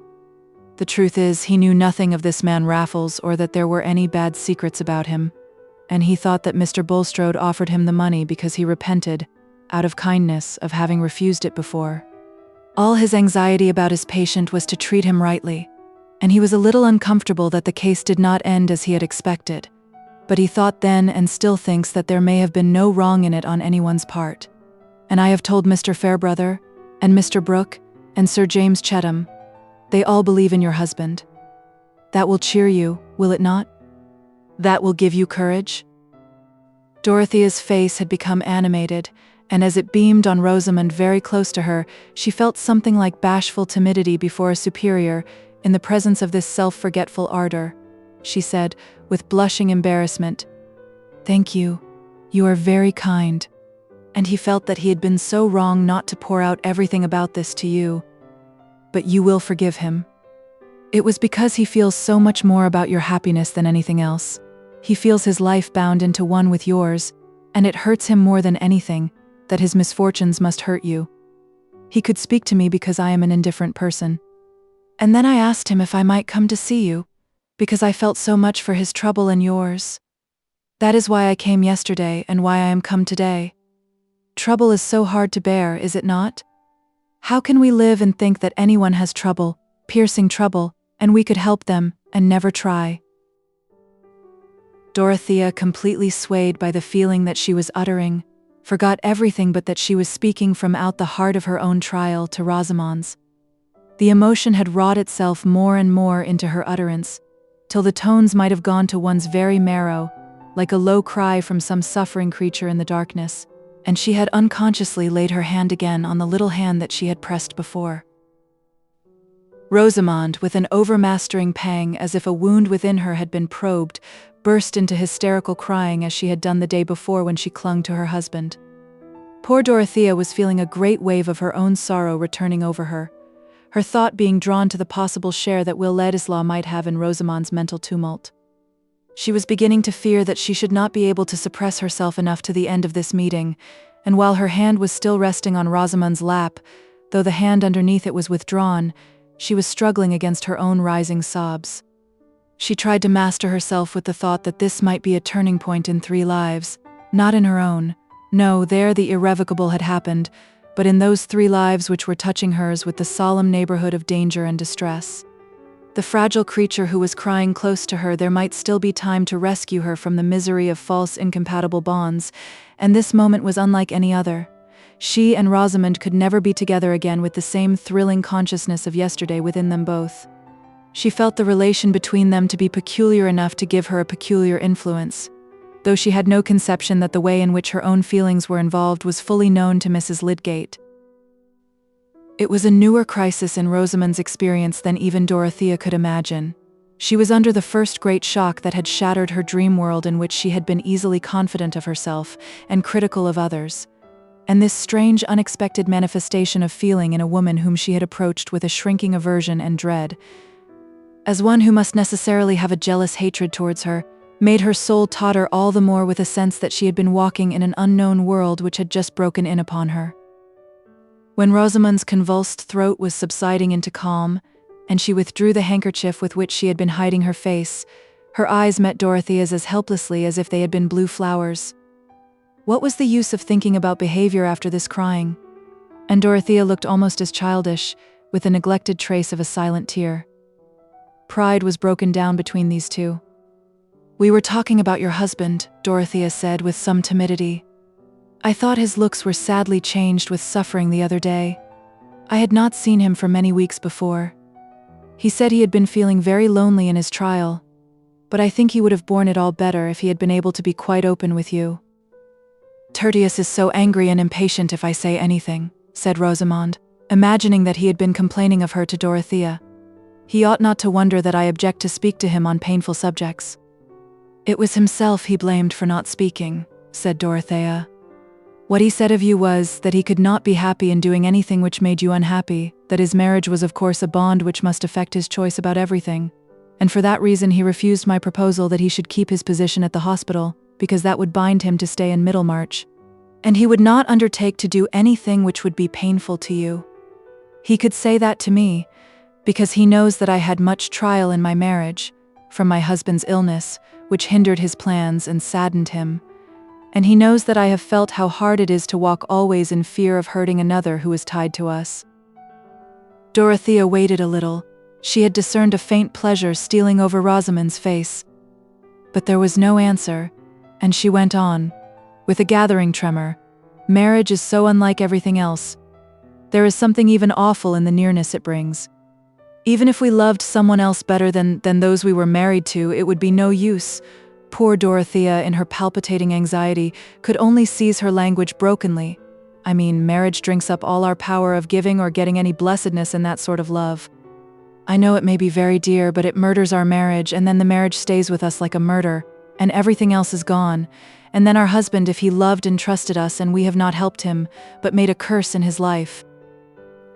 Her voice had sunk very low. There was a dread upon her of presuming too far, and of speaking as if she herself were perfection addressing error.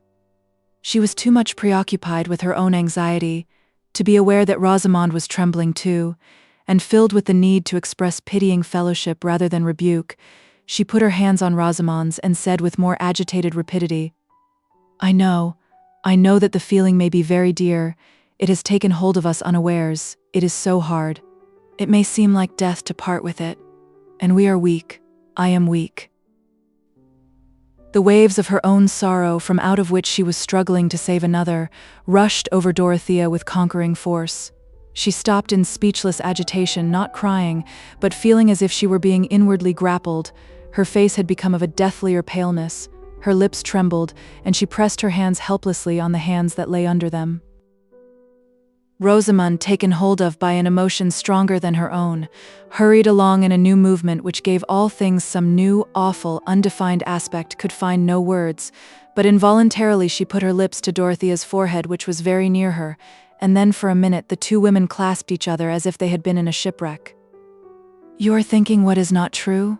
said Rosamond, in an eager half-whisper, while she was still feeling Dorothea's arms round her, urged by a mysterious necessity to free herself from something that oppressed her as if it were blood guiltiness. They moved apart, looking at each other. "When you came in yesterday, it was not as you thought," said Rosamond in the same tone. There was a movement of surprised attention in Dorothea. She expected a vindication of Rosamond herself. "He was telling me how he loved another woman, that I might know he could never love me," said Rosamond, getting more and more hurried as she went on. "And now I think he hates me because you mistook him yesterday. He says it is through me that you will think ill of him, think that he is a false person, but it shall not be through me. He has never had any love for me. I know he has not. He has always thought slightly of me. He said yesterday that no other woman existed for him beside you. The blame of what happened is entirely mine. He said he could never explain to you because of me. He said you could never think well of him again. But now I have told you, and he cannot reproach me any more." Rosamond had delivered her soul under impulses which she had not known before. She had begun her confession under the subduing influence of Dorothea's emotion, and as she went on she had gathered the sense that she was repelling Will's reproaches, which were still like a knife wound within her. The revulsion of feeling in Dorothea was too strong to be called joy. It was a tumult in which the terrible strain of the night and morning made a resistant pain. She could only perceive that this would be joy when she had recovered her power of feeling it. Her immediate consciousness was one of immense sympathy without check. She cared for Rosamond without struggle now, and responded earnestly to her last words. "No, he cannot reproach you any more." With her usual tendency to overestimate the good in others, she felt a great outgoing of her heart towards Rosamond, for the generous effort which had redeemed her from suffering, not counting that the effort was a reflex of her own energy. After they had been silent a little, she said, "You are not sorry that I came this morning?" "No, you have been very good to me," said Rosamond. "I did not think that you would be so good. I was very unhappy. I am not happy now, everything is so sad. But better days will come. Your husband will be rightly valued, and he depends on you for comfort. He loves you best. The worst loss would be to lose that, and you have not lost it," said Dorothea. She tried to thrust away the too overpowering thought of her own relief, lest she should fail to win some sign that Rosamond's affection was yearning back towards her husband. "Tertius did not find fault with me, then," said Rosamond. understanding now that Lydgate might have said anything to Mrs. Casaubon, and that she certainly was different from other women. Perhaps there was a faint taste of jealousy in the question. A smile began to play over Dorothea's face as she said, "No, indeed. How could you imagine it?" But here the door opened, and Lydgate entered. "I am come back in my quality of doctor," he said. "After I went away, I was haunted by two pale faces. Mrs. Casaubon looked as much in need of care as you, Rosie, and I thought that I had not done my duty in leaving you together. So when I had been to Coleman's, I came home again. I noticed that you were walking, Mrs. Casaubon, and the sky has changed. I think we may have rain. May I send someone to order your carriage to come for you?" "Oh no, I am strong, I need the walk," said Dorothea, rising with animation in her face. "Mrs. Lydgate and I have chatted a great deal, and it is time for me to go. I have always been accused of being immoderate and saying too much." She put out her hand to Rosamond, and they said an earnest, quiet goodbye without kiss or other show of effusion. There had been between them too much serious emotion for them to use the signs of it superficially. As Lydgate took her to the door, she said nothing of Rosamond, but told him of Mr. Fairbrother and the other friends who had listened with belief to his story. When he came back to Rosamond, she had already thrown herself on the sofa, in resigned fatigue. "Well, Rosie," he said, standing over her and touching her hair, "what do you think of Mrs. Casaubon now you have seen so much of her?" "I think she must be better than anyone," said Rosamond, "and she is very beautiful. If you go to talk to her so often, you will be more discontented with me than ever." Lydgate laughed at the "so often." "But has she made you any less discontented with me?" "I think she has," said Rosamond, looking up in his face. "How heavy your eyes are, Tertius, and do push your hair back." He lifted up his large white hand to obey her, and felt thankful for this little mark of interest in him. Poor Rosamond's vagrant fancy had come back terribly scourged, meek enough to nestle under the old despised shelter. And the shelter was still there. Lydgate had accepted his narrowed lot with sad resignation. He had chosen this fragile creature, and had taken the burthen of her life upon his arms. He must walk as he could, carrying that burthen pitifully. Chapter 82. My grief lies onward and my joy behind. Shakespeare, Sonnets. Exiles notoriously feed much on hopes, and are unlikely to stay in banishment unless they are obliged.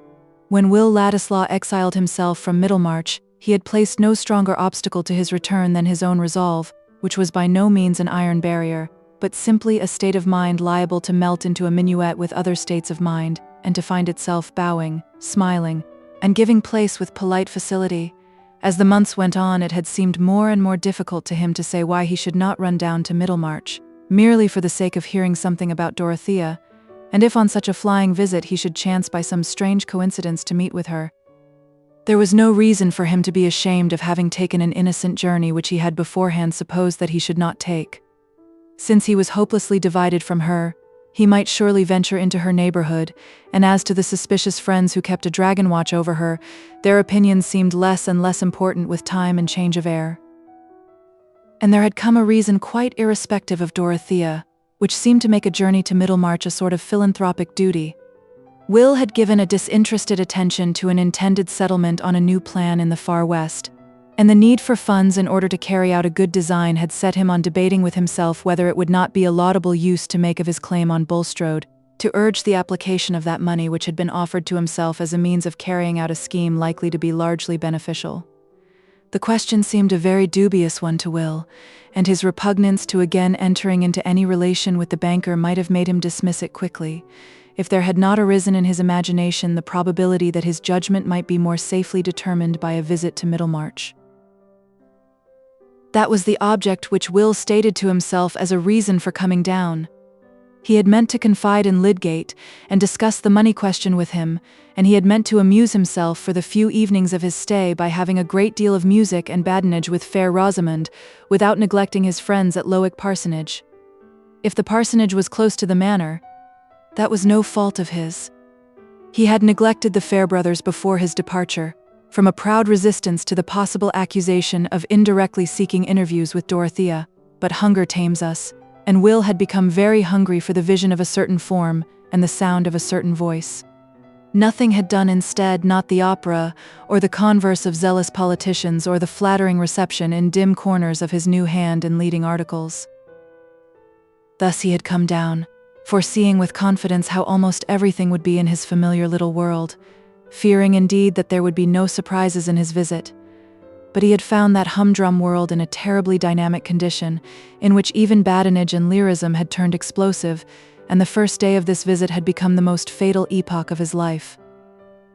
The next morning he felt so harassed with the nightmare of consequences, he dreaded so much the immediate issues before him, that seeing while he breakfasted the arrival of the Riverston coach, he went out hurriedly and took his place on it, that he might be relieved, at least for a day, from the necessity of doing or saying anything in Middlemarch.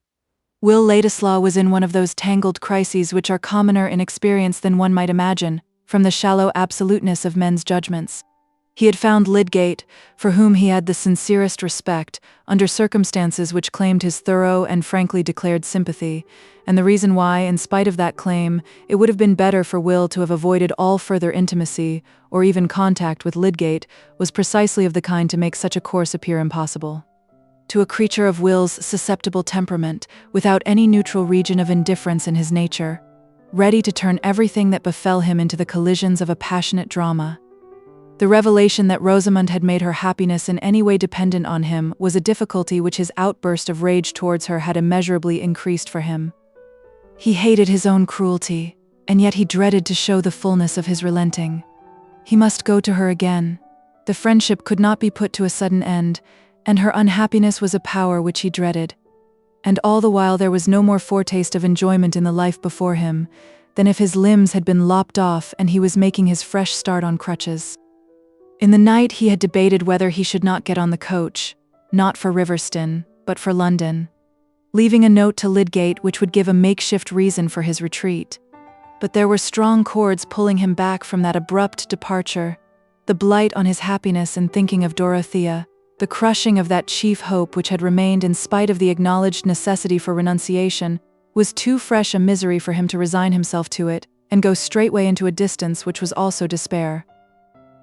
Thus he did nothing more decided than taking the Riverston coach. He came back again by it while it was still daylight, having made up his mind that he must go to Lydgate's that evening. The Rubicon, we know, was a very insignificant stream to look at. Its significance lay entirely in certain invisible conditions. Will felt as if he were forced to cross his small boundary ditch, and what he saw beyond it was not empire, but discontented subjection. But it is given to us sometimes even in our everyday life to witness the saving influence of a noble nature, the divine efficacy of rescue that may lie in a self-subduing act of fellowship. If Dorothea, after her night's anguish, had not taken that walk to Rosamond, why, she perhaps would have been a woman who gained a higher character for discretion, but it would certainly not have been as well for those three who were on one hearth in Lydgate's house at 7:30 that evening. Rosamond had been prepared for Will's visit, and she received him with a languid coldness which Lydgate accounted for by her nervous exhaustion, of which he could not suppose that it had any relation to Will. And when she sat in silence bending over a bit of work, he innocently apologized for her in an indirect way by begging her to lean backward and rest. Will was miserable in the necessity for playing the part of a friend who was making his first appearance and greeting to Rosamond, while his thoughts were busy about her feelings since that scene of yesterday, which seemed still inexorably to enclose them both, like the painful vision of a double madness. It happened that nothing called Lydgate out of the room, but when Rosamond poured out the tea and Will came near to fetch it, she placed a tiny bit of folded paper in his saucer. He saw it and secured it quickly, but as he went back to his inn he had no eagerness to unfold the paper. What Rosamond had written to him would probably deepen the painful impressions of the evening. Still, he opened and read it by his bed candle. There were only these few words in her neatly flowing hand. "I have told Mrs. Casaubon. She is not under any mistake about you. I told her because she came to see me and was very kind. You will have nothing to reproach me with now. I shall not have made any difference to you." The effect of these words was not quite all gladness. As Will dwelt on them with excited imagination, he felt his cheeks and ears burning at the thought of what had occurred between Dorothea and Rosamond, at the uncertainty how far Dorothea might still feel her dignity wounded in having an explanation of his conduct offered to her. There might still remain in her mind a changed association with him which made an irremediable difference, a lasting flaw. With active fancy he wrought himself into a state of doubt little more easy than that of the man who has escaped from wreck by night and stands on unknown ground in the darkness. Until that wretched yesterday, except the moment of vexation long ago in the very same room and in the very same presence, all their vision, all their thought of each other, had been as in a world apart, where the sunshine fell on tall white lilies, where no evil lurked, and no other soul entered. But now, would Dorothea meet him in that world again? Chapter 83. And now good morrow to our waking souls, which watch not one another out of fear, for love all love of other sights controls, and makes one little room and everywhere. Dr. Donne. On the second morning after Dorothea's visit to Rosamond, she had had 2 nights of sound sleep, and had not only lost all traces of fatigue, but felt as if she had a great deal of superfluous strength, that is to say, more strength than she could manage to concentrate on any occupation. The day before, she had taken long walks outside the grounds, and had paid 2 visits to the parsonage, but she never in her life told anyone the reason why she spent her time in that fruitless manner, and this morning she was rather angry with herself for her childish restlessness. Today was to be spent quite differently. What was there to be done in the village? Oh dear, nothing. Everybody was well and had flannel. Nobody's pig had died, and it was Saturday morning when there was a general scrubbing of doors and door-stones, and when it was useless to go into the school. But there were various subjects that Dorothea was trying to get clear upon, and she resolved to throw herself energetically into the gravest of all. She sat down in the library before her particular little heap of books on political economy and kindred matters, out of which she was trying to get light as to the best way of spending money so as not to injure one's neighbors, or what comes to the same thing, so as to do them the most good. Here was a weighty subject which, if she could but lay hold of it, would certainly keep her mind steady. Unhappily, her mind slipped off it for a whole hour, and at the end she found herself reading sentences twice over with an intense consciousness of many things, but not of any one thing contained in the text. This was hopeless. Should she order the carriage and drive to Tipton? No, for some reason or other she preferred staying at LXIX. But her vagrant mind must be reduced to order. There was an art in self-discipline, and she walked round and round the brown library considering by what sort of maneuver she could arrest her wandering thoughts. Perhaps a mere task was the best means, something to which she must go doggedly. Was there not the geography of Asia Minor, in which her slackness had often been rebuked by Mr. Casaubon? She went to the cabinet of maps and unrolled one. This morning she might make herself finally sure that Paphlagonia was not on the Levantine coast, and fix her total darkness about the Chalybes firmly on the shores of the Euxine. A map was a fine thing to study when you were disposed to think of something else, being made up of names that would turn into a chime if you went back upon them. Dorothea set earnestly to work, bending close to her map, and uttering the names in an audible, subdued tone, which often got into a chime. She looked amusingly girlish after all her deep experience, nodding her head and marking the names off on her fingers, with a little pursing of her lip, and now and then breaking off to put her hands on each side of her face and say, "Oh dear, oh dear." There was no reason why this should end any more than a merry-go-round, but it was at last interrupted by the opening of the door and the announcement of Miss Noble. The little old lady, whose bonnet hardly reached Dorothea's shoulder, was warmly welcomed, but while her hand was being pressed she made many of her beaver-like noises, as if she had something difficult to say. "Do sit down," said Dorothea, rolling a chair forward. "Am I wanted for anything? I shall be so glad if I can do anything." "I will not stay," said Miss Noble, putting her hand into her small basket and holding some article inside it nervously. "I have left a friend in the churchyard." She lapsed into her inarticulate sounds and unconsciously drew forth the article which she was fingering. It was the tortoise-shell lozenge box, and Dorothea felt the color mounting to her cheeks. "Mr. Ladislaw," continued the timid little woman, "he fears he has offended you, and has begged me to ask if you will see him for a few minutes." Dorothea did not answer on the instant. It was crossing her mind that she could not receive him in this library, where her husband's prohibition seemed to dwell. She looked towards the window. Could she go out and meet him in the grounds? The sky was heavy, and the trees had begun to shiver as at a coming storm. Besides, she shrank from going out to him.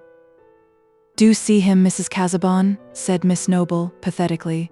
"Else I must go back and say no, and that will hurt him." "Yes, I will see him," said Dorothea. "Pray tell him to come." What else was there to be done? There was nothing that she longed for at that moment except to see Will. The possibility of seeing him had thrust itself insistently between her and every other object, and yet she had a throbbing excitement like an alarm upon her, a sense that she was doing something daringly defiant for his sake. When the little lady had trotted away on her mission, Dorothea stood in the middle of the library with her hands falling clasped before her, making no attempt to compose herself in an attitude of dignified unconsciousness. What she was least conscious of just then was her own body. She was thinking of what was likely to be in Will's mind, and of the hard feelings that others had had about him. How could any duty bind her to hardness? Resistance to unjust dispraise had mingled with her feeling for him from the very first, and now in the rebound of her heart after her anguish the resistance was stronger than ever. "If I love him too much, it is because he has been used so ill." There was a voice within her saying this to some imagined audience in the library, when the door was opened, and she saw Will before her. She did not move, and he came towards her with more doubt and timidity in his face than she had ever seen before. He was in a state of uncertainty which made him afraid lest some look or word of his should condemn him to a new distance from her, and Dorothea was afraid of her own emotion. She looked as if there were a spell upon her, keeping her motionless and hindering her from unclasping her hands, while some intense, grave yearning was imprisoned within her eyes. Seeing that she did not put out her hand as usual, Will paused a yard from her and said with embarrassment, "I am so grateful to you for seeing me." "I wanted to see you," said Dorothea, having no other words at command. It did not occur to her to sit down, and Will did not give a cheerful interpretation to this queenly way of receiving him, but he went on to say what he had made up his mind to say. "I fear you think me foolish and perhaps wrong for coming back so soon. I have been punished for my impatience, you know. Everyone knows now, a painful story about my parentage. I knew of it before I went away, and I always meant to tell you of it if we ever met again." There was a slight movement in Dorothea, and she unclasped her hands, but immediately folded them over each other. "But the affair is matter of gossip now," Will continued. "I wished you to know that something connected with it, something which happened before I went away, helped to bring me down here again. At least I thought it excused my coming. It was the idea of getting Bulstrode to apply some money to a public purpose, some money which he had thought of giving me. Perhaps it is rather to Bulstrode's credit that he privately offered me compensation for an old injury. He offered to give me a good income to make amends, but I suppose you know the disagreeable story?" Will looked doubtfully at Dorothea, but his manner was gathering some of the defiant courage with which he always thought of this fact in his destiny. He added, "You know that it must be altogether painful to me." Yes, I know," said Dorothea hastily. "I did not choose to accept an income from such a source. I was sure that you would not think well of me if I did so," said Will. Why should he mind saying anything of that sort to her now? She knew that he had avowed his love for her. I felt that he broke off nevertheless. "You acted as I should have expected you to act," said Dorothea, her face brightening and her head becoming a little more erect on its beautiful stem. "I did not believe that you would let any circumstance of my birth create a prejudice in you against me, though it was sure to do so in others," said Will, shaking his head backward in his old way, and looking with a grave appeal into her eyes. "If it were a new hardship, it would be a new reason for me to cling to you," said Dorothea fervidly. Nothing could have changed me, but her heart was swelling, and it was difficult to go on. She made a great effort over herself to say in a low, tremulous voice, "But thinking that you were different, not so good as I had believed you to be." "You are sure to believe me better than I am in everything but one," said Will, giving way to his own feeling in the evidence of hers. "I mean in my truth to you. When I thought you doubted of that, I didn't care about anything that was left. I thought it was all over with me, and there was nothing to try for, only things to endure." "I don't doubt you any longer," said Dorothea, putting out her hand, a vague fear for him impelling her unutterable affection. He took her hand and raised it to his lips with something like a sob. but he stood with his hat and gloves in the other hand, and might have done for the portrait of a royalist. Still, it was difficult to loose the hand, and Dorothea, withdrawing it in a confusion that distressed her, looked and moved away. "See how dark the clouds have become, and how the trees are tossed," she said, walking towards the window, yet speaking and moving with only a dim sense of what she was doing. Will followed her at a little distance, and leaned against the tall back of a leather chair, on which he ventured now to lay his hat and gloves, and free himself from the intolerable durance of formality to which he had been for the first time condemned in Dorothea's presence. It must be confessed that he felt very happy at that moment leaning on the chair. He was not much afraid of anything that she might feel now. They stood silent, not looking at each other but looking at the evergreens which were being tossed and were showing the pale underside of their leaves against the blackening sky. Will never enjoyed the prospect of a storm so much, it delivered him from the necessity of going away. Leaves and little branches were hurled about, and the thunder was getting nearer. The light was more and more somber, but there came a flash of lightning which made them start and look at each other, and then smile. Dorothea began to say what she had been thinking of. "That was a wrong thing for you to say, that you would have had nothing to try for. If we had lost our own chief good, other people's good would remain, and that is worth trying for. Some can be happy. I seem to see that more clearly than ever, when I was the most wretched. I can hardly think how I could have borne the trouble, if that feeling had not come to me to make strength." "You have never felt the sort of misery I felt," said Will. "The misery of knowing that you must despise me. But I have felt worse." It was worse to think ill, Dorothea had begun impetuously, but broke off. Will colored. He had the sense that whatever she said was uttered in the vision of a fatality that kept them apart. He was silent a moment, and then said passionately, "We may at least have the comfort of speaking to each other without disguise. Since I must go away, since we must always be divided, you may think of me as one on the brink of the grave." While he was speaking, there came a vivid flash of lightning which lit each of them up for the other, and the light seemed to be the terror of a hopeless love. Dorothea darted instantaneously from the window. Will followed her, seizing her hand with a spasmodic movement, and so they stood, with their hands clasped, like two children, looking out on the storm, while the thunder gave a tremendous crack and roll above them, and the rain began to pour down. Then they turned their faces towards each other, with the memory of his last words in them, and they did not loose each other's hands. "There is no hope for me," said Will. "Even if you loved me as well as I love you, even if I were everything to you, I shall most likely always be very poor, on a sober calculation. One can count on nothing but a creeping lot. It is impossible for us ever to belong to each other. It is perhaps base of me to have asked for a word from you. I meant to go away into silence, but I have not been able to do what I meant." "Don't be sorry," said Dorothea in her clear, tender tones. "I would rather share all the trouble of our parting." Her lips trembled, and so did his. It was never known which lips were the first to move towards the other lips, but they kissed tremblingly, and then they moved apart. The rain was dashing against the window panes as if an angry spirit were within it, and behind it was the great swoop of the wind. It was one of those moments in which both the busy and the idle pause with a certain awe. Dorothea sat down on the seat nearest to her, a long, low ottoman in the middle of the room, and with her hands folded over each other on her lap, looked at the drear outer world. Will stood still an instant looking at her, then seated himself beside her, and laid his hand on hers, which turned itself upward to be clasped. They sat in that way without looking at each other, until the rain abated and began to fall in stillness. Each had been full of thoughts which neither of them could begin to utter. But when the rain was quiet, Dorothea turned to look at Will. With passionate exclamation, as if some torture screw were threatening him, he started up and said, "It is impossible."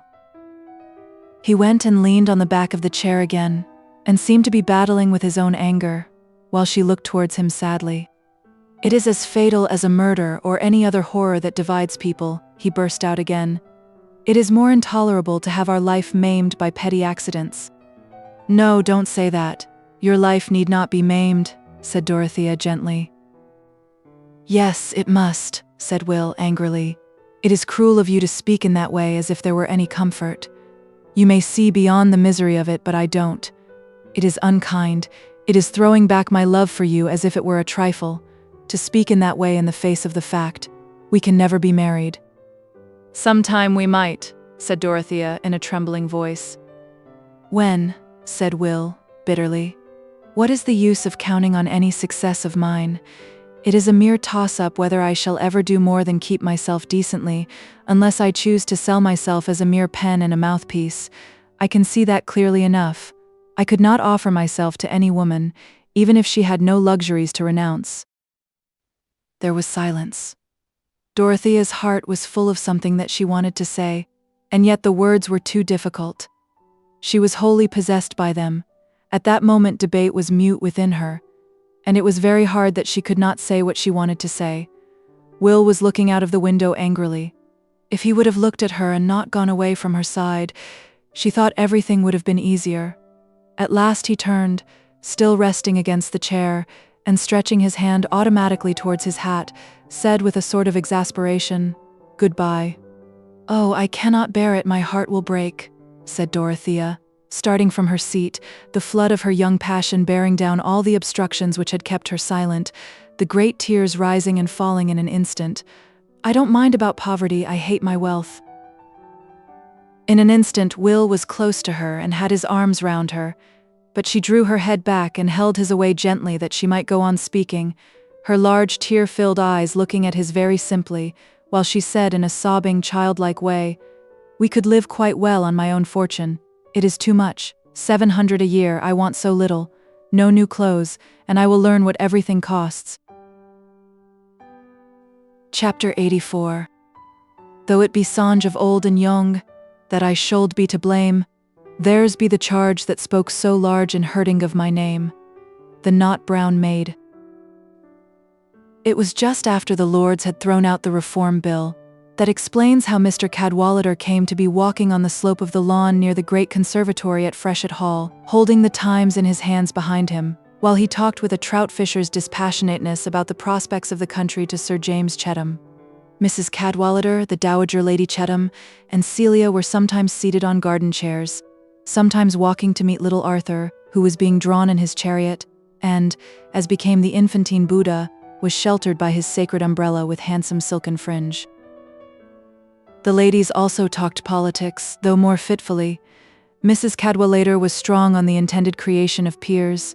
She had it for certain from her cousin that Trueberry had gone over to the other side entirely at the instigation of his wife, who had scented peerages in the air from the very first introduction of the reform question, and would sign her soul away to take precedence of her younger sister, who had married a baronet. Lady Chettam thought that such conduct was very reprehensible, and remembered that Mrs. Trueberry's mother was a Miss Walsingham of Melspring. Celia confessed it was nicer to be lady than Mrs., and that Dodo never minded about precedence if she could have her own way.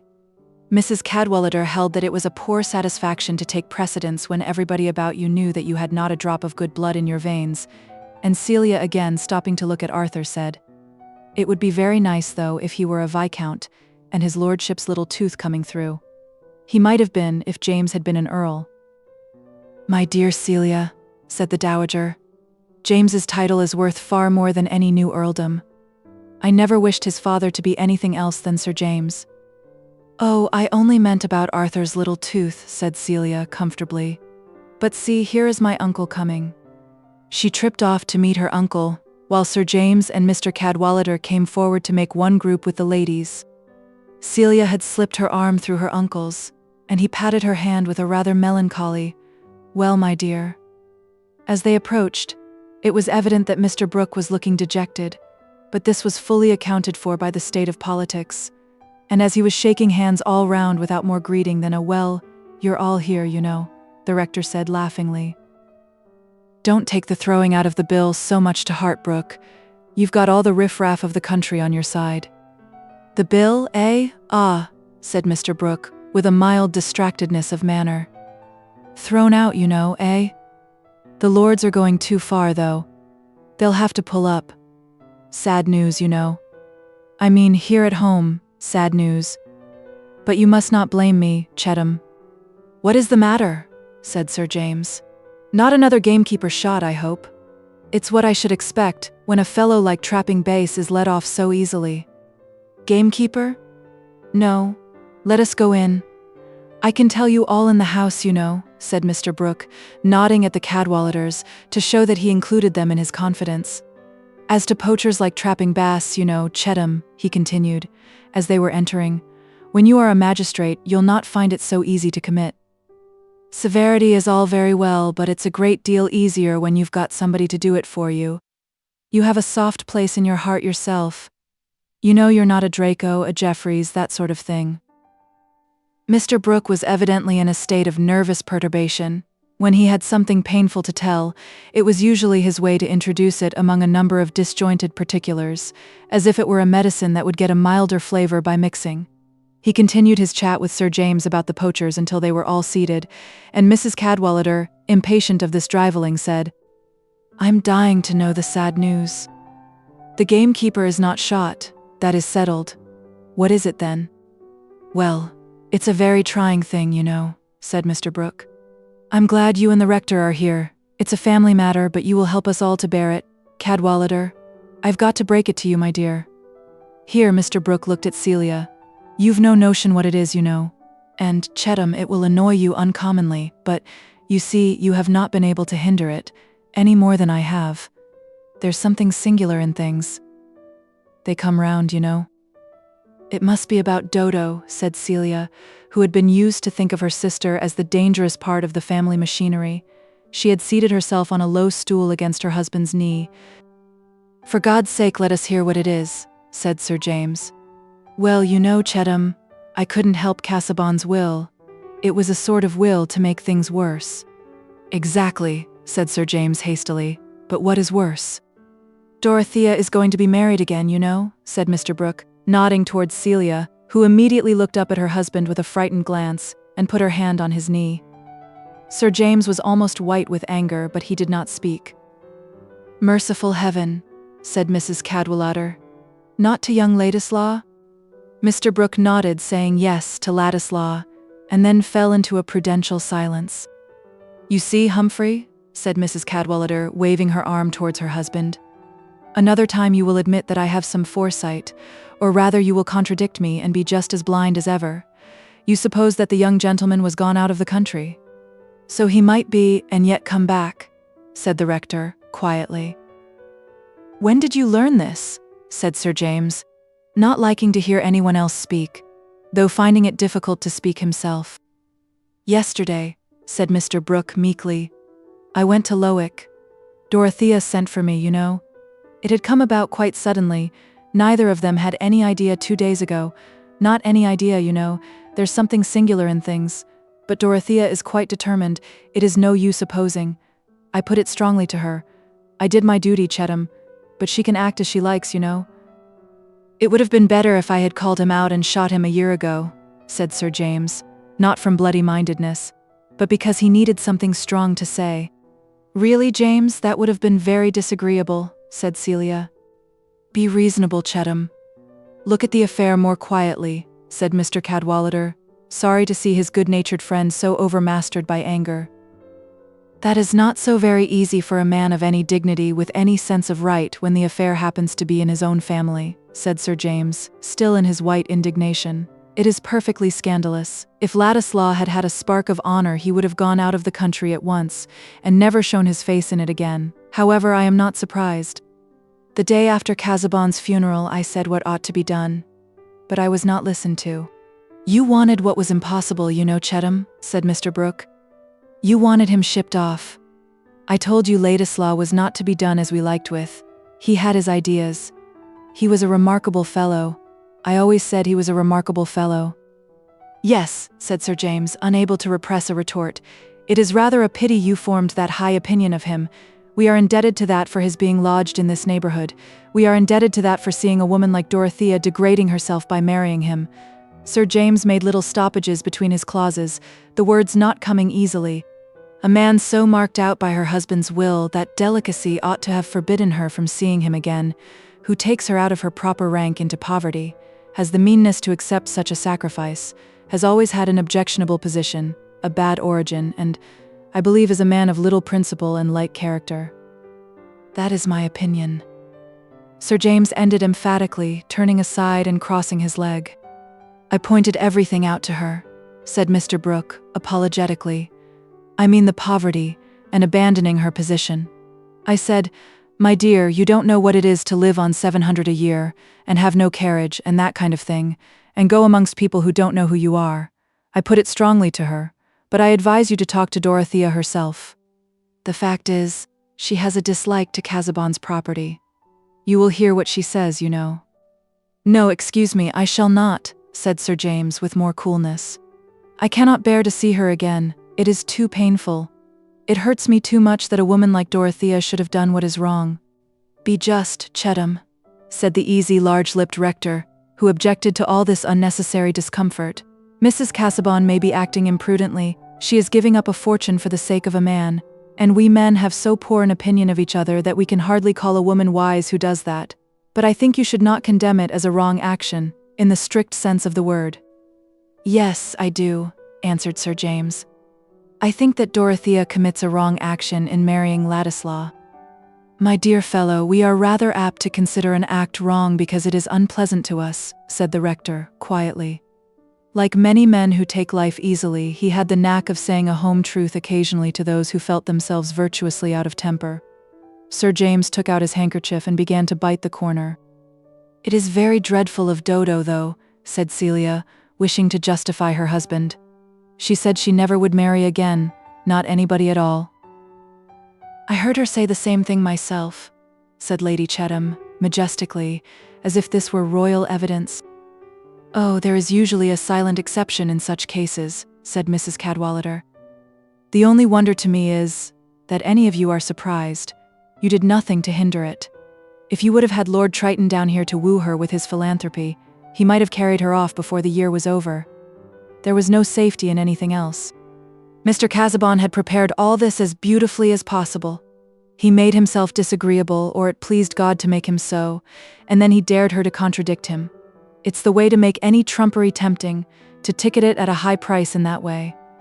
"I don't know what you mean by wrong, Cadwallader," said Sir James, still feeling a little stung and turning round in his chair towards the rector. "He's not a man we can take into the family. At least I must speak for myself," he continued, carefully keeping his eyes off Mr. Brooke. "I suppose others will find his society too pleasant to care about the propriety of the thing." "Well, you know, Chettam," said Mr. Brooke, good-humoredly, nursing his leg, "I can't turn my back on Dorothea. I must be a father to her up to a certain point. I said, 'My dear, I won't refuse to give you away.' I had spoken strongly before, but I can cut off the entail, you know. It will cost money and be troublesome, but I can do it, you know." Mr. Brooke nodded at Sir James and felt that he was both showing his own force of resolution and propitiating what was just in the baronet's vexation.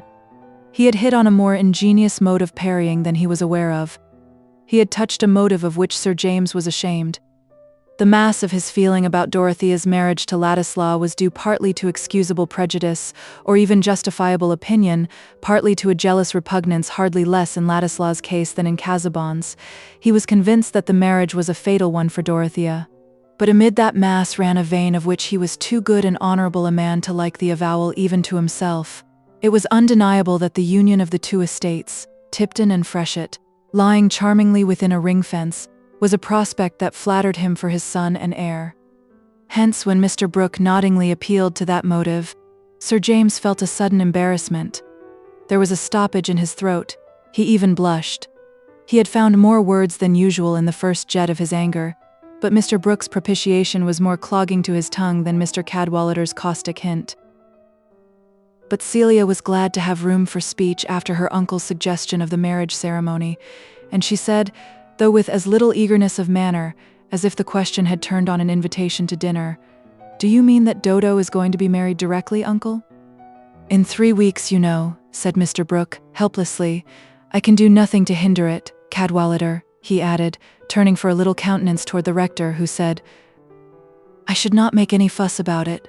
If she likes to be poor, that is her affair. Nobody would have said anything if she had married the young fellow because he was rich. Plenty of beneficed clergy are poorer than they will be. Here is Eleanor," continued the provoking husband. "She vexed her friends by me. I had hardly 1,000 a year. I was a lout. Nobody could see anything in me. My shoes were not the right cut. All the men wondered how a woman could like me. Upon my word, I must take Ladislaw's part until I hear more harm of him." "Humphrey, that is all sophistry, and you know it," said his wife. "Everything is all one that is the beginning and end with you, as if you had not been a Cadwallader. Does anyone suppose that I would have taken such a monster as you by any other name?" "And a clergyman too," observed Lady Chettam with approbation. "Eleanor cannot be said to have descended below her rank. It is difficult to say what Mr. Ladislaw is, James?" Sir James gave a small grunt, which was less respectful than his usual mode of answering his mother. Celia looked up at him like a thoughtful kitten. "It must be admitted that his blood is a frightful mixture," said Mrs. Cadwallader. "The Casaubon cuttlefish fluid to begin with, and then a rebellious Polish fiddler or dancing master, was it? And then an old clo." "Nonsense, Eleanor," said the rector, rising. "It is time for us to go." "After all, he is a pretty sprig," said Mrs. Cadwallader, rising too, and wishing to make amends. "He is like the fine old Critchley portraits before the idiots came in." "I'll go with you," said Mr. Brooke, starting up with alacrity.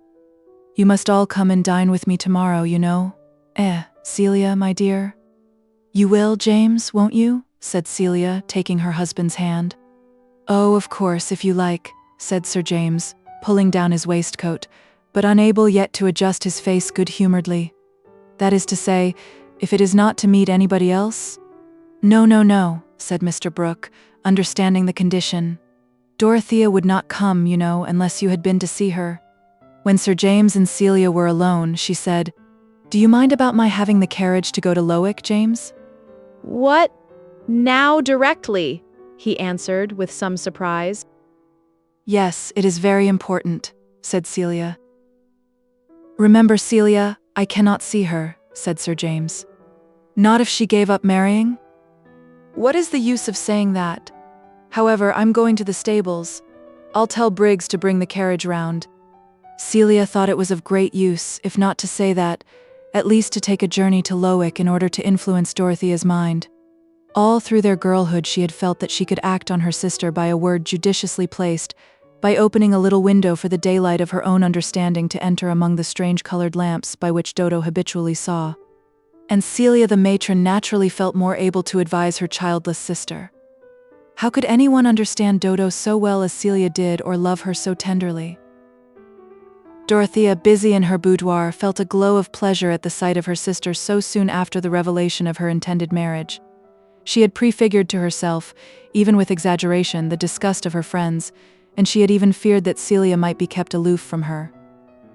"Oh, Kitty, I am delighted to see you," said Dorothea, putting her hands on Celia's shoulders and beaming on her. "I almost thought you would not come to me." "I have not brought Arthur because I was in a hurry," said Celia, and they sat down on two small chairs opposite each other with their knees touching. "You know, Dodo, it is very bad," said Celia, in her placid guttural, looking as prettily free from humors as possible. "You have disappointed us all so, and I can't think that it ever will be. You never can go and live in that way. And then there are all your plans. You never can have thought of that. James would have taken any trouble for you, and you might have gone on all your life doing what you liked." "On the contrary, dear," said Dorothea, "I never could do anything that I liked. I have never carried out any plan yet, because you always wanted things that wouldn't do, but other plans would have come. And how can you marry Mr. Ladislaw, that we none of us ever thought you could marry? It shocks James so dreadfully, and then it is all so different from what you have always been. You would have Mr. Casaubon because he had such a great soul, and was so old and dismal and learned, and now to think of marrying Mr. Ladislaw, who has got no estate or anything. I suppose it is because you must be making yourself uncomfortable in some way or other." Dorothea laughed. "Well, it is very serious, Dodo," said Celia, becoming more impressive. "How will you live? And you will go away among queer people, and I shall never see you, and you won't mind about little Arthur, and I thought you always would." Celia's rare tears had got into her eyes, and the corners of her mouth were agitated. "Dear Celia," said Dorothea with tender gravity, "if you don't ever see me, it will not be my fault." "Yes, it will," said Celia, with the same touching distortion of her small features. "How can I come to you or have you with me when James can't bear it? That is because he thinks it is not right. He thinks you are so wrong, Dodo. But you always were wrong, only I can't help loving you. And nobody can think where you will live. Where can you go?" "I am going to London," said Dorothea. "How can you always live in a street? And you will be so poor. I could give you half my things, only how can I when I never see you?" "Bless you, Kitty," said Dorothea with gentle warmth. "Take comfort. Perhaps James will forgive me some time." "But it would be much better if you would not be married," said Celia, drying her eyes and returning to her argument. "Then there would be nothing uncomfortable. And you would not do what nobody thought you could do. James always said you ought to be a queen, but this is not at all being like a queen. You know what mistakes you have always been making, Dodo, and this is another. Nobody thinks Mr. Ladislaw a proper husband for you, and you said you would never be married again." "It is quite true that I might be a wiser person, Celia," said Dorothea, "and that I might have done something better, if I had been better. But this is what I am going to do. I have promised to marry Mr. Ladislaw, and I am going to marry him." The tone in which Dorothea said this was a note that Celia had long learned to recognize. She was silent a few moments, and then said, as if she had dismissed all contest, "Is he very fond of you, Dodo?" "I hope so. I am very fond of him." "That is nice," said Celia comfortably. "Only I would rather you had such a sort of husband as James is, with a place very near that I could drive to." Dorothea smiled, and Celia looked rather meditative. Presently she said, "I cannot think how it all came about." Celia thought it would be pleasant to hear the story. "I dare say not," said Dorothea, pinching her sister's chin. "If you knew how it came about, it would not seem wonderful to you." "Can't you tell me?" said Celia, settling her arms cozily. "No, dear, you would have to feel with me, else you would never know." Chapter 85. Then went the jury out, whose names were Mr. Blindman, Mr. No Good, Mr. Malice, Mr. Lovelust, Mr. Highbloose, Mr. Heady, Mr. Highmind, Mr. Enmity, Mr. Liar, Mr. Cruelty, Mr. Hatelight, Mr. Implacable, who every one gave in his private verdict against him among themselves, and afterwards unanimously concluded to bring him in guilty before the judge. And first among themselves Mr. Blindman, the foreman, said, "I see clearly that this man is a heretic." Then said Mr. No Good, "Away with such a fellow from the earth." "Aye," said Mr. Malice, "for I hate the very look of him." Then said Mr. Lovelust, "I could never endure him." "Nor I," said Mr. Liveloose, "for he would be always condemning my way." Hang him, said Mr. Heady. "A sorry scrub," said Mr. Highmind. "My heart riseth against him," said Mr. Enmity. "He is a rogue," said Mr. Liar. "Hanging is too good for him," said Mr. Cruelty. "Let us dispatch him out of the way," said Mr. Hatelight. Then said Mr. Implacable, "Might I have all the world given me, I could not be reconciled to him. Therefore let us forthwith bring him in guilty of death." Pilgrim's Progress. When immortal Bunyan makes his picture of the persecuting passions bringing in their verdict of guilty, who pities faithful? That is a rare and blessed lot which some greatest men have not attained, to know ourselves guiltless before a condemning crowd, to be sure that what we are denounced for is solely the good in us.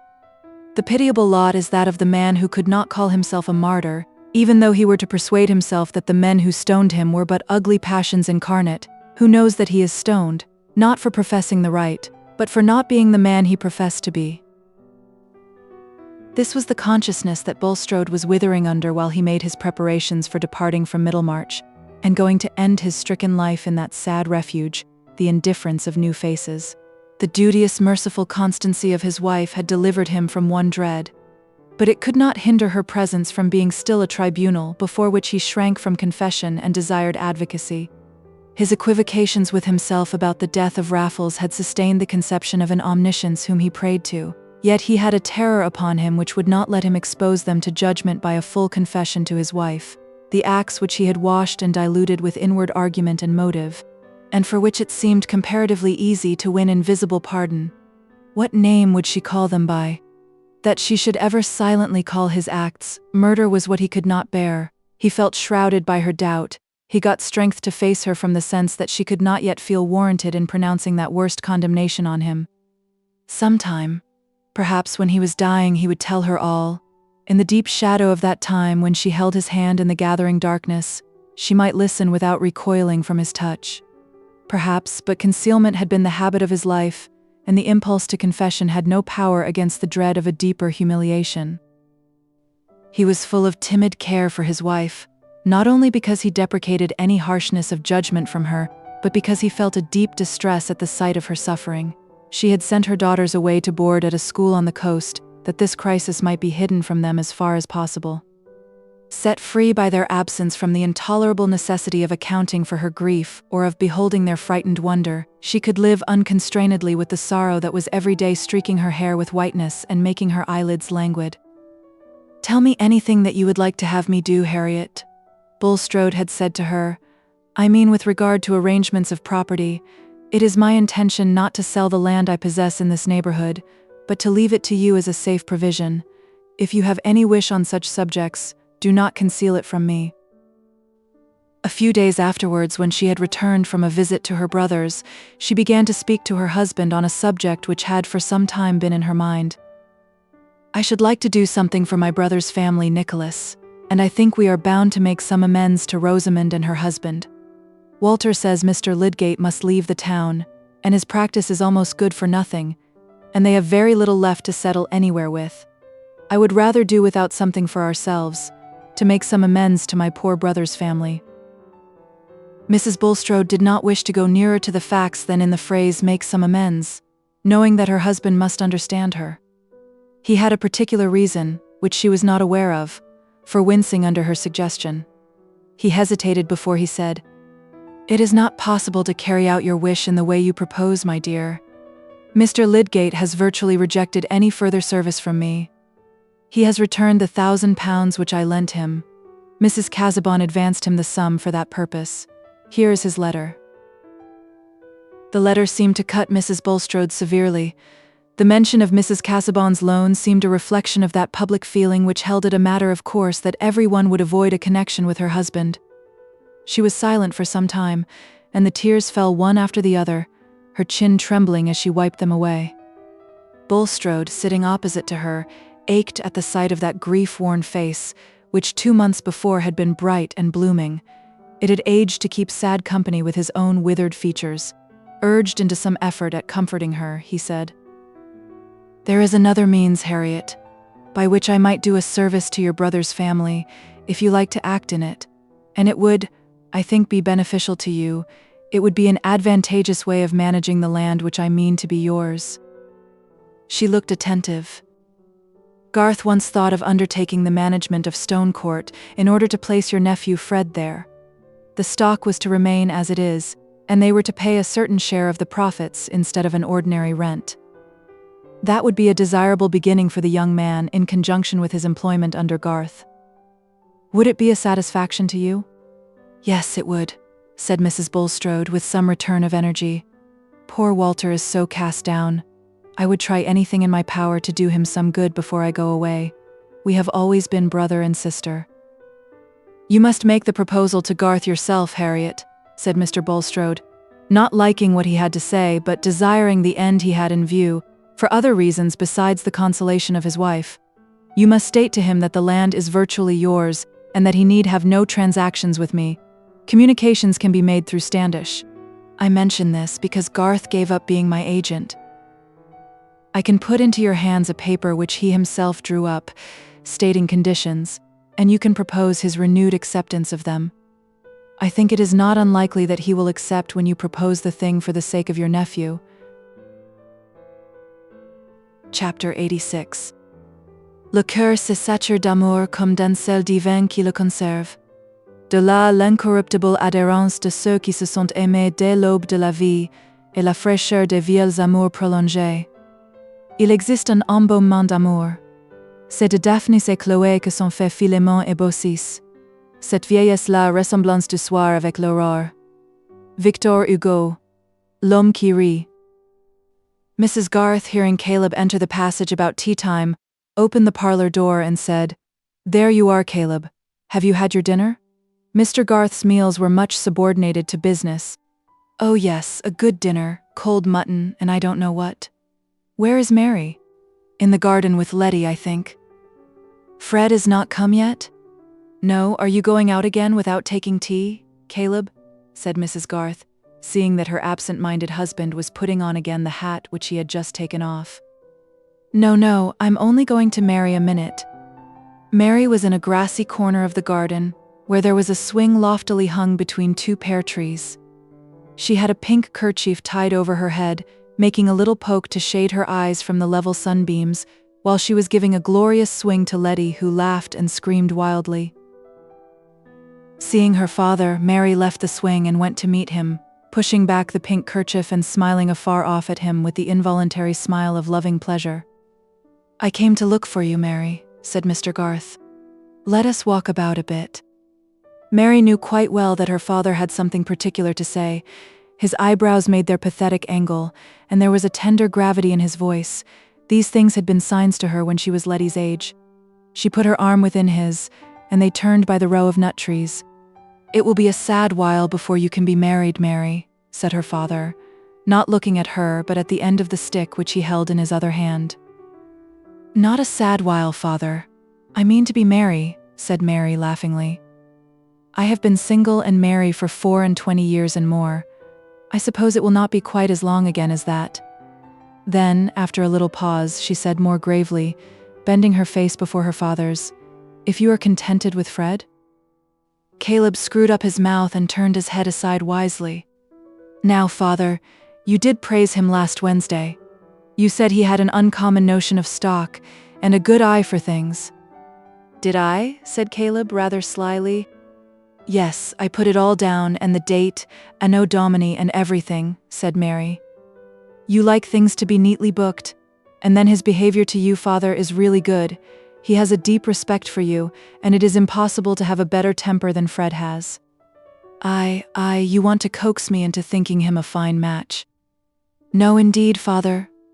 I don't love him because he is a fine match. What for, then? Oh dear, because I have always loved him.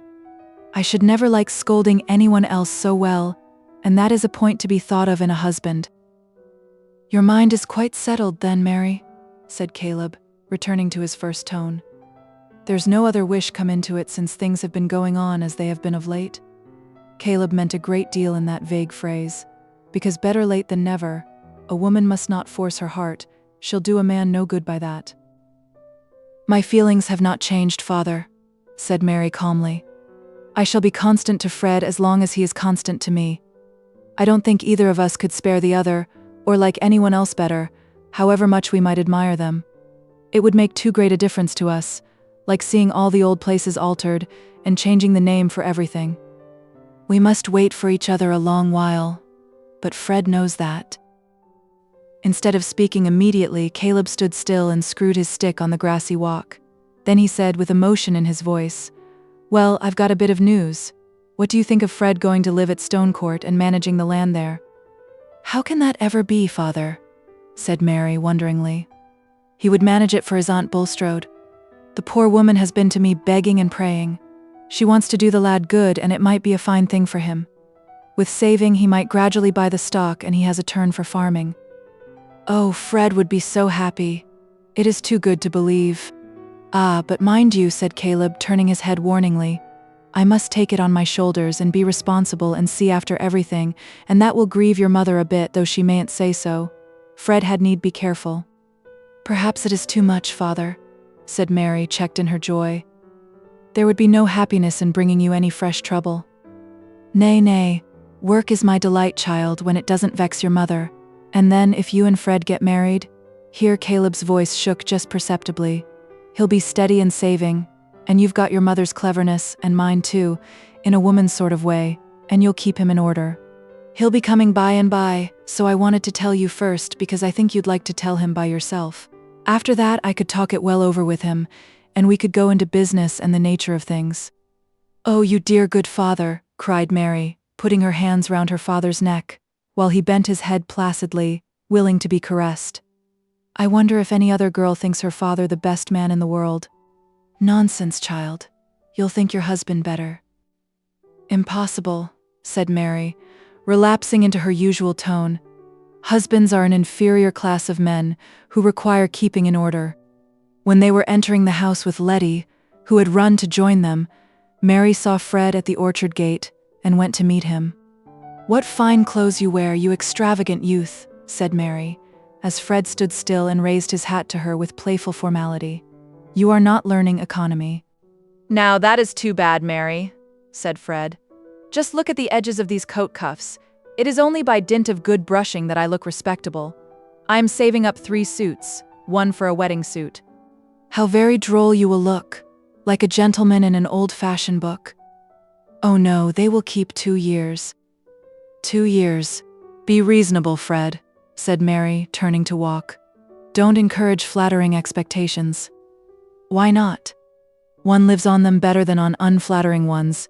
If we can't be married in 2 years, the truth will be quite bad enough when it comes." "I have heard a story of a young gentleman who once encouraged flattering expectations, and they did him harm." "Mary, if you've got something discouraging to tell me, I shall bolt. I shall go into the house to Mr. Garth. I am out of spirits. My father is so cut up, home is not like itself. I can't bear any more bad news."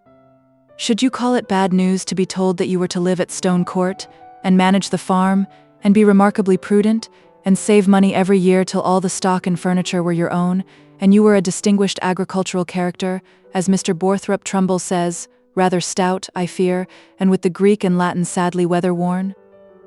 "You don't mean anything except nonsense, Mary," said Fred, coloring slightly nevertheless. "That is what my father has just told me of as what may happen, and he never talks nonsense," said Mary, looking up at Fred now, while he grasped her hand as they walked, till it rather hurt her, but she would not complain.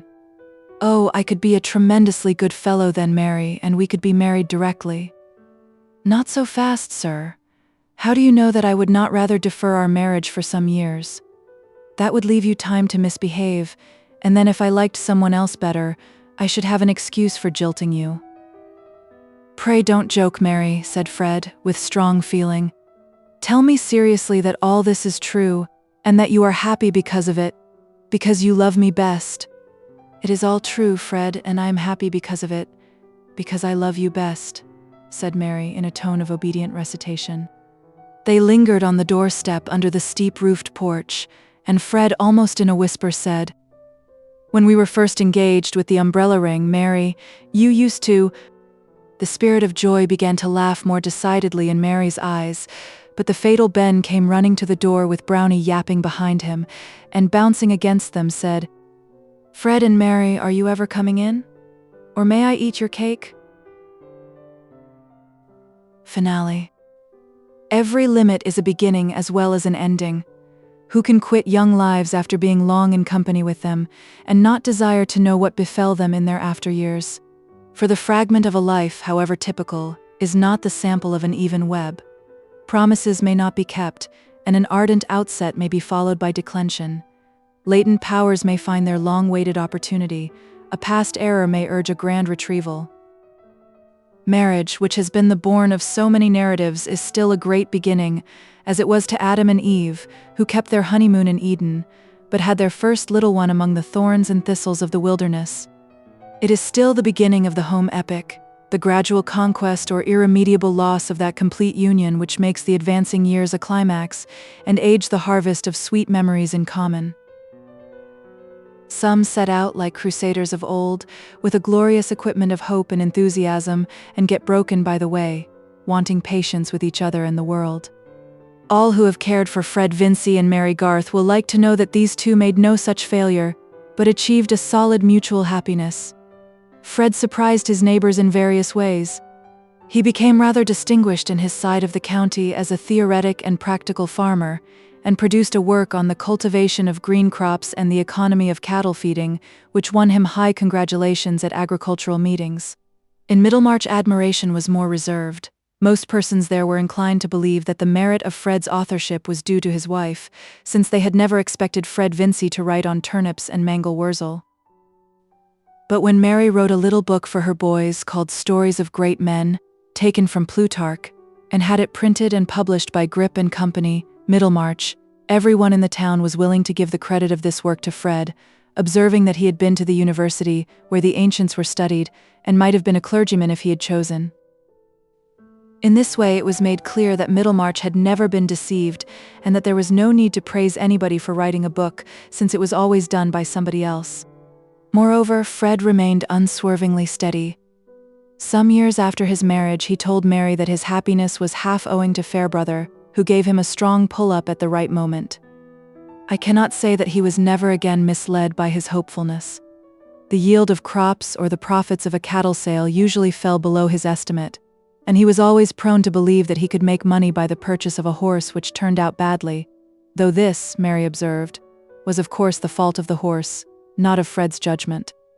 He kept his love of horsemanship, but he rarely allowed himself a day's hunting, and when he did so, it was remarkable that he submitted to be laughed at for cowardliness at the fences, seeming to see Mary and the boys sitting on the 5-barred gate, or showing their curly heads between hedge and ditch. There were 3 boys. Mary was not discontented that she brought forth men children only, and when Fred wished to have a girl like her, she said laughingly, "That would be too great a trial to your mother." Mrs. Vincy, in her declining years, and in the diminished luster of her housekeeping, was much comforted by her perception that 2 at least of Fred's boys were real Vincys, and did not feature the Garths. But Mary secretly rejoiced that the youngest of the 3 was very much what her father must have been when he wore a round jacket, and showed a marvelous nicety of aim in playing at marbles, or in throwing stones to bring down the mellow pears. Ben and Letty Garth, who were uncle and aunt before they were well in their teens, disputed much as to whether nephews or nieces were more desirable. Ben contending that it was clear girls were good for less than boys, else they would not be always in petticoats, which showed how little they were meant for, whereupon Letty, who argued much from books, got angry in replying that God made coats of skins for both Adam and Eve alike. Also it occurred to her that in the East the men too wore petticoats.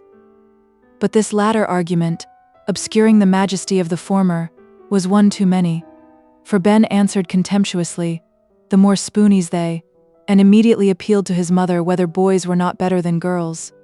Mrs. Garth pronounced that both were alike naughty, but that boys were undoubtedly stronger, could run faster, and throw with more precision to a greater distance. With this oracular sentence Ben was well satisfied, not minding the naughtiness, but Letty took it ill, her feeling of superiority being stronger than her muscles. Fred never became rich. His hopefulness had not led him to expect that, but he gradually saved enough to become owner of the stock and furniture at Stone Court, and the work which Mr. Garth put into his hands carried him in plenty through those bad times which are always present with farmers.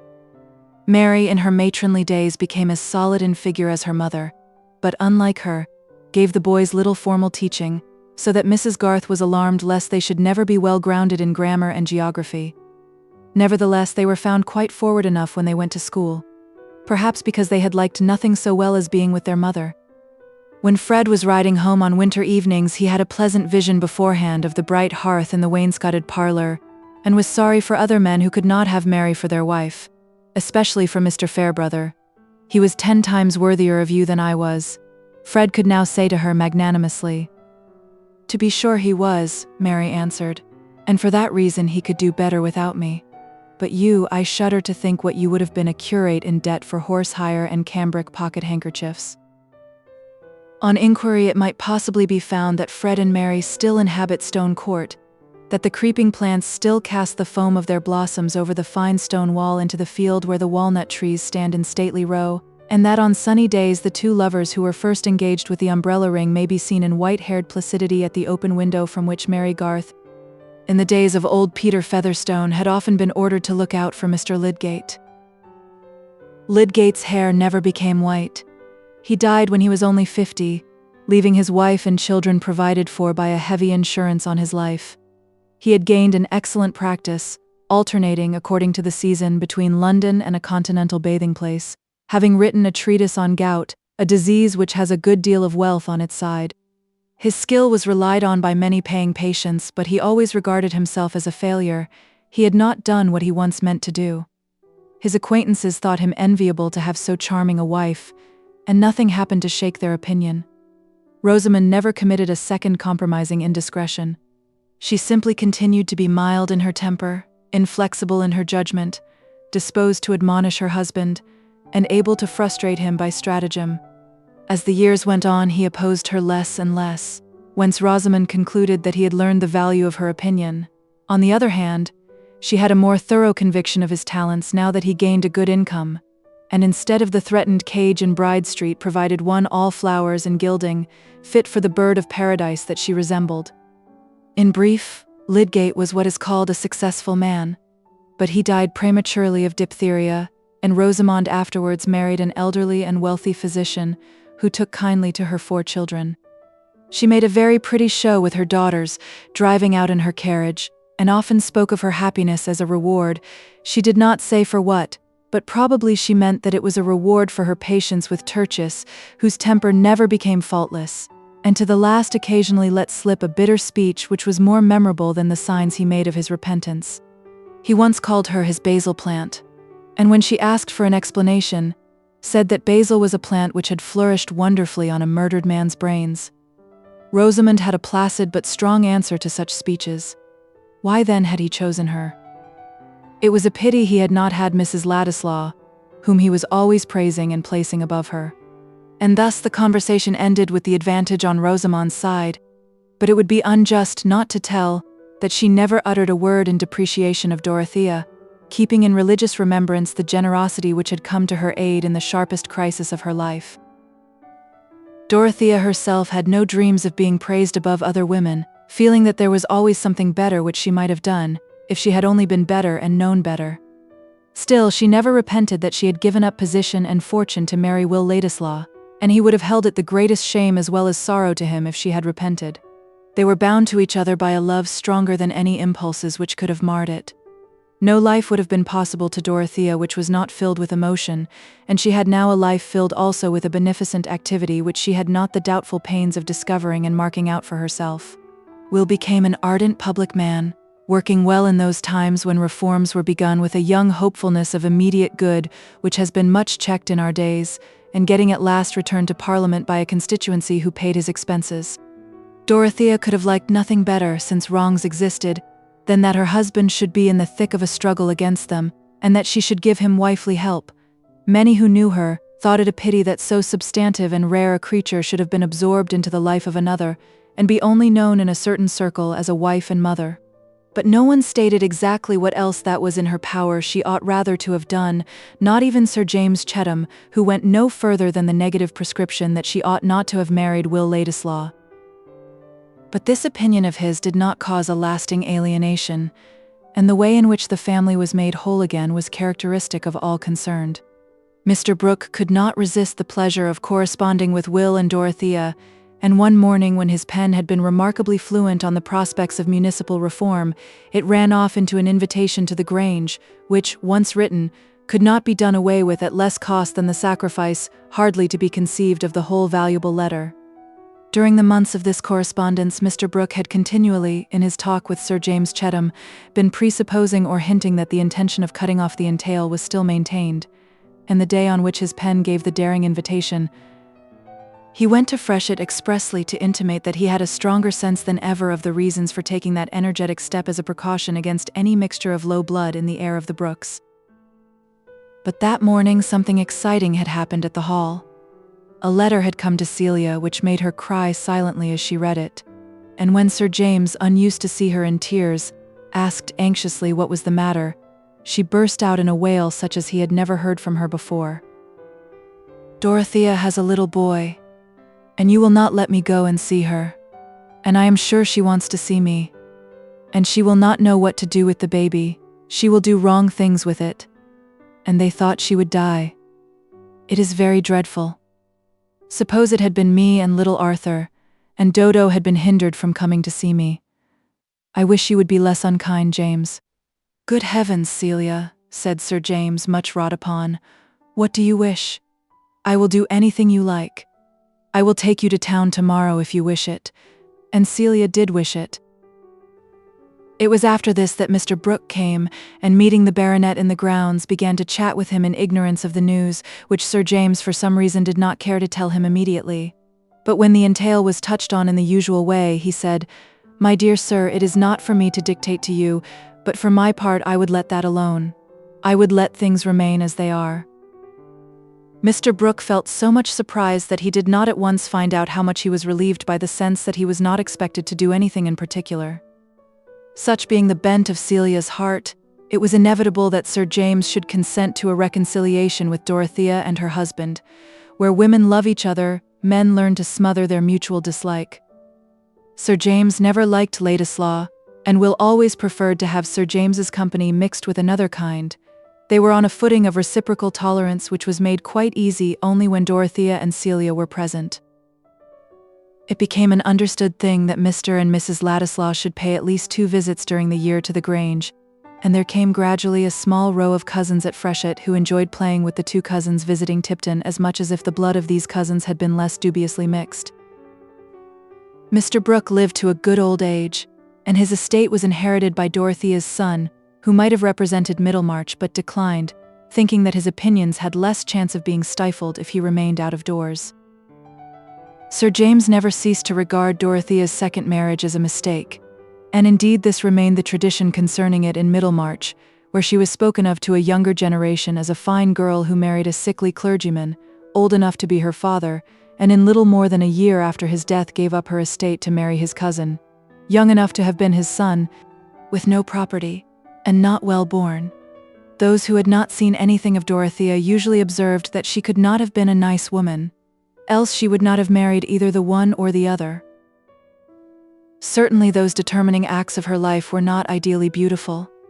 They were the mixed result of young and noble impulse struggling amidst the conditions of an imperfect social state, in which great feelings will often take the aspect of error, and great faith the aspect of illusion.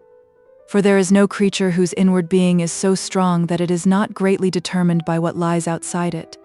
A new Teresa will hardly have the opportunity of reforming a conventual life, any more than a new Antigone will spend her heroic piety in daring all for the sake of a brother's burial. The medium in which their ardent deeds took shape is forever gone. But we insignificant people with our daily words and acts are preparing the lives of many Dorotheas, some of which may present a far sadder sacrifice than that of the Dorothea whose story we know. Her finely touched spirit had still its fine issues, though they were not widely visible. Her full nature, like that river of which Cyrus broke the strength, spent itself in channels which had no great name on the earth. But the effect of her being on those around her was incalculably diffusive, for the growing good of the world is partly dependent on unhistoric acts, and that things are not so ill with you and me as they might have been, is half owing to the number who lived faithfully a hidden life, and rest in unvisited tombs. The end.